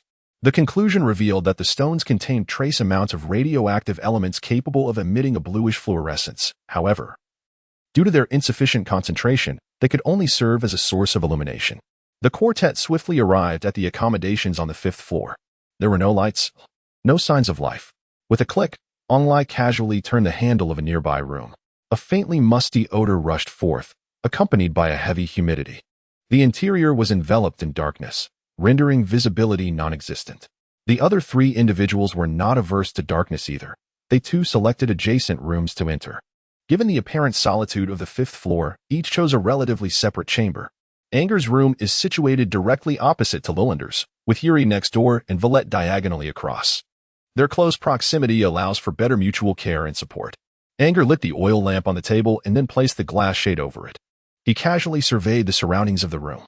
It was a modest space adorned with brown wooden furnishings, a single bed, 2 chairs, and a small wooden table, comprising the entirety of its decor. The table, walls, and floor were marred by unsightly white mildew. What a stark contrast in treatment, Anger mused, shaking his head as he covered his nose and exited the room. Shortly thereafter, the other 3 emerged in succession. Perhaps we should tidy up this room first? Yuri suggested. Indeed, came the consensus. Among the group, only Yuri was accustomed to luxury. The others were not so spoiled. After locating the restroom and washroom, they retrieved cleaning supplies and swiftly attended to the room, even scrubbing away the mildew from the walls. Lullander took it upon himself to clean Yuri's room as well. The 4 of them felt somewhat better after their efforts, barely managing to make the place habitable. As they engaged in meditation, the ship suddenly jolted, departing from the harbor. In the following days, aside from meals and occasional sunbathing on deck, the apprentices aboard the ship were seldom seen. They either secluded themselves in their rooms, immersed in deep meditation, or diligently studied the books they had brought along. Similarly, Angrele spent his days immersed in meditation and literature, leading a life of serene monotony, devoid of any turbulence. However, he observed that every day, Verlet would leave the room to rest on the deck, her lower lip tightly clenched, her complexion pale as a ghost. It was only later, from Lorando, that he learned of the burdens faced by those of inferior first-level aptitude, who experienced an excruciating ordeal during each meditation session. It was highly probable that Verlet belonged to this unfortunate minority. The hardships they endured were far beyond the comprehension of those blessed with superior abilities. Angrele had also discovered an intriguing aspect. Meditation is subject to a minimum age requirement, which he learned to be 12 years old after questioning Yuri and his companions. Only those aged 12 and above are permitted to engage with the memory-will runes. Otherwise, the lack of mental fortitude could result in dire consequences, rendering one a fool or an imbecile. After 4 or 5 consecutive days of meditation, Angrele had reached the capacity to envision 10 will characters simultaneously. This pace, albeit not particularly swift for one of his secondary qualifications, could be deemed average. As first-tier apprentices are the easiest to attain, representing merely a slight enhancement in mental prowess over the average individual. Thus, the man in the black robe likely refrained from inquiring about them, considering the minimal disparity between first-tier apprentices and those of ordinary qualifications, facilitating a relatively straightforward ascent. More than half a month had passed when the vessel docked at a new port, welcoming over 10 new apprentices. Following the allocation of quarters, only one individual was assigned to the 5th tier, the others remained somewhat ambiguous. The apprentice assigned to the 5th tier was an ordinary girl with slightly tanned skin. Donning a longbow on her back and possessing short green hair, her gaze somewhat vacant, she had little interaction with the 4 of them, merely seeking a distant room to settle in. At last, he had reached 12. Angrele sat cross-legged on the bed, exhaling deeply, his complexion slightly pallid. Living continuously in the damp and shadowy depths, devoid of sunlight, had rendered his skin unusually pale, erasing the once vibrant hue of health. It took him over a month to transition from the beginning of meditation to officially achieving first-tier apprentice status. According to Yuri and others, this duration is typically consistent. Around a month for all, regardless of qualification above the 1st tier, as this stage involves the foundational accumulation of raw mental energy. The true challenges lie ahead. Even Jader, who attained 3rd tier status at the age of 14, required 2 years to progress from 1st to 3rd tier. Thereafter, a lengthy journey awaited. Angrele had mentally prepared himself for this. Jader's qualifications had since been posted, indicating a level 4 status, while Nancy and Eli were classified at level 3. Casting a glance at the crystal clock on the table, he noted it was 4 in the morning, allowing for 1 more hour of meditation. Angrele closed his eyes once more, entering a meditative state. However, this time, he did not envision will runes, but rather sought to expand his perception. Striving to sense the air around him, he endeavored to capture the elusive, mysterious energy mentioned in the texts. For recognizing this force would significantly influence the trajectory of his future path. In the darkness, he sat cross-legged on the bed, his eyes tightly shut, lacking the luminous aura characteristic of will rune meditation, resembling a person merely asleep. Seconds ticked away in silence as Angrele remained still in the shadows. 0. Based on the existing data, establish a task, capture the energy components in the air. Task established, capturing initiated. The 0 chip commenced the consumption of Angrele's physical energy for high-speed analysis and capture. It seems I have been too eager. He stroked his chin, lost in thought. Even with the amplified perception of the chip, he was unable to discern the energy components. It seemed that this process could not be completed in a short time. However, I had previously acquired a magical item, and the chip had even stored some of its energy components. If I had another magical item now, perhaps I could actively release the energy around me in copious amounts, potentially reaching the level of a 2nd-tier apprentice. Yet, this process of perception could very well serve as a form of training. If I were to proceed in such a manner, I might risk a shaky foundation. So it is better to diligently focus on honing my perception. Angrele sighed in resignation, closing his eyes once more to sink into a meditative state. Nevertheless, the existence of the chip afforded him the opportunity to utilize magical items even before attaining the status of a 2nd-tier apprentice, a distinct advantage for Angrele. With magical items at his disposal, he could find a semblance of safety in both the current environment and those yet to come. The following day, Angrele was abruptly awakened by the sound of hurried footsteps. From the voices outside, he could make out words like fight, deck, Eli, and Nancy. It seemed something was amiss. He quickly threw off the covers and hastily donned his clothes, securing the door before following Yuri and the others up the stairs. After ascending several flights, he noticed apprentices rushing towards the deck, seemingly eager to witness the commotion. Nancy and Eli were embroiled in a confrontation. It was said that Eli had taken a liking to a girl, but his approach was deemed highly unsatisfactory by Nancy. Leading to a brief exchange of words before the confrontation ensued, Yuri explained, pausing momentarily to catch his breath. As Angel and the others surged onto the deck, Nancy stood defiantly, gripping her cross-sword, facing off against Eli. Surrounding them were a throng of apprentices, engrossed in the unfolding spectacle. Clad in her white strapless top and form-fitting, denim-like trousers, Nancy's golden ponytail danced gently in the sea breeze, her expression solemn. Out here on the ocean, your father, Duke Rocky, cannot shield you. We are reliant solely on our own strengths. If you oppose my actions, your only recourse is to vanquish me, Eli proclaimed, his handsome visage adorned with an air of arrogance. Defeat you? Nancy tightened her grip on the sword's hilt. Very well, as you wish. At that moment, a bronze ring on her right middle finger suddenly gleamed, emanating a pure white aura that shone as blindingly as the sun. Eli swiftly maneuvered, positioning the red gemstones on his twin daggers towards Nancy. The rubies glowed ominously, resembling two crimson eyes awakening with a sinister light. With a sharp clang, Nancy lunged forward, her body bending low as she charged at her opponent. Eli advanced as well, his daggers slicing through the air, leaving behind two crimson trails. The two figures collided with ferocity, producing a soft thud. The red and white lights flickered intensely.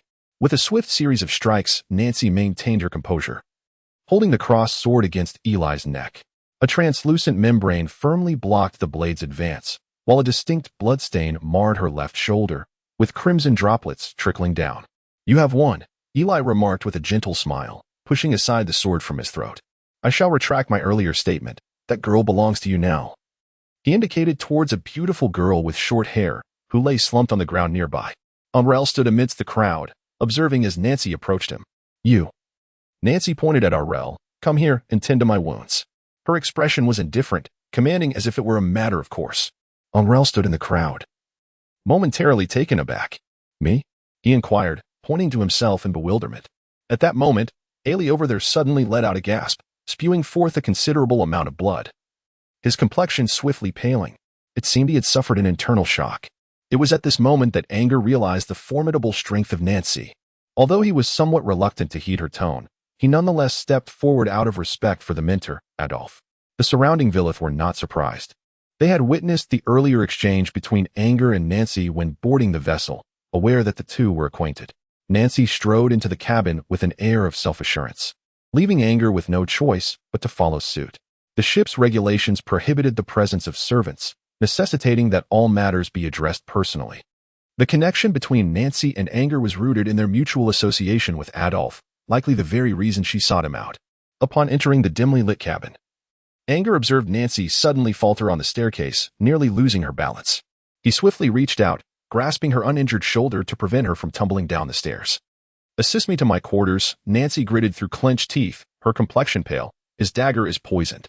Anger realized that Nancy had been putting on a brave front, striving to conceal her frailty from Eli. Disregarding her earlier haughty demeanor, he supported her down the staircase.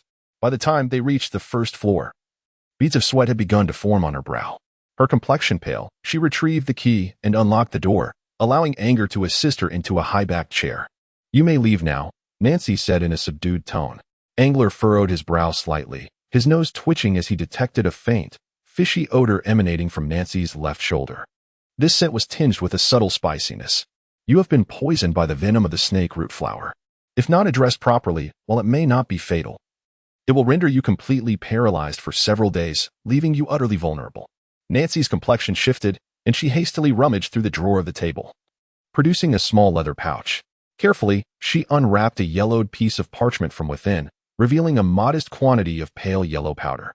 As Angrele caught sight of the powder, a particular piece of information abruptly flashed through his mind, prompting him to step forward decisively.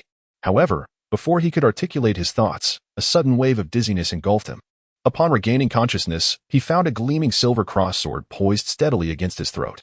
Nancy's gaze was icy as she fixed her eyes upon him, and a trickle of blood began to seep slowly beneath the blade. Angrel's body was enveloped in a prickling sensation, his neck afflicted by a subtle pang of pain that gradually emerged. With his knightly prowess at its zenith and possessing at least average physical attributes among knights, he found himself inexplicably dazed for a fleeting moment. It was evident that the force emanated from the opponent's enchanted artifact. In that brief instant, he was rendered utterly defenseless. A suddenness so profound that even the chip's alerts proved futile. It appears that your wound harbors a venom known as bowling grass. Should the toxin remain unpurged for a mere 5 hours, your entire left arm shall succumb to decay. I merely offer this as a cautionary note, so there is no need for such agitation. Angrele slowly extended his hand to brush away the blade poised at his neck. Although the dark-robed lord forbade death aboard the vessel, the loss of an arm might not be deemed a grave matter for a sorcerer. A universal antidote, you say?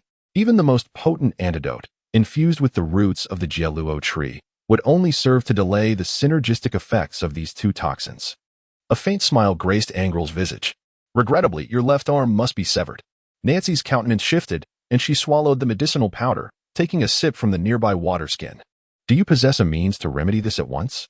For the sake of Minter Adolf, I shall overlook your previous rudeness," she stated coldly. A faint smile graced Angrele's face. "What reason do I have to heal you?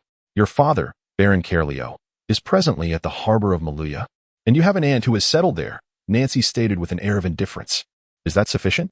Are you attempting to threaten me?" Angrele's eyes narrowed.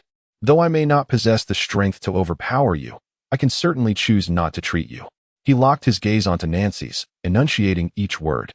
"No one can threaten me." The two exchanged glances for a moment. With a cold snort, Angrele turned to open the door. "Prepare for a severed hand, perhaps?" "Oh." "And a complete paralysis for about 3 days. It's possible you might even succumb to excessive blood loss," he remarked icily before departing. "Wait." Nancy's voice called out from behind. "What do you require in order to heal me?" Anger turned around, casting another glance at Nancy. "Beg me," he taunted, his gaze mocking. "You seek your own demise." Nancy's eyes hardened, her right hand once again gripping the hilt of her sword. Angrele distinctly felt a chill firmly affixed to his forehead, and his expression immediately grew more composed. He hastily remarked, "It was merely a jest. However, I am quite displeased with your tone. I am not your servant." The chill gradually dissipated. "Very well, I apologize for my previous words. Now what is it that you require?" Nancy, her hands tightly clutching the powdered paper, evidently struggled to suppress her inner fury. "Do not make any unreasonable demands. If it comes to that, I shall seek the dark-robed lord." Nancy's expression shifted. "Do not test my patience." "A magical item," she asserted. "Absolutely not." "Then prepare to become crippled," Angrele threatened, feigning a turn. "You seek death." A wave of cold once again coalesced around Angrele's neck. "You possess 2 magical items. Surely, parting with one would not be too much to ask?" Angrele managed a slight smile. He could sense that this woman before him had undoubtedly witnessed bloodshed and taken lives. Her words were laced with seriousness. Initially, he had merely sensed the presence of 2 magical items and sought to see if he could acquire one, yet he had not anticipated Nancy's resolute reaction. "Impossible," Nancy declared emphatically. "These 2 items were obtained at the cost of countless lives from my family. I cannot give you one. Moreover, even if I did, with your current level, you would be unable to wield it and might risk it being taken by others. Additionally, I wish to examine your magical items closely. In this very room, should I wish to take them, you could easily thwart me, correct?" Angrele added. After a prolonged gaze, Nancy slowly nodded. "Very well. Then it is settled." Angrele gently clapped his hands, a faint smile gracing his lips. "Let us begin the healing. Delays could complicate matters. First, payment." Nancy nodded, counting out 10 small purple gemstones from her pouch. She then retrieved a silver necklace from her pocket, placing both items in her palm and extending them towards Angrele. "Furthermore, you must swear not to betray the principles of this transaction or seek retribution against me afterward." Angrele accepted the gemstones, replying, "You too must vow to heal my wounds without reservation." "Agreed," Nancy replied coldly. "Not a problem." After both invoked their full names and oath, a slight sense of wariness dissipated between them. According to the customs of sorcerers, failure to uphold the terms of an oath made in one's true name would lead to universal disdain from others. This was an absolute transgression for both sorcerers and nobles alike. Of course, Angrele held little faith in such so-called unwritten rules. However, Nancy's character was evidently one of stringent principles, the sort who would draw her sword over a mere word, thus granting her oath a considerable degree of credibility. Moreover, he had not encroached upon any substantial interests of hers. He merely wished to observe the magical items, not to seize them. Although 10 gemstones valued at 10,000 gold coins was somewhat excessive. However, for the daughter of the Grand Duke, this matter is hardly of consequence. Nancy is certainly not the offspring of a minor lord with a territory of merely a few thousand inhabitants. The Andis Alliance encompasses a vastly larger expanse than the Ruden region, and a Grand Duke's domain could easily equate to more than half of the Ruden kingdom. One might even stretch to consider her a princess. In the grand scheme of her territory, 10,000 gold coins is merely a moderate sum sufficient to cause her some discomfort, yet not enough to inflict lasting harm. Nevertheless, due to the excessively rude tone and behavior of her counterpart, Angrele decided to adopt the most unsettling approach. "Now, lie down on the bed and position yourself accordingly. This will facilitate the treatment of your wound," Angrele remarked calmly. The injury had been inflicted by a dagger drawn across her shoulder from behind. Nancy cast him a cold glance, complied, and lay upon the bed, her unaffected right hand still firmly gripping the hilt of her cross-sword, exuding an extraordinary vigilance. Angrele waited until she settled comfortably. Only then did he notice the young lady's pert posterior snugly encased in form-fitting, white trousers, positioned directly before him. Her long, shapely legs were elegantly aligned together, devoid of any gap. Standing at the edge of the bed, he felt an irresistible allure towards those exquisite legs, stirring something within him. He was curious to see how the typically resolute Nancy would react if he were to caress those long legs and her alluring dairy. However, upon observing Nancy's firm grip on the sword's hilt with her right hand, he decisively abandoned this inappropriate thought. "Hurry up," Nancy urged. Anger did not linger any longer and swiftly attended to her wound. The method was quite simple. She spat, then gathered some wood shavings from the edge of the wooden table and sprinkled them over the injury. This approach, though straightforward and effective, was rather unsettling for Nancy. "If you cannot cure the poison, I shall take your life," she declared, straightening up and fixing Anger with a frosty glare. "We shall see," Anger replied with a smile, tossing a silver necklace into her hands before turning to open the door. "I'll take a moment to bandage myself." Chapter 050, Ram's response upon exiting Nancy's chamber. Anger took a deep breath, allowing her smile to gradually fade. She glanced around the corridor, noticing the absence of any apprentices, though faint footsteps from above gradually drew nearer. Angrele tightened his collar, concealing the scar on his neck. He strode purposefully towards the staircase, descending the steps. Zero, how much radiation energy was absorbed just now? This was just right. Any excess might arouse her suspicions. Anger swiftly descended the staircase, making his way toward the 5th floor. Having just attained the rank of a first-class apprentice, an opportunity for accelerated advancement had presented itself. His impatience was palpable. He needed to collect his thoughts. Excessive excitement could hinder his ability to achieve a meditative state swiftly. However, he understood that he must first genuinely sense the energy before he could harness it to hasten his progress. Otherwise, he risked establishing a weak foundation. Anger was acutely aware of the significance of a solid base and admonished himself accordingly. 15 days later, a merchant vessel, carrying numerous apprentices, separated from the caravan and veered toward the nearby coastal land. It ran aground on a desolate rocky beach. Most of the apprentices aboard disembarked after announcing the names of their respective organizations. Under the guidance of a cloaked figure awaiting on the shore, they departed the vessel. Among those apprentices was Nancy, Eli, and the one possessing a 4th-level qualification, Jader.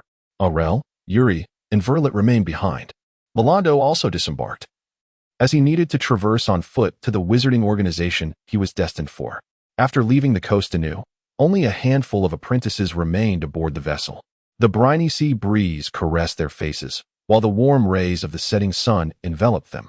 Angrele experienced a paradoxical sensation, both refreshing and warm. The dusky sunlight bathed the ship and the ocean in a resplendent hue of gold and crimson. Standing at the ship's railing, Angrele gazed at the coastline gradually fading from view, silent and contemplative. Beside him, Yuri stood in quietude as well. The waters surrounding the ship sparkled with a shimmering gold and red. The ship felt markedly emptier, an echoing void. Yuri scratched his head, expressing his sentiments. With this departure, it was possible they might never see one another again. Angrele replied calmly, "I've heard that our destination lies over 10,000 kilometers away by land. It indeed seems unlikely we shall meet again." Yuri spoke with a hint of nostalgia. "By the way, what is the name of the organization you are heading to? We might be heading to the same place." "Ramsoda University." "Ramsoda University?" Yuri exclaimed, his face a picture of confusion. "I don't think I've heard of it. It's not surprising you Haven T." A cool, feminine voice drifted from behind them. They turned to see Verlet approaching, adorned in a fitted white dress and wielding a longsword. Her chest rose and fell slightly, likely from a recent sword practice. A sleek black ponytail danced in the sea breeze, exuding an air of elegance. There are countless clandestine wizarding organizations in this world. It is impossible to know them all. Moreover, names like universities were once employed by wizards long ago. Perhaps it is an ancient title. The organization's current name is likely something entirely different. "You possess remarkable knowledge," Yuri chuckled. "My father was once a wizard. He imparted this knowledge to me," Verlet replied with a hint of indifference. "My destination is the 6-Ring Tower. I am from White Tooth Castle, the organization situated in the White Tooth Highlands. I've heard it is quite formidable." Yuri remarked with a smile, his disposition amiable and free from the vanity often associated with noble youths. "It matters not if we know. As long as the dark-robed one is aware, that suffices," Angrele said with a grin. Lalando mentioned that both the Six-Ring Tower and White-Tooth Castle lie in proximity to one another. The dark-robed one has indicated I shall also be stationed nearby. We may not be far apart, and perhaps we can support one another in the future. Certainly, Yuri readily agreed. We all boarded at Maluya Port. And once we reach the new location, we shall consider ourselves a united front. His face radiated warmth and sunshine. Verlet bit her lip. Do you not disdain me for merely possessing first-tier qualifications? Qualifications are merely a starting point. They are not the most critical aspect valued by wizards. Continuous learning, relentless research, unwavering perseverance, steadfast determination, formidable learning capacity, and a wealth of imagination and creativity. These are the qualities esteemed by a wizard. Yuri's smile faded, and with utmost seriousness, he declared, These are the exact words of my grandfather, which I now convey to you. He is a formal wizard of White Fang Castle. Verite gazed at him in a daze. Nodding vigorously, her eyes slightly reddened. Angrele shook his head slightly in contemplation. Yuri was indeed correct, based on his current understanding of wizards. Innate talent was not the paramount factor, but merely provided a starting point for all. The Book of Wizards had also alluded to the notion that the influence of talent was predominantly significant in the early stages, while subsequent success relied heavily on accumulation and comprehension. Continuous learning and relentless research were the true sources of power and wealth. However, for Verlet, given her innate talent, even reaching the initial level would demand an extensive amount of time. It was likely that by the age of 30, barely attaining the status of a third-tier apprentice would be considered exceedingly fortunate. As of yesterday, he had already successfully sensed a trace of that elusive substance, albeit uncertain whether it was what one might call energy particles. Sitting cross-legged upon his bed, Angrele closed his eyes, entering a meditative state. The crystal clock on the table ticked steadily, each second echoing softly. Time slipped away moment by moment. The hour hand moved swiftly from 6 in the afternoon to 10 at night. The room grew increasingly dim, enveloped in darkness. Suddenly, amidst the shadows, a fleeting glimmer of green light flickered momentarily, just beside Angrele's face. The minuscule dot of green light shone briefly before extinguishing almost immediately. Anger's eyelids twitched violently, and beads of cold sweat began to form upon his brow.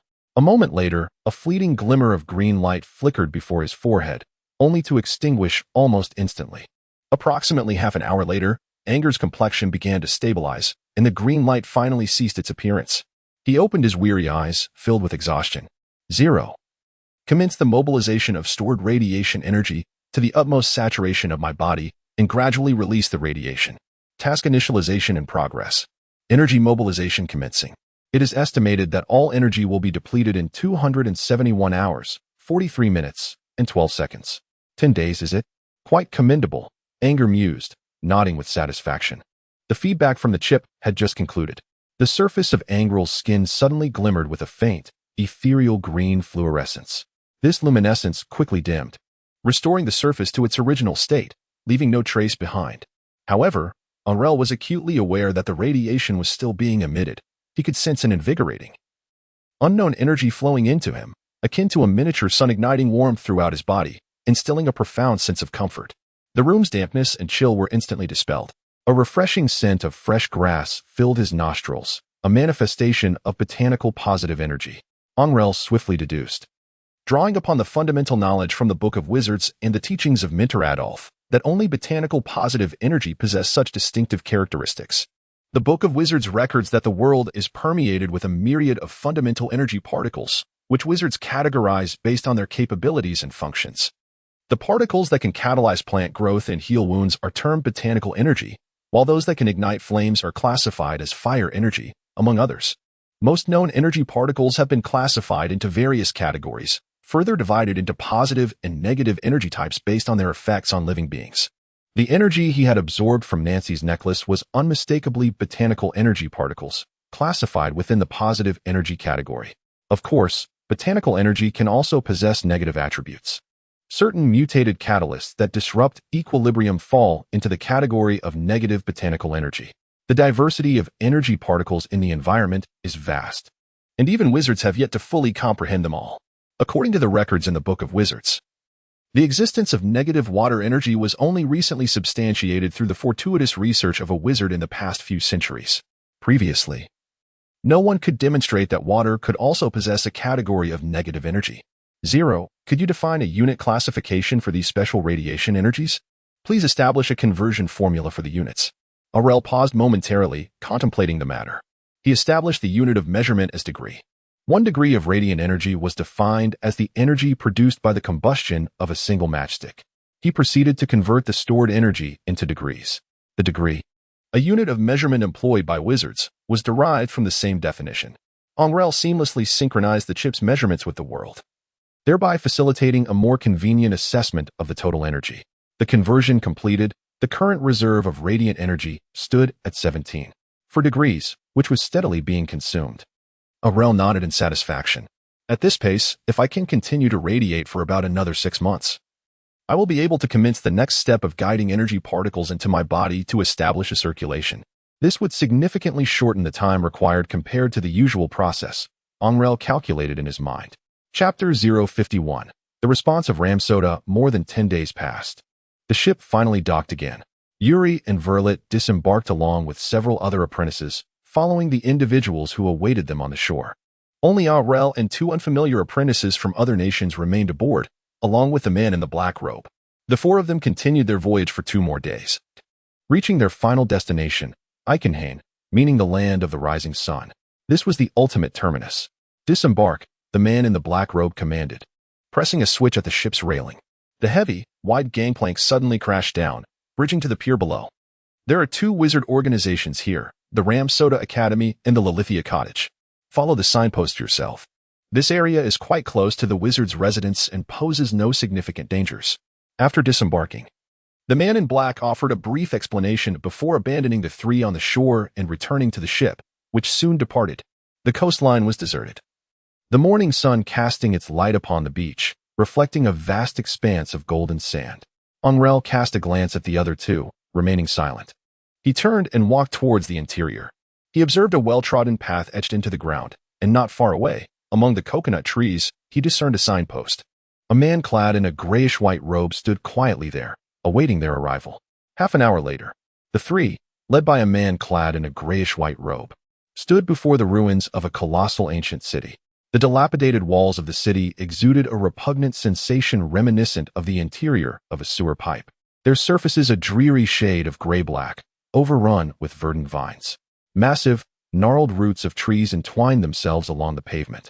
Occasionally, the sky echoed with hoarse, eerie cries. This was the site of the Ram Academy. You have arrived, both of you. Continue to follow me, the man said with an indifferent tone. Angrele stood motionless, observing the 3 figures hastily depart. He occupied a position atop a stone bridge at the outskirts of the ancient city. Beneath his feet lay a mosaic of fine gray-white pebbles interspersed with fresh green moss. Amidst the soft rustling sounds, a black crow descended, perching itself upon the platform. Its scarlet eyes fixated upon the ring, gently prodding it with its talons. Ah, a young newcomer, the crow spoke, its voice imbued with a sense of ancient wisdom, sharp and strained as if it had long withheld its discourse. I am Marag, the Sentinel. Since you possess an enchanted artifact, you may proceed according to the rules. It has been several years since a newcomer has graced us from that direction. It turned its gaze towards Angrele, conversing in the tongue of Amar. As he stepped through the city gates, the sound of the crow's wings flapping echoed behind him. The entire ancient city resembled a model sculpted from yellowish clay. Its walls and structures marred by the passage of time, pockmarked with tiny holes akin to grains of sand. Angrele felt as though he had wandered into the ruins of an ancient Egyptian metropolis, with a landscape dominated by hues of ochre. A gust of wind swept through, stirring a layer of yellow dust from the ground. A few desiccated leaves danced in the air, swirling before landing with a soft thud against Angrele's black boots. Are you the newcomer who has just arrived? A stranger's voice called from a distance to Angrele's left. Following the sound, he turned to see a tall man clad in a gray robe, gesturing him over from the corner of the wall. This man possessed broad shoulders, his hair cascading untamed, and his visage bore the ruggedness of a highland barbarian rather than that of an apprentice or a wizard. Lord Marag has already informed me. You carry the insignia of our academy, do you not? Anger swiftly approached, nodding slightly. He removed a gemstone ring from around his neck and handed it to the man. The man took it, examining it closely. What a pity, it was a ring of swift bursts, seemingly imbued with special techniques. However, it was damaged beyond repair. With a look of regret, he shook his head and returned the ring to Anger. Come with me, I shall escort you to the academy. This year, the number of new enrollees is quite substantial, over 20, including you. However, You are the only one who has arrived by boat from across the sea. Is that so? But isn't this place part of the academy? Anger inquired, glancing around. Aside from the man in the gray robe, there was not a soul in sight. How could our academy possibly be established in such ruins? Even if it has fallen somewhat, it shouldn't be to this extent. My name is Aroda, but you may call me Yellow. I am responsible for welcoming newcomers to our department. Please, I am merely an apprentice like yourself. And do refrain from calling me Big Brother. I have only just turned 14 this year. Yellow shot a discontented glance at Anger. 14. Angrele silently surveyed Ilo's appearance once more. Towering at over 2 meters, broad-shouldered and robust, he was easily equivalent to 2 of Angrele's stature. His weathered face bore the marks of hardship, and his eyes glinted with ferocity. With each heavy step, he seemed to leave a dent in the ground beneath him. His weight estimated to be around 300 pounds. Well, very well. Ilo, is it acceptable for me to call you that? Yes. Ilo immediately grew cold. Evidently displeased with Angrele addressing him as Big Brother, the two walked sequentially through the city, turning 7 or 8 corners, eventually entering a small house. In the center of the house stood a prominent underground passage. The entrance was framed by 2 black stone slabs, each set with yellow-green diamond-shaped gemstones, roughly the size of a fist. Ilo approached the door, lowered his head, and made an unusual gesture. Iloda? Simba, he murmured. Iloda strode confidently inside, with Angrele following closely behind. Just a few steps in, the sound of the stone door slowly closing echoed behind them. The passage was constructed from palm-sized gray stones, the walls displaying signs of age, with some stones showing minor chips. The floor mirrored the gray of the stones above, providing a remarkably even surface to walk upon. As they traversed the passage, the flickering flames of the torches cast a dancing yellow glow along the walls. A warm breeze wafted in from a downward slope, carrying an indescribable scent that Angrele found perplexing. It wasn't unpleasant, yet it was not entirely agreeable either, resembling a blend of mildew and osmanthus fragrance. Is that so? A rotation? Are newcomers assigned in turns? Angrele casually inquired. Indeed, the list is submitted to the mentors beforehand, then shuffled and reordered according to rotation. Ensuring a semblance of fairness, Iloda explained. We will report directly to the mentor now. Initially, the mentor will allow you to select a study project, not the complementary foundational courses, but rather fee-based options. I advise you to consider your choice carefully. This is a rare opportunity. In the future, acquiring such projects will require spending magic stones or completing tasks to earn record points. Thank you for the warning. Although Angrele felt somewhat bewildered, he recognized Iloda's well-intentioned advice and committed it to memory. Iloda led Angrele to the door of the final room and gently knocked. Mentor, I have brought another newcomer for this term. Come in. A hazy voice responded from within. With a click, the door creaked open. Iloda pushed the door ajar and entered with Angrele in tow. The room resembled an ordinary noble's study. In the center, flanked by 2 large bookshelves, stood a broad figure cloaked in black, their back turned to the newcomers, a hood obscuring their face. In their hands, they held a thick tome akin to a dictionary. Perusing its pages. Is this the newcomer assigned to me this time? The voice of the cloaked figure was unexpectedly melodious, possessing a slightly youthful, girlish tone. Yes, came the response, as the candle on the desk flickered with a sudden flare. Taken to Fedoni, for my time has come. Indeed. The figure in the black robe turned around slowly, raising his gaze. A withered crone's smiling visage was reflected in Angele's sight. Even more unsettling was the fact that her left eye was devoid of a pupil, replaced instead by a brass pocket watch. A scar slashed diagonally across her face, its edges stitched with thread, resembling a lifeless doll that had been crudely sewn together. Without those stitches, it would surely fall apart into a heap of flesh. Angrele suppressed the trepidation swelling within him and turned his head. Would he truly be learning under the tutelage of this terrifying sorcerer? Even after traversing realms and taking numerous lives, an unsettling drumbeat echoed in his heart. Such a figure would undoubtedly rank among the most fearsome in any horror film on Earth. Are you frightened? A chuckle escaped as Aroda explained, in truth. Mentor Liliana merely suffered a backlash during a spell experiment, sustaining grave injuries that transformed her into her current state. She is genuinely kind-hearted, and when teaching, she exhibits the utmost patience, despite the scarce number of apprentices willing to approach her. The gray-robed apprentice spoke with a resigned tone. Is that so? Angrele managed a strained smile. The image of a mentor resembling a corpse stitched together with thread would indeed deter any prospective apprentice from drawing near. Chapter 052. Enchantment 1. Following Aroda, they exited the room and traversed the corridor. Once again, they proceeded deeper into the underground passage. This time, however, They began to encounter others clad in gray robes, most of whom greeted Eroda warmly, some smiling and offering hellos, while others merely acknowledged him with indifferent nods. After descending for several hundred meters, they arrived at a towering black wooden door.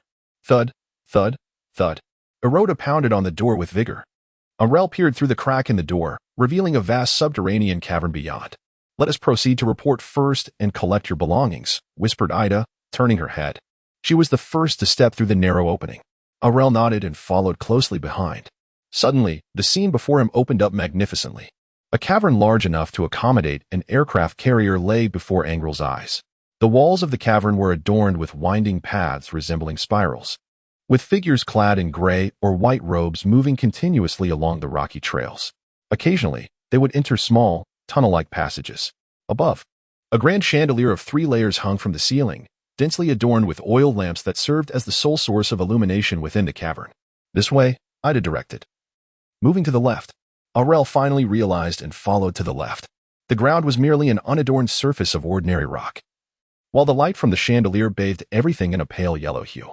The shadows of the 2 figures twisted and contorted upon the uneven rock walls, evoking a sense of the bizarre and mysterious. They once again plunged into a narrow passage. Soon, they arrived at a branching corridor, where several individuals stood clad in gray robes alongside one person dressed in different attire, seemingly waiting in line. After exchanging greetings with one of the gray-robed figures, Iloda led Angrele to the rear of the queue. After a few minutes of waiting, it was finally their turn. Iloda guided Angrele into a room at the end of the corridor. The chamber was cluttered with various sacks and wooden barrels, and at the entrance stood a table where an elderly man with graying hair and a small mustache sat. He held a quill pen, his hand resting on a small notebook. The table was adorned with a candlestick and an ink bottle. "Ah, Ida, you've brought a newcomer," the old man chuckled. "Indeed. He just arrived today, having come from across the sea." "Quite a long journey," Iloda replied with a smile. "Please provide your name, age, meditation level, and aptitude grade," the old man said, addressing Angrele. Anger nodded and stepped forward slightly. Angrele Rio, aged 15, was a first-class apprentice with a second-level qualification. A second-level qualification. It would have to suffice. The old man nodded and swiftly recorded the information in a small notebook. "Do you possess a token?" he inquired. "Indeed," Anger replied, hastily producing the ring and offering it. The old man accepted it, examining it closely. A flicker of emotion crossed his face, soon replaced by a look of regret. "What a pity. The Ring of Swift Eruption seems to possess advanced enchanting techniques. If it were intact, it would undoubtedly qualify as a medium-grade enchanted item. Furthermore, judging by its age, it likely dates back 5 centuries. Back then, we were still referred to as a university. Very well, I shall accept the ring. As a token of your rights, you are granted exemption from the entrance examination." He bent down and retrieved a small gray pouch from his left side, handing it to Anger. "This is your basic kit." "Thank you," Anger said, carefully accepting it. Inside, he found an apprentice gray robe, a first-class apprentice badge, an emergency rescue magic stone, and a student ID card. Be sure not to lose it. The robe is enchanted with a cleansing spell, usable once daily, valued at over 10,000 gold coins. Be cautious not to damage it while experimenting with spells. Otherwise, you will need to spend recorded points and magic stones to replace it, the old man advised. Understood. The entire academy was a vast underground base, its layers an enigma. Be mindful of your first free selection of mentors. I have conveyed all necessary information, Eroda said with a shrug, turning to depart. He soon vanished around the corner of a nearby passage. Angrele took a deep breath and slowly approached the door at the end of the room. She gently rapped on the door. "I am Angrele Rio, the new student who arrived today. May I enter, Mentor Liliana? Please come in." A melodious, youthful voice resonated from within. With a soft click, the door opened automatically. Angrele pushed the door open and stepped inside. The door behind him closed automatically. The black-robed mentor was bent over his desk, diligently recording something. The black feather quill in his hand danced across the pristine parchment with a soft rustling sound. "Are you here to collect the new recruits' complimentary rewards?" Liliana inquired, lifting her face to speak. The visage of that aged, gaunt face reappeared before Angrele's eyes. The brass clock in the left eye continued to tick with a rhythmic sound. Liliana forced a smile that resembled more of a grimace. She cleared the items from the desk, creating a space. Then, seemingly from nowhere, she produced several objects, placing them one by one upon the surface, from left to right. They were a crimson, banana-shaped fruit, a fresh eyeball of an unknown creature, and a black leather pouch. The first item represents my specialization in the fundamentals of mutation studies. The second, the basics of deep anatomy, and the last, biology. These are the three choices I offer you, from which you may select one to study free of charge. You have 1 minute to contemplate your decision, Liliana said with a smile. Angrele nodded slightly, his gaze fixated on the three objects before him. A hint of contemplation gracing his features. Liliana remained unperturbed, calmly awaiting the unfolding of events. Time swiftly passed amidst the rhythmic ticking of the second hand. A minute had elapsed. Angrele's expression was grave as he extended his hand, hesitating momentarily before slowly pressing it against the black pouch. I choose this one, he declared, raising his gaze to meet that of his mentor. Suddenly, a commotion erupted from within the dark pouch. A swarm of medium-sized insects, resembling black cockroaches, surged forth. Despite the pouch's diminutive size, the sheer number of insects that poured out was astonishing, swiftly covering the entire table. Angrele suddenly felt an itch in the hand that had just brushed against the bag. The mentor, smiling, observed Angrele's pale complexion. Gently, he produced a small mirror and held it before him. In the reflection, Angrele beheld his body covered in clusters of variously sized, densely packed blisters and welts. Expansive patches adorned his arms, neck, and face, each blister glistening with a pale red fluid. This is the path you have chosen, the mentor remarked, his smile tinged with an enigmatic quality. Anger suddenly reached out to touch his face, yet his fingers encountered nothing but smoothness. His complexion was ashen, and a pungent odor of decay lingered in his nostrils. Suddenly, a dark silhouette emerged within the right eye of his mentor. Angrele felt an overwhelming darkness envelop him. The surroundings shifted in an instant, only to illuminate once more, revealing that he was submerged in water. All around him was an abyssal blackness. He raised his head, spotting a faint glimmer of white light far above. The coldness was suffocating, rendering him breathless. Instinctively, Angrele endeavored to ascend towards that distant illumination. Yet, an inexplicable force relentlessly anchored his feet, dragging him deeper into the abyss. Glancing downward, he beheld an even more profound, bottomless darkness, a colossal fissure in the ocean floor. As if entering it would seal his fate in eternal entrapment. This must be an illusion, he reassured himself. Yet an incessant surge of fear continued to well up from within. Angrele suddenly awakened, realizing he still stood before his mentor. It seemed as though something new had been added to his mind. Angrele was drenched in cold sweat, summoning the strength to regain his composure as he slightly bowed in greeting. He turned and opened the door, hastily departing. The first line of knowledge in his mind read clearly, necrobiology. In the following days, like the other newcomers, Angrele attended the foundational free courses offered by the mentors in the teaching area. He then ventured to the library to borrow books from the levels accessible to his current rank. The subjects he could study included anatomy, neurology, principles of negative energy, models of spells, origins of mental power, universal studies, fundamentals of alchemy, and various branches of linguistics. These constituted the free knowledge available to him. At this juncture, Angrele learned that the name Ramsoda held a significant meaning in Draconic, translating to shadow and dead. The academy was renowned for its expertise in necromancy and enchantment, leading the way in research on shadow spells within the entire wizarding domain. The free knowledge he initially selected, necrobiology, focused on the effects of negative energy on living beings. This foundational knowledge was crucial for the release of negative energy spells, as establishing relevant spell models would be exceedingly challenging without it. Notably, this foundational knowledge was among the priciest in the academy, given the inherent dangers associated with the study of negative energy. Angrele began contemplating whether he could leverage this knowledge to exchange resources with other students. Based on his studies of the foundational principles of spell models, Angrele understood that the release of a spell necessitated the mental energy to construct the corresponding spell model, which would then invoke energy in a unique manner to manifest what is referred to as a spell. Some spells might also require materials as catalysts or triggers. The mental model operates akin to an engine, while elemental energy serves as fuel, ultimately transforming into various forms of energy. This encapsulates the essence of spellcasting. The focus of study lies in the differing effects produced by various models, the energy loss incurred, the resultant potency, and the mental energy expended by the model. These metrics serve as the criteria for assessing whether an apprentice or wizard has successfully mastered a spell. For the standards of complete mastery have been refined through the optimization efforts of countless wizards. Mere release of a spell does not equate to success. Apart from attending classes, Angrele spent his remaining time assisting mentors in organizing laboratories, cleaning spell rooms, preparing potions as an aid, and tending to rare plants in the gardens, among other tasks. However, he felt that his learning pace was somewhat sluggish, as the mentors imparted limited content each day, while he managed to execute ordinary tasks with remarkable precision. The study of universal studies proved somewhat obscure, leaving him with a sense of confusion regarding many aspects.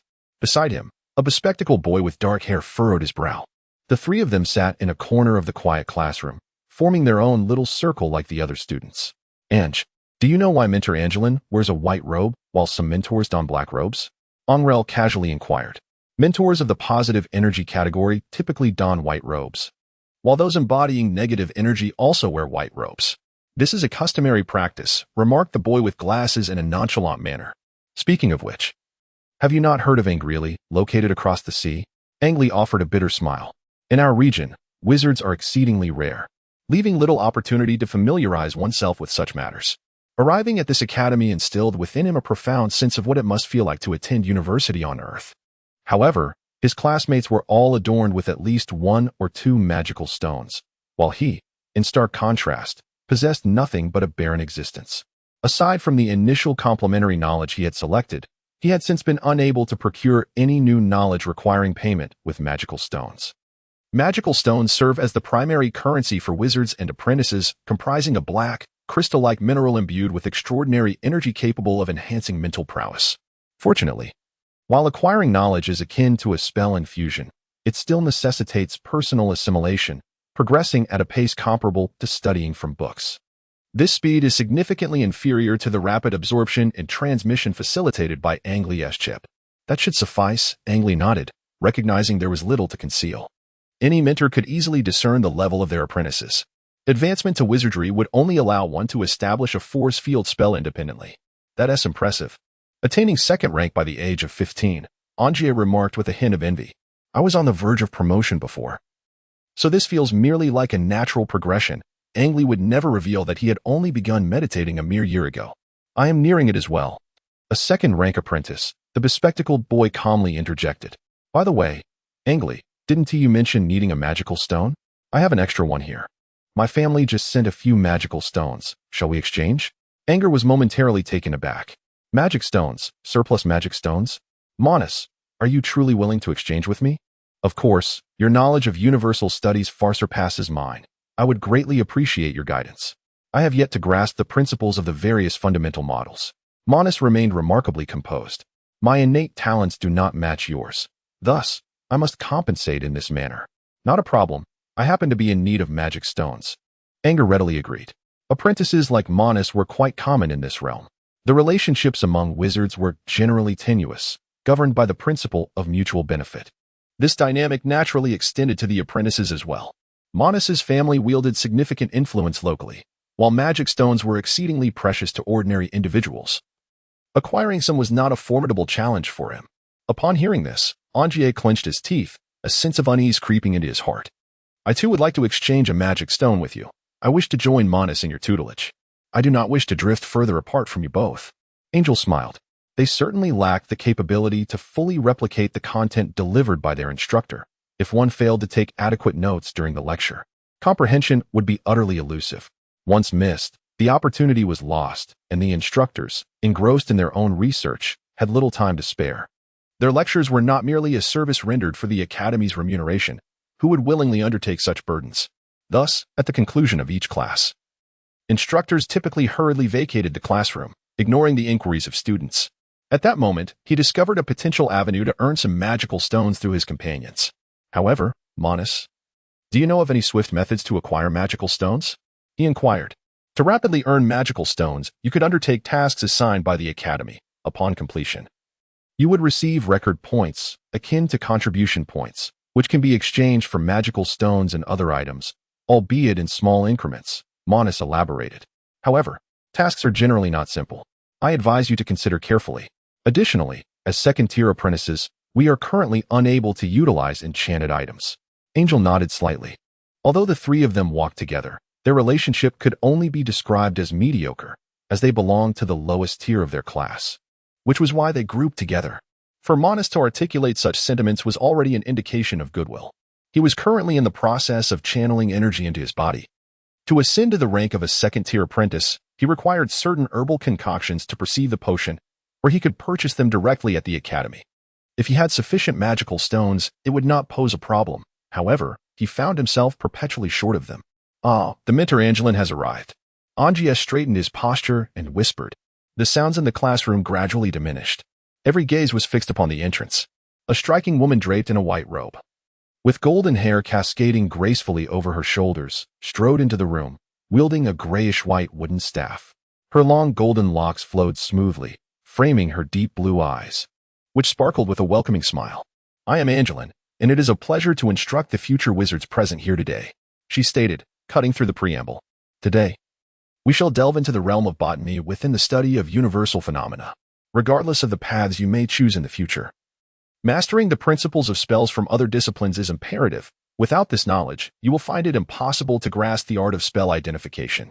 Mentor, we have learned some theoretical models regarding plant magic, but we find it quite challenging to comprehend the transformation from pure energy to substance. Might you provide us with a demonstration? A voice resonated among the apprentices. You are among the rare wizards renowned for your mastery of plant spells at our esteemed Ramso Academy.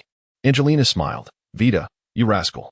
She shook her head helplessly, a hint of affection gracing her expression, clearly recognizing the apprentice who spoke.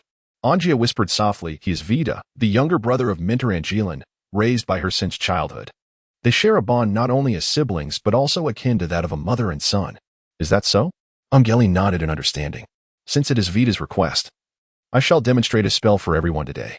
Angelina smiled gently, extending her left hand. Within the pristine palm lay an oval black seed. With a slight flick of her wrist, the seed succumbed to gravity, tumbling down to the ochre earth below. What I wield is the essence of life from a new origin. Amidst the hissing sounds, the seed gradually sprouted, evolving into a verdant sapling, which then rapidly ascended in height and size.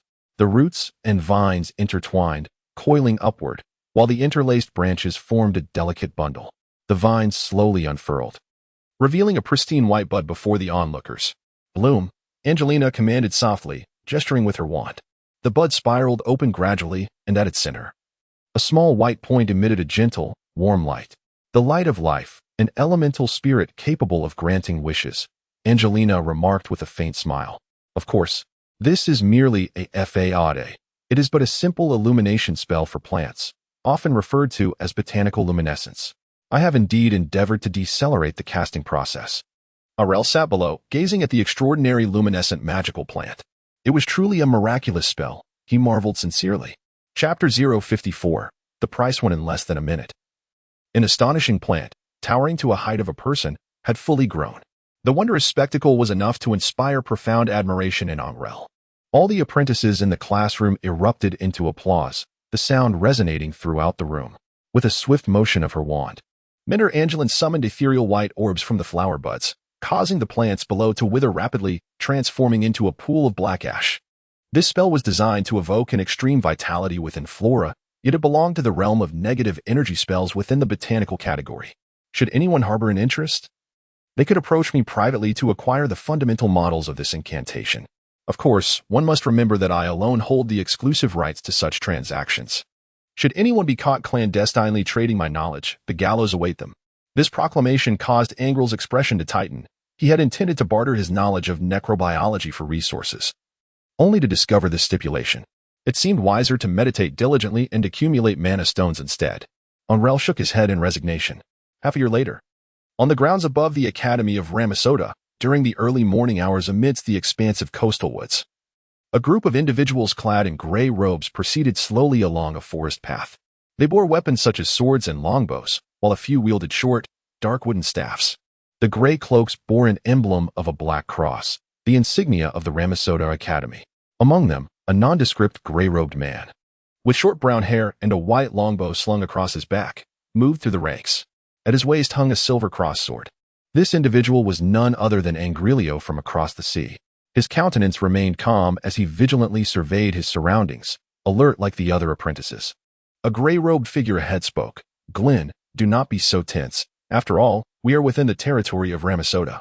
Rarely do intruders dare to encroach upon our domain. They would be fortunate to avoid us. This speaker, a young man with black hair, appeared to be around 20 years of age, his eyes a vibrant green. He had been shaken by a surprise attack during his last patrol. Angrele chuckled softly, and please, do not call me Glenn. It is an uncomfortable moniker. Angrele had been a member of this patrol team for nearly 6 months. Driven by the promise of receiving a monthly magic stone and a desire to familiarize himself with the surrounding area. The region where Ram was stationed was a desolate wasteland, seldom trodden by human feet, frequently haunted by ferocious beasts. Those lacking strength would find themselves incapacitated within mere steps, beset by inexplicable insects. Consequently, human presence was nearly non-existent, and even adventurers were a rare sight. Angrele and his companions were primarily tasked with patrolling to guard against the various dangerous creatures encroaching upon the Academy's territory. While the remuneration was modest, what mattered more to Angrele was becoming acquainted with the combat styles of the apprentices and wizards. Beware, a man-eating lizard. Suddenly, a figure in a gray robe shouted from the front. Stay alert. Target their weak points. Martha, can you handle the defense? The black-haired man who had spoken was the team leader, his demeanor serious as he began to assign tasks to each member. Glenn, you are responsible for long-range shots. Andrew, support Martha. Everyone, take your positions and be cautious. Being poisoned will waste our antidotes. The 5 members swiftly formed a formation. Ahead, from the grass, a massive lizard, towering at human height, emerged slowly, its cold brown eyes fixated on the 5. Its skin was a greenish hue, nearly blending seamlessly with the surroundings, making it nearly undetectable without careful observation. Just one. Let us finish this quickly. The black-haired man breathed a sigh of relief. Darius, he intoned, his voice low as he chanted an incantation. A layer of dark energy began to envelop his body. Drawing a short sword with a swift motion, he charged forward, aiming a thrust directly at the creature's head. Behind him, the other apprentices began a hushed chant, and a black arrow was loosed with a sharp whoosh, hurtling towards the lizard's right eye, its tip shimmering with an eerie dark light. This enhancement had been bestowed upon Angrele's arrow by a fellow apprentice utilizing a magical artifact. Both the short sword and the long arrow struck their target simultaneously. With a resounding thud, a large hole was punctured in the lizard's head, green blood gushing forth and quickly pooling on the ground. The arrow lodged itself firmly into the creature's skull, the wound visibly rotting at an alarming rate. The short sword also made a solid impact. A flash of red light emanating from its tip as it penetrated the creature's head, causing the lizard to roll its eyes back and succumb to unconsciousness. It appears to be yet another invasive man-eating lizard. The local inhabitants are well aware of our Academy's territory, he mused, shaking his head. The lizard's carcass can yield infectious toxins. I've been researching venom sacs lately. May I claim this one for my studies? Each of us will receive a magic stone. The gray-robed girl who had cast the arrow spell for Angrele interjected, her brow furrowed. Of course, the black-haired man replied readily. This is the extra income from our patrol. Upon encountering a valuable corpse, all witnesses shall partake in the spoils. Should anyone desire to claim it solely for themselves, they must compensate the others with a certain reward. The man's candor elicited smiles from Angrele and the others, for the education here consumes a considerable amount of magic stones and record points each year. Without a return on investment, sustaining such endeavors becomes exceedingly challenging. The subsequent patrol yielded no further incidents, which was the most typical outcome. The room was quite diminutive, reminiscent of Angrele's dormitory at the Harbor Academy, save for the oil lamp illuminating the walls, an eternal flame renowned for its unquenchable nature. It is said that this is a spell only a formal wizard can conjure. Angrele sat cross-legged upon his bed, removing a small leather pouch from his waist. He poured its contents onto the bed, and 5 black crystal stones tumbled forth, accompanied by a tiny red pearl. Angrele extended his hand to grasp the pearl, scrutinizing it for an extended period, his face betraying a hint of hesitation. After a moment's pause, he ultimately set the pearl down once more.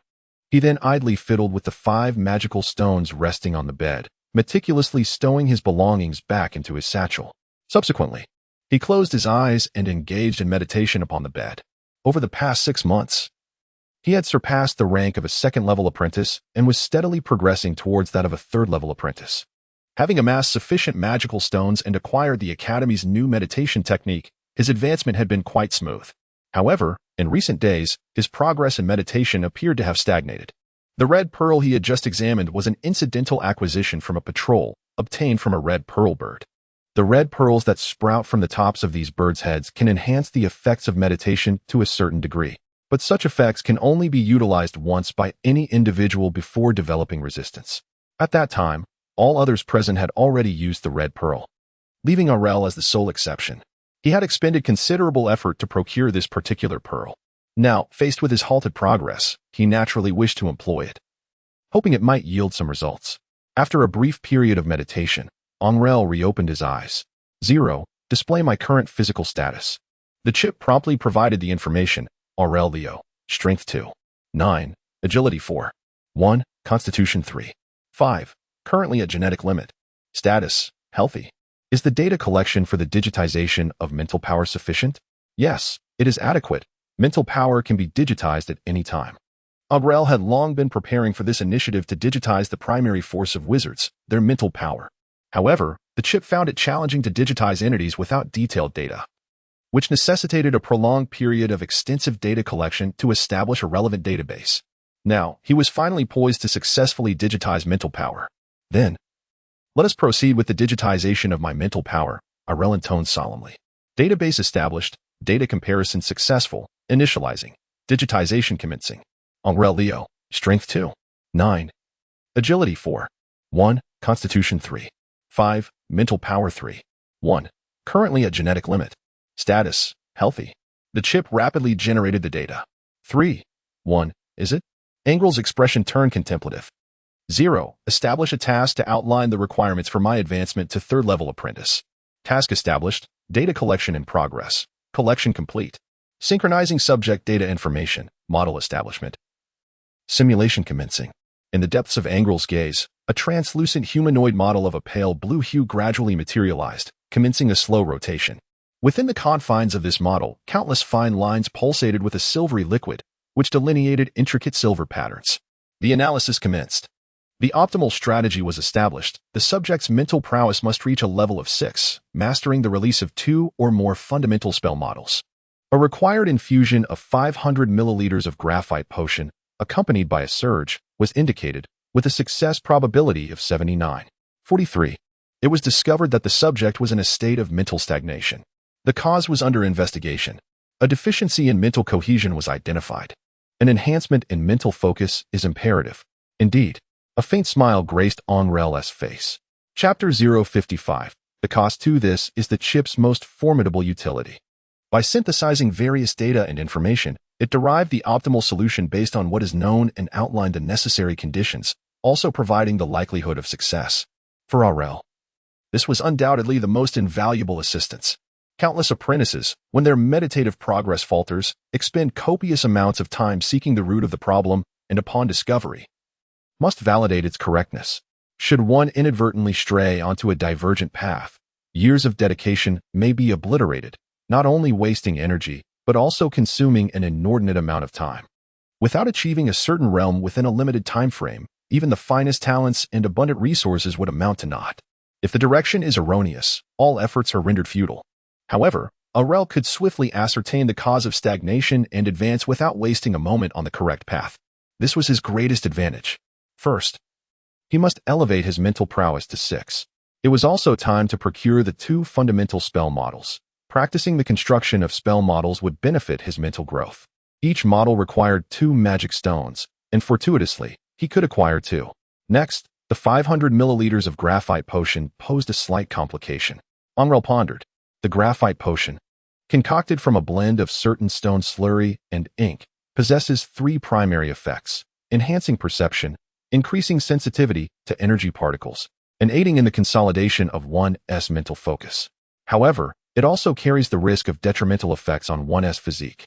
The toxicity contained within could incapacitate any wizard or apprentice for over 2 days, inflicting permanent damage to the body, thereby weakening it in the long run.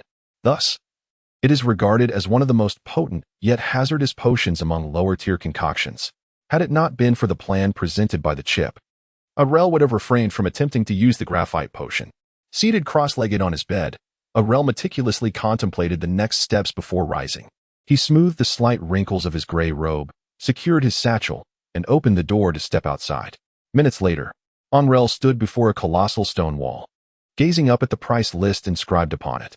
He was accompanied by many others, all clad in gray robes. Approximately 20 to 30 individuals gathered before the wall. Yet a profound silence enveloped them. Each person remained quietly fixed in their gaze upon the inscriptions above. Occasionally, someone would depart, while others would join the assembly. Within the realm of negative energy spells, there existed only 3 fundamental spell models available for study. Acid Splash, requiring knowledge in alchemy and principles of negative energy. Exhausted Hand, requiring knowledge in necrobiology and neuroscience. Dizziness Spell, requiring advanced knowledge in human anatomy and principles of negative energy. Angler gazed intently at the 3 models. A furrow of contemplation etched upon his brow. The foundational model spells represented merely the most rudimentary and uncomplicated structure. In contrast, the advanced modified spell models remained the closely guarded secrets of each sorcerer.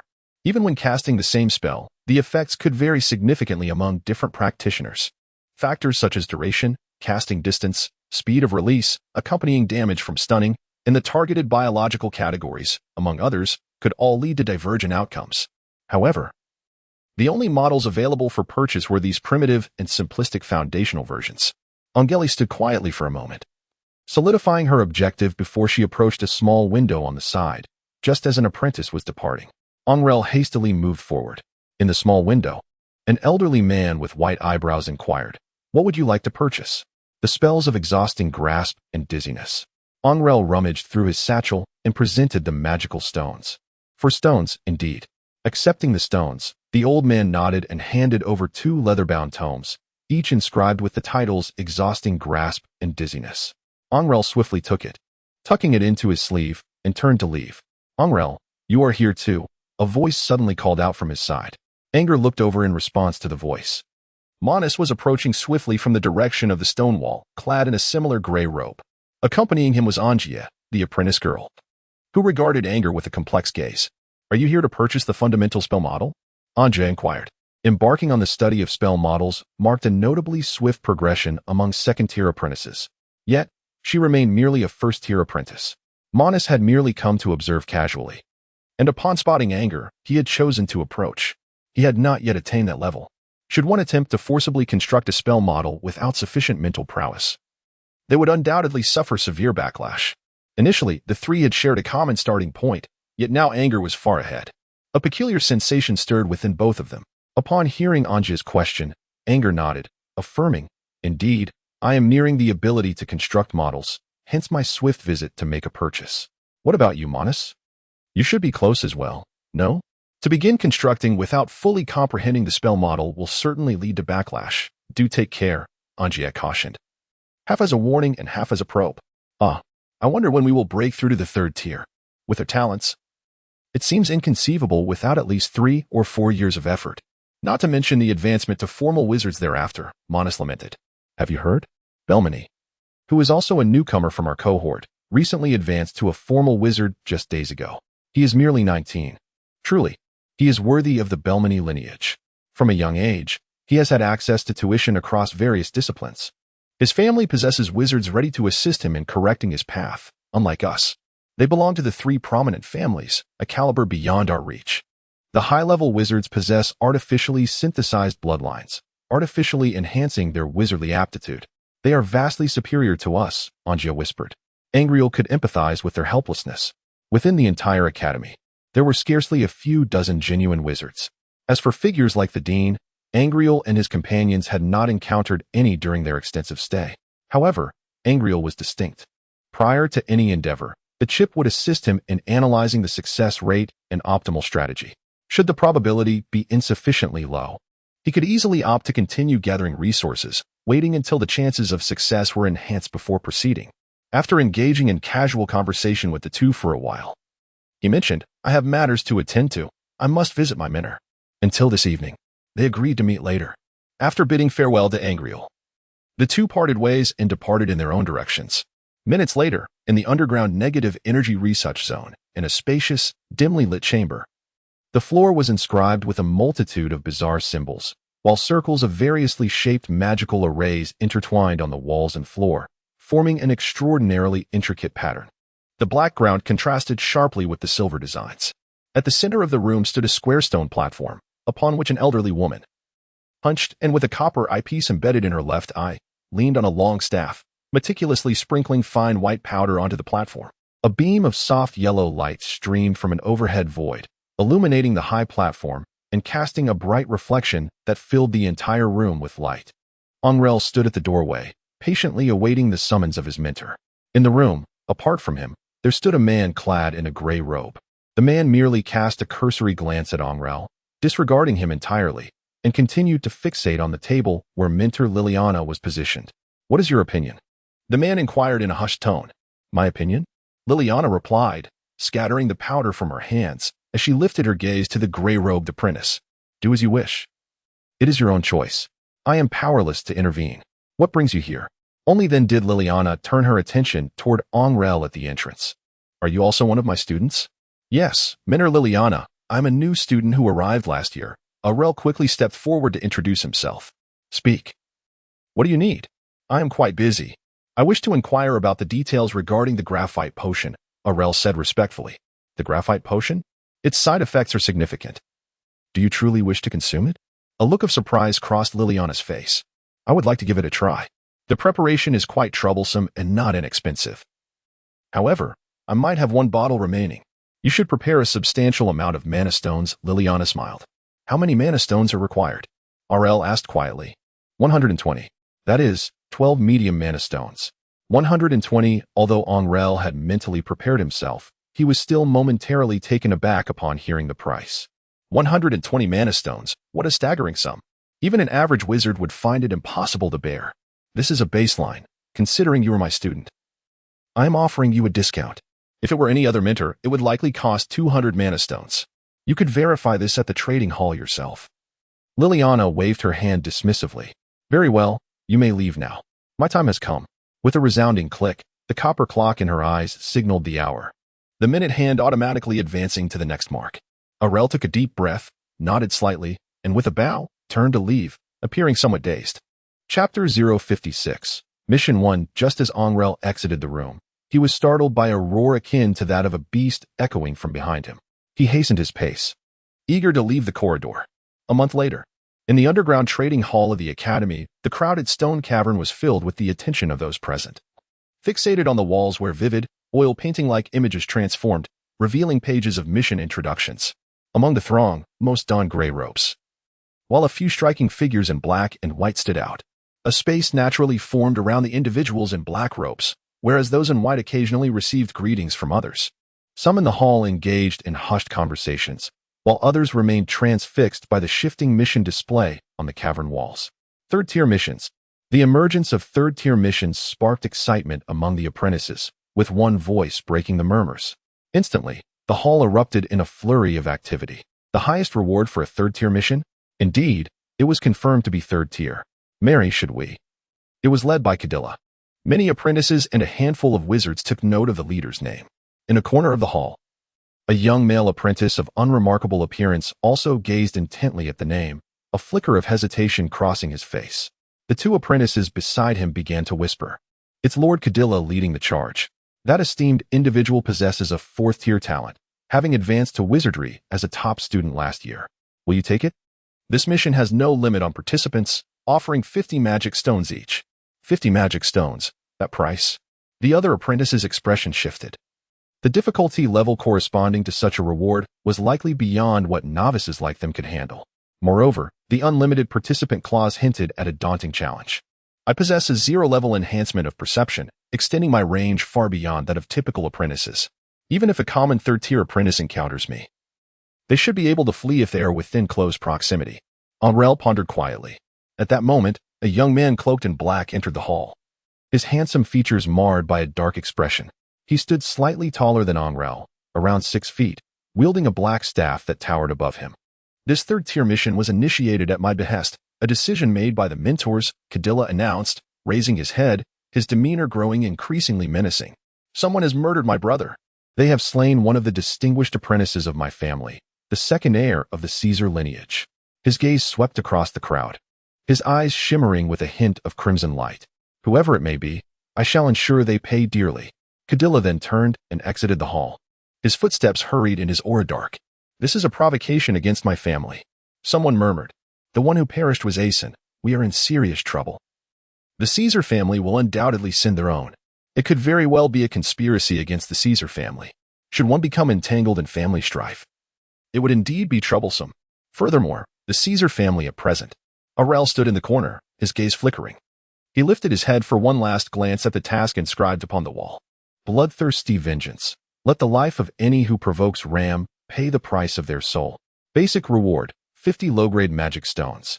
Danger level, high. Number of participants, unrestricted. The writing was rendered in the hue of blood, exuding an aura brimming with murderous intent. Angrele fixed his gaze for a moment, a determined expression settling upon his face. He gently caressed the silver cross sword hanging at his waist before turning to enter the cavernous passage behind him, swiftly disappearing into the darkness. A month later. At the surface of the Ramso Academy, in the ruins of an ancient city, the dawn broke with a dim, yellowish hue. The eastern horizon painted with the faintest blush of light. Only a delicate golden sunlight permeated the air. At the entrance of the ancient city, a sign stood at the gate, and upon the bridge, a group of figures clad in gray or black robes gathered. Each figure bore a black cross emblem upon their backs, their hoods obscuring their faces. At the forefront stood a figure in black robes, leaning upon a towering black wooden staff. Perched upon his right shoulder was a dark purple dove. The black-robed man lightly tapped his staff, producing a crisp sound that captured everyone's attention.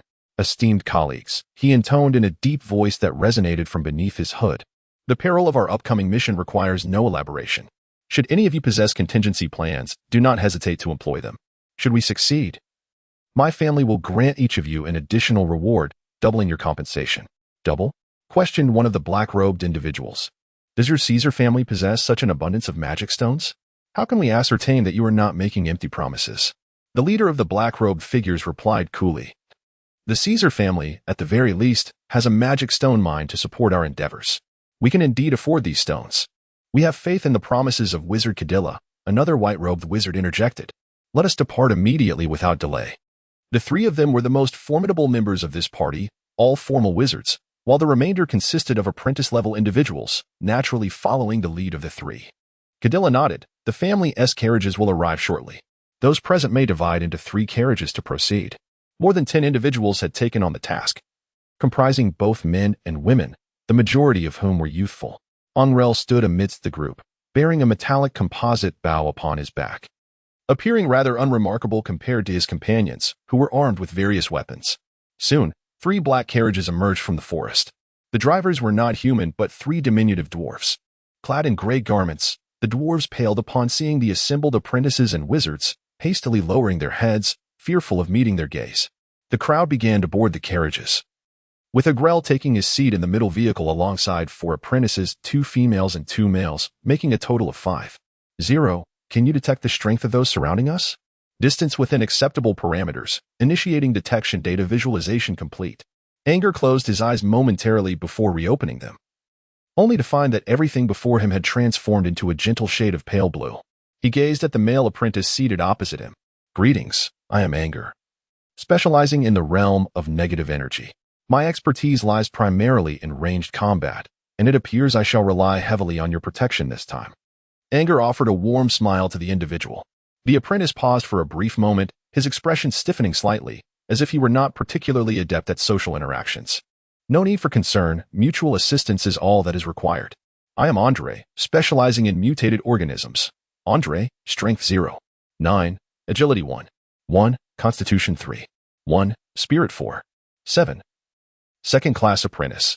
Anger's vision displayed the other's data automatically on one side of his body, clearly delineated. He then turned to greet the remaining 3 individuals. Wizards and apprentices alike often struggled with socialization, and they appeared somewhat resistant to Anger's amiable demeanor. Angrele had thoroughly assessed the data of several individuals. As long as there was no force field protection, his chip could discern the essence of others within a certain distance. Among those detected, a female apprentice named Marlene surprisingly possessed a magical artifact. Sitting in the carriage, Angrele casually uttered a few words, but seeing that the others lacked any interest in conversation, he fell silent. He was not particularly skilled in social interactions. Rather, he sought to gauge the backgrounds of those present. All 5 were second-tier apprentices, with Marlene, who wielded the magical item, presumably being the most formidable. As for the others, Angrele estimated they were likely comparable to himself, decent among apprentices lacking magical artifacts. Marlene and another apprentice named Griffia were of unremarkable appearance. Marlene was slightly plump, while Griffia boasted a more curvaceous figure, which momentarily captured the attention of the gentleman in the carriage. Both Griffia and the earlier speaker, Angrele, lacked any semblance of costly adornments. Angrele even detected through his chip that their gray robes appeared to have been mended, with the cleansing magic's effects being remarkably feeble. It was astonishing for an apprentice to be reduced to such dire financial straits. Angrele shook his head slightly. Yet, is he not the same now? If his robe were to become tattered, he would indeed hesitate to part with 5 magical stones to procure a new set. Perhaps he would rather spend a single stone to enlist a third-tier apprentice skilled in purification to mend it. He is not unlike the two before him. On a night 2 weeks hence, the carriage entered a quaint town near the Lamso Academy. Outside the town, a cadre of elegantly dressed nobles awaited with deference. The group discreetly made their way into the town, taking residence in a grand private villa. After a night of making do, the team departed the town quietly, heading towards the scene of the incident. After traversing the forest for over a day, the team arrived at a gorge. The sky was shrouded in a gray haze, and a thin veil of white mist enveloped the gorge. The surrounding hills loomed like dark shadows, while the ground was covered in parched yellow grass, dotted with sparse, dark green trees. Jagged white stones lay scattered about, and the underbrush occasionally rustled, hinting at unseen movements. At the mouth of the gorge, a squad of fully armored swordsmen spotted the approaching team. A burly man, resembling a squad leader, stepped forward. "Lord Kaidira, you have finally arrived. We have sealed off the entire gorge. Not a single bird has fled from within." Kaidira nodded in satisfaction. "Excellent. Continue to guard the entrances. We shall enter and resolve the matter." The leader bowed his head, casting a furtive glance at the assembly of gray and black-robed individuals behind Kaidira, his eyes betraying a flicker of reverence. As the team entered the gorge, Angrele deliberately assessed the strength of the leader, discovering him to be at the pinnacle of knightly prowess, which surprised him slightly. Chapter 057. Mission 2. No one displayed signs of fatigue, each remained vigilant, attuned to the sounds around them. A low rumble echoed from the sky, the clouds thick and foreboding. Kaidira, leading the way, glanced upwards. "Leave this to us. We must honor the 2 items you have contributed." The black-robed wizard chuckled darkly. The white-robed wizard merely nodded, maintaining a silent demeanor that conveyed his stance. "This is the spot." Kaidira raised his hand, signaling for everyone to halt.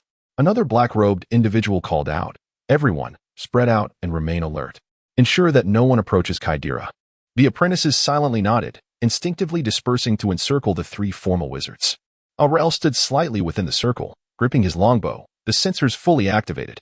Yet, his peripheral vision flickered towards Kaidira, who stood in the center of a vast pit, raising his staff high. Beneath him, a series of swirling winds began to materialize, gradually intensifying in strength. The gusts encircled Kaidira, lifting the grass and leaves within several meters of him, swiftly coalescing into a small gray tornado that enveloped him entirely.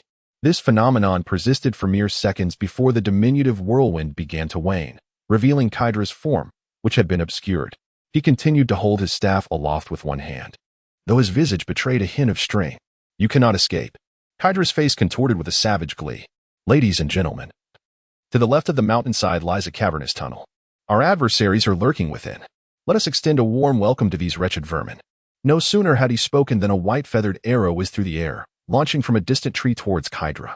Simultaneously, a green figure leaped down from the branches, swiftly vanishing into the thicket. The arrow traced a luminous white line, embedding itself forcefully into the void before Kaidira, where translucent ripples ensnared it, anchoring it midair. The arrowhead hovered merely a palm's breadth from Kaidira's eyes. "Come forth, you despicable wretch," Kaidira bellowed, his expression twisted in malevolence. "All of you, 18 men, 5 women, and 8 children. These repugnant green pests shall have their souls extracted and affixed to a colorless cross. My comrades, eliminate the adults, and do as you will with the children. Perhaps you would find delight in cultivating a few elven slaves."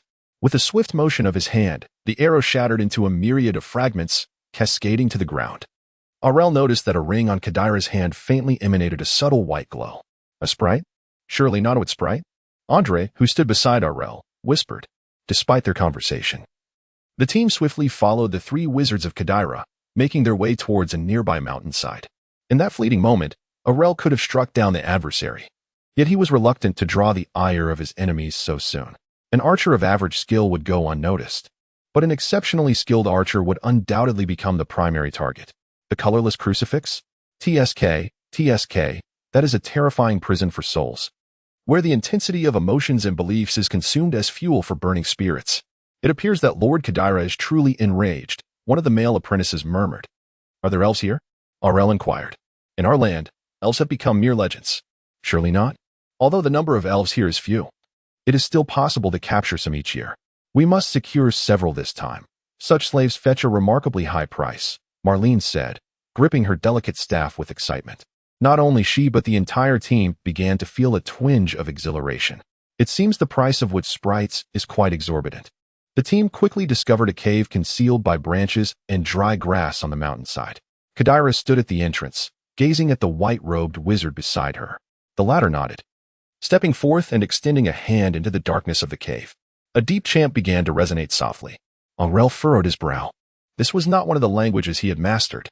In truth, the languages capable of incantation were quite limited. Currently, Angrele had command over only 2 free tongues, Angmarian and High Elvish, both of which were the most frequently employed. Meanwhile, Kadila was not idle. He was softly murmuring to the dark purple dove perched upon his shoulder. In a short while, he gently caressed the dove's feathers, prompting it to flap its wings and soar into the cavern, soon disappearing into the darkness. A flicker of amusement graced Kadila's handsome visage. He had discovered a single night in the presence of an enchanted artifact. These creatures had not feasted for many days. The emanation of hypnotic energy would cause most of these wood elves to succumb to slumber, the white-robed wizard remarked nonchalantly. It appeared that this mission would be quite effortless. Indeed, the black-robed wizard also began to relax. Just then, boom. The head of the white-robed wizard burst open like a watermelon. Brain matter and blood splattering in all directions. Everyone stood frozen in shock. Blood and viscous matter splattered across the black robe and Kadila's face.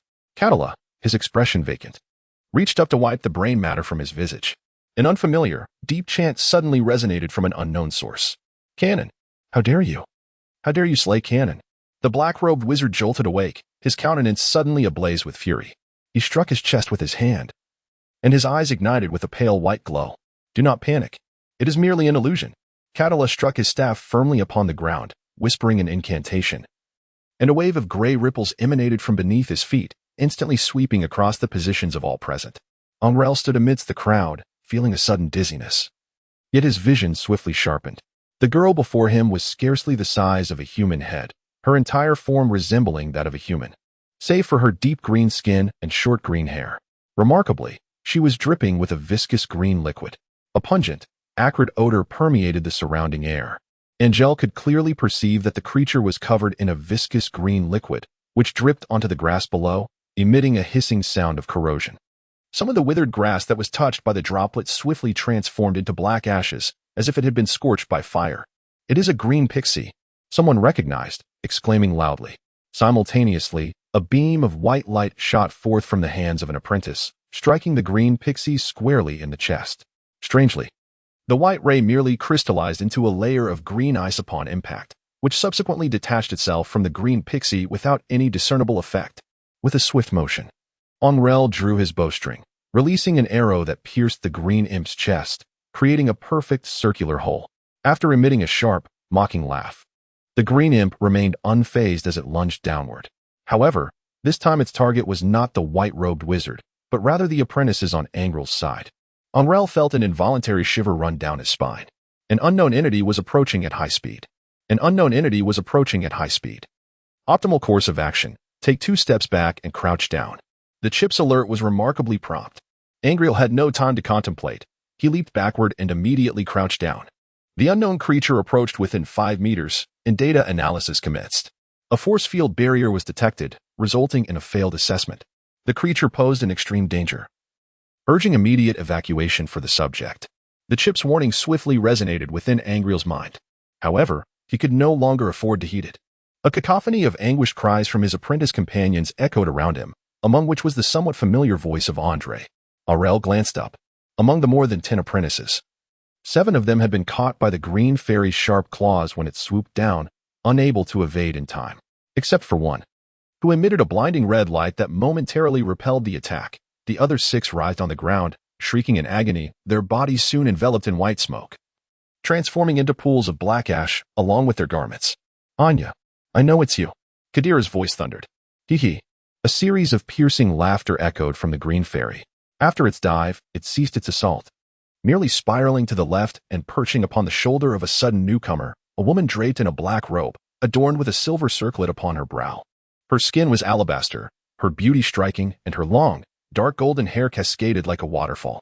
She appeared as though she had just emerged from the depths of a forest. Remarkably, the green goo from the fairy no longer dripped, as it sat upon her shoulder. Unfazed. Indeed, it is you. Kadira's expression darkened. The white-robed and black-robed wizards stood behind him, their gazes toward the woman filled with trepidation. Did you kill my brother? What do you think? The woman scoffed. It seemed she was indeed a formal sorceress.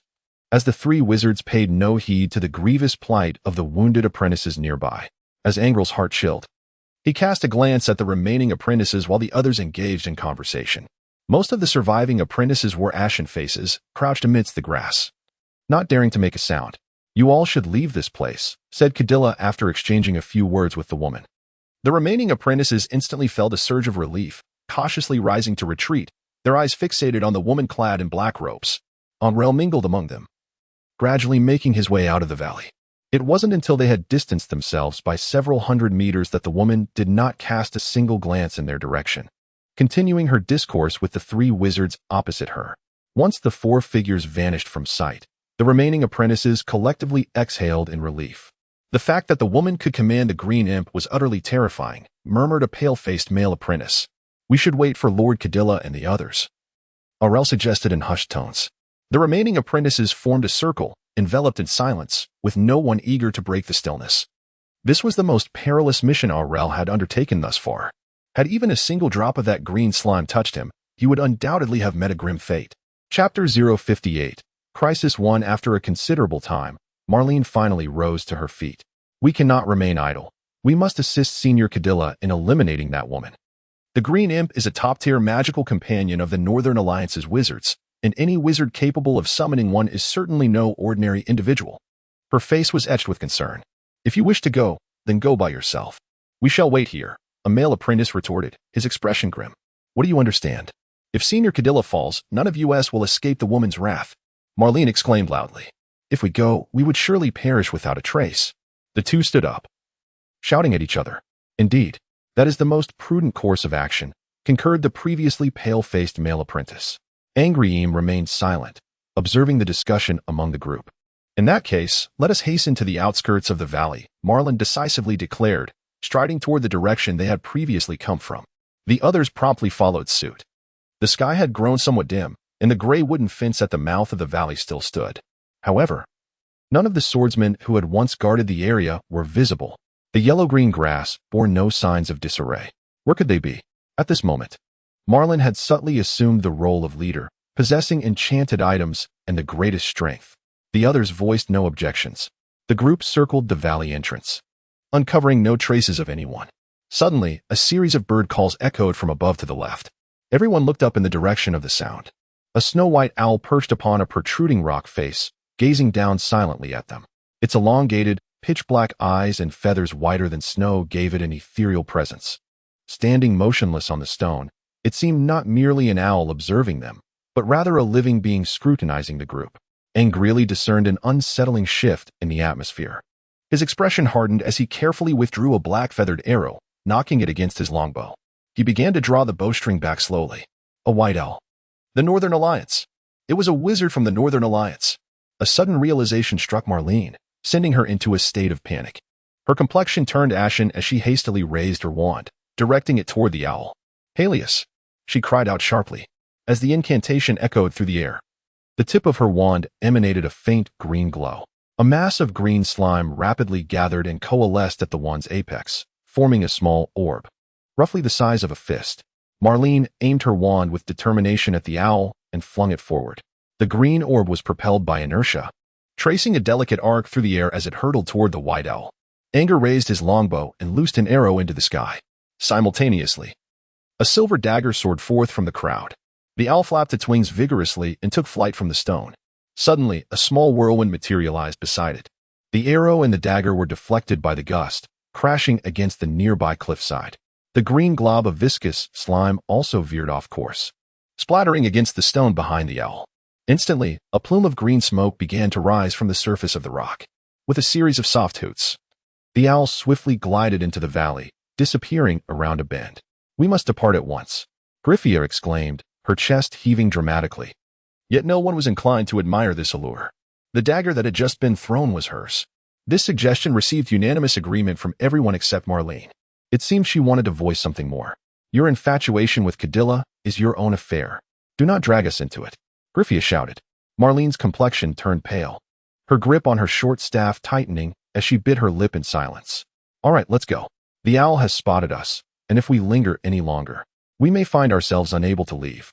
Anger, disinterested in further discourse, produced a map, identified the direction of the academy, and strode away briskly.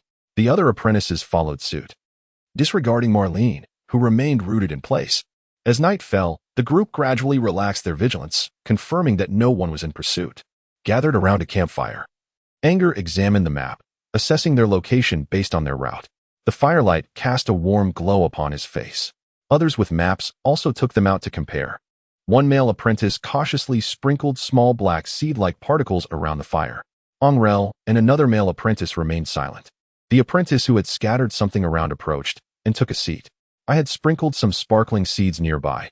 If anyone came within 100 meters, they would automatically burst into brilliance, serving as a rudimentary warning system." Indeed, there was only a small town for resupply along the way. For the rest of the journey, we would have to rely on our own hunting skills. This was not a concern for me, as the four of them seemed to have recovered from their anxiety regarding the pursuit by the sorcerer and began to discuss other matters. Angrele sat quietly, not uttering a word, merely positioned by the campfire in contemplative silence. Yet, beneath his tranquil exterior, he was diligently reviewing the chip data logs from the day while meticulously organizing his personal information. The encounters he faced today had unveiled a glimpse of the daunting power wielded by formal wizards. At present, he felt utterly defenseless against such formidable sorcerers. The chip merely afforded him a meager enhancement to his survival capabilities. Against the likes of the Green Goblin, a creature that disregarded arrows, his offensive prowess was virtually non-existent. It appeared that battles among wizards were destined to be determined solely by spells. Had it not been for Senior Cadilla's intervention in dispelling the illusion, it was likely that all would have perished one by one at the hands of the Green Goblin within the illusory realm. This revelation profoundly impressed upon Angrele the sheer ferocity with which formal wizards confronted apprentices. It was clear that he must promptly establish a mental model, if only to secure a modicum of self-defense. Angrele contemplated this. Initiate 0, simulate the establishment of a spell model. Task commenced. Known spell models. 1. Weary Hand. 2. Dizziness spell. Please make your selection. Angrele rose and walked over to a nearby tree, settling down with his back against the sturdy trunk, adopting an air of solitary contemplation. His gaze fell upon the apprentices engaged in animated discussion, yet his true focus lay in exchanging thoughts with the chip. Having come to the profound realization that only spells could combat this crucial challenge, he entered the valley, having reviewed the essential knowledge of 2 spells sufficiently. Inspired by this experience, Angrele resolved not to wait until he had mastered everything, but to embark on the study of a single spell. Moreover, his yearning for the status of a third-tier apprentice and a fully-fledged wizard intensified with fervor. The simulation task commenced, anticipated to consume 2 points of mental energy and last 30 minutes. The feedback from the 0 mechanization echoed in Angrele's mind. Leaning against the tree trunk, he tugged at the collar of his gray robe, securing it snugly around his neck. The surroundings were enveloped in darkness, punctuated by the eerie calls of peculiar insects that resonated all around.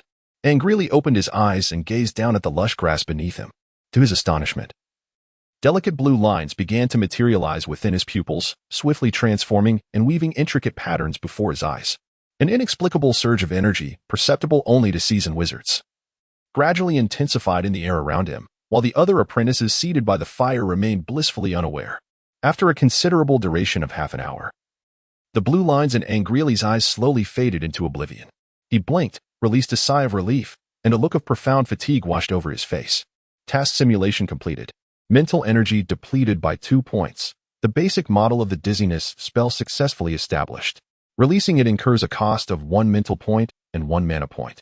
Mana refers to the elemental energy particles that Angrele draws into his body, an essential force for wizards to cast their spells. Now, let me assess my current data status. Angrele's statistics are as follows. Strength 2. 9. Agility 4. 1. Constitution 3. 7. Spirit 3. 3. Mana 3. Mana is synchronized with mental energy. He has reached the genetic limit. Status: healthy. Mana emerged as a new attribute when Angrele ascended to the rank of second-tier apprentice. It is merely the designation for the energy particles he previously quantified. Unlike before, this energy can be stored not only in a chip but also within himself, with a maximum capacity of 3 units.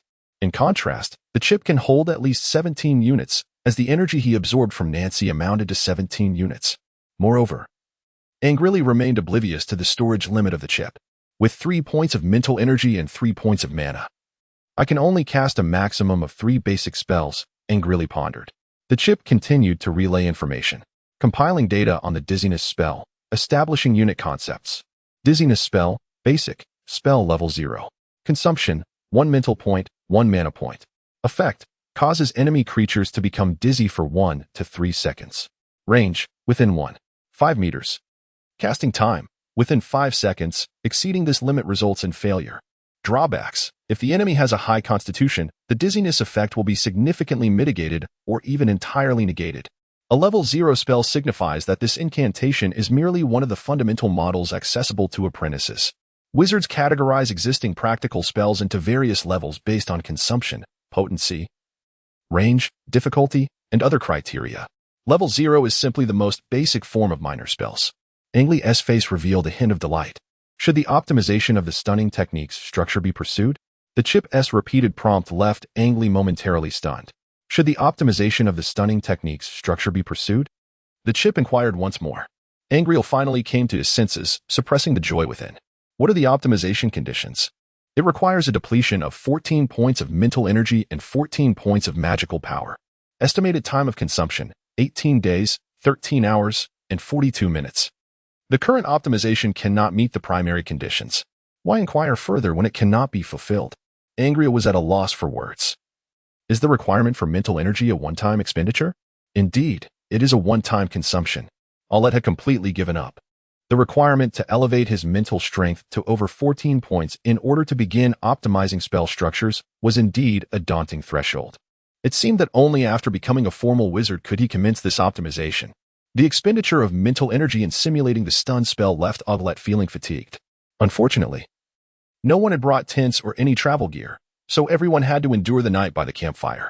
As the excitement and exhilaration brought by the chip gradually waned, Aulet found a vacant spot by the fire and settled down to meditate. A night passed.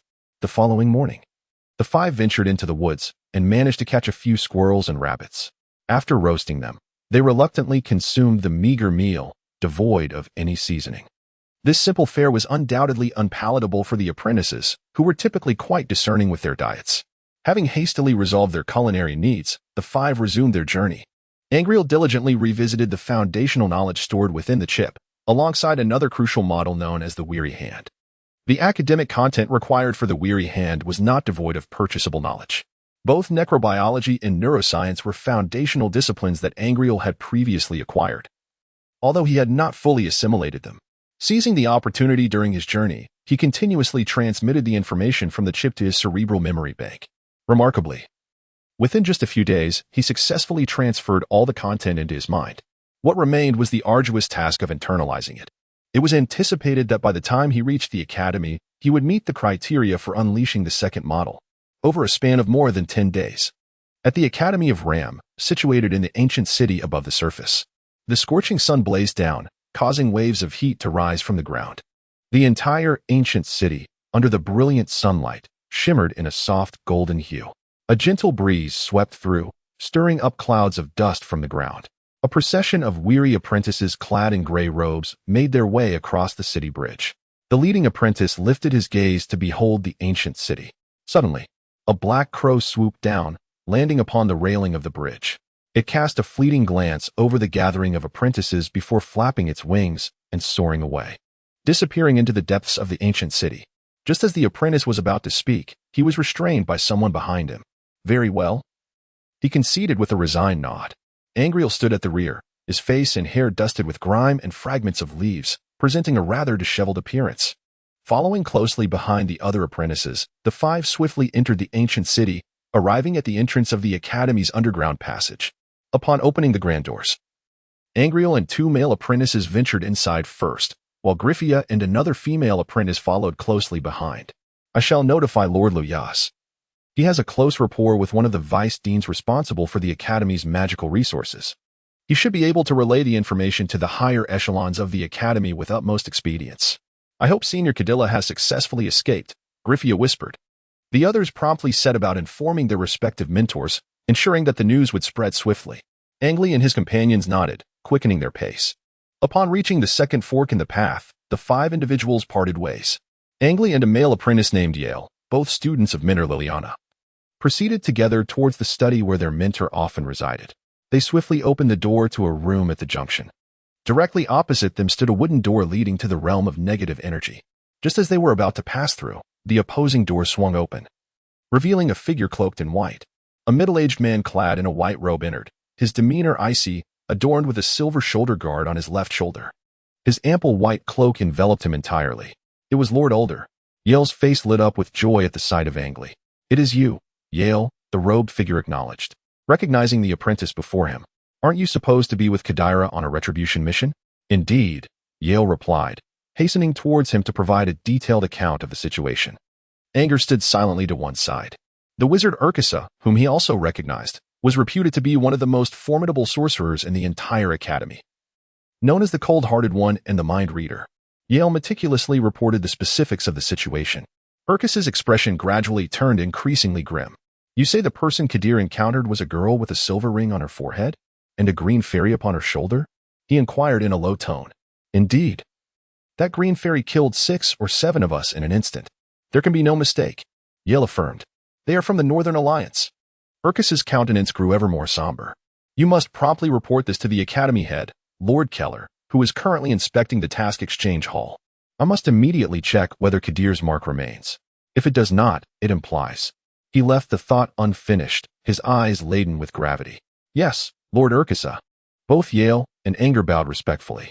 They hastily passed Urkisa and opened the wooden door. Urkisa observed their retreating figures, his eyes slowly shimmering with silver. Suddenly, he extended his right hand, and a translucent distortion began to coalesce in his palm. "Damn it! How dare you show me such disrespect?" he bellowed, his voice resonating powerfully, echoing outward in all directions. "You!" Urkisa roared, extending his hand toward Anger and the others, his fingers appearing grotesquely enlarged, almost transforming into a shadow that engulfed the flickering flames surrounding them. A profound sense of terror immobilized the two, leaving them bewildered as to why Urkisa had so abruptly turned against them, seizing upon an unfounded pretext to assail them. "Urkisa, my students are not yours to discipline." A sharp, youthful voice suddenly pierced the air from behind Anger and the others. A diminutive, gaunt figure emerged slowly from their shadows. An eerie and frigid power swirled and clashed within the room. Beneath the flickering light, countless shadows morphed into claws and serrated edges reaching toward Urkisa, only to be frozen by an overwhelming white chill, shattering into minuscule dark fragments that dissipated into the ether. "Liliana." Urkisa's expression turned icily severe as he fixed his gaze upon the nearly decrepit, terrifying old woman before him, a flicker of trepidation flashing in his eyes. Chapter 060, Tranquility. "You two, come to my study." The room fell into a complete stillness, as if all that had transpired moments ago had merely been a figment of the imagination. Neither felt inclined to converse and proceeded along the corridor toward Mentor Liliana's chamber. Reporting to the mentor of the negative energy department would yield little difference. As one of the most powerful sorcerers in the academy, Liliana's notorious reputation was not merely a product of her appearance. In the somewhat chilly study, Angrele and Yelru stood quietly at the threshold, having just recounted the entire affair in detail to their mentor. At that moment, the formidable-looking elder woman was lost in deep contemplation. The room was enveloped in a profound silence. After a brief pause, Liliana rapped her fingers upon the table. "You two may leave for now. I shall handle this matter. It seems the fellows from the Northern Alliance are growing restless." Her voice gradually softened on the final note. The news had already reached its destination, leaving only the upper echelons to contend with matters beyond the reach of mere apprentices such as themselves. Upon returning to his chamber, Angrele finally exhaled a sigh of relief. The composure and tranquility etched on his face dissipating. He removed his weapons and plummeted onto the bed, remaining there for an extended period, reluctant to rise. The peril of this mission was exceedingly great. A single misstep could lead one directly to meet marks. He resolved never to act so recklessly again. Dangers often stemmed from insatiable greed, he mused, shaking his head in acknowledgement of this truth. Rising from the bed, he glanced at the crystal clock atop the bedside table, 2:15 p.m. In this mission, archery and swordsmanship had scarcely found utility in battles among wizards. Physical assaults proved nearly futile unless one could penetrate the adversary's defensive barriers. A solution to this predicament must be conceived. The anti-magic field was a spell reserved for fully fledged wizards, and as a mere second-tier apprentice, he was still far from achieving that status. Yet, should he encounter a similar situation again, whether against the wizards of the Northern Alliance or the mind readers of the Academy, he would remain utterly defenseless. Angrele's countenance was clouded with contemplation as he sat cross-legged on the bed. He needed to devise a means to augment his own power. A pensive expression crossed his face. High-level spells were currently beyond my grasp, and enchanted items were prohibitively expensive, far beyond my means. However, breaking through to a third-tier apprentice should enable me to increase the number of spells I can master, yet my mental fortitude cannot be enhanced in the short term. If only my night-level strength could be of use among the wizards. Angrele sank deeper into thought. The swift eruption ring. Though the ring's energy had been entirely absorbed by the chip during that subsequent incident in the woods, a complete release of energy had somehow produced a spell effect. Logically, a mere eruption of energy should not yield such a formidable magical outcome. Angrele pondered for a moment, then murmured, what could be the reason behind the automatic casting during the agile burst? Is it possible to analyze it? Swift burst. Analysis in progress. Conclusion. When absorbing enchanted items, the chip retains the structural model of the energy's composition intact. Upon release, it automatically emulates the structure of the enchanted item. Angrele was taken aback for a moment, but quickly regained his composure. So, the chip absorbs the entire energy structure when it takes in enchanted items? This essentially means it stores the magical effects of those items? Indeed, this could be somewhat beneficial for enhancing combat prowess. However, the availability of such enchanted items is quite limited, rendering the effect rather lackluster. Conversely, the spells I have mastered could be stored in advance and instantly unleashed when needed. Angrele furrowed his brow. He established a task, the objective being to breach the magical barrier through physical attacks. He silently intoned, task established, initiating database search.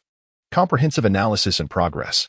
After Angrele established the task, he ceased to pay any attention to the chip, allowing it to operate independently.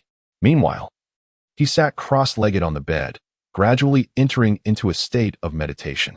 Time passed by, moment by moment. As Angrele sat, a faint green luminescence gradually emerged upon his body, enveloping his skin and clothing in a shimmering layer of light. This ethereal glow persisted for over half an hour before slowly dissipating. Soon thereafter, tiny, granular red specks of light began to materialize in the air around him, swiftly penetrating his skin like raindrops. The analysis of the task was abruptly interrupted by a sudden surge of brainwave signals from the chip. The red specks of light promptly vanished, and the room returned to its previous state. Moments later, Angrele opened his eyes, and a fleeting flash of red and green light flickered within them. When I entered as a second-tier apprentice, I was primarily selected for wind energy particles and fire particles. The other energy particles were merely used in small quantities to serve as a catalyst for spellcasting. It now seems prudent to focus on mastering a single type of particle. Dual specialization is far too inefficient. He summoned the task results silently. Optimal Solution 1. Enchantment-based potions. These are not restricted by wizard level and can amplify potion potency, achieving a slight anti-magic effect. When combined with ranged archery, they can pose a threat equivalent to that of a formal wizard. An apprentice-level individual without sufficiently powerful enchanted items will be unable to defend against this. Optimal Solution 2. Acquire a magical companion. Certain magical creatures possess formidable spellcasting abilities, which can provide a degree of defense against magical attacks. Angrele presented the information regarding the two proposed plans, his brow gradually furrowing in contemplation. The second option was evidently impractical. Such high-level magical creatures were beyond his means to procure. The least of them could easily command a price of several hundred medium-grade magic stones. Thus, it appeared that only the first plan remained viable. In the realm of alchemy, a wealth of foundational knowledge is readily accessible without charge. The processes and formulas for various basic potions are publicly disclosed. However, it is the true alchemist who possesses the skill to successfully concoct them. The success rate of potion brewing is exceedingly low within the entire academy. Out of dozens of wizards, only 2 are recognized as alchemists. Their success rates languish below 40, which is already considered remarkably high. The efficacy of potion brewing relies heavily on the extensive accumulation and expenditure of resources. The fundamental steps may seem straightforward, yet they demand a precise synchronization of mental energy fluctuations and minute input of magical power, as well as a profound understanding of the properties of the ingredients. Furthermore, an alchemist must possess the ability to correct and control the changes in the potion at any moment. These complexities elude even the most skilled wizards, which elucidates why potions tend to be relatively expensive. Even the most mediocre potion can fetch a price of several magic stones for a small vial.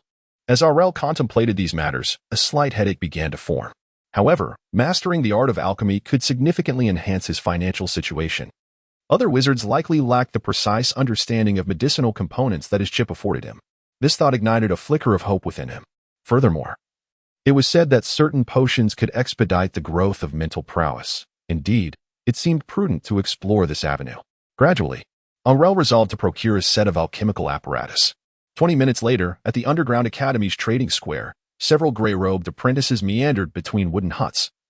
Yet not a single white or black robe was in sight. In front of a small wooden shed to the left of the square, 3 gray-robed individuals awaited their turn to purchase items, 2 males and 1 female.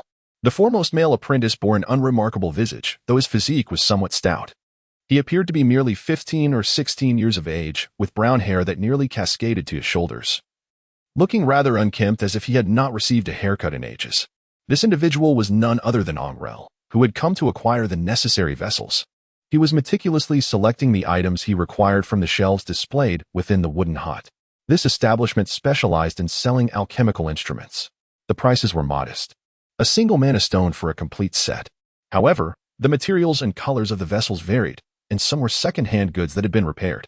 The shopkeeper, also clad in gray robes, appeared to be in his 30s, a middle-aged man. He sat with his arms crossed inside the hut, exhibiting a dismissive demeanor towards the 3 individuals at the entrance. A wooden sign outside clearly stated, 1 mana stone per set. If you want it, take it. If not, move along. Don't waste time. The proprietor's tone was brusque. He harbored little patience for these apprentices who fancied themselves capable of self-studying alchemy. Having operated the shop for many years, he had encountered countless such aspirants, yet none had ever succeeded. The vessels were second-hand goods he had procured through special connections from alchemical apprentices, with some new items merely being subpar products meant to fill the gaps. Typically, those who shopped here were not affluent individuals. Angrele cast a glance over the array of vessels displayed upon the shelves, his gaze lingering on a set crafted from pale red glass, a second-hand treasure. I shall take this set, he declared, extending a piece of magic stone towards the proprietor. The shopkeeper accepted it, tossing it into the wooden frame beneath the shelves. Help yourself, he replied. By the way, might I inquire, do you have any materials for practicing potion making? Angrele added. Chapter 061, Tranquility 2. Anger nodded, and once again handed over a piece of magic stone. Please give me a box. The proprietor presented a black wooden box, which Anger promptly accepted. Sir, I would like a box as well, chimed in a male apprentice standing nearby. He had a head of golden hair and somewhat small eyes. He was neither handsome nor unattractive, but possessed an inconspicuous appearance. He appeared to be around 20 years of age. Another failure? The proprietor glanced at him and handed over a wooden box. I advise you to refrain from practicing. Without a teacher's guidance, continuing is merely a waste of money. The academy had numerous departments, yet each was sparsely populated. Among the several hundred apprentices, each department had perhaps only a dozen or so individuals. Spread across an underground academy as vast as a city, Anger could hardly become acquainted with many apprentices. Aside from those he interacted with during classes, he had hardly encountered anyone else.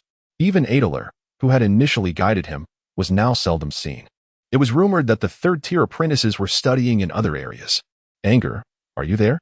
Ngia's voice called from outside the door. I am.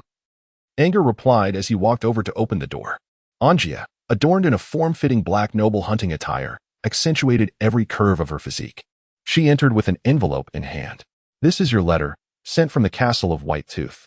Angrele received the letter and cast a glance at it. It clearly indicated that it was sent from White Tooth Castle to Ramso Academy, addressed to Angrele Rio. The sender was Yuri. Thank you, Ngia, he remarked. I heard that during this mission, you encountered a formidable wizard from the Northern Alliance. Is that true? Ngia inquired with curiosity, being merely a young girl in her teens. She, too, possessed a sense of wonder. Indeed, we did encounter one, though the specifics of the events will likely be disclosed in due time, Angrele replied, keenly noticing a hint of peculiarity in Angele's gaze. How long have you been a second rank? She continued to probe, suddenly realizing that an unusual expression crossed Angrele's face, causing her cheeks to flush slightly. I apologize, she quickly lowered her head, feeling that her inquisitiveness might be deemed impolite. It's quite all right, Angrele reassured her, finding it peculiar that she was acting this way when their relationship had always been amicable. Is there something you need assistance with? If it's not too much trouble, I wouldn't mind lending a hand, as we usually get along quite well. Angele's expression shifted. I may no longer be able to remain in the academy. Why? Angrele was taken aback. Angele sat in the chair, her demeanor evidently despondent. In truth, if I could find someone within the academy to assume my role in aiding the family's interests, I might be able to remain here. Angele raised an eyebrow slightly, refraining from responding. Angele glanced at him and continued, Manas is unattainable. He is already betrothed, and his fiancée possesses far superior qualities compared to mine. Angele hastily shook his head, asserting that marriage was unnecessary. All he required was for you to publicly acknowledge him as your partner. In return, his family would wholeheartedly provide you with an array of resources to aid in your pursuit of becoming a sorcerer. The Jicate family ranks among the top 5 prestigious families within the territories controlled by the Academy, and their assistance will undoubtedly prove invaluable for your future endeavors. Surely your family has more than just you as an apprentice? Alai pondered momentarily before speaking directly. Do you truly possess such unwavering confidence in me? Angrele's eyes flickered slightly. Undeniably, he found himself somewhat intrigued. The backing of a prominent local family would indeed be a significant advantage for him, especially considering his current financial constraints. Moreover, the prospect of companionship from 2 beautiful female apprentices appeared quite advantageous. The terms were, without doubt, rather lenient. However, I was perplexed as to why you sought my involvement. If I recall correctly, Senior Adler achieved the 3rd rank at the tender age of 14, did he not? Angrele defended himself. They are different. They are synthetic bloodline bearers, new bloodlines crafted by the family's esteemed wizards. It is merely this generation that possesses talent. The subsequent offspring will revert to being ordinary. The family would never choose such individuals for continuation. Angele shook his head. Regardless, this matter seems to present me with only benefits and no drawbacks. Very well. I shall acquiesce to your request. Angrele nodded in agreement. Joy immediately blossomed on Angele's face. This means I can continue to stay at the academy. She hastily retrieved a parchment scroll from her waist pouch, and upon unfurling it, revealed the meticulously prepared contract. Here's the contract. Take a look, she said, extending it to Angrele.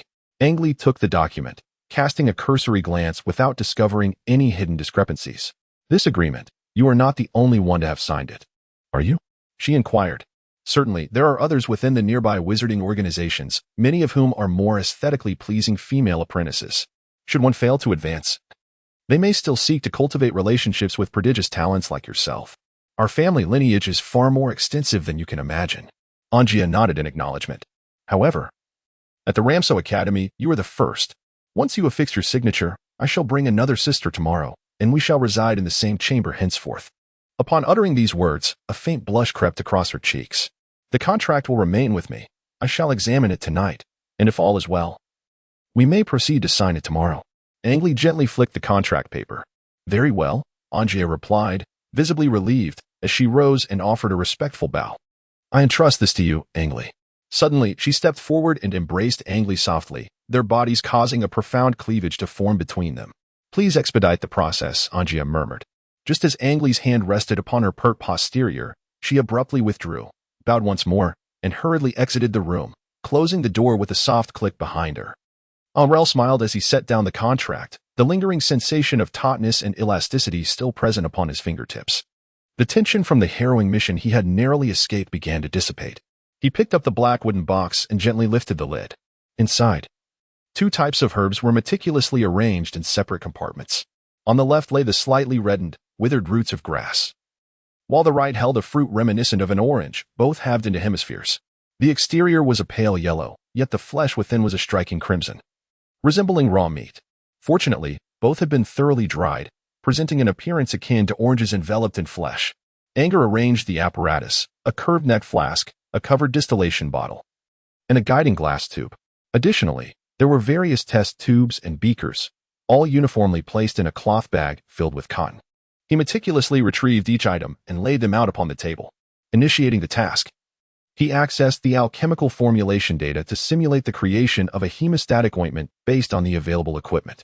The task was established, and data initialization commenced. Simulation began. Estimated completion time, 2 hours and 15 minutes. Success probability, 15%. Anger's expression brightened. He was pleasantly surprised by the chip's capability to yield such a high success rate. This was his first attempt at simulating the preparation of a potion. The success rate was derived from the chip's comprehensive analysis, encompassing Anger's current mental fortitude, magical energy, and other factors. In other words, if he followed the chip's guidance in potion making, he had a 1 in 10 chance of success. For a novice, this was an extraordinarily impressive figure. Typically, an apprentice with a mere 5% success rate would be considered quite gifted. With the chip's unparalleled accuracy and stability, Anger was able to achieve this remarkable statistic. Now, he awaited the detailed simulation process to unfold, confident that the chip's continuous adjustments would swiftly enhance his success rate. Chapter 062, Rebellion. 1 more than 2 hours later. The chip's simulation was completed. Angrele once again positioned himself before the desk, meticulously measuring the materials from the box according to the specifications indicated by the chip simulation, and placing the appropriate amount into a beaker. He then ignited the heating apparatus, which resembled a solid alcohol lamp commonly found on Earth. The semi-solid block of fat collided with the glass vessel, where a lit wick rested above. A faintly blue flame flickered, its temperature surpassing that of an ordinary oil lamp. Angrele added some water to the large beaker, ensuring it did not submerge the herbs within. He then placed the glass lid atop it. After approximately 2 minutes, the water within the beaker began to boil vigorously, releasing a multitude of bubbles. The blood orange and red roots gradually transformed in hue. The boiling water had taken on a pale blue tint, and wisps of steam escaped from the edges of the lid. A subtle, tangy aroma permeated the entire room. Anger gazed silently at the beaker, occasionally glancing at the crystal clock beside him. His expression remained unchanged. The only sound in the room was the hissing of the boiling water in the beaker. After a little more than 10 minutes had passed, Angelus reached out and grasped a tuft of cotton, lifting the glass lid with a gentle motion. A thick cloud of white vapor surged towards him. He gazed intently at the liquid within the beaker, where flecks of pale blue luminescence danced in his eyes. The beaker transformed into a 3-dimensional blue model, perpetually rotating in his vision. Alongside the vessel, a series of minute data streams fluctuated continuously, revealing information such as temperature, changes in medicinal properties, active components, and elemental mutations, among various other details. Angrele fixated on the beaker, utterly motionless. Suddenly, he flicked his finger, and a spark of crimson flame was instantaneously propelled into the beaker, vanishing beneath the surface of the liquid. Regardless of the flame's fervent heating from below, a peculiar phenomenon occurred. The liquid within the beaker gradually coalesced into a layer of white ice. This extraordinary occurrence persisted for over 10 minutes, until, at last, the flame beneath the beaker extinguished with a hiss. Had he failed? He lifted the beaker and poured its contents into the adjacent wash basin. Each apprentice's chamber was equipped with a private wash basin and lavatory, though the rooms were small. They were distinctly partitioned into 2 compartments. Zero, reflecting on the lessons of failure, noted the instability in the mental focus curve and the loss of the reagent's vitality. Was that so? Angrele inhaled deeply and pressed on. He devoted a staggering 7 to 8 hours to concocting a hemostatic ointment. Out of 10 attempts, he succeeded only twice. Fortunately, a single batch of the ointment could fetch at least 10 magic stones. The field of potion making was indeed lucrative. Yet, even I can only maintain such a meager success rate, he thought, shaking his head in resignation. These 2 vials of hemostatic ointment were truly hard-won. However, they confirmed Zero's significant advantage in the precision-demanding realm of alchemy. As long as I persevere, my income will surely increase swiftly. Though a day had been consumed, Angrele's spirits were lifted. Each vial of ointment could earn him at least 9 magic stones. In due time, he would no longer need to worry about a scarcity of magic stones. However, if Angia and her companions were to arrive tomorrow, sharing a room with me would undoubtedly expose this secret. The notion that one could achieve such a high success rate in alchemy without extensive practice was clearly beyond the comprehension of the average person. Future potion making must be approached with careful consideration. Perhaps I should not allow Anja and her friends to stay? Should I apply for a dedicated potion room instead? He shook his head, This approach was evidently unfeasible. Furthermore, the 2 vials of ointment he possessed were not easily managed. He was not a disciple of any alchemical mentor, yet he had managed to concoct 2 vials. While earning magic stones was a trivial concern, attracting suspicion and curiosity regarding his preparations would undoubtedly spell trouble for him. In the academy, nearly every mentor was well-versed in anatomy. Should the secret of the chip be discovered, Angrele promptly dismissed this notion. It appears that profiting from the alchemical arts at present is unfeasible. Perhaps in the future, when the timing is more opportune, it might be possible. A student of pharmacology typically requires several years to successfully concoct a potion, often wasting a substantial amount of raw materials in the process. Patience is essential. It may take years for results to gradually manifest. Nevertheless, the field of alchemy can continuously advance its techniques, crafting potions that enhance mental fortitude. Careful sourcing of materials is imperative. After a brief contemplation, Angrele secured 2 vials of potion. With a buoyant spirit, he retrieved the contract, meticulously reviewing it from beginning to end. There were no onerous stipulations, and he readily affixed his signature. Finally, he produced a letter sent by Yuri, gently unsealing it and extracting the parchment within. Dear Angrele, I hope all is well since the day you answered Ram's inquiry. I have heard that your academy is renowned for its necromancy and shadow magic, quite a terrifying and bloody realm. I trust that you have not been unduly alarmed by the sudden appearance of corpses and skeletons in the dead of night. Angrele smiled silently, continuing to read on. What took me by surprise was the discord between the White Fang Castle, which I had painstakingly joined through examination, and the other 2 major organizations in the area. Apart from you, my letters cannot reach any other destinations. Even the distance from here to your realm is separated by 2 vast kingdoms. It seems our original intention of maintaining contact and mutual assistance is destined to falter. After this letter, I must proceed to my designated post. The apprentices of the castle are required to complete tasks to receive resources. It is an unavoidable circumstance. Perhaps we will be unable to communicate for a very long time. I am uncertain of where I shall be stationed. I hope we will have the opportunity to meet again someday. Just as I finished reading the last line, a glimmer of silver unexpectedly appeared at the end of the letter, swiftly outlining a signature that instantly vanished. The signature was an impeccably neat name, Yuri Saffron. I carefully stored the letter back into the envelope. Angrele sat in contemplation at his desk for a while before rising to wash up, shedding his garments and lying down to rest. The following morning, Angrele took the initiative to come and knock on the door. Angrele opened his eyes, peeled back the covers from his bed, and shook his somewhat groggy head. He glanced at the crystal clock beside him. It was 7 in the morning. Such was the inconvenience of the underground academy. Without a clear sense of time, one could hardly distinguish between morning and evening. Rising to his feet, Angrele donned his clothes and walked over to open the door. Angrele stood at the door with a beaming smile, while other apprentices occasionally passed by behind her. I hope I'm not disturbing you, she said, her gaze sweeping over Anger. Taking a few steps forward, she entered the room. Are there still issues regarding the contract? It has already been signed, Anger replied, producing the document and handing it to her. A flicker of delight crossed Angele's eyes. Today, she donned a form-fitting hunting outfit reminiscent of yesterday's attire, yet instead of long leather trousers, she wore a short black leather skirt. Her long, fair thighs were accentuated by a pair of black knee-high boots, which further highlighted the porcelain quality of her skin. Do you want me? She leaned against Angrele, tilting her face upwards to gaze at him, pressing her chest against his arm with deliberate intent. We have a lecture on reflexology with Professor Vivian coming up. Angrele suppressed the fire igniting within him and murmured, we have plenty of time tonight. He reached out and firmly grasped her posterior, ensconced in her short skirt. It seems my judgment was indeed correct, Angrele smiled. A man who can master his instincts must surely be extraordinary. Then I thank you for your kind words, Angrele replied, gently pushing Angrele away. That evening, Angrele welcomed Angrele into his room. Fortunately, the soundproofing was excellent. The muffled sounds of their restrained breaths could only be heard by the spiders in the ventilation system, with no other creatures able to listen in. Angrele had always exhibited remarkable self-control in this regard, and at his current age, succumbing to such indulgences could be detrimental to his health. Thus, after merely one day, he cast aside lingering thoughts and plunged back into the vast ocean of knowledge regarding spells and potions. In the subsequent days, Angrele, like any ordinary apprentice, attended lectures, scoured the library for information, and practiced spells in the experimentation area. He was no different from the other apprentices, all striving to master their craft, enhance their mental faculties, and absorb a wealth of knowledge. For apprentices, the most vexing constraint, aside from innate talent, was the accumulation and comprehension of knowledge.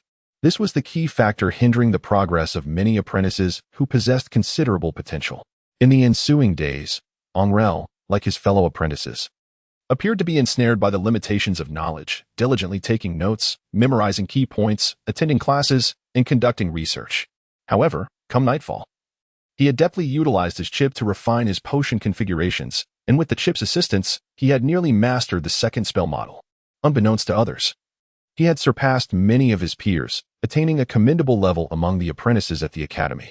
Notably, the chip's ability to store spell model energy in advance was akin to a disposable magical item, albeit limited to spells that Angrele had already mastered. Crucially, the chip enabled instantaneous spell casting, a feat typically achievable only by seasoned wizards, even when dealing with mere zero-level spells. Nevertheless, a drawback remained. The chip could store only a single spell model. Exceeding this capacity would lead to chaotic rejection, causing the spell's effects to dissipate, leaving only pure energy. For Angrele, however, it provided an additional means of spell storage. Chapter 063, Rebellion 2. After signing a contract with Angrele, Angrele declined the advances of another female apprentice, refusing to indulge in base instincts. A solitary interaction with Angrele sufficed for him. In contrast, the continuous supply of magic stones from his family, facilitated by Angrele, along with some knowledge that required payment and a plethora of casting materials, brought Angrele considerable satisfaction. Presently, he could only store the spell of dizziness. The spell of wearying touch required a powdered essence from a certain root, which could not be stored in the chip. After enduring this routine for over half a month, a significant event finally shattered the tranquility. What? You say Manus has defected from the academy? Angrele abruptly stood from his seat in the dining hall, astonished, his gaze fixed on Angrele. The other apprentices seated nearby merely cast a fleeting glance in their direction before resuming their meals in silence. Indeed, it was true. The event had transpired just yesterday. Angrele's expression bore a hint of sorrow, revealing that he had defected alongside the cold city and the mind-reader Urkisa, accompanied by others. Angrele shook his head, expressing his uncertainty. However, he mentioned that he had heard the apprentices of the Manus family within our academy had all defected, suggesting that a significant event was likely unfolding. Angrele's expression gradually darkened, as if he had come to a realization. It seemed likely that something was about to transpire. He gazed at Angrele. Apart from their initial encounter, they had not shared any significant intimacy. Angrele did not wish to dwell on such matters, and neither did Angrele desire to squander time on them. Their relationship had evolved to be slightly more intimate than at the outset, yet remained largely unchanged. How will you choose? Angrele inquired softly. I have heard that the wizards dispatched by the academy have suffered defeat in their conflict with the Northern Alliance. What are your intentions? Angrele retorted. Before engaging with him intimately, Angrele was no longer a virgin, and her intentions were purely utilitarian. Thus, she held no deep feelings for him. Initially, he sought only the resources of her family. Would you care to join me? I am contemplating applying to my mentor for a posting at the border territory of the Kingdom of Ramso, which is likely to be quite safe, a region inhabited by ordinary folk, devoid of any valuable resources or mines that wizards would deem significant. Regardless of whether wars or other upheavals occur, the impact would be minimal. Angrele remarked nonchalantly. According to the contract, upon ascending to the rank of an official wizard, Angrele would be obliged to prioritize the needs of Angrele's family. However, that prospect seemed distant. Presently, her family was preparing to evacuate their descendants without making any arrangements concerning Angrele's contract, which already indicated their intention to unilaterally breach the agreement. Angrele sought a conversation with Angrele for this very reason, and her intentions were unequivocally clear. Angrele, of course, grasped the implications. Given the breach of contract within the family, he was not obliged to return the books and magic stones that had been previously bestowed upon him. Thus, they were no longer connected, and those items were merely a compensation for the violation of the agreement. Will you truly not join me? Angrele inquired once more. The two silently finished their meal before rising to depart in their separate ways. Angrele went directly to the mentor's chamber of the negative energy department. Liliana remained seated in her study, draped in a voluminous black cloak that concealed her entire form. As Angrele approached the doorway, he noticed the room's door ajar. A woman clad in white robes was just stepping out, encountering him face to face. Angrele slightly bowed in greeting. Observing that the individual before him was clad in a white wizard's robe, unmistakably a formal sorcerer. In the moment of his bow, his gaze swept across the woman's face. She was a lifeless figure, her eyes shrouded in dark eyeliner, and when closed, resembled two black voids. Her complexion was pallid, the skin marred by a network of cracked wounds. Beneath these injuries, there was not the vibrant red of flesh, but rather decayed blackened tissue, akin to a corpse that had just emerged from the grave. This thought flickered through Angrele's mind. The sorceress paid no heed to Angrele and swiftly departed down the corridor, disappearing around the corner. "Is it Angrele? Come in," echoed the voice of the mentor from within the room. Angrele straightened up and entered the room, securely closing the door behind him. The individual he had just encountered was the witch Christine, who had once been his student and could be considered your senior. Liliana remarked with a smile that, despite her cheerful demeanor, was evidently more fearsome. "Master, it is reassuring that you can comprehend." Angrele bowed his head respectfully. "There are numerous nations surrounding Ramsoda. Which one do you wish to visit? The kingdom of Ramsoda? It is the closest. Or perhaps Santiago?" Liliana inquired. "That may be so, but Ramsoda comprises 24 provinces, and most apprentices at the academy have applied to more distant locales. Currently, only you and 2 others remain in the vicinity of Ramsoda. And given the vast expanse of millions of square kilometers, it will be exceedingly challenging for the 3 of you to encounter one another again. From now on, your paths are entirely in your own hands, as all magical materials must be sourced independently. Of course, they are conveniently located right here." Liliana smiled, retrieving a small silver vial from her drawer. Angrele felt a flicker of joy within his heart as he presented a finely prepared piece of high-quality magic stone. Such a piece was equivalent to more than 10 medium-grade magic stones, sufficient to cover the cost of a vial of graphite potion. After receiving the silver vial, he bowed once more in gratitude. "I shall greet the guardians. They will not hinder your departure." "Very well, you may go now." "Thank you, Mentor." Angrele stepped out of the room with a tinge of regret. He had only been studying at the academy for a brief period, yet he was compelled to depart. Subsequently, he would need to seek resources on his own. Fortunately, the knowledge he had accumulated from apprentice to formal wizard was all stored within his chip, generously supplied by the family backing him. For the time being, he need not worry about hitting a bottleneck. However, he would have to strategize independently in the future. Had he been a 3rd-tier apprentice, he would have been taken under the wing of Mentor Liliana, gaining access to numerous resources without charge, such as the graphite potion in his possession. That would have been the true seed of potential, the very individuals the academy valued most. In contrast, he and his peers were merely transactional entities who had paid tuition for basic knowledge, not true candidates for cultivation. Thus, the academy remained indifferent to their departure. Only the young 3rd-tier apprentices were deemed significant. Nevertheless, leaving in this manner might not be entirely unfavorable. Angrele murmured to himself as he traversed the corridor. 0. How much more mental energy do I lack? Mental energy at 3. 4. You are 2. 6 away from the advancement threshold of 6. Angrele narrowed his eyes. It was time to visit the trading market once more, the underground trading square of the academy. The assortment of ramshackle wooden shacks had diminished considerably. The merchant who once sold alchemical vessels had vanished without a trace. The apprentices in the square were also significantly fewer, with only a handful of wooden shacks standing forlornly in the center of the square. The pale yellow torches affixed to the surrounding stone walls crackled intermittently, casting an eerie stillness over the entire area. Scattered across the grayish-white stone pavement were remnants of debris, broken glassware, severed bronze rings, and torn, unwanted gray ropes. Here and there, one could also spot faint traces of blood, dotting the ground like distant stars. Anger furrowed his brow as he approached a modest wooden cabin situated at the center of the square. The hushed whispers of the surrounding apprentices occasionally reached his ears, laden with sensitive terms such as defection, evacuation, and failure. He hastened to a relatively quiet wooden structure, casting a swift glance around before casually picking up a small pouch. Upon opening it, he discovered a fine, silver-gray powder, phosphorescent dust, accompanied by 2 magic stones. The proprietor, a man with a small mustache clad in a gray robe, promptly greeted him. As Anger sifted through the items, another figure in gray approached him. This individual had golden hair and an unremarkable visage, with small eyes that rendered him quite inconspicuous. Upon reaching the stall, he raised his voice, addressing the proprietor. "I have some items here. Perhaps we could exchange them for magic stones."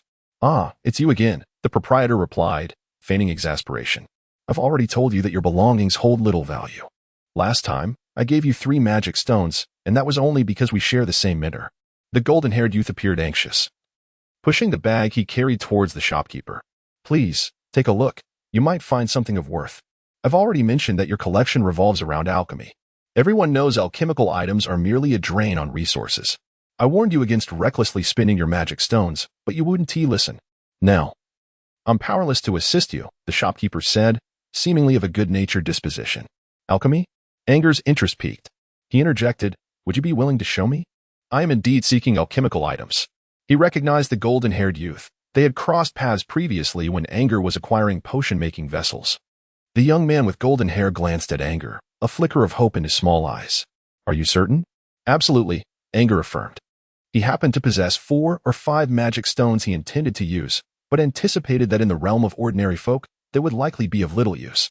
It would be wiser to exchange them for other resources.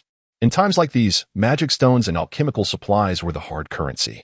Everyone was eager to trade their belongings for magic stones, potions, and spellcasting materials. Who would willingly squander their wealth on the study of alchemy? Would you like to purchase? The young man's expression brightened instantly. These items are only 3 magic stones. Do you wish to acquire them? He eagerly extended the pouch towards Anger. Angrele took the bag in hand and opened it, casting a glance inside. Several sheets of sheepskin scrolls, various apothecary vessels, and even some rags and brushes were visible. It appeared to be a complete set of pharmaceutical equipment, perhaps accompanied by prescriptions? Angrele inquired. Angrele carefully unfurled a scroll of parchment, revealing the words awakening elixir inscribed upon the yellowed paper.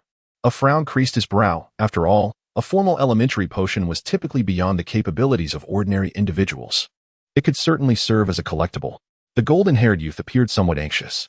Let me tell you, yesterday they began transporting books away from the library. So you won't find the potion formula now. Moreover, my 2 recipes are far more detailed than the simple records from the library, which could significantly enhance the success rate. And, he explained, his urgency palpable.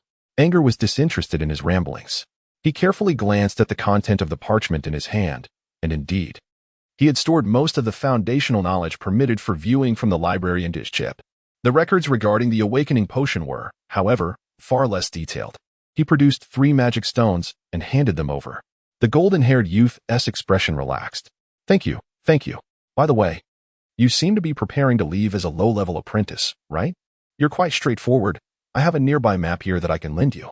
Just 1 magic stone will suffice, he said in a lowered voice. A map? Anger was taken aback. Since arriving at this academy, he had only gleaned a little information about the surrounding area from the records and books, leaving him largely in the dark. Now, to hear that the other party possessed a map was surprising. If its accuracy was high, it would undoubtedly be invaluable to him. Had it not been for the sudden onset of the recent turmoil, he would have obtained a copy from Angre's family long ago, but unfortunately, Angre had likely already departed from the academy. Angrele narrowed his eyes and murmured, "Are you certain?" Indeed, the golden-haired youth with small eyes nodded with unwavering confidence. Let's proceed to another location. Angrele took the lead, making his way towards the corner of the square. 10 minutes later, the number of people in the accommodation area had dwindled to nearly none, with only the faintest echoes of footsteps occasionally breaking the silence. The lower-level apprentices had mostly departed. And given the vastness of the academy, encountering another soul had become increasingly improbable. Angrele ignited an oil lamp and pulled out a chair to settle before the desk, unfurling a map upon its surface. At the heart of this yellowed parchment lay the marked Ramsoda Academy, indicated by a prominent crimson dot. Encircling it was a vast expanse of mountains and forests. To the north of the academy, beyond the thickets, was denoted another sorceress organization, Liliador Cottage, a name that spanned a considerable area. To the west, a lengthy coastline was illustrated, with but a solitary dock marked on the map, Nix Dock, accompanied by the annotation of a once every 4 years unmanned port. The rightward section of the map was dominated by the extensive territory of the Ramsoda Kingdom. Nearly a forest breadth away from the academy, 2 winding routes were drawn between the two, with Liliador Cottage above, the sea to the left, the direction of the Ramsoda Kingdom to the right, and a mountain range impeding passage below. Angrele acquired a comprehensive understanding of the region surrounding the academy. Frowning as he scrutinized the map, it was evident that the cartographer had merely depicted the vicinity of the academy, neglecting the distant landscapes. This map, aside from corroborating the accounts recorded in Angrele's memory, held little value, save for the 2 routes leading to the Ramsoda Kingdom. In certain nations, the royal families were directly composed of sorceress lineage, with wizards reigning as the ruling class. Nations abundant in resources were invariably governed by designated sorceress organizations. Should I wish to remain concealed while avoiding a life of destitution, I must seek out a relatively remote and barren region, yet one that still harbors the presence of wizards. Otherwise, ascending to wizardry could prove to be a formidable challenge. Anger raised his index finger and traced a line on the map, gliding towards the kingdom of Ramsoda. His plan was to first reach Ramsoda, cross through the province adjacent to the academy, and then venture forth to find a secluded location to settle down. It was rumored that the kingdom of Ramsoda bordered the Jenica Empire and the Northern Alliance Kingdom. Beyond Jenica lay the most barren regions recorded, devoid of any resources from wizard sanctuaries. All materials for casting spells and advancing in rank were unattainable, leaving Anger to ponder whether the situation was akin to that of his homeland. Regarding wizard sanctuaries, wizards typically congregated in specific areas that they had identified as most suitable for cultivating various spellcasting materials. To facilitate this, they established zones known as wizard sanctuaries. Each sanctuary was densely populated with an array of plants essential to the wizards, and some powerful wizard organizations even managed to cultivate mineral deposits. Naturally, these locations were designated as forbidden territories by the wizards, collectively referred to as wizard sanctuaries. Thus, Anger gleaned from the records why, in this world, some places were teeming with wizards while others had faded into mere legend. The fundamental reason was clear: in locales devoid of spellcasting materials and advancement resources, any wizard would be destined to live out their days without hope of progression. Hence, in regions with favorable climates and environments conducive to the cultivation of sanctuaries, wizards flourished. Whereas in most other areas, they were scarcely seen, save for those apprentices who had lost all hope. Having determined his route, Anger carefully stowed the map and retrieved the 2 parchment scrolls containing potion recipes he had recently acquired.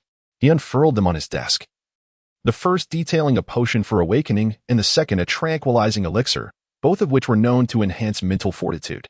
It was likely that the golden-haired apprentice had collected these detailed recipes to bolster his own mental prowess. Countless apprentices aspired to concoct these potions, yet few were renowned for their high success rates. Typically, managing to produce a single vial from dozens of materials was considered a remarkable feat. However, the cost of materials, priced at several magic stones per portion, could elevate the price of these potions, initially valued at merely 20 stones per vial, to an exorbitantly daunting figure. Satisfied, Anger nodded and secured the 2 recipes. Although the contents had already been scanned into his mind, preserving them was prudent. He rose and laid out all his essential belongings on the desk, while his clothing and outdoor gear were placed on the floor of the room. He had previously procured 2 large bags of dried meat, fruits, and vegetables, sufficient to sustain him for 3 weeks. 3 weeks would be ample time. By then, he could hunt in the surrounding forests without issue. As Anger calculated the quantities, he began to meticulously clean and inspect all his weapons. The following morning, Anger awoke early, taking advantage of the daylight to pack all his belongings before exiting through the academy's underground passage. He emerged at the ruins of the ancient city, where several apprentices selling horses had seized the opportunity to set up their stalls outside the city gate. Angrele spent a magical stone to acquire 2 robust black steeds and a sack of horse beans. After securing the items onto the horses, he mounted one of the black steeds. Like the other apprentices, he swiftly vanished down the narrow path at the road's end. For days later, beneath a gloomy, overcast sky, a fine drizzle fell. Amidst vast stretches of dark green forest, 2 small black figures moved rapidly along a winding path. The ashen sky echoed with the crisp sound of hooves, while the howling wind rustled the leaves, creating a soothing symphony. These 2 black figures were indeed the 2 horses, one ridden by a young man clad in a flowing gray robe, and the other burdened with large, wrapped packages. The parcels were covered in grayish-white burlap to shield them from the rain. The young rider bore an unremarkable visage, his brown hair tousled by the wind. At his waist hung a cross-sword, while on his back rested a metallic black longbow, accompanied by a quiver brimming with dark arrows. Dressed in form-fitting black attire, he appeared neat and composed, devoid of any fluttering hems. After galloping for over half an hour, Angrele slowed his pace, allowing the horses a moment to rest. Perched atop his steed, the landscape on either side undulated gently.